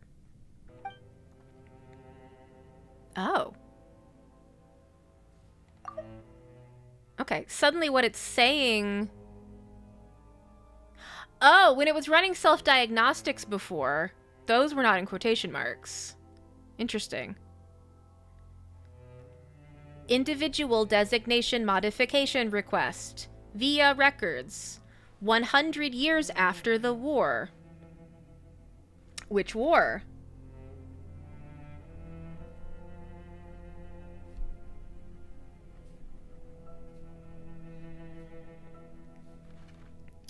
Designation changed to one from a list of the fallen, Ehecatl.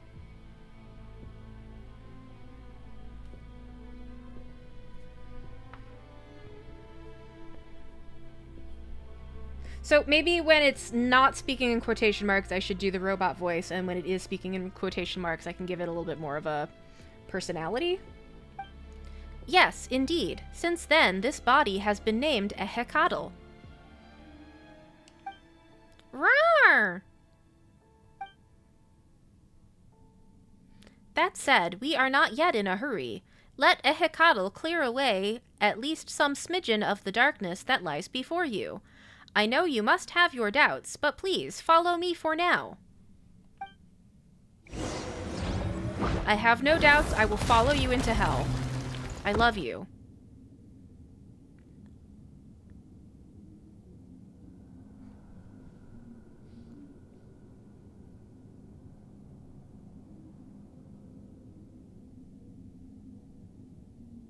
Oh, interesting.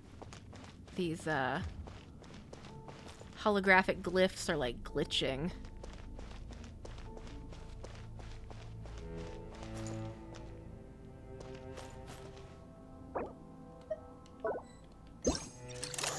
Please hold for photography.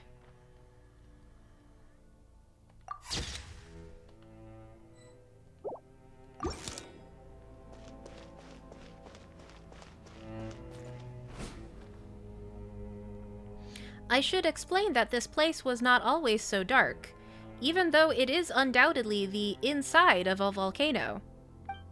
However, after the war was over, the entire city was destroyed. After that, such a huge mechanical construct could hardly continue to function. War? Yes. The war between the remaining Dragonborn and the humans. The war in which the original Master of Flame was killed. The master of this place is long since dead, and naught else but the city ekes out survival. Though who can really say? Perhaps the city, too, has already ceased to live. Or perhaps so many things that once existed were nothing more than illusions. That's a fascinating thing to say. Rawr? We each stand to benefit, little one. You get what you came for, and I hope to borrow your power to solve a few problems of my own. And so, you must reach the heart of the sacred mountain. But alas, the mountain's power was cut off during the war. And for all that the seal's power is like weak threads that could only entrap a whelp, the oath dictates that only a human may activate them. What oath?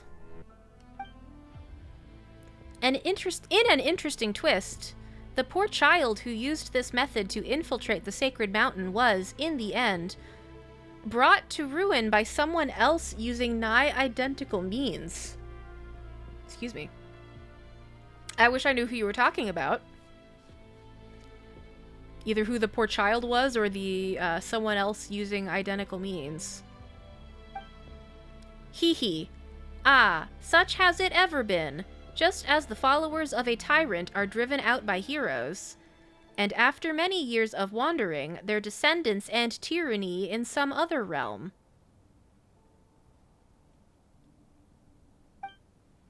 The world and its affairs are akin to a staged play.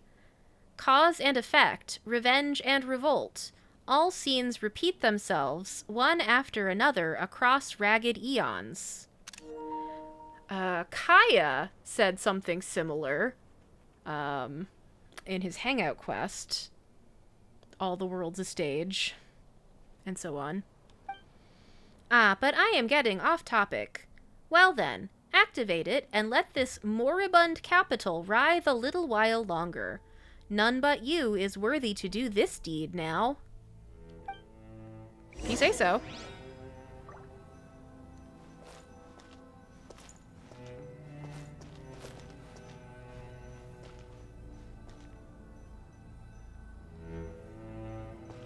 Well, here we go.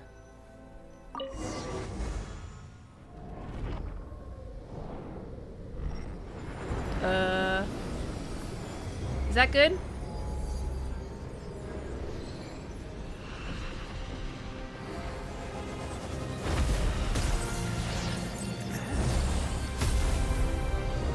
Oh, neat.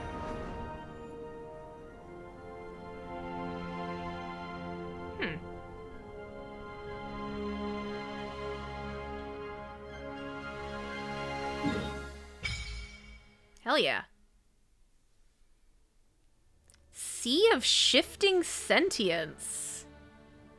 Flame Melding Ritual Grounds. Small nameless landmass and the summoning hall. Interesting.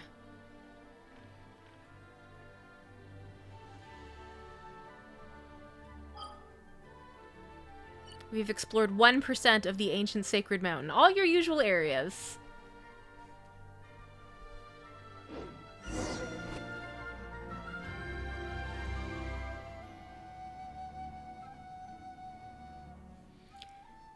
Have I officially given you its name, by the by? I believe I have not. No matter. Welcome to the first sacred city, Tolan, land of primal flame. What happened to the sky? Whoa! Paimon was not expecting the volcano to look like this on the inside. Is that really where we are? Or did we get yoinked to a different spot when we went through the volcano's mouth? Rah! Rah! Oh, this is undoubtedly the Sacred Mountain's interior, but even I know not how long it has been since I saw such a sight. Are those digital wind chimes? I'm not sure what you're referring to, but maybe? Ah, only when the light shone upon you once more did I see you had moldered so. What? Oh, is he addressing the city? Is he calling me moldy? Ehekado? Dot dot dot. Rah? Ah, my apologies. Mere brief indulgence in unnecessary sentimentality. Energy reserve low. Hibernation imminent. Please replace or connect. Energy storage medium. Haha, it seems like dear Ehekadl's long exile has left it with little time. Wait, what do you mean? Is Ehekadl gonna die? The one you name Ehekadl has long ceased to be among the living. To be brief, Tolan requires a great amount of energy to be restarted, and no waste can be permitted. You must destroy the seal on one of the two other astral assemblages. If that were bigger, I could maybe take a guess at how to pronounce it. Tsimineme? I can't tell how many I's and M's there are. Destroy the seal on one of the two other astral assemblages and the other. Only then can you truly activate the celestial axis in the center. This is reminding me so much of the Bottleland summertime event, which had a central spinny thingy that needed to be restarted. A Tsitsimit, plural Tsitsimima, is a type of celestial deity associated with stars in Aztec mythology. Thank you for looking that up. That's neat. That reminds me also, the sky, I think it was a ship, the sky ship over Natlan was called Tonatia, and I believe that is a word that means the sun. So that's interesting.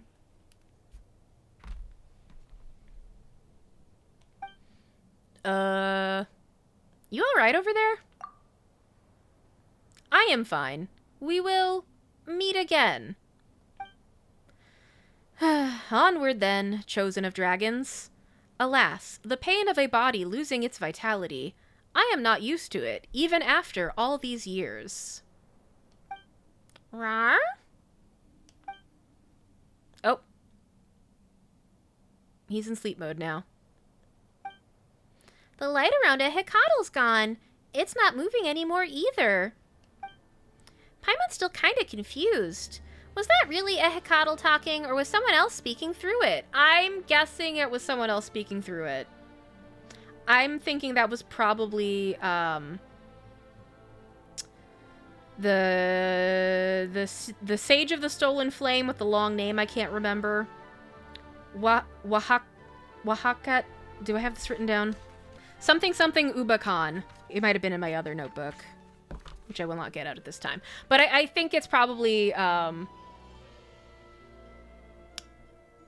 the entity that has been behind a lot of the other Lil'Brudder related quests. Let's continue on for now. True. Still, about the astral assemblages he mentioned just now, does he mean something like that big fireball from earlier? And what's this celestial axis thing? We don't have any idea what that is. Oh well, let's take a look around and see if we can find those strange things he mentioned. Rawr!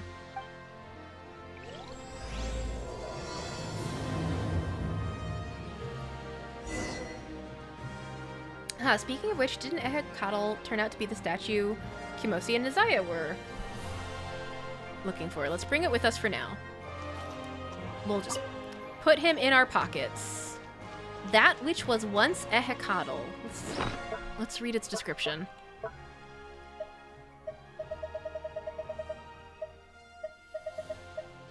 A small-scale secret source automaton. Now that it has lost all power, all that is left are echoes in an empty shell.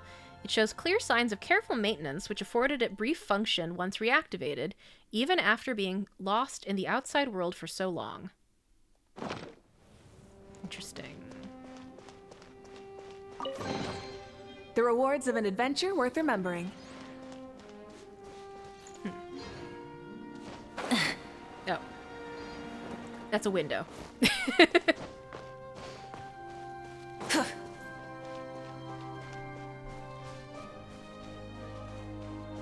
I see sky dragons. Robo snakes.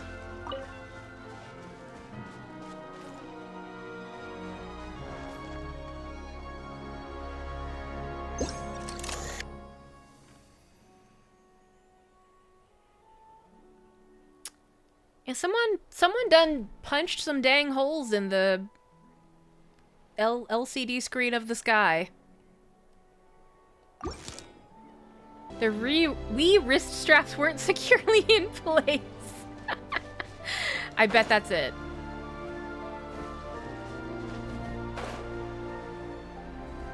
It's interesting that there are birds in here. And like birds, not Cucusaur birds. Oh no, wait, there are also Cucusaur birds. Just because this is also kind of similar to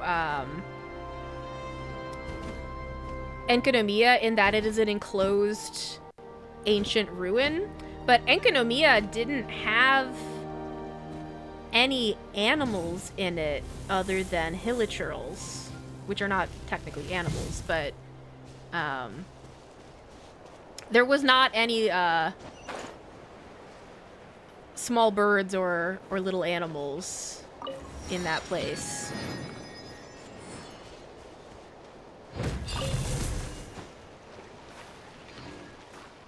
Pick up. What am I picking up? Oh. There was a spin crystal.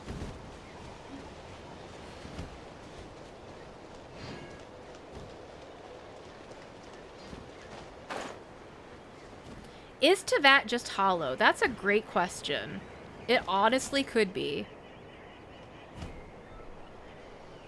Everything is not solid if it's made up of digital code. Hello, Silver. New little guy? Scanning. This location. The path to the celestial axis has been sealed. Core astral assemblage has been activated. Thank you for that follow. Remaining astral assemblages must be restabilized to gain the power needed to reopen the seal. Eh? A Hecatl? Scanning. This location. The path to the celestial axis has been sealed. Core astral assemblage has been activated. Remaining astral assemblages must be restabilized to gain the power needed to reopen the seal. Ooh. Wait, this isn't a Hecatl, even if they do look the same. Still, the celestial axis, this has got to be the one a Hecatl said needed activating, right? Looks like we'll have to look around for the other two astral assemblages then. Secret Source Servant. Okay. It's kind of just repeating itself. Looks like our first goal is this way.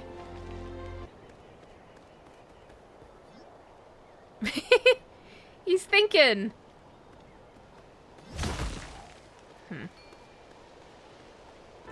Oh, do I need to speak to it in human form? Excuse me. Rise with the sun! Yeah, I knew that wasn't gonna work.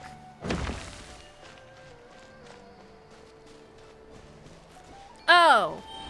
I can just jump over it. Big brain energy. I thought for sure I was meant to break it somehow. It didn't occur to me that I could simply jump over it at first.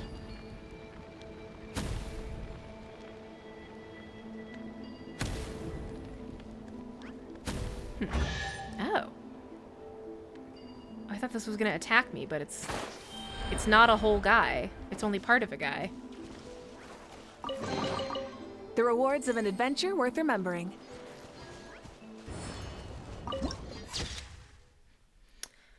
Fiery flowing sea of sentience. Say that 3 times fast. Take me up. Fiery flowing sea of sentience. Fiery flowing sea of sentience. This whole area is covered in liquid phlogiston. Look at that giant fireball. Is that the thing we're looking for? Doesn't look like it's been sealed. Let's go take a look. Okay.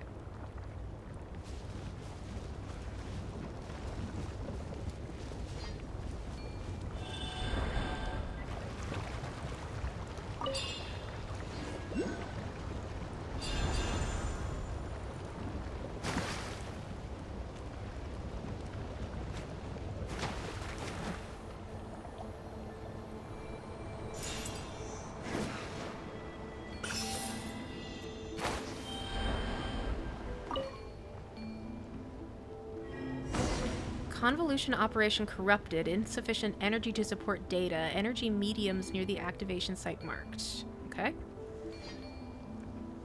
Rararg. You're patting your tummy. Are you hungry? Oh, you mean the fireball's hungry. Rawr! Let's fill its tummy up. But, what do fireballs even eat? Probably phlogiston, I'm guessing.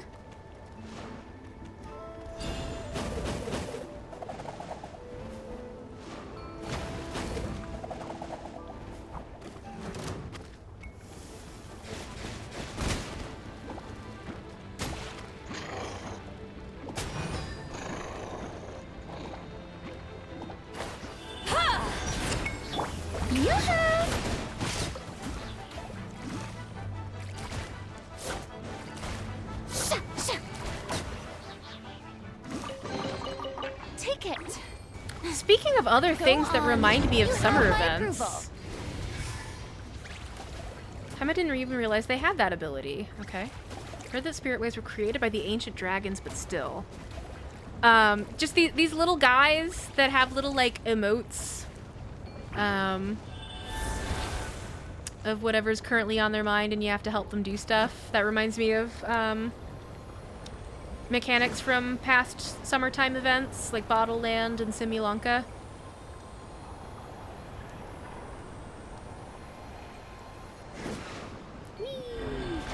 O chosen of dragons, submerge yourself in the pool of flowing flames, perceive and then release its power. With this, the astral assemblage can be released once more. Okay? As you immerse yourself in the liquid phlogiston, images flash through your mind like warm memories. It is a memory from long ago, the great sovereign who once illuminated the world with his long horns, changes the landscape within this mountain with but a flap of his wings. Light and heat serve as messengers and heralds, conveying orders to flames in many-formed flow. Then the great king establishes here a repository for all memories and wisdom. Thus is the sacred city of Talon created. Thus did it don its original form. This is the first memory preserved in the lake of blazing fire. Interesting. Paimon never knew the dragons used to have it so easy. Just jump in some liquid phlogiston and let all that knowledge go glub glub glub in your mind. Rawr! Oh, did you see that too? Also, it looks like the power in the pool has returned to that big fireball. Well, I guess it's time to stop soak in tub.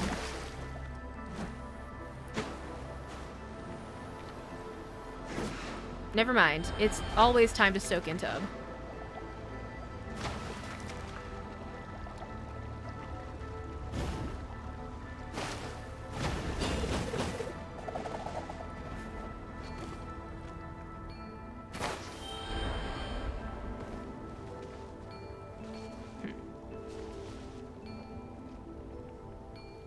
Am I not doing this how I'm supposed to? Oh, okay. I guess we need to do more soak in tub.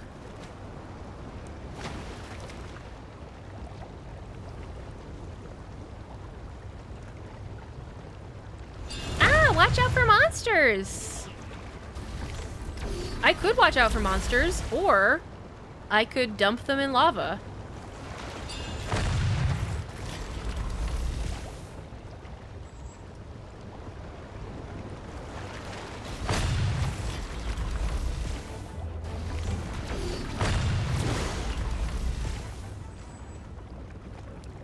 There's a capybara here. It doesn't matter how many times Paimon sees it, it still seems super strange. How on earth did they build the spirit ways? How did anybody build the spirit ways?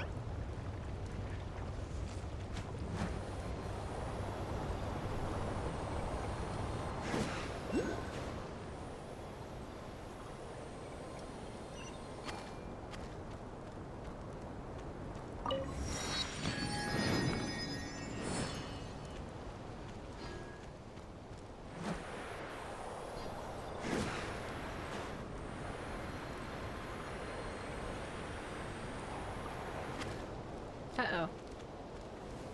We got some Abyssal here. The Abyssal monster's trying to convert that thing. We can't let them have their way.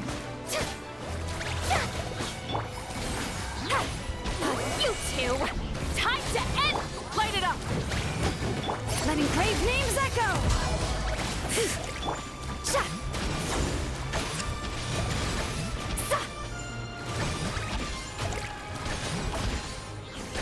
One who wishes to corrode this space. Let my name echo in song!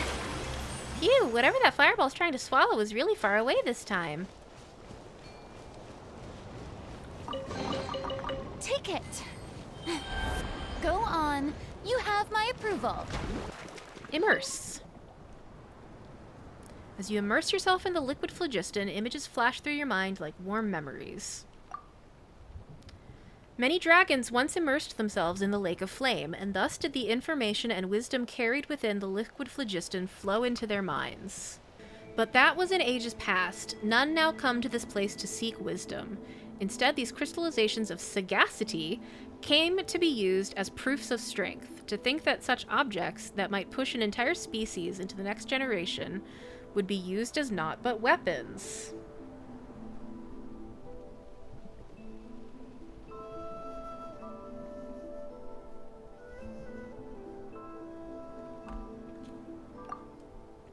When the Flame Lord of the Many Dragons feigned death on account of the pitch-black shadow that plagued him, when the human populace outside the volcano raised their banners of resistance, perhaps only violence could have suppressed the unease that people felt in their hearts.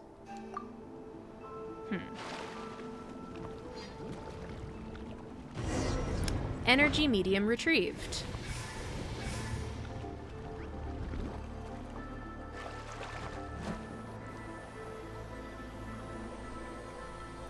Judging by the light next to the fireball, it looks like we need to do something. Rawr. Alright, let's keep moving.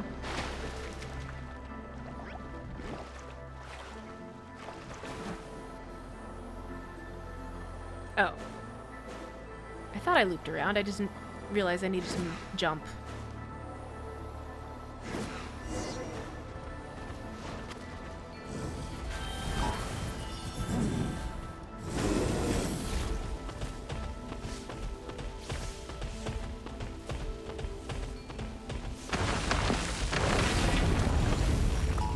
Oh, shit.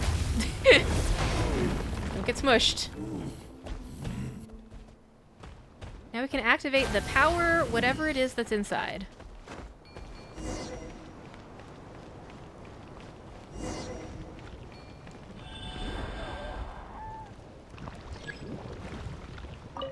Immerse. It has been many years since the Pyro Dragon Sovereign and the first human god tumbled together into the volcano's depths. The sacred city is pitch dark, having been sealed. Whether through the loss of the primal flame, or to adapt to realms now ruled by humanity, the ancient dragons have forsaken both wisdom and form. Others were reduced to ash when the furnace blazing in their breasts burned out. The silver-white shadow steps alone into the turbulent, blazing pool that lies within the ever more solitary city. Silver-white shadow, you say? That sounds like a moon. Everything is a moon. He knows he can no longer obtain new wisdom from it, but why, he asks himself. Perhaps it is because memory, too, is a hard-to-come-by experience. So he replies in self-mockery, for there are many figures he can now only meet here.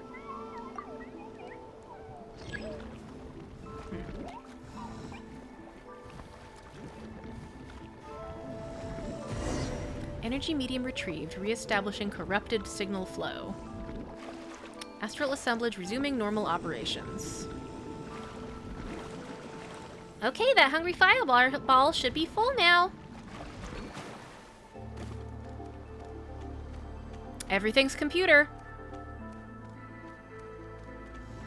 Everything's a dragon, everything's a moon, everything's a computer. It's all connected.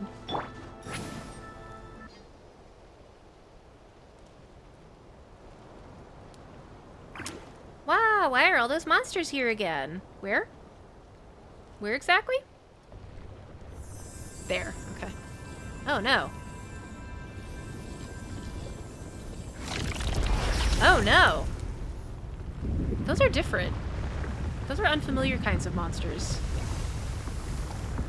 Ah, jeez. The floor is lava.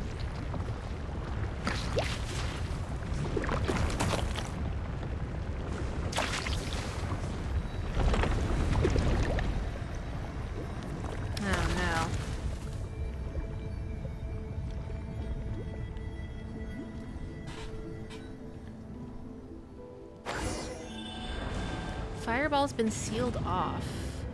The chosen of dragons, you've been baptized by the 40 of flowing flame. Cool, cool, cool. Activate the iridescent beam. There's too much going on here. I can't read everything. Take me. Oops. Stars above. Okay, so I did something and it helped, but I need to do it more, I think. Okay, so I need to activate this laser to shoot the bad orbs.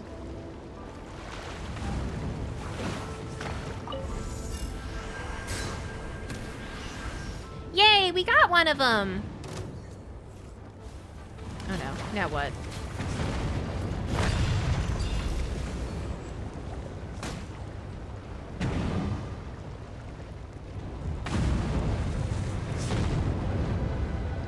I'm not entirely sure where I need to be going now. Oh.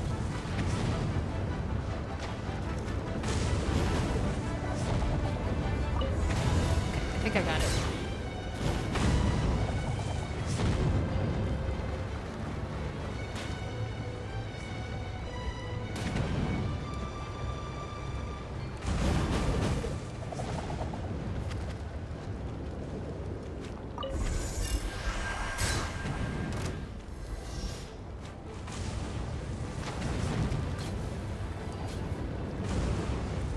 Oh shit.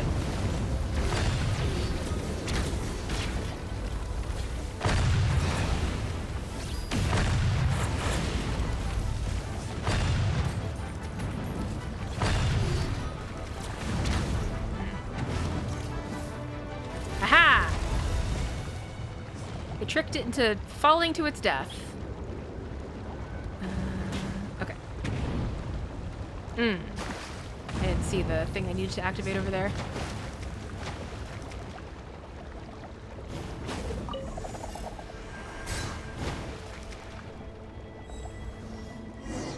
Abyssal reactions, none. Recalculating. Okay, we did it.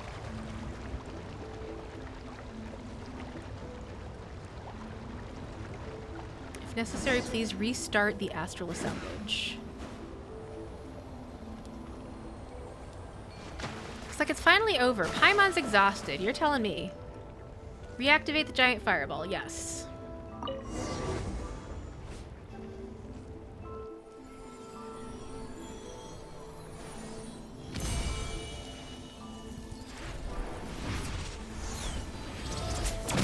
Oh.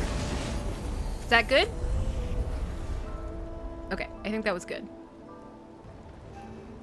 Beside the flaming pool, the silver, white, and ash-covered shadows converse as such. Phase 2, experimental verification, is complete. I name the thing that shall purify all and evolve all Huitzilopochtli, or the Sweeping Skyfire. I'm just gonna write down Sweeping Skyfire because we ain't got all day.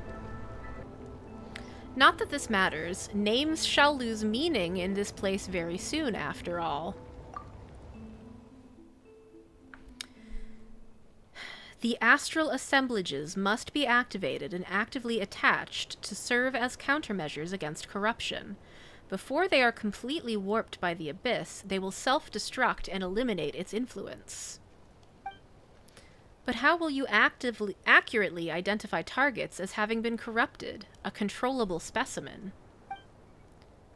Self-experimentation? Has sanity deserted you?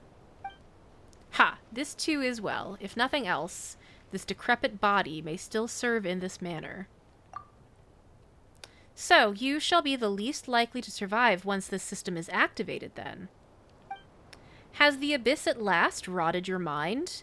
Or do you simply wish for all your kin to be martyred upon your funeral pyre? Such little faith you have in your people. All the lords have consented to this, save you. They merely followed the plan as though blind, never once considering the true meaning behind the scheme. This action does not have my consent. That matters little. Destruction shall also be rebirth. I have made my mind up as such. Ha! I fear this is as much time as I can spend awake each day. In any case, I shall activate it once all is prepared. Is there no room for a different course? I am still searching for another way. Are you certain that you are not bathing the world in flame over some personal grudge? Perhaps. I will do anything it takes to keep our shadow foe beyond the circles of this world. Ha! Besides, another way, you say. Will you really find what you seek from those humans of yours? You are in too deep already. I see it. I once tried to make you understand, but just as it was with those of our line who sought wisdom through the pools of flame, knowledge and acceptance are two different things. ... If you believe that I simply wish for destruction, whereas you have a world you wish to construct, then stop me, slay me, prove yourself to me. But know this, Kukulkan, though it be not prophecy, simply advice from one who once walked this path. A day shall come.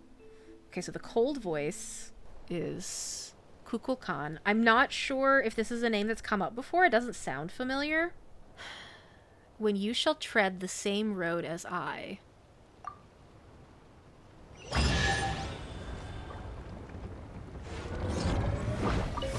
Another weird conversation. Who did those voices belong to? That's a great question, Paimon. I wish I knew more.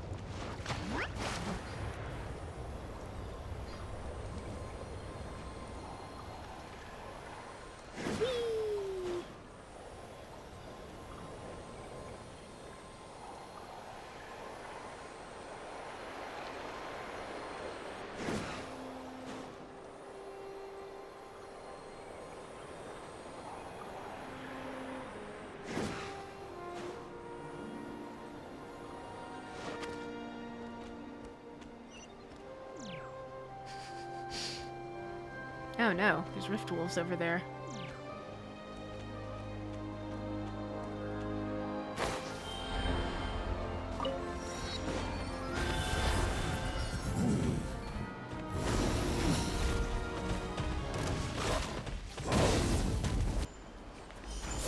How do I free him?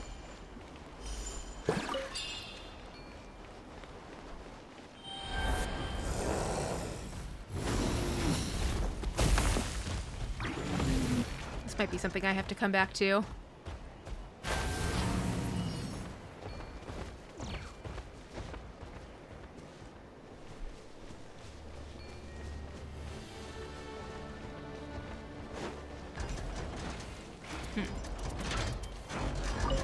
Interesting.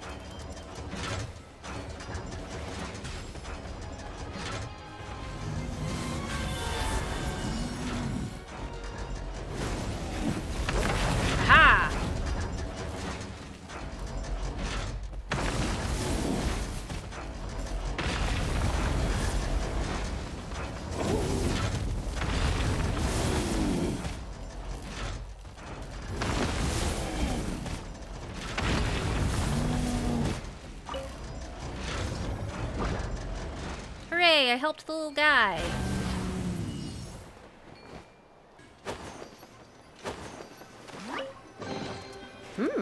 These should be worth something. Start. Go What am on, I starting? take it. Oh. Going for a ride. Thank you, little buddies.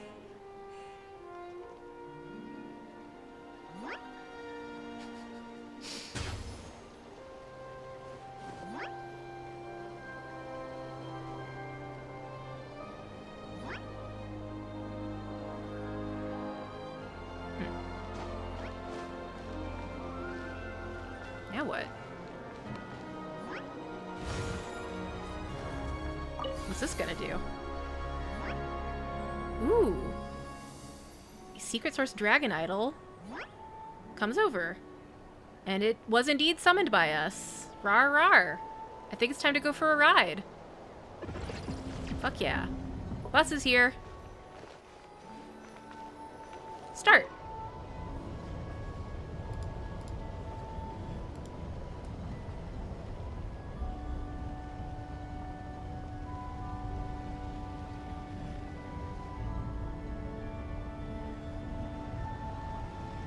We should, take a break after all that running around. Yeah, let's rest here for a bit. Where's this gonna take me?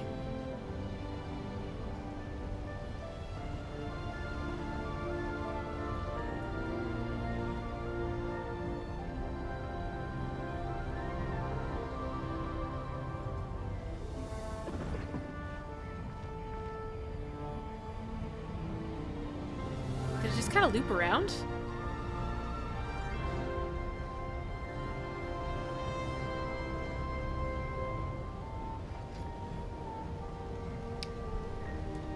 My potted plant on the porch has died again. I was watering it every day.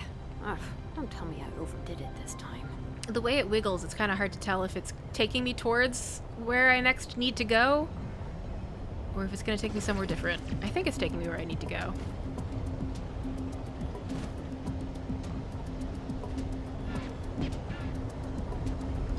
Yep. I guess this is my stop. Thank you. Mwah. Give it a little kiss. Always give your bus driver a little kiss. Don't actually do this. You will get arrested.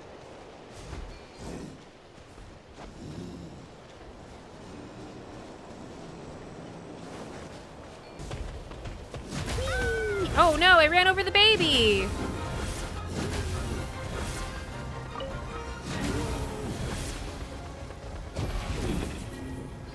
Chosen of dragons, this place was once sealed. Break the seal outside the astral assemblage to unleash the power contained in this place. The thing's locked way up high. Paimon doesn't know if we have enough strength. Rar rar. You think we should charge up there? But there isn't even a path.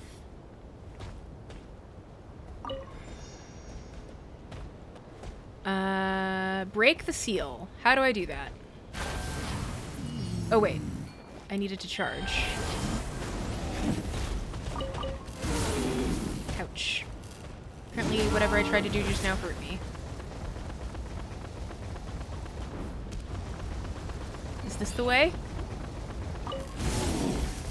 Oh. Is this the way? Aha! Oh. Interesting. Not quite what I expected.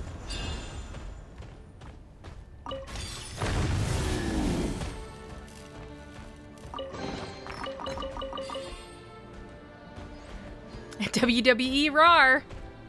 Exactly. Oh. How about we try pushing the stone platform to make a path? But you don't mean this one. You mean a different one?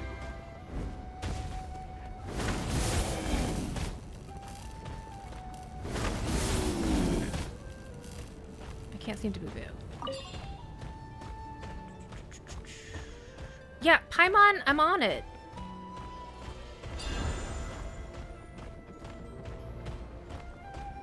I can only go so fast when I'm a dinosaur.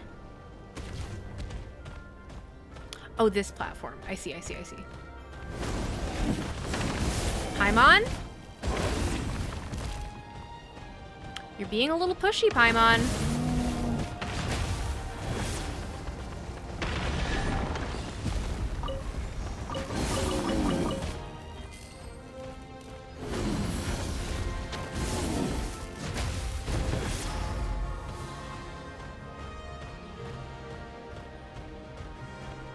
I think we use these steps to form a path. Okay, so I'm guessing our goal is to use these steps to make a path.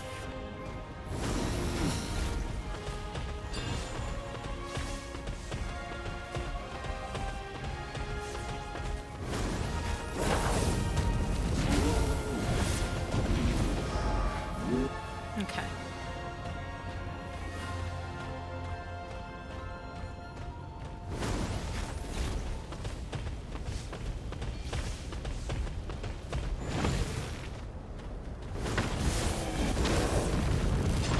Excuse you.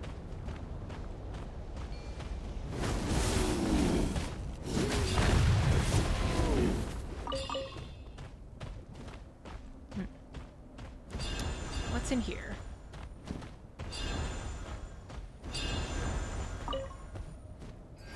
pulling this lever. Uh-oh. Uh-oh. Yeah, I would love to hurry up.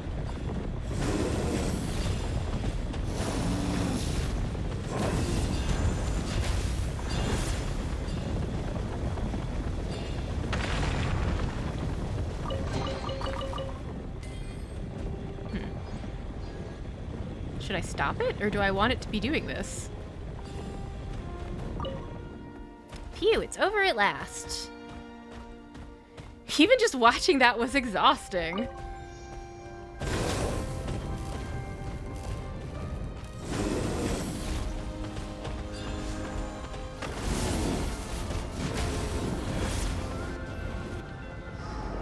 Have I done it? I think I've done it.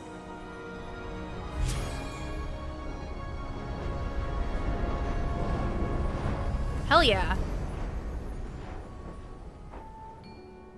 Time to ram into that thing.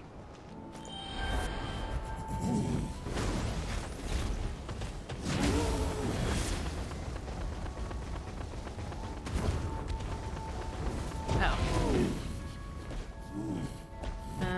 Did I do it wrong? I feel like I maybe did it wrong.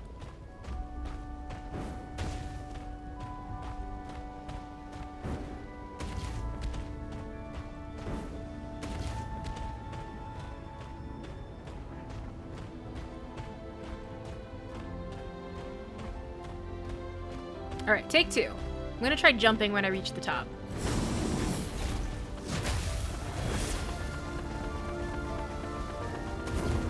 There we go.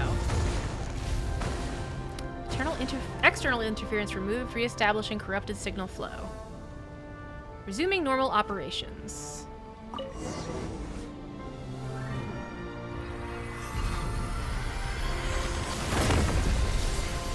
Hell yeah!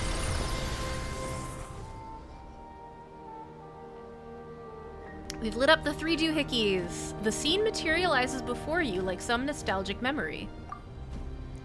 Operations stream along countless convolutions, flowing spectrum paths that shift across layered platforms. The accumulated phlogiston coalesces under immense pressure into a floating, controllable ball of heat. We've done it, your brethren cheer all around you. Yet the one who masterminded this feat, in no way inferior to star forging, stands outside the experimental site as though wholly unrelated to this momentous deed. Star forging, you say?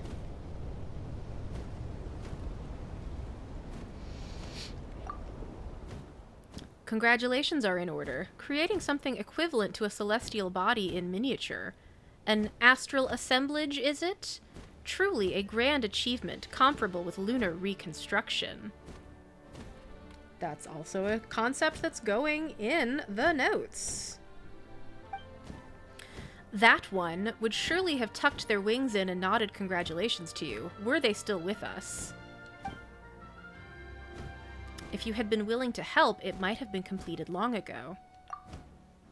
I have no interest in it. But you should help me, Kukulkan. We have driven the all-plunderer's herald into the deepest of mountain valleys. Yet once its master awakens... All-plunderer. My notes are just becoming a loose accumulation of interesting-sounding names and phrases. It will surely bring another catastrophe upon our people. Ah, how very noble of you, creating this thing to protect your pitiable brethren. Our pitiable brethren. This is only the beginning, and my days are numbered. I must forge a new path for the Dragonborn before the pitch-black shadow smothers us all. Or perhaps you should let them find their own way. Forgive my forthrightness, but the path you plan to create may be too narrow for our kind. The narrow way must be walked, when your time runs short, when waiting becomes a luxury. Enough waiting, I say. A time will come, Kukulkan, when your days go down like the sun behind the hills, and you will understand. Then you shall make the same decision as I have. My king, my elder brother, O Lord who gave me life on the day you yourself were born, on this alone, I cannot concede to you. So we got some twins. We got some twins here. I wish I had a name to write down for the other speaker.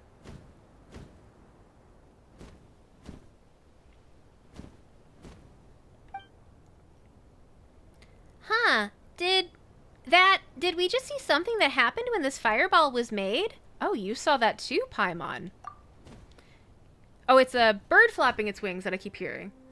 Yeah, Paimon saw it super clearly this time as well. The ones surrounding this cake platform had to be the dragons who used to live here.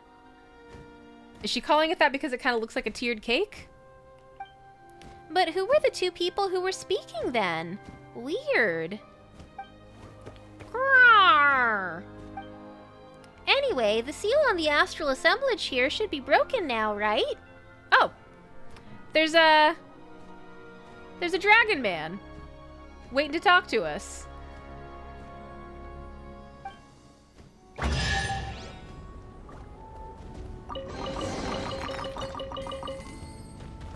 Head over to that celestial axis thingamajig in the middle and check things out. Rawr. Can we talk? Can we talk to this guy? No? Really? We're not even gonna comment? Oh, there's a whole bunch of them. Interesting.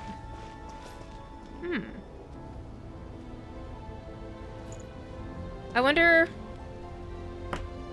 Am I seeing this before I meant to? It's just weird that we're not commenting on it whatsoever.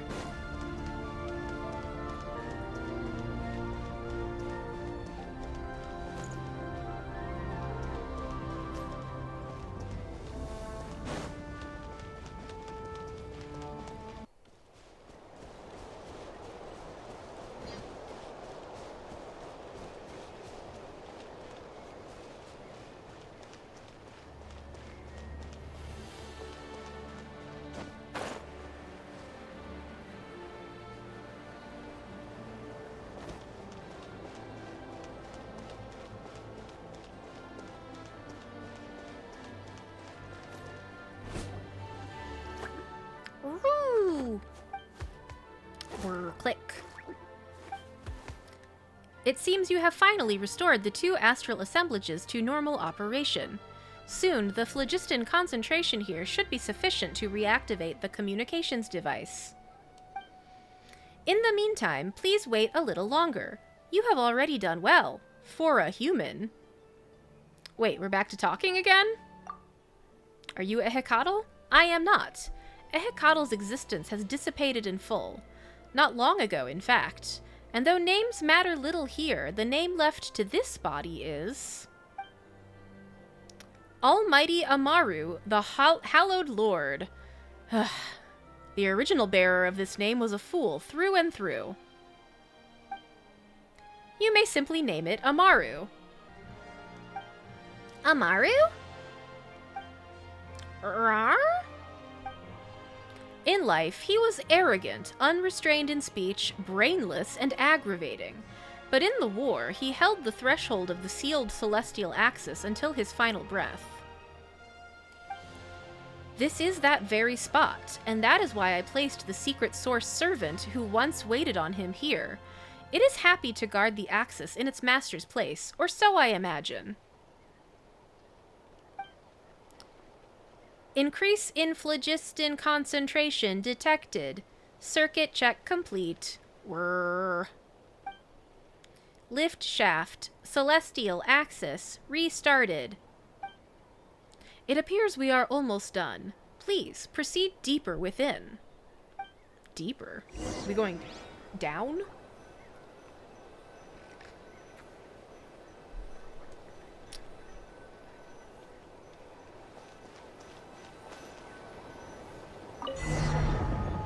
Ooh. Interesting.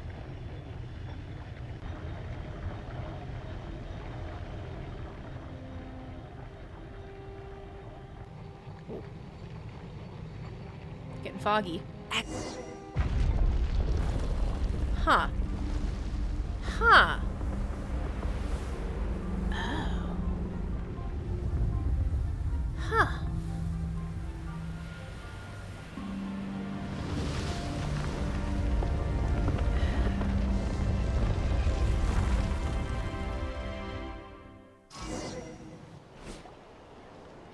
How many layers of subspace do we have in this volcano? Ooh? What's wrong? You don't look like you're doing so hot.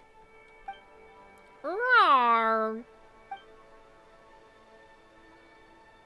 Is that the abyss? What are you talking about, Paimon? What do you see?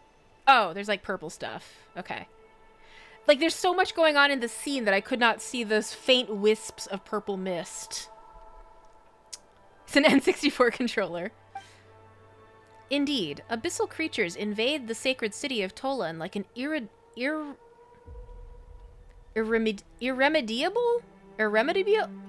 That's a hard word, apparently. Irremediable pestilence.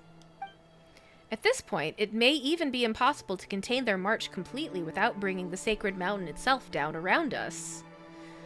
When you discover one abyssal creature, then perhaps your home is already completely infested with those Stygian, viscid villains. Rawr. Ugh, why do you guys have to be so creepy about it? We'll chop their legs off. That'll put a stop to any marching they might do. Ooh, how very wise and insightful. Now all we need to do is find their legs. Ha! As if Paimon could say that with a straight face. Rawr? Haha. 'Tis a shame, little one, but I fear most abyssal creatures may not need legs for locomotion. Only by destroying the shadowy foe that bars our path may you pass through this place and reach the sacred mountain's heart. Nothing can be done now to restore the glory this ravaged city had of old, but neither should its carcass be left to the tender mercies of these dark monsters. Wait, don't you have those big fireballs? That's right. Don't you use them to fight the abyss? Fireballs. You mean the astral assemblages? Nay, they may only trigger mutual annihilation on contact with the abyss. Otherwise, they will instead be corrupted and enveloped by the dark. Alas, this city has been sealed off for too long, and the astral assemblages have been prevented from moving freely to maintain its stability. O chosen of dragons. Rawr? The heart of the sacred mountain was re-excavated after Tolan was established, and the first secret source dragon idol stands guard over it. You must obtain a permit to gain access to the heart. Well, where do I apply? But the power source of the idol has also been corrupted. We must find some way to reactivate it. Warning. Functions damaged. Shutdown imminent. Looks like this machine is. Amaru? Hey, Amaru! What permit? Come on, buddy, you barely started talking. Heh, keep pressing on. A new secret source servant shall guide you there. Click. This is the map of the sacred city's core. I will await you at... And the light's gone out again. Guess this Amaru guy isn't going to be talking to us anymore, huh? ... He really just does whatever he feels like, huh? Not much we can do but forge ahead and see if we can't rustle up a new secret source servant. Oh. How many layers are there? Chamber of Deliberation. Heart of the Sacred Mountain. Okay. Dragon's Resident. Oh, okay, so... We're in the residential district. Oh, man, there's so much. Little guys, little guys. It's a pile of little guys. Ah, a secret source servant. Huh, is it just Paimon, or is this one bigger than the others? Roar! Question mark? Hee hee, fancy meeting you again so soon. Apologies, but there are no entries regarding you logged in my database. Humans this far down. This has not happened in at least 500 years. I'm taking a grain of salt that this little robot has a solid grasp of the current year. It might be thinking 500 years ago was actually a period of time that we would reckon as even longer ago.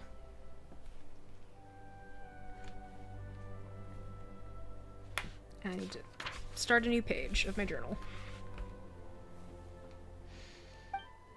Wait, you're not Amaru or a Hecatl, are you?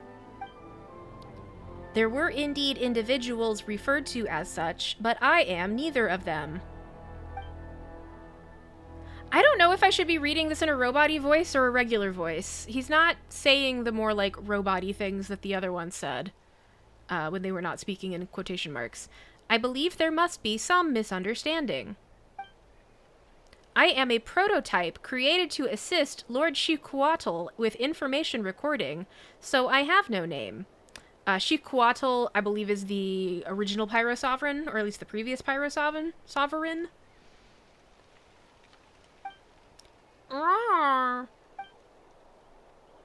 Wait, no. Not that I have no name. I am the only intelligent secret source servant without a master. Even after Lord Xiquatl fell, I was still in charge of the most basic city maintenance and information recording functions. However, some records have been lost due to the invasion of our shadowy foe, so I do not have data regarding my name. Yeah, seems like we got the wrong guy. Dragon robot? It is fine. This robot is huge, but it doesn't seem too bright. Paimon, that's rude. This probably isn't that guy who uses machines to talk to us, girl. But it did say it is in charge of record keeping and stuff, right? Why don't we ask it what it knows then? Or, you know, about how we can reach the heart of the sacred mountain. Maybe that's what that guy intended. Well, let's fire away then. Roar! Do you have any queries? How do we enter the heart of the sacred mountain? The entrance to the heart of the sacred mountain is at the newly excavated entrance. Descend into the deepest fissure of the volcano, where it is defended by a secret source dragon idol. Moreover, any who wish to gain access to the heart must also obtain a permit. Only then can you gain the acknowledgement of the secret source dragon idol that stands guard. Heart of the Sacred Mountain, also known as Huitzilopochtli.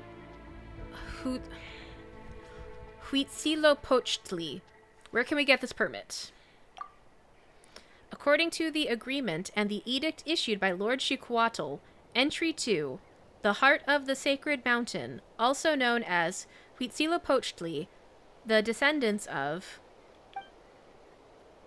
proceed unto the Chamber of Deliberation to submit an application and then wait for the permit to be issued. Do we have to take a number? What about the energy source required by secret source dragon idols? Now searching. No corresponding data entry categories. Or perhaps the relevant data, like so much else, has become lost due to the abyssal corruption of the city. If you can eliminate the abyss's influence and retrieve the data, perhaps you might find the entries you seek. I have marked out a potential data storage location for you. Please eliminate the abyssal corruption present there to restore the area. Do you have any queries? I have no more questions. Understood. Paimon doesn't quite understand why. We went to the heart of the sacred mountain. Okay. We need a permit. Lil'Brudder says roar. Paimon says let's get going. Okay.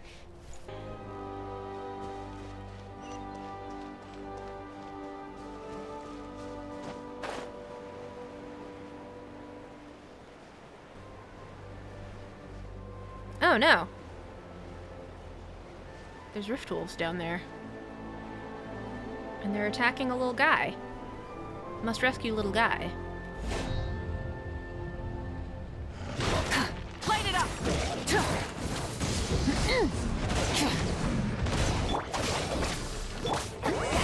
Suffer the wrath of Eatsley! Show no mercy! Eh. Camera. Get to work! Let engraved names echo!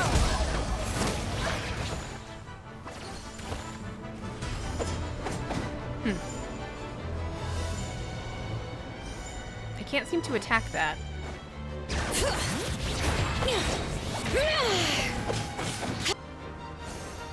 Oh no. Okay. I guess I just have to keep beating up all the rift wolves that come out of the hole. You two! Time to end them! Show no mercy! Stand with me! Out of my way! Burn it down! Pyroclastic surge!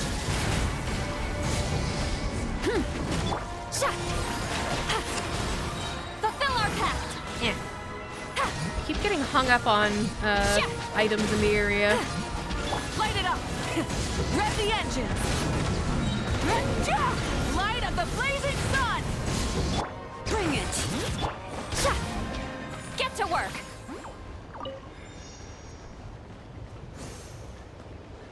Aha. Is that good? Ah, okay.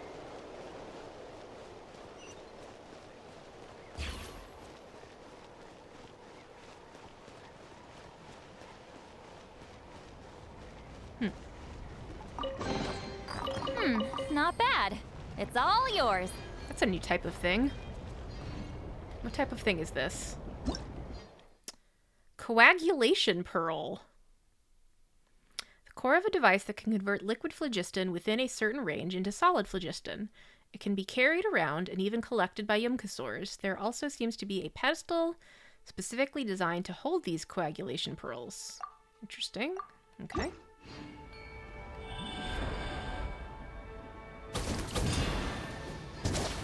So then what do I do with it? Ah, I shoot it up there.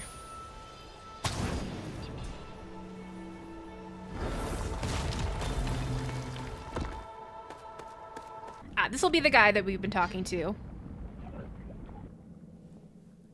I knew you would arrive, and so I prepared a welcome of suitable pomp and circumstance.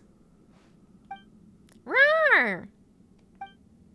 Though I know that you are only being polite, I am indeed glad to see you. Huh, so it's you after all. So, what are you calling yourself this time? This time, my name belonged to a scribe from the Chamber of Deliberation. In truth, he rarely ever touched quill or ink himself. Not since the secret source servants were invented, anyway. Awanyu, you may address me so.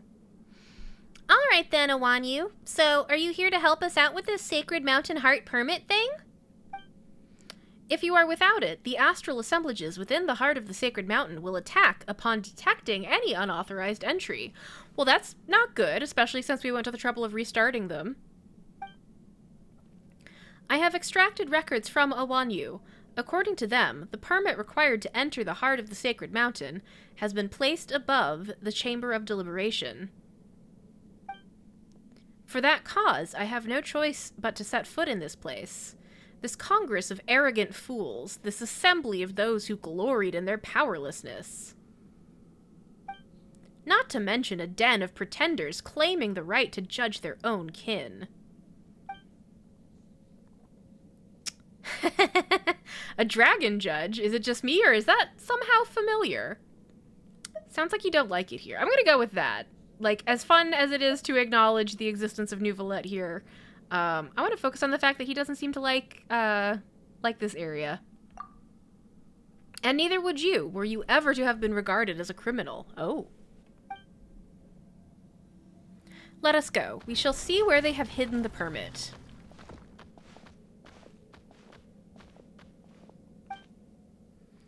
It seems they have left it over there. Did they even think to hide it at all? Still, it seems but an empty shell. Uh-oh. Hey, what's with all these rift hounds? Gah, that means the permits. Gate security may have been neutralized, allowing them to take advantage of the opening and enter. Wait, what do we do then? No matter. We need only activate the Chamber of Deliberation's repair and purification facilities. They are over there.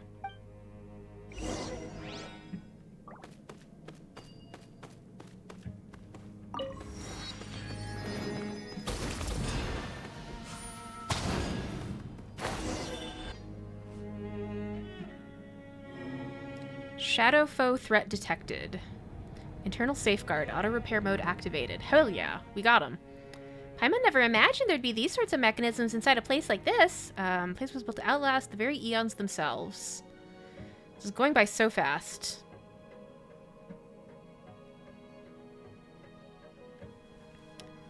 I had no control over any of that dialogue. Rawr! Haha, it would be best not to. It will not distinguish between friend or foe. It simply consumes everything it touches. A crass and brutal approach. The designs these fools came up with. Still, we can use it to open the shield covering the... Oh, sorry, this is Paimon. Still, we can use it to open the shield covering the permit, right? A serious proposal. A rarity from our dear Paimon. Rawr, rawr. Indeed, I too did not expect our White Herald to have such hidden depths, such hidden wisdom. A shock, to be sure. Paimon doesn't get what you're so shocked about. Anyway, let's find a way to make this thing ascend, shall we? Is this Martha Stewart? Maybe. Why can't I move? Okay.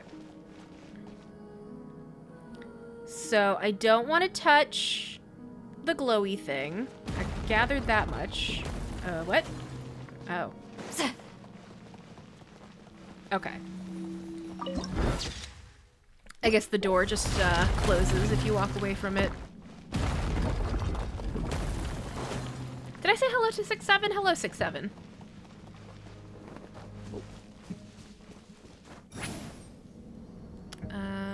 Where do I go? Look for the objective in this area. Is my objective... speak to guys. Are you my objective? Shadows, didn't they only appear after the golden barrier passed just now? Silver Prince. This is going by so fast.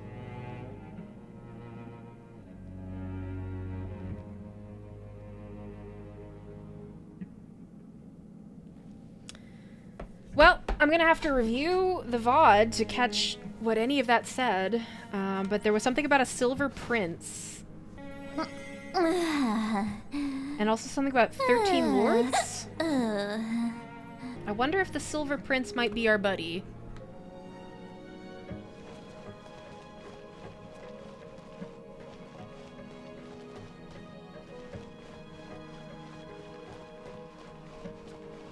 I should probably be Yum Kasor for this, I guess. I could take the pearl. Okay. Grabbing this thing will raise the barrier. Oh! Oh, invisible platform. That's fun.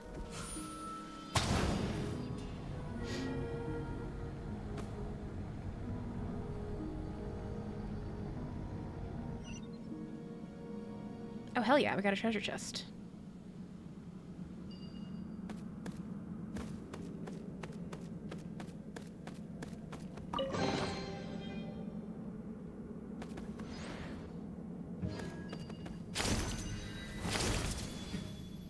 They say that upstart human federation harbors an escaped test subject. Your laboratory Sheep pen. Come, present the evidence. I really wish this dialogue didn't go by so fast. So whoever's being addressed had a lab. Okay.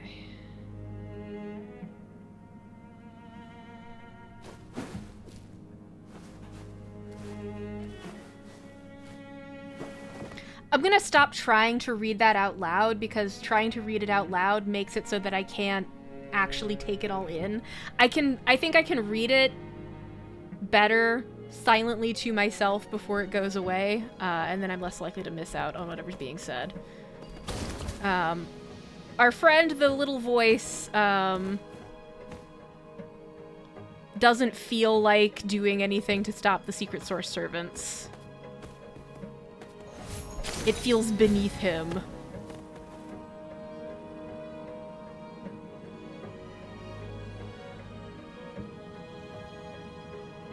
Okay, so I feel even more confident that this consciousness that keeps talking to us in different robot bodies must be the Silver Prince.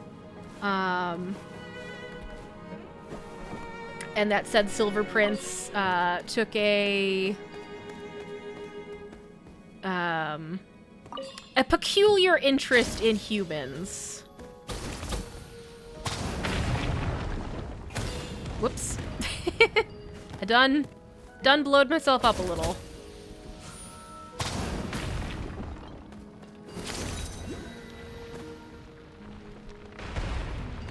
Interesting. That's convenient. What are these Secret Source servants doing here? I've been attracted to something encroaching on the Dragon City.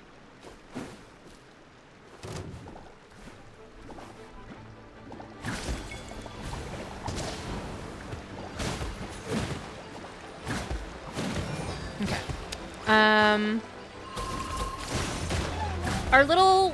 Our consciousness friend is being a snob.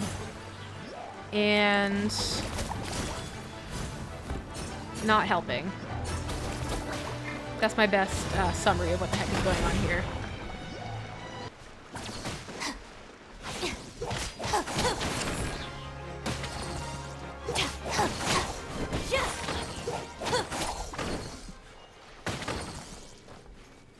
Okay, this should finally do it. What should finally do what?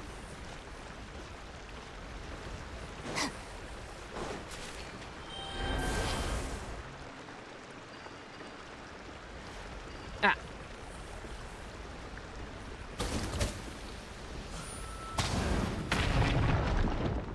Haha.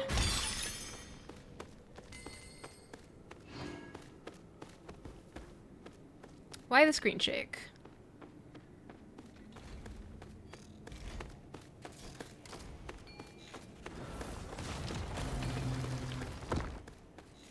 Kind of surprised that that automaton didn't attack me. Okay, the barrier is online. Keep raising that imbecilic repair barrier.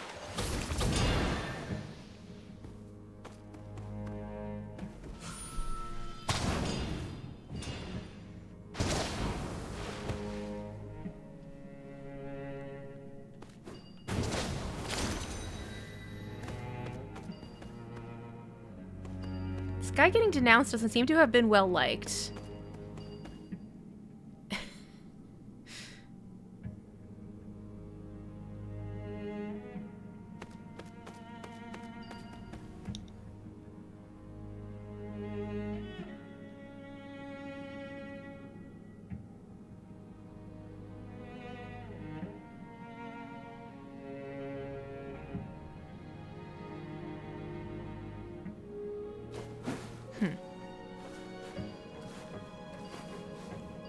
Where am I going now? Look for objective in this area. Could you be a little bit more specific? This is where I just was, I think.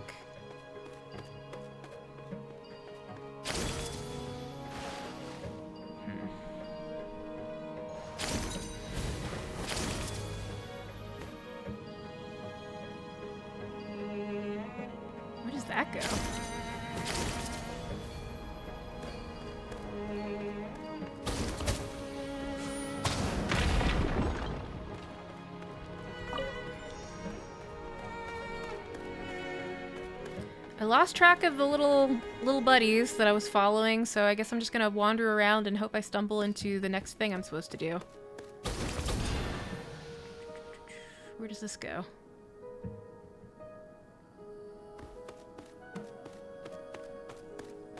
Well, okay. I guess it doesn't go there.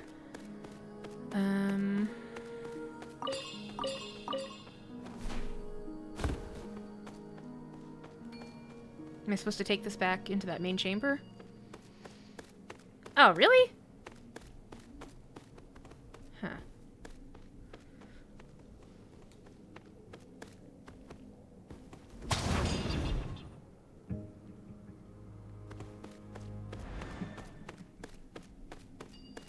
Okay. So...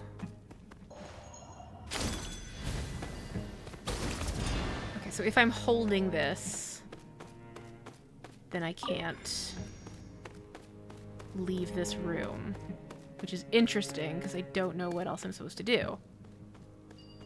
I can't see...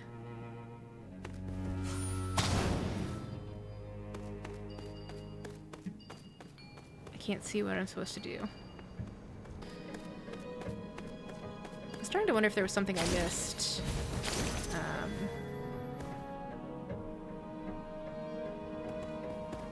Paimon is offering me advice. Okay, so this path leads... Oh no, am I taking so long that they're giving me help? That's embarrassing. Though it's stuck behind the barrier now, there must be some way to get to it. Paimon? I hear you. I guess I'll just keep going this way.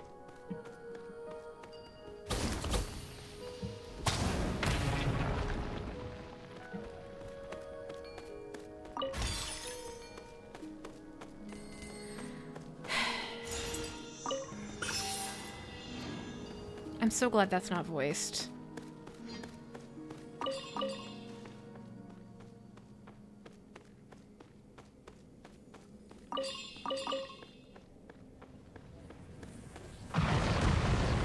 Whoa.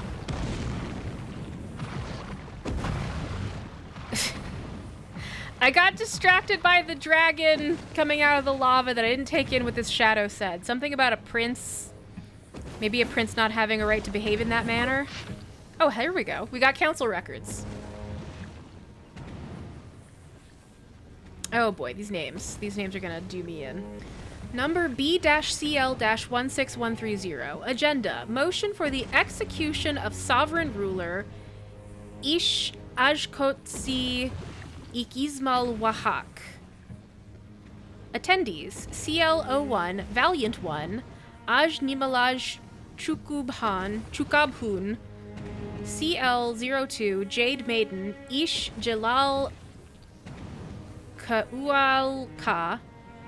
CL-03 Weaver of Secrets Ish Kemonel Jasjatem Ux. CL-05 Bestower of Bitter Springs Aj Kastajibal Cha'ama Ho'o. CL-07 Toxic Rain over Boundless Forests Aj Chojojik? I'm gonna say that's a maybe more of an H sound. Aj Chohohik Kamikabal Uuk. If anybody knows what language, I'm assuming that this is based off of a real language. I'm curious to know what it is and how badly I am butchering it. CL08 Priestess of Floral Candles and Skyborn Feathers Ish Ajkots Ij Ikizmal Wahak. CL12, we skipped some numbers. Murmuring Spring, Ish Rokratik Obala Kalahun. Record begins. Okay, so when every speaker is speaking there identified by their short code. Seems like all old Yucatan names, but can't say for sure. Okay, thank you. That's enough to Google later. Okay, so the Valiant One says, I demand that you explain yourself immediately, 12th Lord. What is the meaning of this? Against all expectations, you would call for the execution of your own flesh and blood, and at such a critical hour. I'm going to write down, I think there were 13 lords mentioned. Murmuring Spring CL12. Venerable speaker, what kind of explanation do you wish for? The words I wish to speak, the words I must speak, have already been made clear in my proposal. I, ish rokratik obala kalohun chuuleel, custodian of Kumkarakaj, accuse the 8th Lord among us, ish ashkots ij ik ismel wahak chuuleel, of betraying our kind, and thus request her immediate execution. I need to look up something in the wiki real quick. That name does not seem to be present. Okay. Betraying our kind, and thus request her immediate execution. 8th Lord. Priestess of Floral Candles. Instead of pressing me yet again on matters you already know, why not first question the 8th Lord herself to see what she might say in her own defense? Pressing the snooze button on ads because I am not taking an ad break while there's this juicy court document to read. CL8 says, I have no intention of defending myself. If any of you believe I have betrayed our kind and defiled our sovereign's vision, then cast your vote for my execution. Only a weakling would waste words on such matters. 12 says, how dignified your haughty grace, my dear sister. Yet as I see it, you are merely grasping for an excuse, one you cannot find, to explain your own betrayal. How else would you justify why the human you keep, that vile reaver, that brazen harborer of degenerates we had exiled, that insect who dared trespass upon my domain, whom you dare call daughter, who wields a weapon forged by dragonsmiths, has chosen to follow in Xbalanque's path, assisting him in slaughtering our kin. Why even now do you continue to tolerate her savagery rather than cast her out yourself? Is that not so? Our ever-venerable paragon priestess of floral candles and skyborn feathers.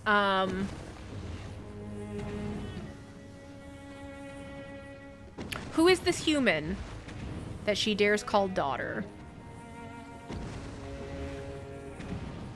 I don't know who that could be. You name me a traitor, 12th Lord. If I truly were one, you would now be lying at my feet, begging for mercy to save your pitiful life. As for my beloved daughter, you have no right to make such accusations. She has chosen her path, just as I have chosen to remain loyal to our sovereign. If a weak worm like you cannot even kill her, or maintain the territory granted to you by our sovereign, then that is your fault, neither mine nor hers. CL1 says, I too refute your accusation, 12th Lord. The human named Xbalanque is a powerful warrior worthy of our respect. Even in my eyes, he has shown himself worthy of facing me in combat, and of my killing him in person.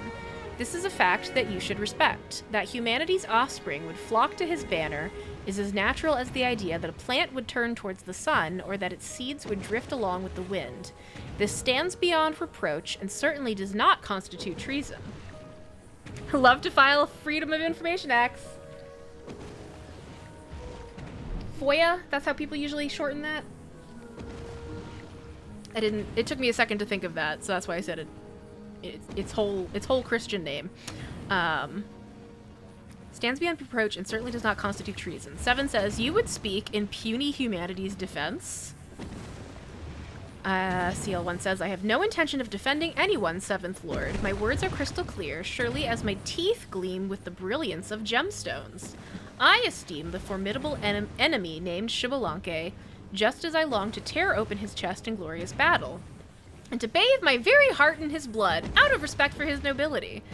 If you would call this defense, I would not mind so defending your honor either, 7th Lord. 7 says, I request your pardon. It was not my intent to provoke you.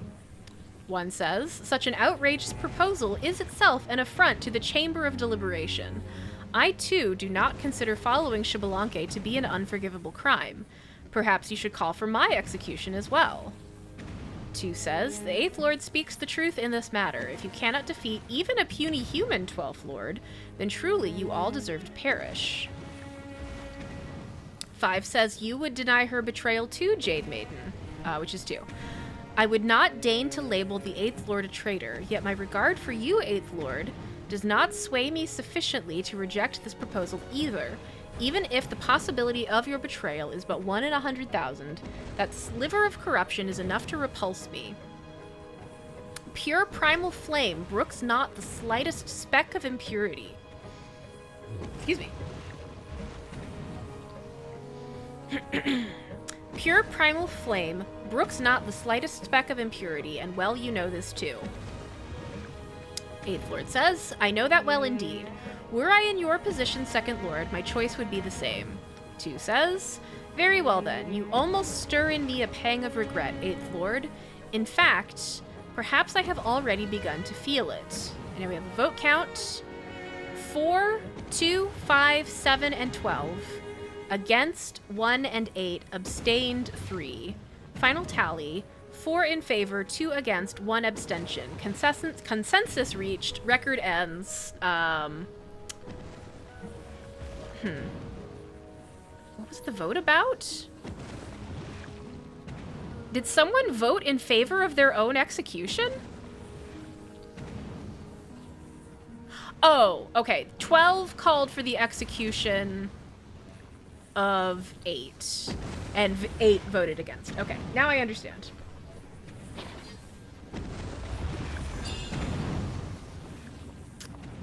Oh my god, Paimon, I know the coagulation pearl is stuck.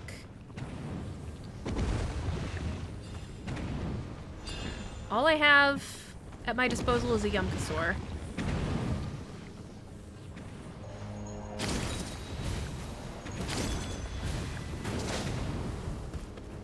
Paimon's gonna keep saying that until I solve the puzzle.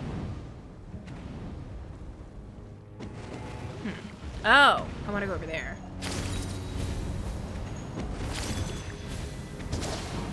Shit.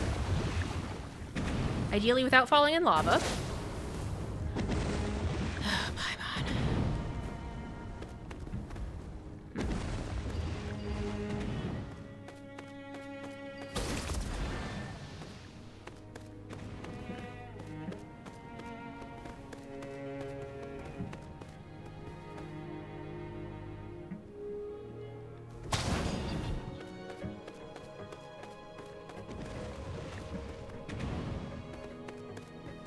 Okay, I can't...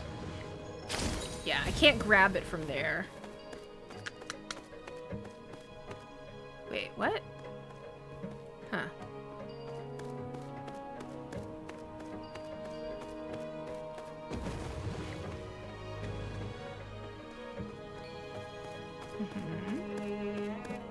Oh! I'm supposed to grab it from this side. Okay. Okay. Okay. Okay. Okay.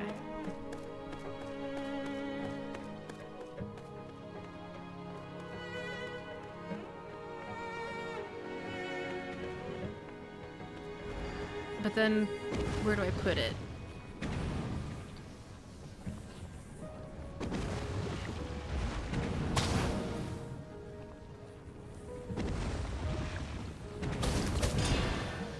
Does this...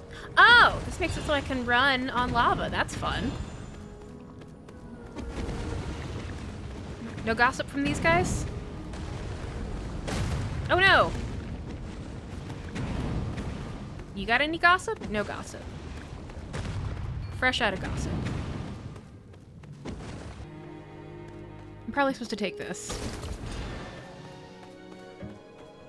And then put it somewhere.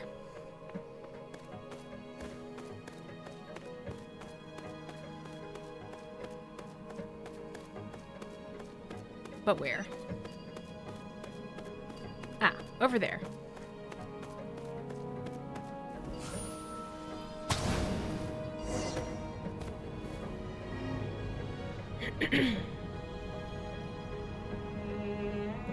shield over the permit has been purified. Cool, cool, cool.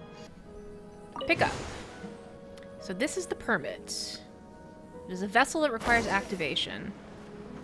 And rift wolves that need fighting. Oh, no. They're gonna attack our stuff that we just fixed. Not my treasure chest, that's mine! The golden light is moving down. That seems bad. Be sure not to touch the primal flame at the top and bottom and we will be fine. Oh, okay. Sure. I'll just do that.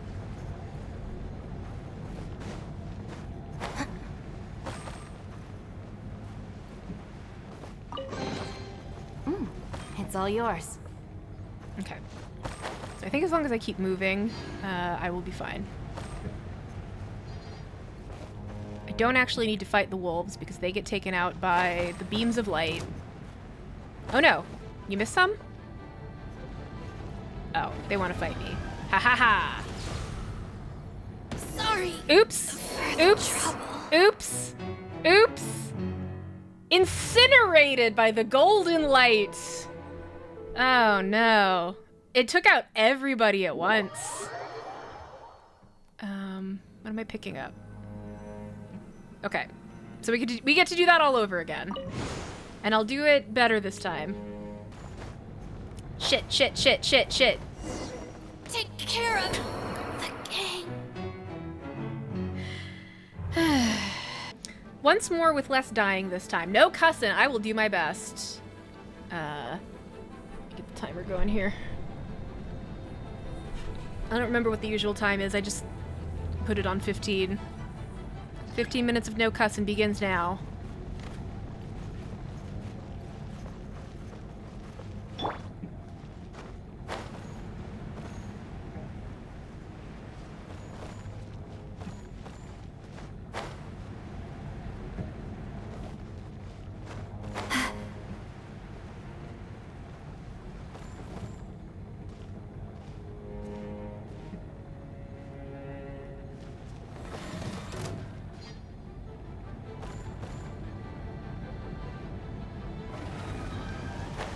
Okay. We made it without dying. This spot should be safe now, right? Right? Okay, yes. Cleaning complete. Carry out final restoration. Phew, that's a wrap. Finally! Guess we've got the permit to enter that heart of the sacred mountain or whatever now. No, as I said before, this is merely the permit's empty shell. A device made from a single scale, bereft of any information concerning its owner, cannot be converted into a permit. Otherwise, would it not have become some sort of master key to be used by any old dragon? Quickly, bring a dragon of suitable status to the stand. Where are we supposed to find a dragon? Hey, wait, does Lil'Brudder count? Rawr? Not at the moment, no. Then what do we do? Long ago, after the great sovereign entered the heart of the sacred mountain, there were some who had the authority to, yet did not, activate this permit. Perhaps this conspicuous specimen was placed here for that very purpose. I know it's actually 10 minutes. I was trying to turn on the timer very quickly and overwound. So we'll do a bonus 5 minutes of no cussing.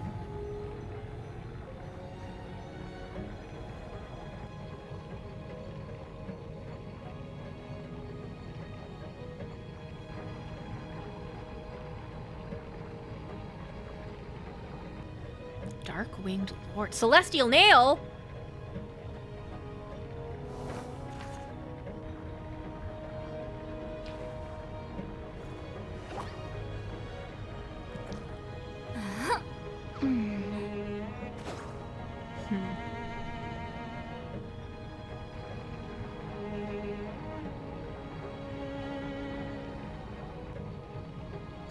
Rar indeed, Lil'Brudder.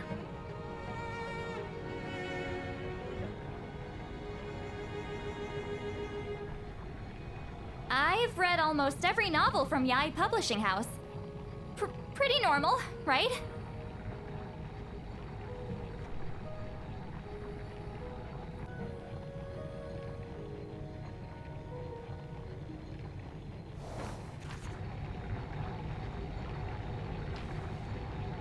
Perhaps this world should long ago been cleansed by the flames of rebirth. Would you not agree? I don't know.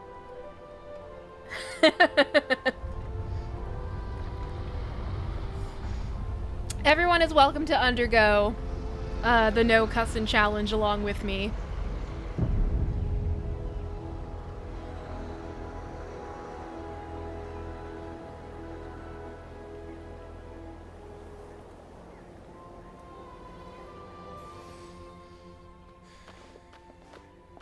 There it is, the engraving light that can activate the scale. That is the permit.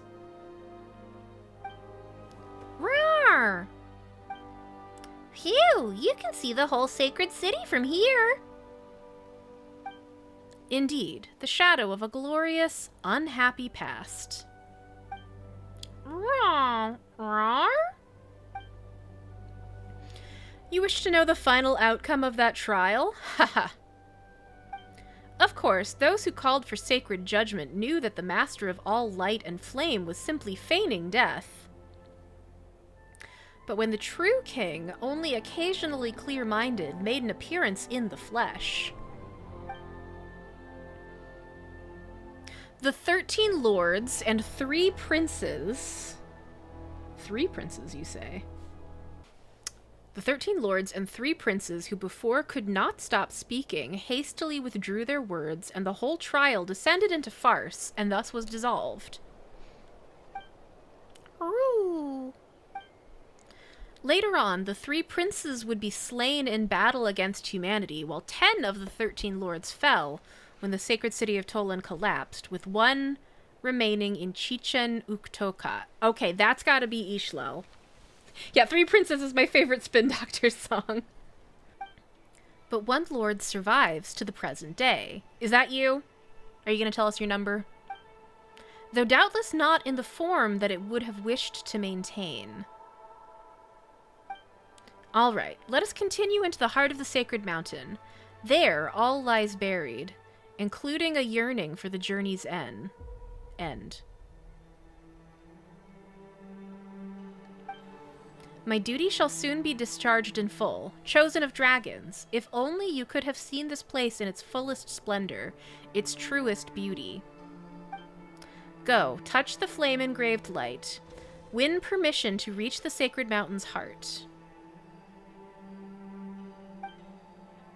Lil'Brudder says ... I want you. Huh, gone again. Paimon was just getting used to using that name. Still, the permit to enter the heart of the sacred mountain is ours at last. Roar! The light on this side, it's gone. It was all golden and sunset looking, and now it's bluer. Oh, two treasures. Don't mind if I do. Not bad. It's all yours. Where am I supposed to go? What am I supposed to do? Oh.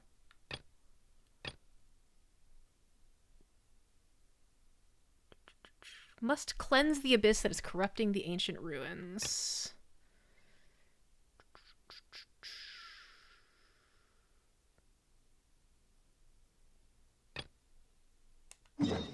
Well, I guess we'll do some cleansing. Do some cleansing in the esoteric arrays. Going into a trance is risky for most people, so don't get any ideas.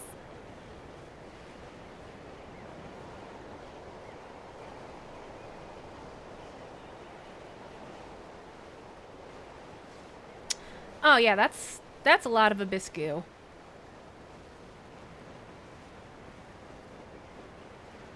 That is a unfortunate quantity of abyss goo. Incoming! Alright, how do I fix it?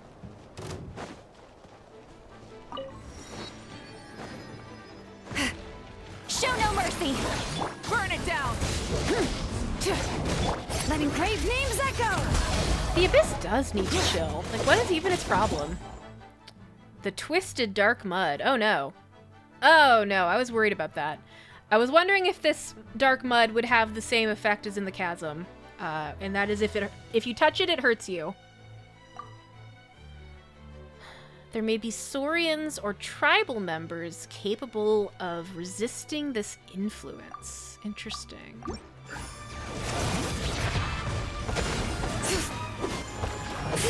Get to work! Suffer the wrath of Eatsley! Show no mercy! Rise with the sun!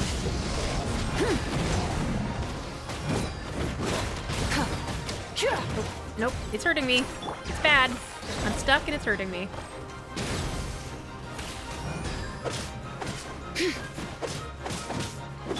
Fulfill our pact! Dissipate!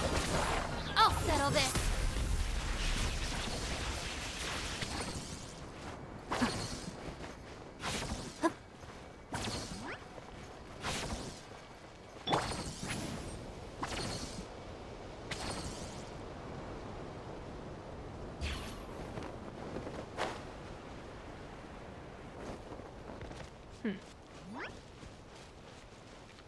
This hilly churl are sick.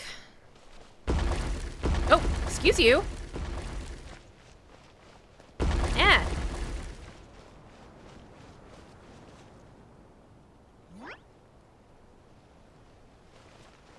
Do I need to do something to open the door? Oh, do I need to find another little guy to help? I probably need to find another little guy to help. Robo-Brudder. It is a little Robo-Brudder.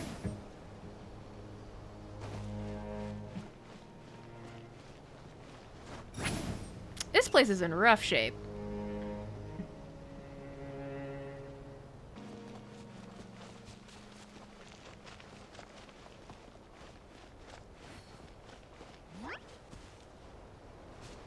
Oh. Did I just not... I didn't get close enough to him to open the door? That's funny. Oh, no. Oh, that seems very bad. Laline! Eat Papa! Get him! All right. Let the mountain's veins boil! Burn it down! Wrath from the skies!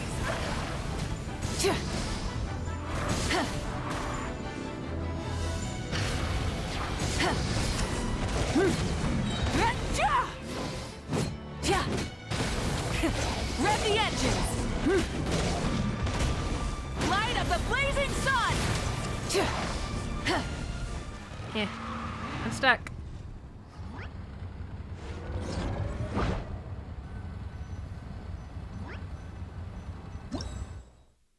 Secret source beam cannon. Shit. Okay. A manually operated secret source beam cannon developed to counter the abyssal invasion. Activate it, aim, and destroy the encroaching oozing cores. Great. Can't wait.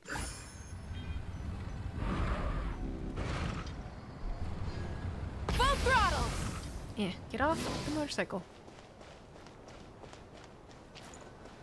Ah, that's the cannon. Got it. Yeah, I'll resonate. Oh boy. Oh boy. Oh boy.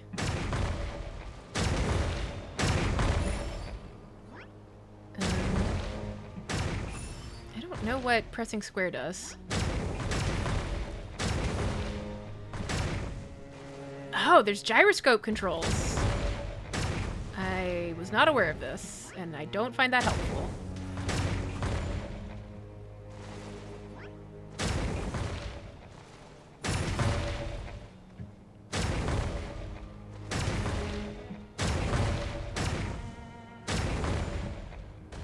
Did I win? I think I won.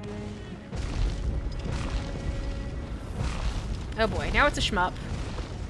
I gotta try really hard to keep the controller still.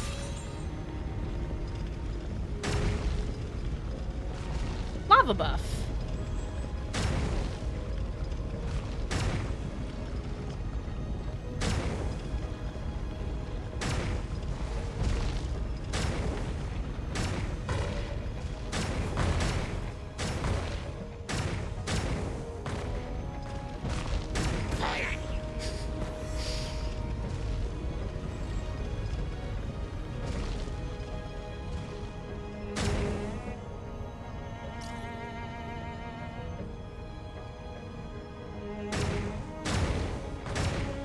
Very slow shoot 'em up.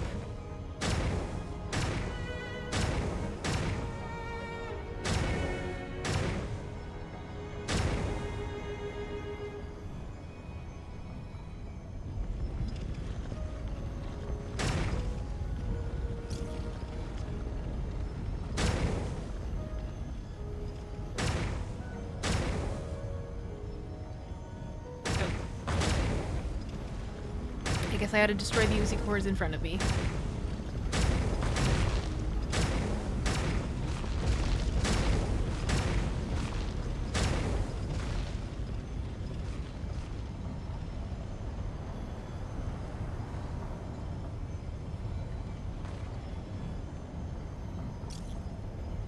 How does it compare to the Awesome Sauce laser? I feel like the Awesome Sauce laser was a little bit easier to control. Trying very hard not to shake the controller so that it doesn't jiggle my aiming is rather difficult.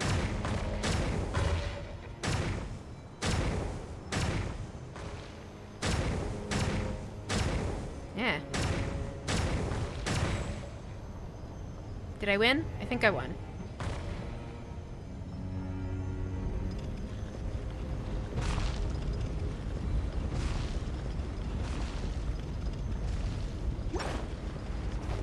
That beam cannon, the abyss around here, something something. Rar rar.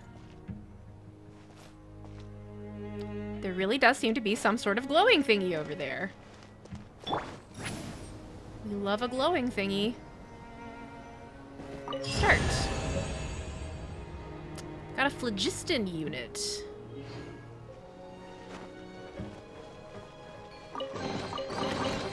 Not bad. It's all yours.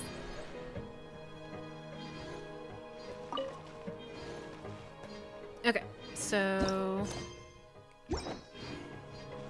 Side quest achieved. Time to go into the mountain's heart. All right.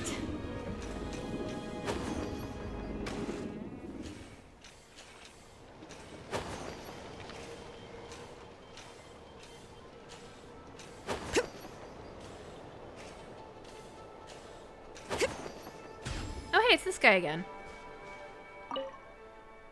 Greetings. New data recovery category detected. Entries concerning source mechanism energy cores have been updated. Phlogiston is the main form of energy that powers source mechanisms, albeit in a condensed form that closely resembles light. Stable amounts of phlogiston units may be generated via the controlled reaction known as data lost, allowing for more precise control over energy release. The energy that a source mechanism requires is dependent on both size and the complexity of its operating logic. The quantity of phlogiston units a secret source service requires is data lost. While the larger secret source dragon idols, in fact, require less, specifically 3 in number. Information is energy, and energy is information. The data carrier you retrieved counts as a single phlogiston unit. So 1 phlogiston unit is 1 fireball. Yes, that is one way to look at it. You restored a phlogiston unit that had been corrupted by the abyss. Only then could I extract anything from it. They can also be used as substitute energy sources for abyss-corroded source mechanisms. Do you have any other inquiries, or do you wish to mark out the next location? Excuse me, gosh. Do you wish to mark out the next location where retrievable data might be stored? Let's access the data we've recovered. Reading corresponding content. What records do you need to access? Read me the entries marked creating the secret source service. That's just going to repeat what he said. Of course. Now reading. Please wait. Oh god, that's so long. Okay. Records regarding creating the secret source servants. To test the efficiency of complex structures in the phlogiston power unit, such that a secret source servant can be manufactured for the purposes of record keeping. Intended to perform precise adjustment and control of phlogiston during the second stage of the plan, and to provide insurance in case of contingencies. If the full-scale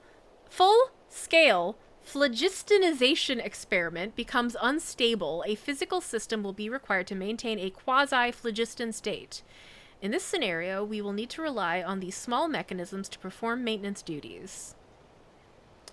To think my memory had been corroded to such an extent by the time the prototype could be constructed. I can no longer even recall how long it has been since the days when my people would unfurl their wings and soar freely above this land. I cannot even recall the figure who should have stood beside my empty throne. Never mind. He shall one day return to this city. This I believe.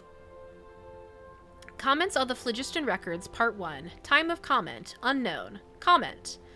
I can understand the need for secret source automatons to maintain the mechanisms and as a backup plan for the second stage, but must they have been constructed in such a way? Other shapes would have made more efficient use of the energy source.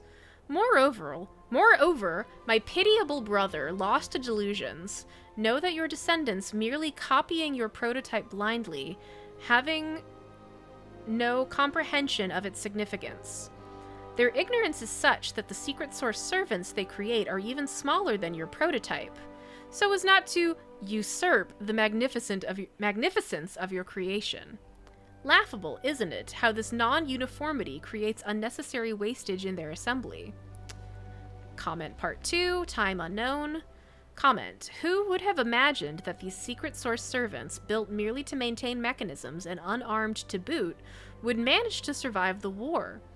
It appears that, in imitation of your ways, they left their own marks at the cores of the secret source servants they created. By this, I can tell these identical facsimiles apart and know who created each one. I have given them the names of their creators. For what purpose, one might ask? Remembrance, perhaps? If you could see me now, brother, you would laugh at my foolishness. It seems that in this withered city whose life has run its course, I, too, ...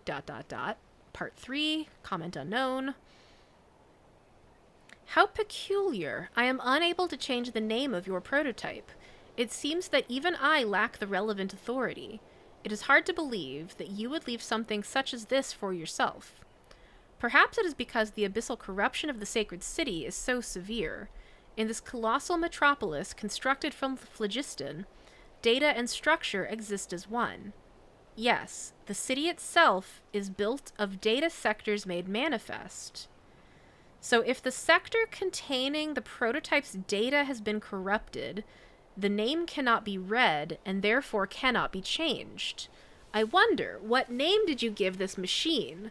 Or have names themselves lost all meaning in this place? Perhaps you never gave it a name to begin with. So, the city inside the volcano is data. We're inside a computer. Record playback complete. Alright, tell me where to get data.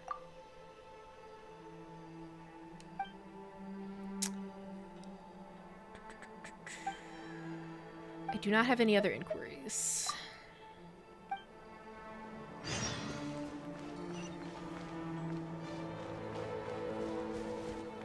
Rise like smoke. Specifically 3 in number, they said. That means we need 3 small... Okay, we need to get 3 phlogiston units. That was the main thing we learned there. Rise with the sun! Mitten has no conception of what counts as clear food. It's mostly, it needs to not have any solid in it.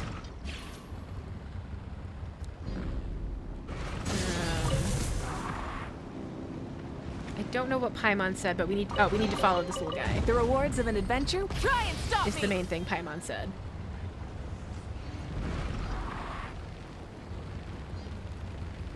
Oh, okay, we are moving.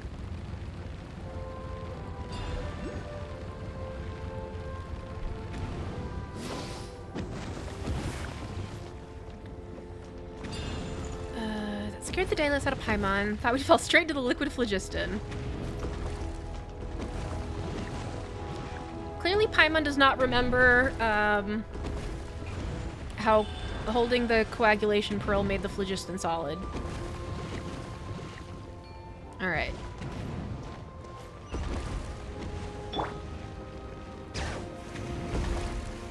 Time to rollerblade up this solid waterfall.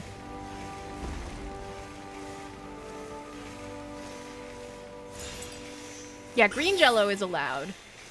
Ew, they only sell 0 sugar? Having mud balls thrown at us, that's not great.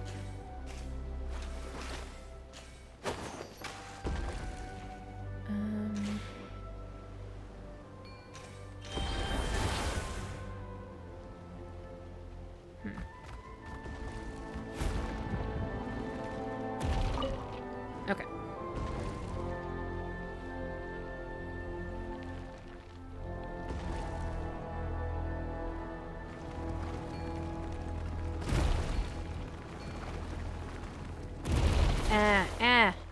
Become solid.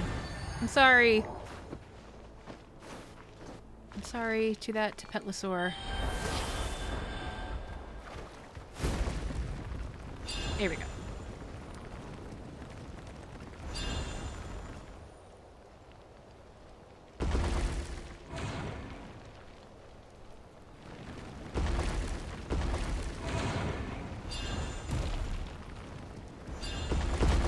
Oh.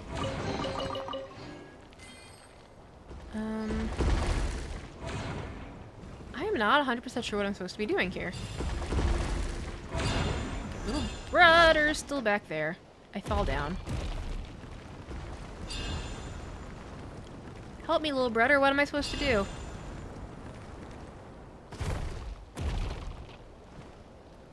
Okay. It's because I got too far ahead of Lil'Brudder. I kind of think being a Petlosaur right now is not to my benefit.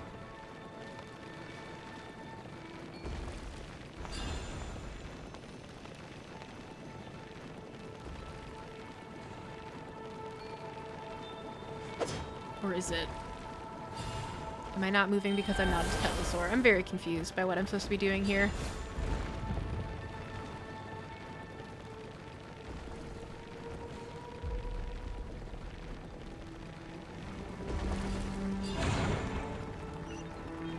Okay. Being blocked by purple mud balls. Rar rar. Awesome, bye-bye blockade. Good job, Lil'Brudder. Another waterfall. This one's kind of weird. Why is the phlogiston flowing upwards? Let's do it like before. Find something to turn the waterfall solid.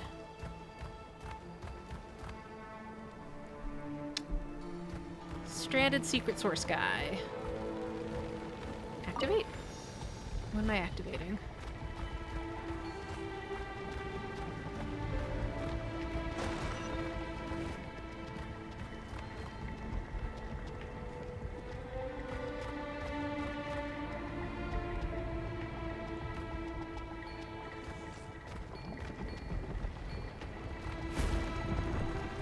We've rescued the little guy.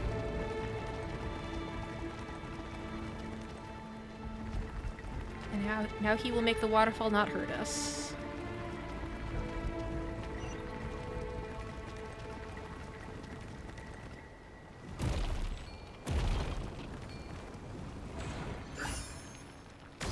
Okay. More mud balls to deal with.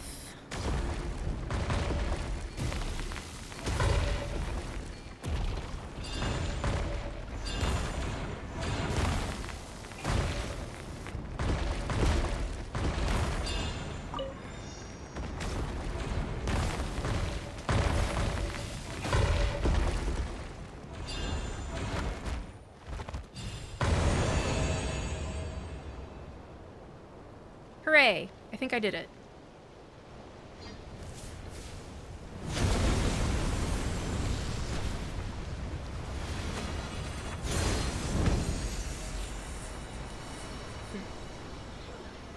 Again with the flowing upwards. Solidified into a huge pillar. And there's light coming from underneath it. These should be worth something. Go on, take it.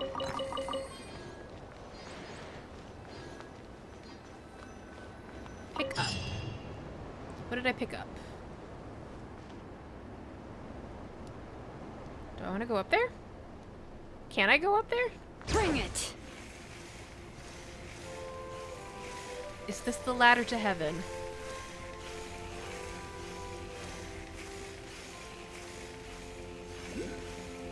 Oh, hell yeah. I hear an orb.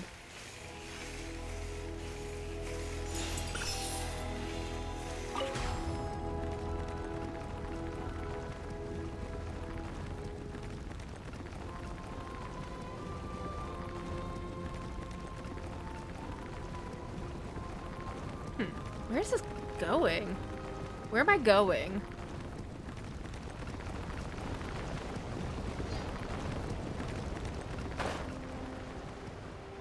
Okay. Not really what I expected.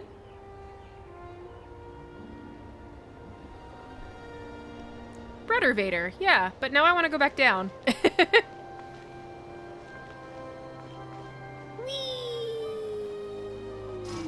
Oh, okay.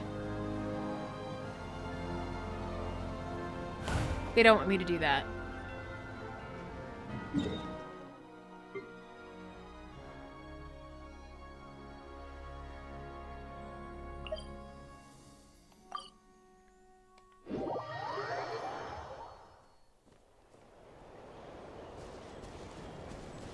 Okay, wonder what kind of records we got from that.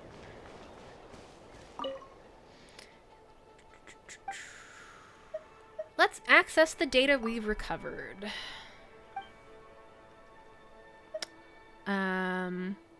Show me the entries for humans and exceptional individuals thereof. Of course. Now reading. Please wait. I know not how long I have slept under the influence of the shadow. Ah, my poor brother. When will he understand that if he keeps treating his own kin as nothing more than insects, then those of them who share the same burning fire of knowledge that he does will always view him as their foe. Even now, despite having failed once already, he persists in pursuing his ludicrous plans. The aberration he cultivated did not succeed in taking the throne of humankind as he had so wished. My beloved son will one day rule over both races. He possesses a lifespan far longer than that of ordinary humans. The only downside is that achieving this may take a little longer than anticipated. Not to mention how this proves that humanity holds possibilities beyond what fate has ordained. But our enemies are not as simple as he imagines. When will he awaken from his delusions? Though I must admit, if he were to achieve his aims and array his pieces on the board before me, that would make for an intriguing game indeed. Show me, my poor brother, your ambition. How far will your path take you? Tell me where to go next, little guy.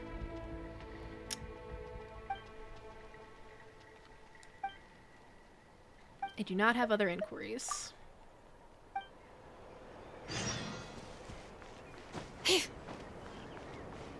Where once there were arms aplenty.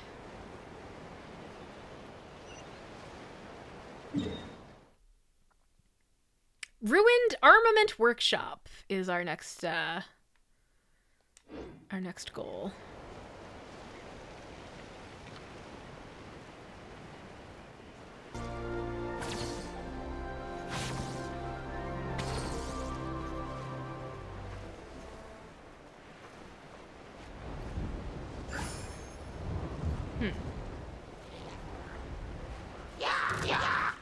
This guy has an extra, like, red aura.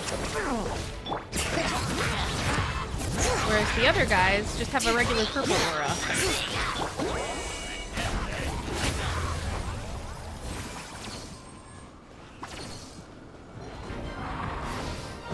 Let the mountain's veins boil! Oh, an abyss mimic to Tonkasaur, that's rude. Out of my way! Show no mercy! Pyroclastic surge! Try and stop me! Bring it! If only there was some way to smash all these mud balls in one go. That would be pretty cool, Paimon. I wonder if that's the next thing she's gonna repeat multiple times. Hear the echoes of the valley! Bring it! Oh, a Tatankasaur appeared.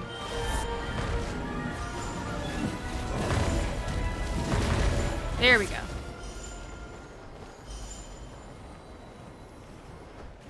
Oh, nope. Nope. Yeah, I'm stuck. I'm falling. Help. Okay. Okay. We've dealt with the abyss. Hurrah. We've already been granted permission. Okay. Thereby open the path. We can finally go to the heart of the sacred mountain. Hurrah! Final place where the abyss still hasn't been cleared out. These We should got be almost worth all the abyss something. stuff here, and we got the Go permit on, from the Chamber of take it. Deliberation. Guess it's time to head to the sacred mountain's entrance then, which is where? Over here.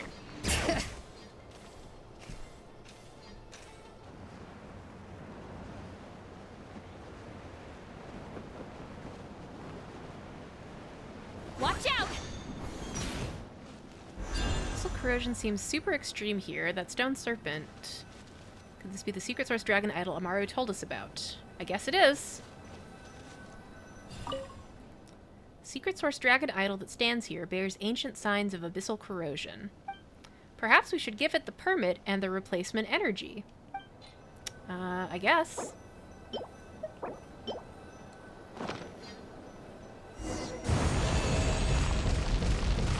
It jumped right in.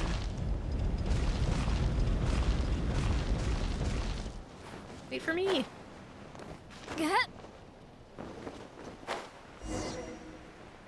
End of the road. Down there is at the heart of the sacred mountain. It's like a huge tear in the earth. A chasm, you might even say.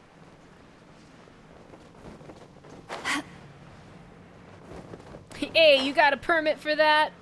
Watch out! I did, but then I gave it to the stone dragon. Oh.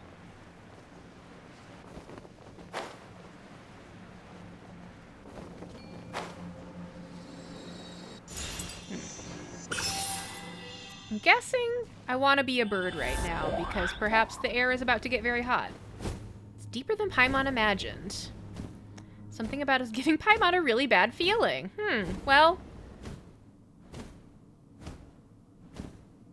Now it's your turn to try and make Paimon feel better, eh?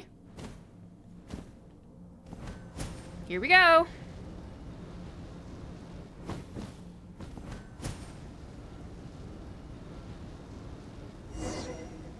Oh. Interesting. Oh. Oh. Oh, wow.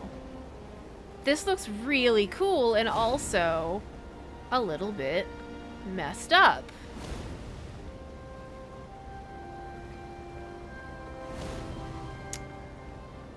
Heart of the Sacred Mountain.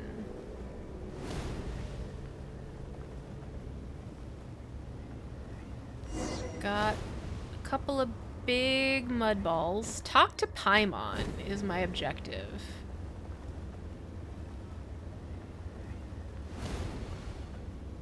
I want to take in the details first. This is what the doctor will see on Wednesday. Oh no! I hope in your case there's a lot less abyssal corruption involved, because that might be bad.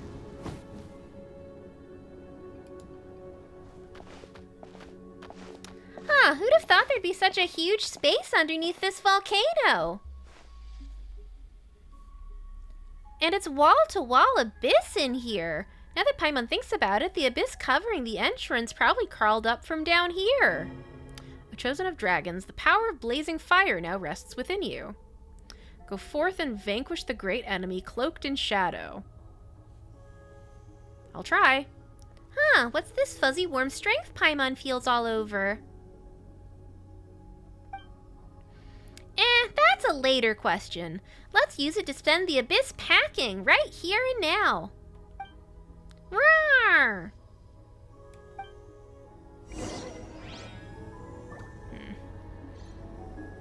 Clear out the abyss and release the astral assemblages.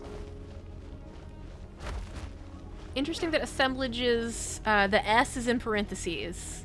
Like, not even the game is sure how many I need to deal with here.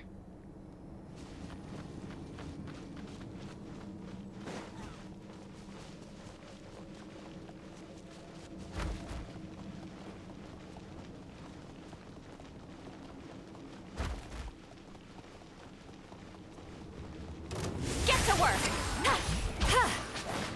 Dissipate! Let the mountain's veins boil! Bring it!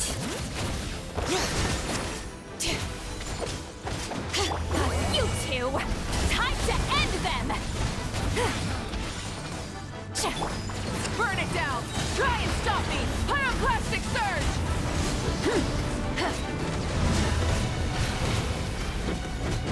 Stand with me! Fulfill our pact! Letting grave names echo!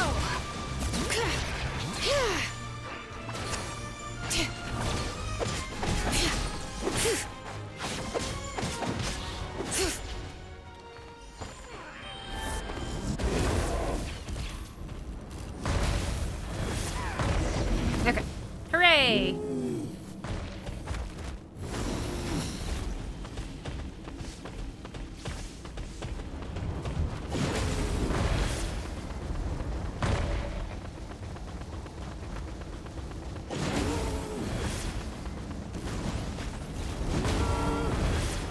Ouch.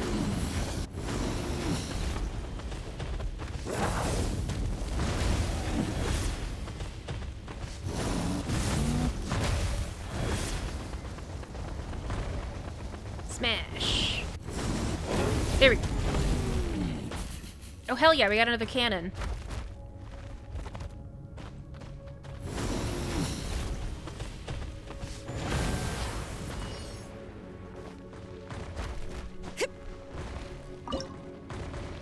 Oh god. I forgot about the gyro controls.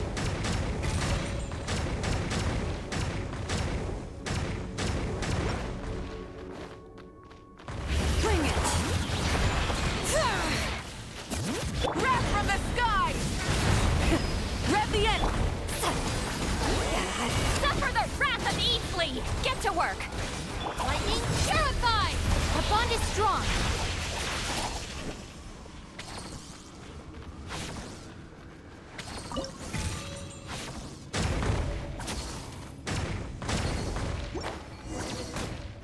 Two down.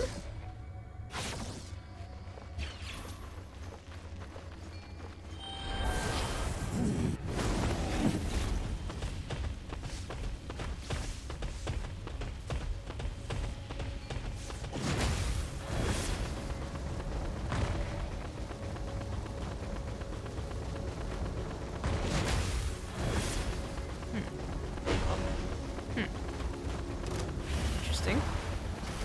Okay, break this.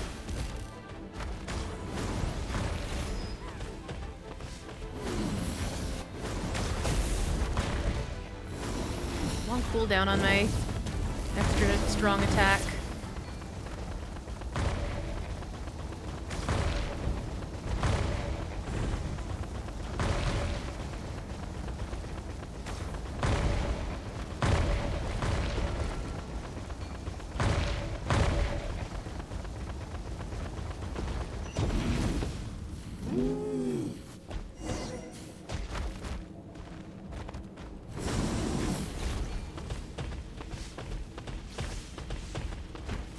they're up high. How am I supposed to get them?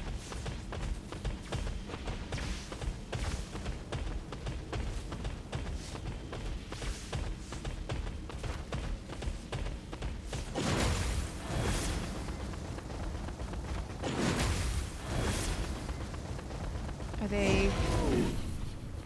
What are we supposed to do about that? Let the something form your path.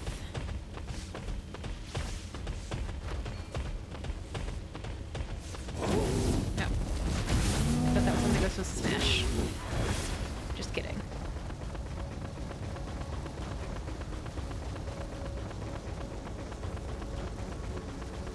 Whoa. Hell yeah. That was exciting.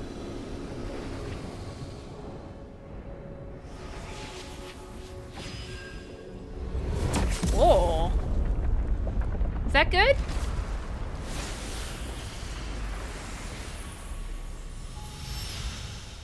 Whoa. Oh. Huh.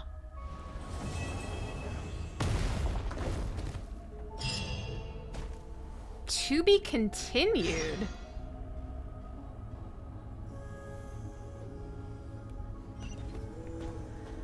Huh.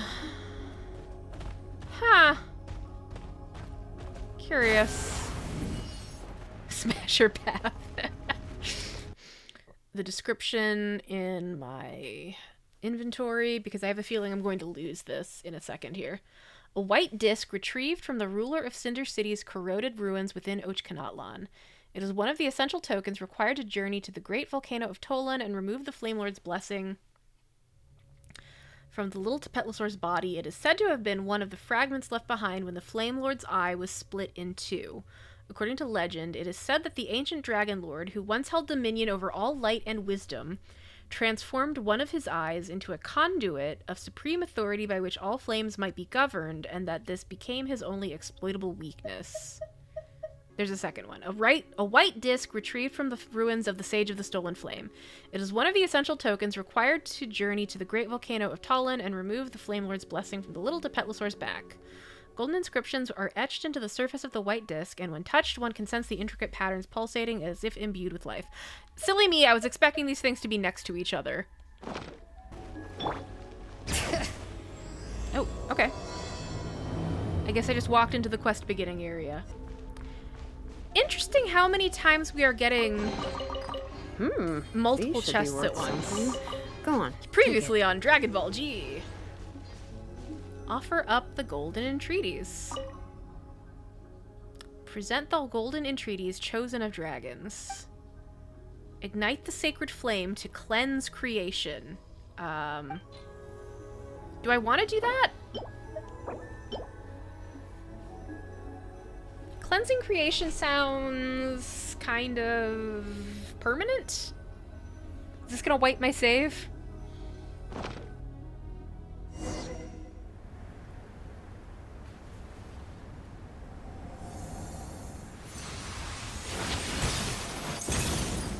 Cool.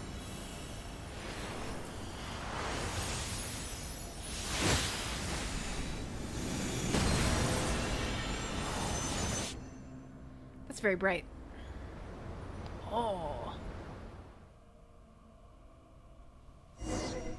It got even cooler. Enter the light. All right. Here I go.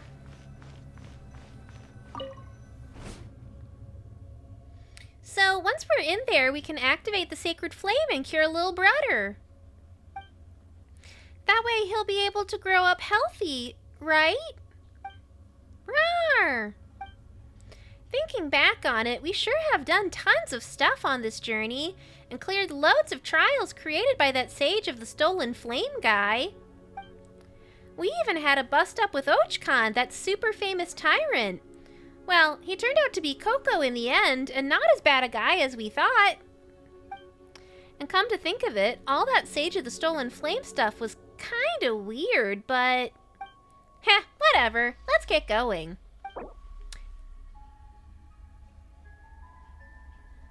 Ooh. Step into the light and let the sacred flames of the mountain cleanse all. The next part of the story is tightly connected. For the best experience, it is recommended that you continue when you have ample time to complete it. That's not something I want to hear at almost 11 o'clock. Enter the light. All right, then. Are we heading into the heart of the sacred mountain now? Step into the light and let sacred flames of the mountain cleanse all. The next part of the story is tightly connected. For the best experience, it is recommended that you continue when you have ample time to complete it. Not a moment to lose. Rah! Rah! Hee hee, don't you worry. Come on, let's go. We are immediately zapped elsewhere. Oh. An omen of annihilation. I'm sure that's fine. Also, why is the, bar, why are words? Phlogiston, the phlogiston bar. Why is it glowing? Is that good? Also, is this my girl? This can't be my girl. Yeah, this is not my girl because, she has a different weapon. This is story girl. There's nothing here. How come? Chosen of Dragons, come forward, face your final test. Learn the truth and make your choice. Also, Paimon calls this nothing here, huh? Rar? Wait. No one told us anything about all of this. Well, they say that stories like this never end without an evil dragon. Uh-oh. That sounds ominous. Oh, right. We have to fight a source dragon mech.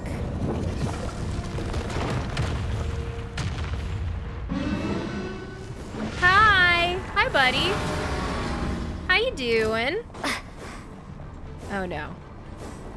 Is the one Tarking our Sage of the Stolen Flame guy? We've come this far. We'll take him out. Well said, Paimon.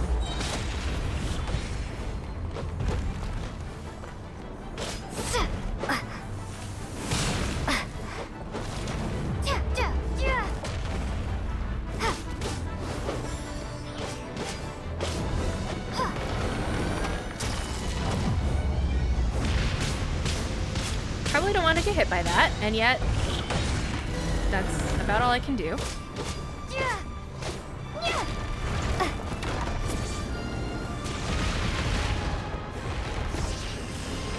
Oh no, that's rude.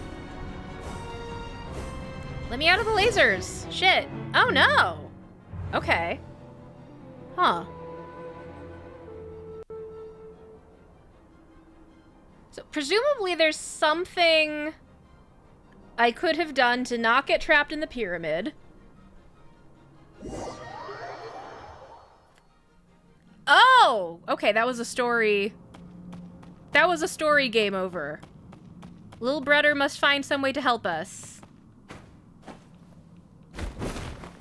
Can't open. Can try that power even though girl said not to use it. At this rate, the disordered power will devour your frail body utterly, says the one who speaks coldly. Even so, you surprise me. I did not expect that you could use the power within your blood to such an extent without having received the proper guidance. Huh? Ah, that's Wahaklakun. Lahun? I can never remember. Come, accept the guidance of the true sacred flame. Let the power bear you up rather than use your body to bear this power. Come forth.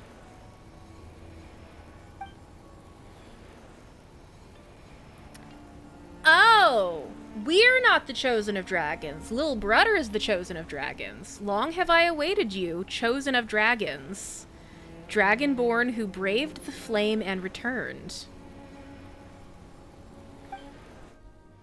As the light floats around you, the rampaging power within your body seems to circulate, submitting to some ever-shifting cycle. Your body seems to adapt to this change. It is just like the moment when you gained wisdom from the liquid phlogiston you immersed yourself in.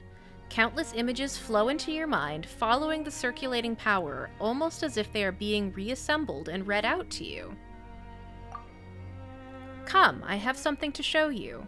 The speaker's voice seems immeasurably distant, and after that, both your body and consciousness fall into a white abyss.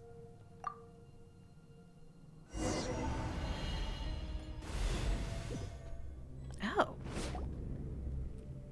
Lil'Brudder is Big Brother now. Open your eyes, descendant of the Flame Lord. I believe this is the second time I have formally met you in this form. Wait, my voice is... And my body, too. He's Big Brother! They're downloading things into him. You have briefly achieved the form of a mature dragon after your power was channeled with the proper guidance. Were that not the case, that savage strength would have warped your form. In an earlier eon, the phlogiston-rich soils that sustained Natlan were regarded by the heavenly Reaver as a form of so-called holy soil phenomenon. They cast sky nails down to destroy the land. Holy soil, I believe, is in quotes there, because that is something that occurs in Enkanomiya. The heavenly Reaver. We dragons boast extreme adaptability and evolutionary capacity, but this was used against us. Countless Dragonborn could only devolve so as to survive in present-day Natlan. But their bloodline has not changed. That which Xiuhquatl would not admit, the mark on one's horn would prove, for in the beginning it was through his horn the Pyro Dragon Sovereign first transmitted flaming light and wisdom. So the removal of the blessing was a lie you made up. I am not surprised to learn this. Only one of omission. If not guided correctly, this disordered power would indeed kill most Saurians who bear the blessing. The only question became whether we could control the blessing's occurrence or not. The answer was that we had a high chance of success. But you do not speak falsely, even so. I did intend to use a human to unseal the volcano, and use Xbalanque's oath to have a human bring back the other golden entreaty. Which is why I created that legend in the first place, and I would not name it an honorable tactic. Many are the great humans who have died for this cause. But you will understand in time that I no longer had any other choice. So, the so-called Chosen of Dragons refers to both the chosen dragon and the chosen human who brings the dragon here. It's just that once you were brought here, the human's duty had already ended. None but you remain to tread the final path. Huh, wait a minute. Those words, they ring in my head. Why? Now, you have mastered the way Dragonborn speak, a distant thing indeed from the brute cries of Natlan's Saurian kind. And if you willed it, you could have any intelligent being understand your words. Indeed, the phlogiston within your body and the information and wisdom passed down from antiquity through the primal flame will also begin emerging. So, you're the Sage of the Stolen Flame. What should I call you? Kukulkan, then? That was the first of my names, and also the one that bound me most tightly. Later, however, as my list of names grew, it grew to be insignificant. But Kukulkan was... forget it.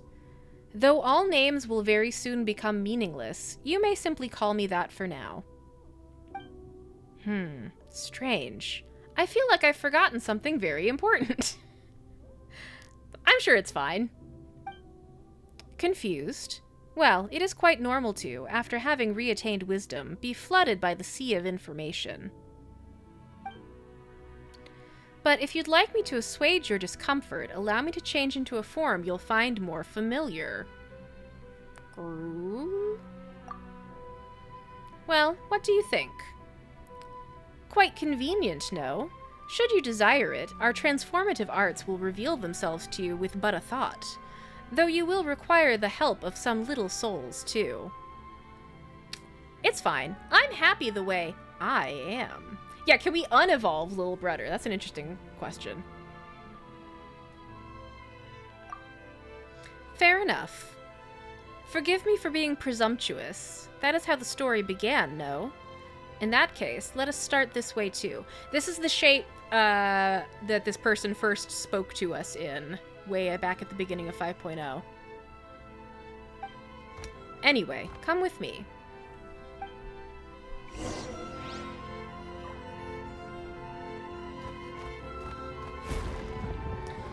This is the true heart of the sacred mountain, the place where my great... Damn it.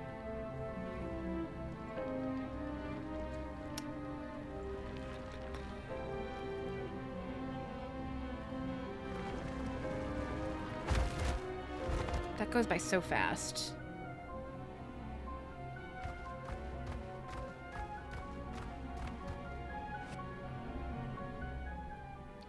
The Reaver from beyond the skies once froze Xiuquatl in lava, causing him to fall into a false death. But when the Dragon King Nibelung descended from beyond the circles of this world, he was called forth by the abyss and awoke from his long dream. The Reaver annihilated the great black-winged lord at great cost, and at that moment our fiery sovereign, who had been steeped in the abyss, regained brief, tragic clarity. As he saw it then, this realm, once ruled by wisdom's blazing light, now lay shattered. A land once suffused by primal flame was now corroded by the dark foe, cankered and covered head to toe in sores. That sounds unpleasant. Having himself become a breeding ground for darkness, his periods of clarity ever shortening, he knew not when he would become lost to senseless, twisted nothingness. In truth, in his final days, he may as well have restarted his false death, for all the difference it made. All the while, his entire race had become a gaggle of squawking fools. ... is right, that's a very rude thing to say, right to Lil'Brudder's face. Now that you possess true wisdom, I have little doubt that you, too, understand how it feels to be a changed being. And so, Xiuquatl used the last of the time and wisdom left to him to transform the Dragon City once more and to create the Sitsimima. There they are. Hello, hippie redneck There geek, they welcome. are. And finally, Huitzilopochtli. What is Huitzilopochtli? I'm glad you asked, Lil'Brudder, because I also had the same question. The Natlan Phlogistonization Array. That is to say, a device that can transform all Natlan into a land of only phlogiston, or only of matter comprised of phlogiston. Is that good? Is that good? That doesn't sound very good. Phlogiston is an atom upon which information may be transcribed, and is itself a form of computronium, excuse me? An element that can be used to imitate the essence of any and all things through the weaving of language or iridescent inscriptions. Sounds bad, yeah. Computronium. That's a hell of a word. This is why phlogiston can take on different forms and even switch between them, and this is also why you could see phantoms at the repair mechanisms in the Chamber of Deliberation. Huitzilopochtli will burn everything, and all that information will be logged and replicated by that ocean of phlogiston units. It sounds like... I'm gonna jump to the conclusion that I often jump to with Genshin quests, which is that this is all starting to sound a little bit too much like the Human Instrumentality Project, And I'm sure that's on purpose because I know Hoyoverse fucking loves a Neon Genesis Evangelion reference. But as we all know, you should never do a human instrumentality project. People want to be individuals. They do not long to be goo. Turning all Natlan into a realm composed solely of primal flame. When that happens, the moment the abyss approaches, the astral assemblages created by the primal flame will automatically attach to them, using mutual annihilation reactions to consign our shadowy foe to oblivion. So yeah, we're gonna destroy everything.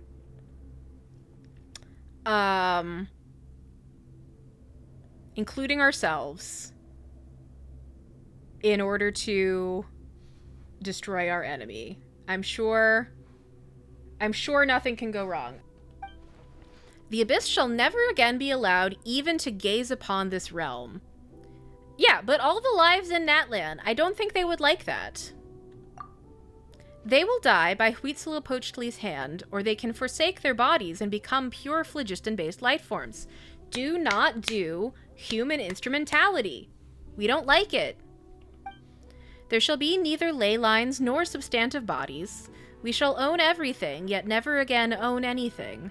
We shall be beholden to neither birth nor death. Perhaps even life's meaning shall become null and void to us. At the very least, if you're gonna try to do a human instrumentality project, put it to a vote. Like, get everybody's consent to turn everyone and everything into goo. That's the real thing. That's my issue with the concept of doing a human instrumentality project. It's always one guy. It's always one guy who thinks he knows what's best for everybody. And that is to turn everyone into goo. That's terrifying. So I thought too when this plan was first revealed to me, but then I came around to it apparently. At the time, I believed that should this come to pass, all life would simply become flickering, illusory shadows cast by a titanic torch. Having lost our bodies, we would be bereft of any possibility to continue evolving. But no Dragonborn who serves Xiquatl could refuse his orders. So, I sought another path. Perhaps I should don another guise for this bit. Well, this is very rude. Now he's borrowing the body of Bona. Well, what do you think? Quite fascinating, no? Things such as this are easily possible through proper phlogiston manipulation via iridescent inscriptions. Yeah, I kind of want to puke. Like, you're kind of wearing the faces of long dead people, including some that are our friends. Ha, what an interesting response. All right now, let's head to Tonatia to search for that now non-existent Jade of Return, shall we? Must we?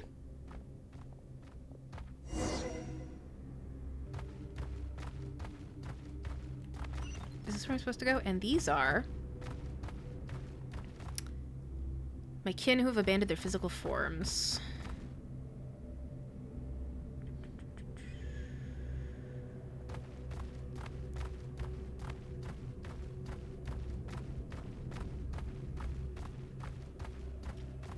They burned a lot of resources keeping these phantoms around. Tonatia. Now that is a fine name. Before the false sky enveloped the world, the city that lay beneath it could have rivaled Tolan itself. Fascinating to hear that there was a time before the false sky. In those days, while in search of light in the pitch-dark outer realms, we set up a stairway? No. It might be more correct to call it a cable to reach beyond our skies. And before Ochkan spun it around, we had been preparing to leave it beyond our orbit and use it to tighten the sky cable and anchor the ladder's trajectory. Later, it was modified to become Tonatia. It was originally intended to have hung higher in the sky, and then my beloved son, Ochkan, hid a golden entreaty there. I once thought that through him I could discover how the one seated upon heaven's throne converted the ley lines into a girdle that defends the planet. I believed that once I understood the secrets of its operation, then I could use this method to merge the human and dragon races, allowing dragonkind to use subtler means to resist our great foe, the Abyss. And perhaps even allow the Dragonborn the right to once more glimpse truth beyond the skies. But you failed, 'cause you're a loser. Indeed, compared to the dragons, whose souls are more powerful and more uniform, the individual variation among human souls is far too great. And most of them are too fragile anyway. Ochkan, his spirit was like broken glass. He flew all too close to the sun that he could become one with it. And close he got indeed, only to lose his shape as a result. He was so alike to my old self, and just as disappointing. Just like humanity itself. Perhaps I came into contact with them because I, too, once shared their frailties and harbored fantasies of overcoming the strong, even in my weakness. That's an interesting thing in the background there. The sun-shaped spear, sword, whatever.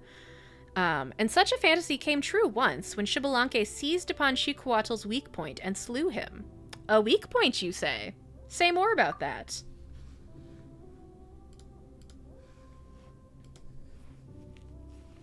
Xicoatl was the master of the first flame, wielder of all light, heat, and wisdom. He controlled the primal flame and could even plunge his entire body into it.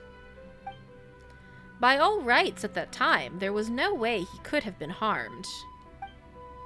If he had not modified one of his pupils to serve as the control hub for Huitzilopochtli, that is. Because he had to monitor and anchor reality using this eye, it became his sole weakness. That is how Xbalanque was able to take him down alongside himself. Oh, they died together? Yes, Xbalanque was undoubtedly slain at that time. But he was reborn then, and thus became the so-called god of fire, the Pyro Archon. Perhaps he paid the price for this death delayed, or perhaps this was part of the deal he had made with a certain entity all along. Probably. Whatever the case, he knew that Huitzilopochtli was what Huitzilopochtli was, and naturally, my alliance with him through Ochkan was meant to prevent its activation. Enter, then, the Golden Entreaties, the control hub that could be used to reactivate this place, split in two between us for safekeeping.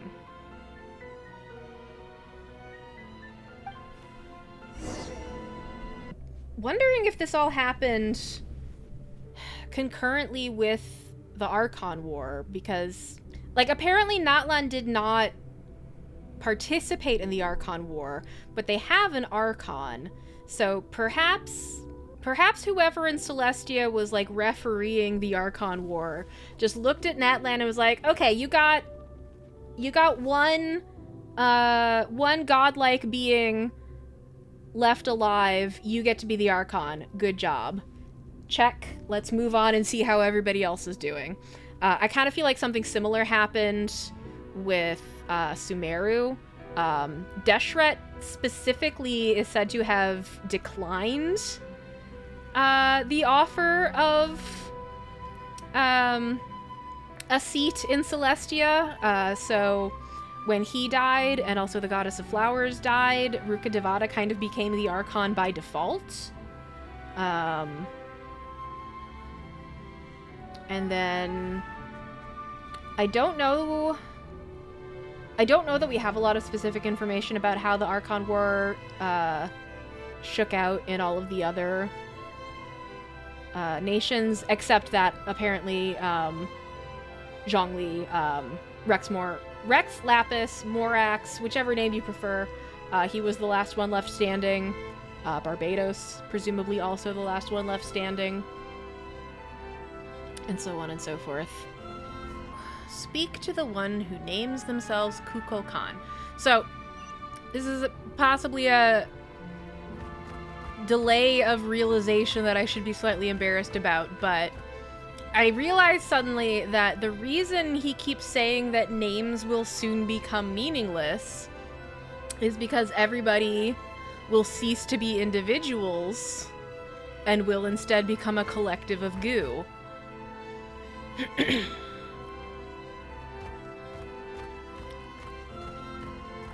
So he's very indulgently indulging us in our insistence on having a name to call him. Perhaps he thinks that we will eventually come to agree with him that it is good for everyone to become goo.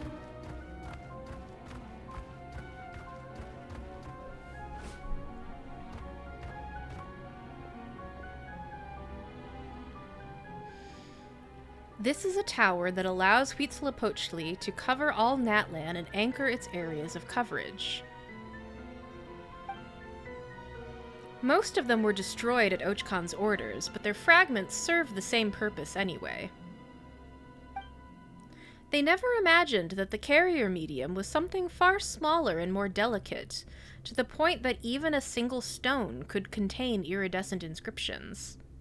Had they found out, my plans now would have been rendered impossible. On Tonatia. A place where I stored the golden entreaty alongside this place. What is that?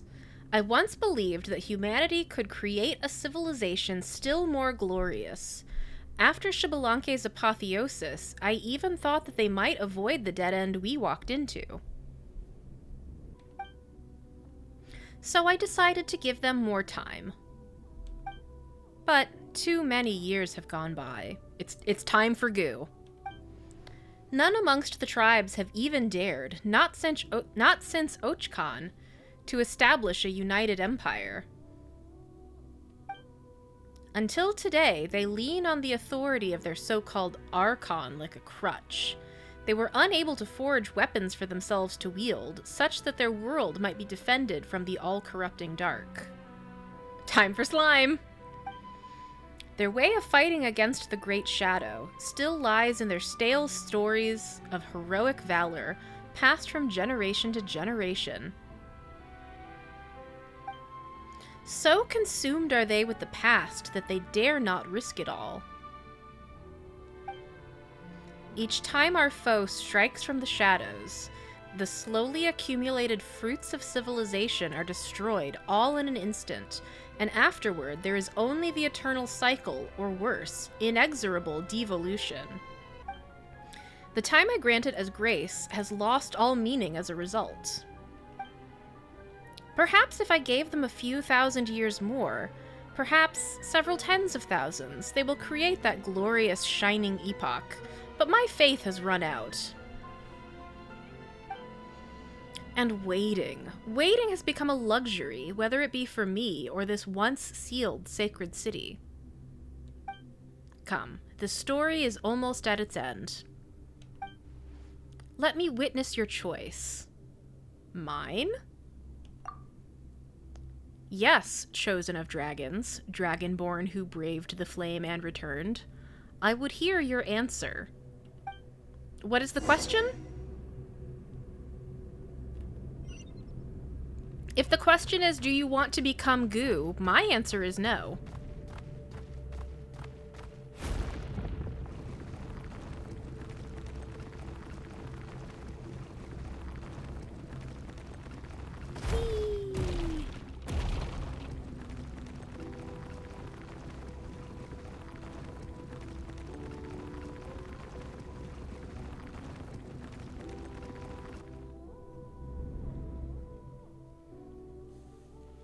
Behold, Huitzilopochtli and its activation array.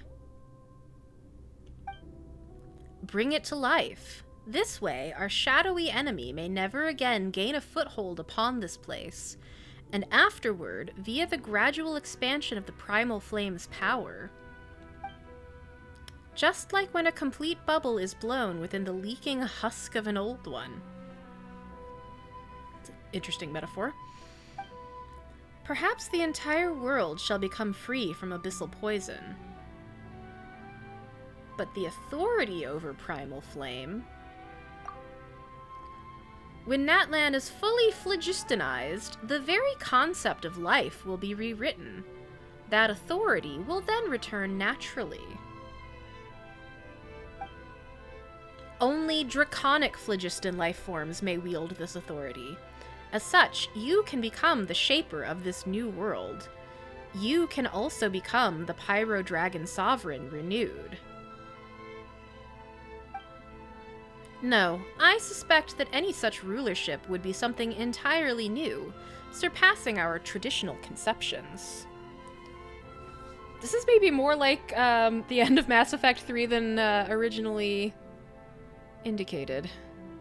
I know somebody joked about that in chat a while ago. Then you shall reclaim all light, all heat, all wisdom, bringing all order and great glory back to this realm, even to this world. Even if doing so means the end of evolution? Who knows? Perhaps it will instead prove the beginning of a new evolutionary cycle. Stopping on the path leading onward can be another form of bravery, especially when the alternative is infinite regression. He does kind of have the vibe of an elusive man.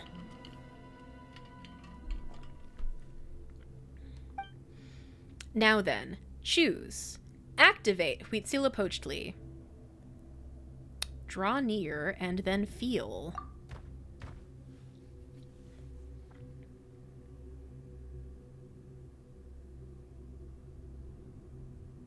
What are we feeling?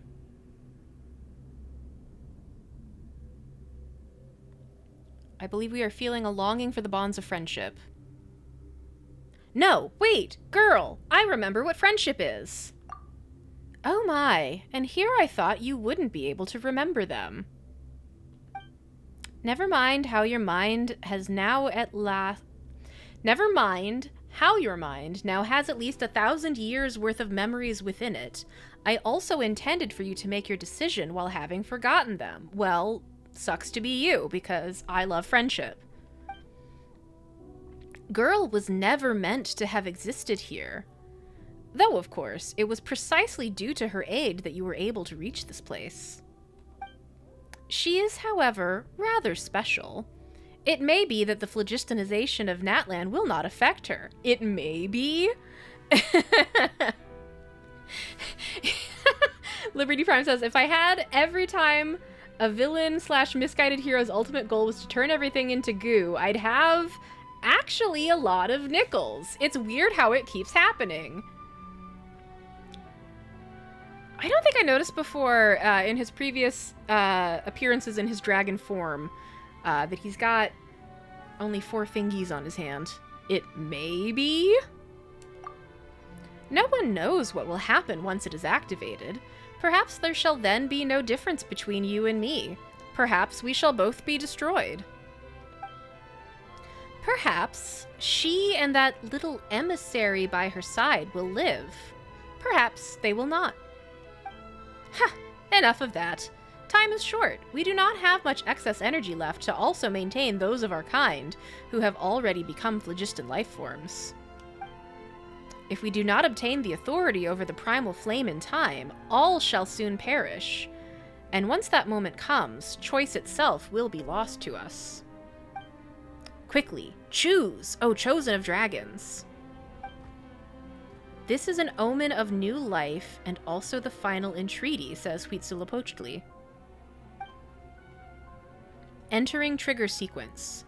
3 rounds of confirmations will be required to either activate or deactivate the Sweeping Skyfire or Sunquake. First confirmation. Are you certain that you wish to activate Huitzilopochtli? No, I am not certain. Cancel. Results confirmed. Sweeping Skyfire activation sequence has been canceled. Is he gonna... argue with me about this? Huitzilopochtli has ceased operation, so this is your decision, I presume. Why did you do it? Because humanity doesn't want to be goo. I still believe in humanity, and I will not put Girl and Paimon at risk. And yet, you may not hold the same pride of place in their hearts. How dare you, sir? I would kill for him. Are they not adventurers who roam the world? Perhaps it was only out of charity, or the desire to gain treasure or some other reward, that they brought you here. Perhaps, in their hearts, they even harbor grievances against the nuisance you make of yourself, roaring this way and that as you do. You don't know me. What they think of me matters little. Also, I know they love me because friendship is real. They, however, are important to me. That's what really counts. You have no idea what folly you have chosen, or what you shall now lose. There is still time, you know. I don't care. I will not activate it. Even if the wisdom and power you enjoy now will fade without the primal flame's aid. It was the fire I allotted to you that granted you that intellect. Yet deprived of our primal source, we shall merely share the feeblest of flames between two meager matches. Soon, everything here shall cease to exist, and you will lose both your strength and powers of speech.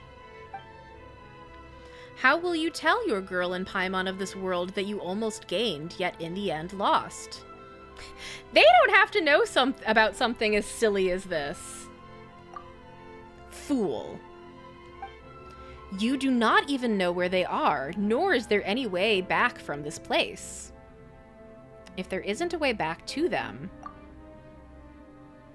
then I'll make one. Hell yeah! That's our Lil'Brudder. ...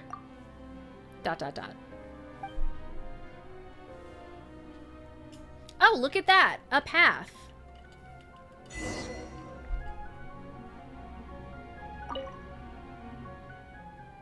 Oh, I think he's mad at me. Oh well.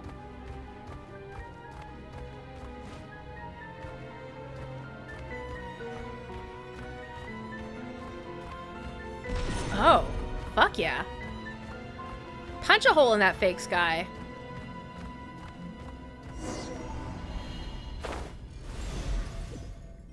Come back, you know not what you pretermit? That's not a word I'm familiar with.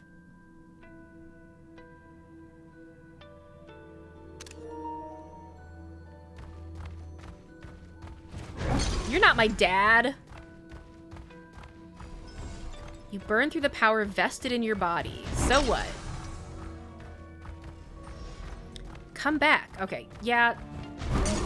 Get a different thesaurus. Your folly is beyond belief.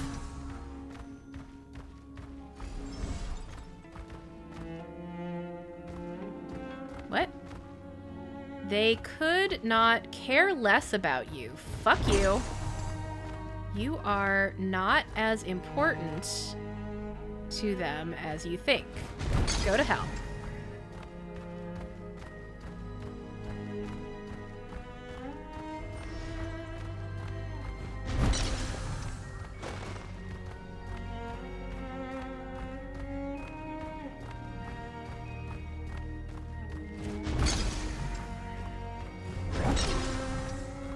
Your folly is beyond belief. I will smash all of your pop-up windows.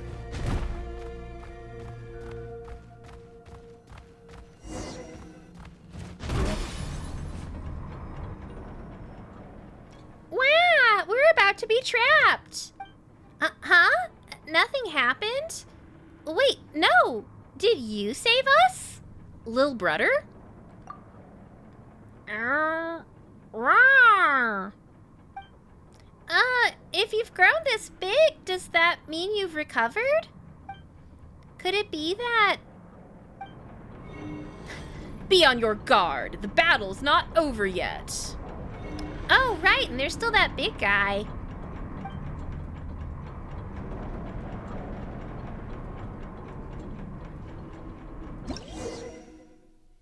You have developed an unspoken synergy with your Tapetlosaurus companion during your journeys together. When your foe launches powerful attacks, you'll be able to spot their weaknesses and fight back alongside your companion. Hell yes. We'll take down this big guy together.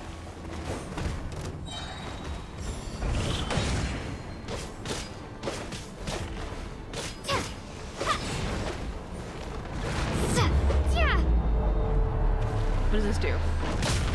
What am I supposed to do here?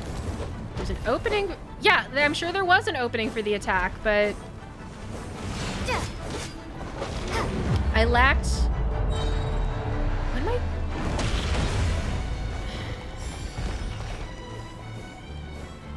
Like, there's a button combo that's being lit up into the barrier. What fucking barrier?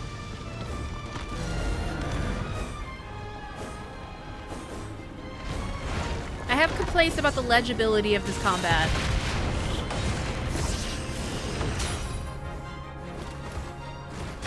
Okay. So I think the L1 and square combo is like the call Lil'Brudder button, but it's not always clear to me what I am calling him to do.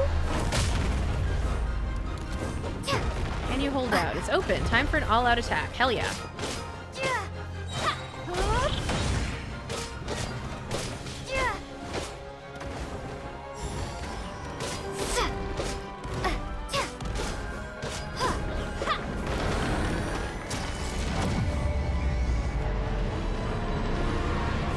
Do it? Okay.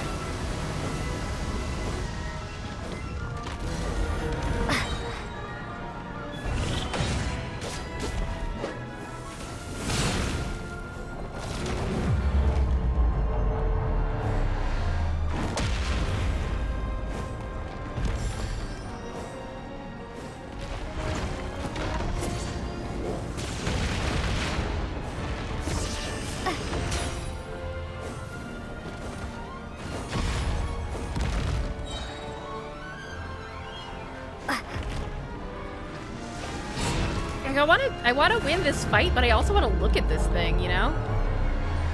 Did I do it? I don't know if I did it right.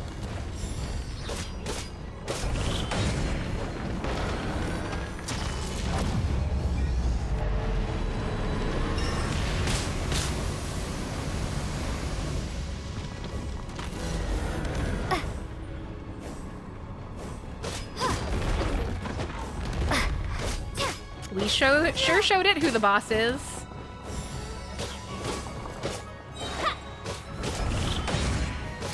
I can appreciate what they're doing. I appreciate what they're going for, but I think it is not entirely successful. I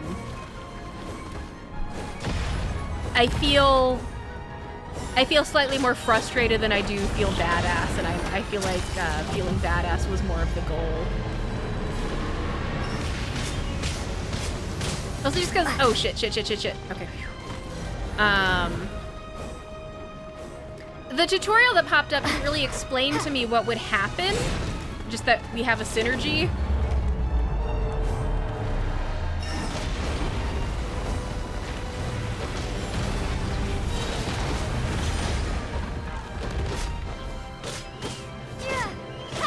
There we go. We win! Phew, guess it's finally over. Oh, chosen of dragons, you've completed every trial set before you. The Flame Lord's blessing has been dispelled. Oh. Huh. Phew, guess it's finally over. The curse has been lifted. Hee, guess it is finally. You keep saying that, Paimon. You keep finding different ways of saying the same thing. Hee, guess it's finally over. Paimon was gonna say, for you to have grown up this big and yet still be safe, Lil'Brudder.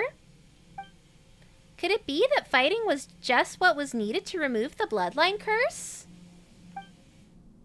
Still, that Sage of the Stolen Flame weirdo didn't show up, not even once. Maybe he already did. Did you see him, little guy?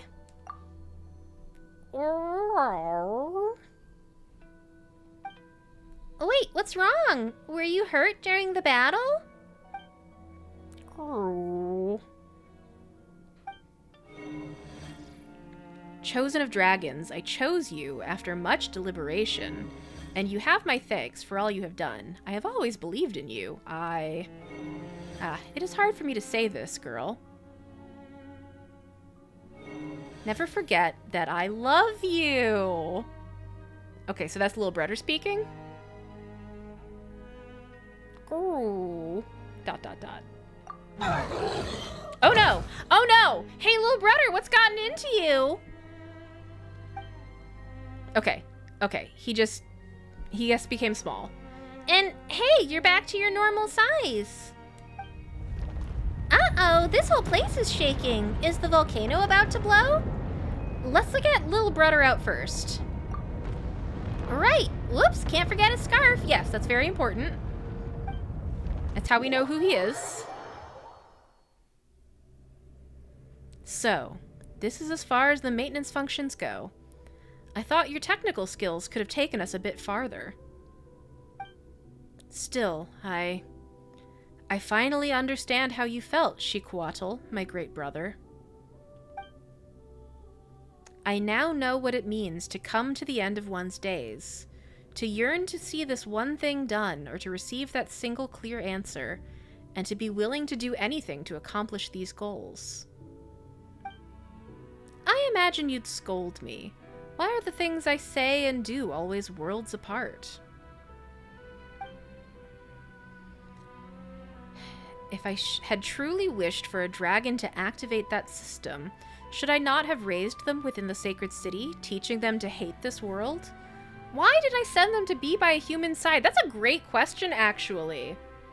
But yeah, seriously, like, if you want a dragon to push your, push the start button on your giant computer that turns everyone into goo, why wouldn't you teach them yourself or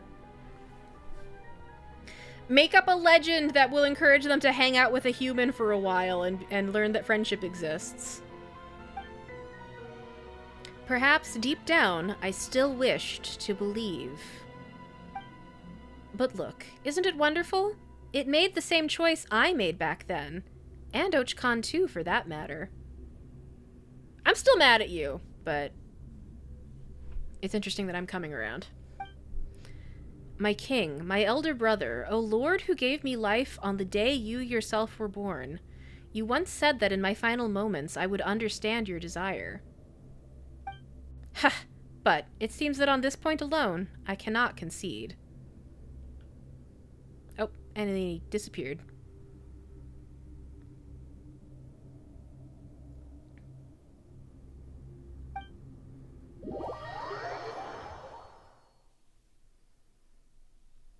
You think he... Yeah, exactly. He didn't want to do it either.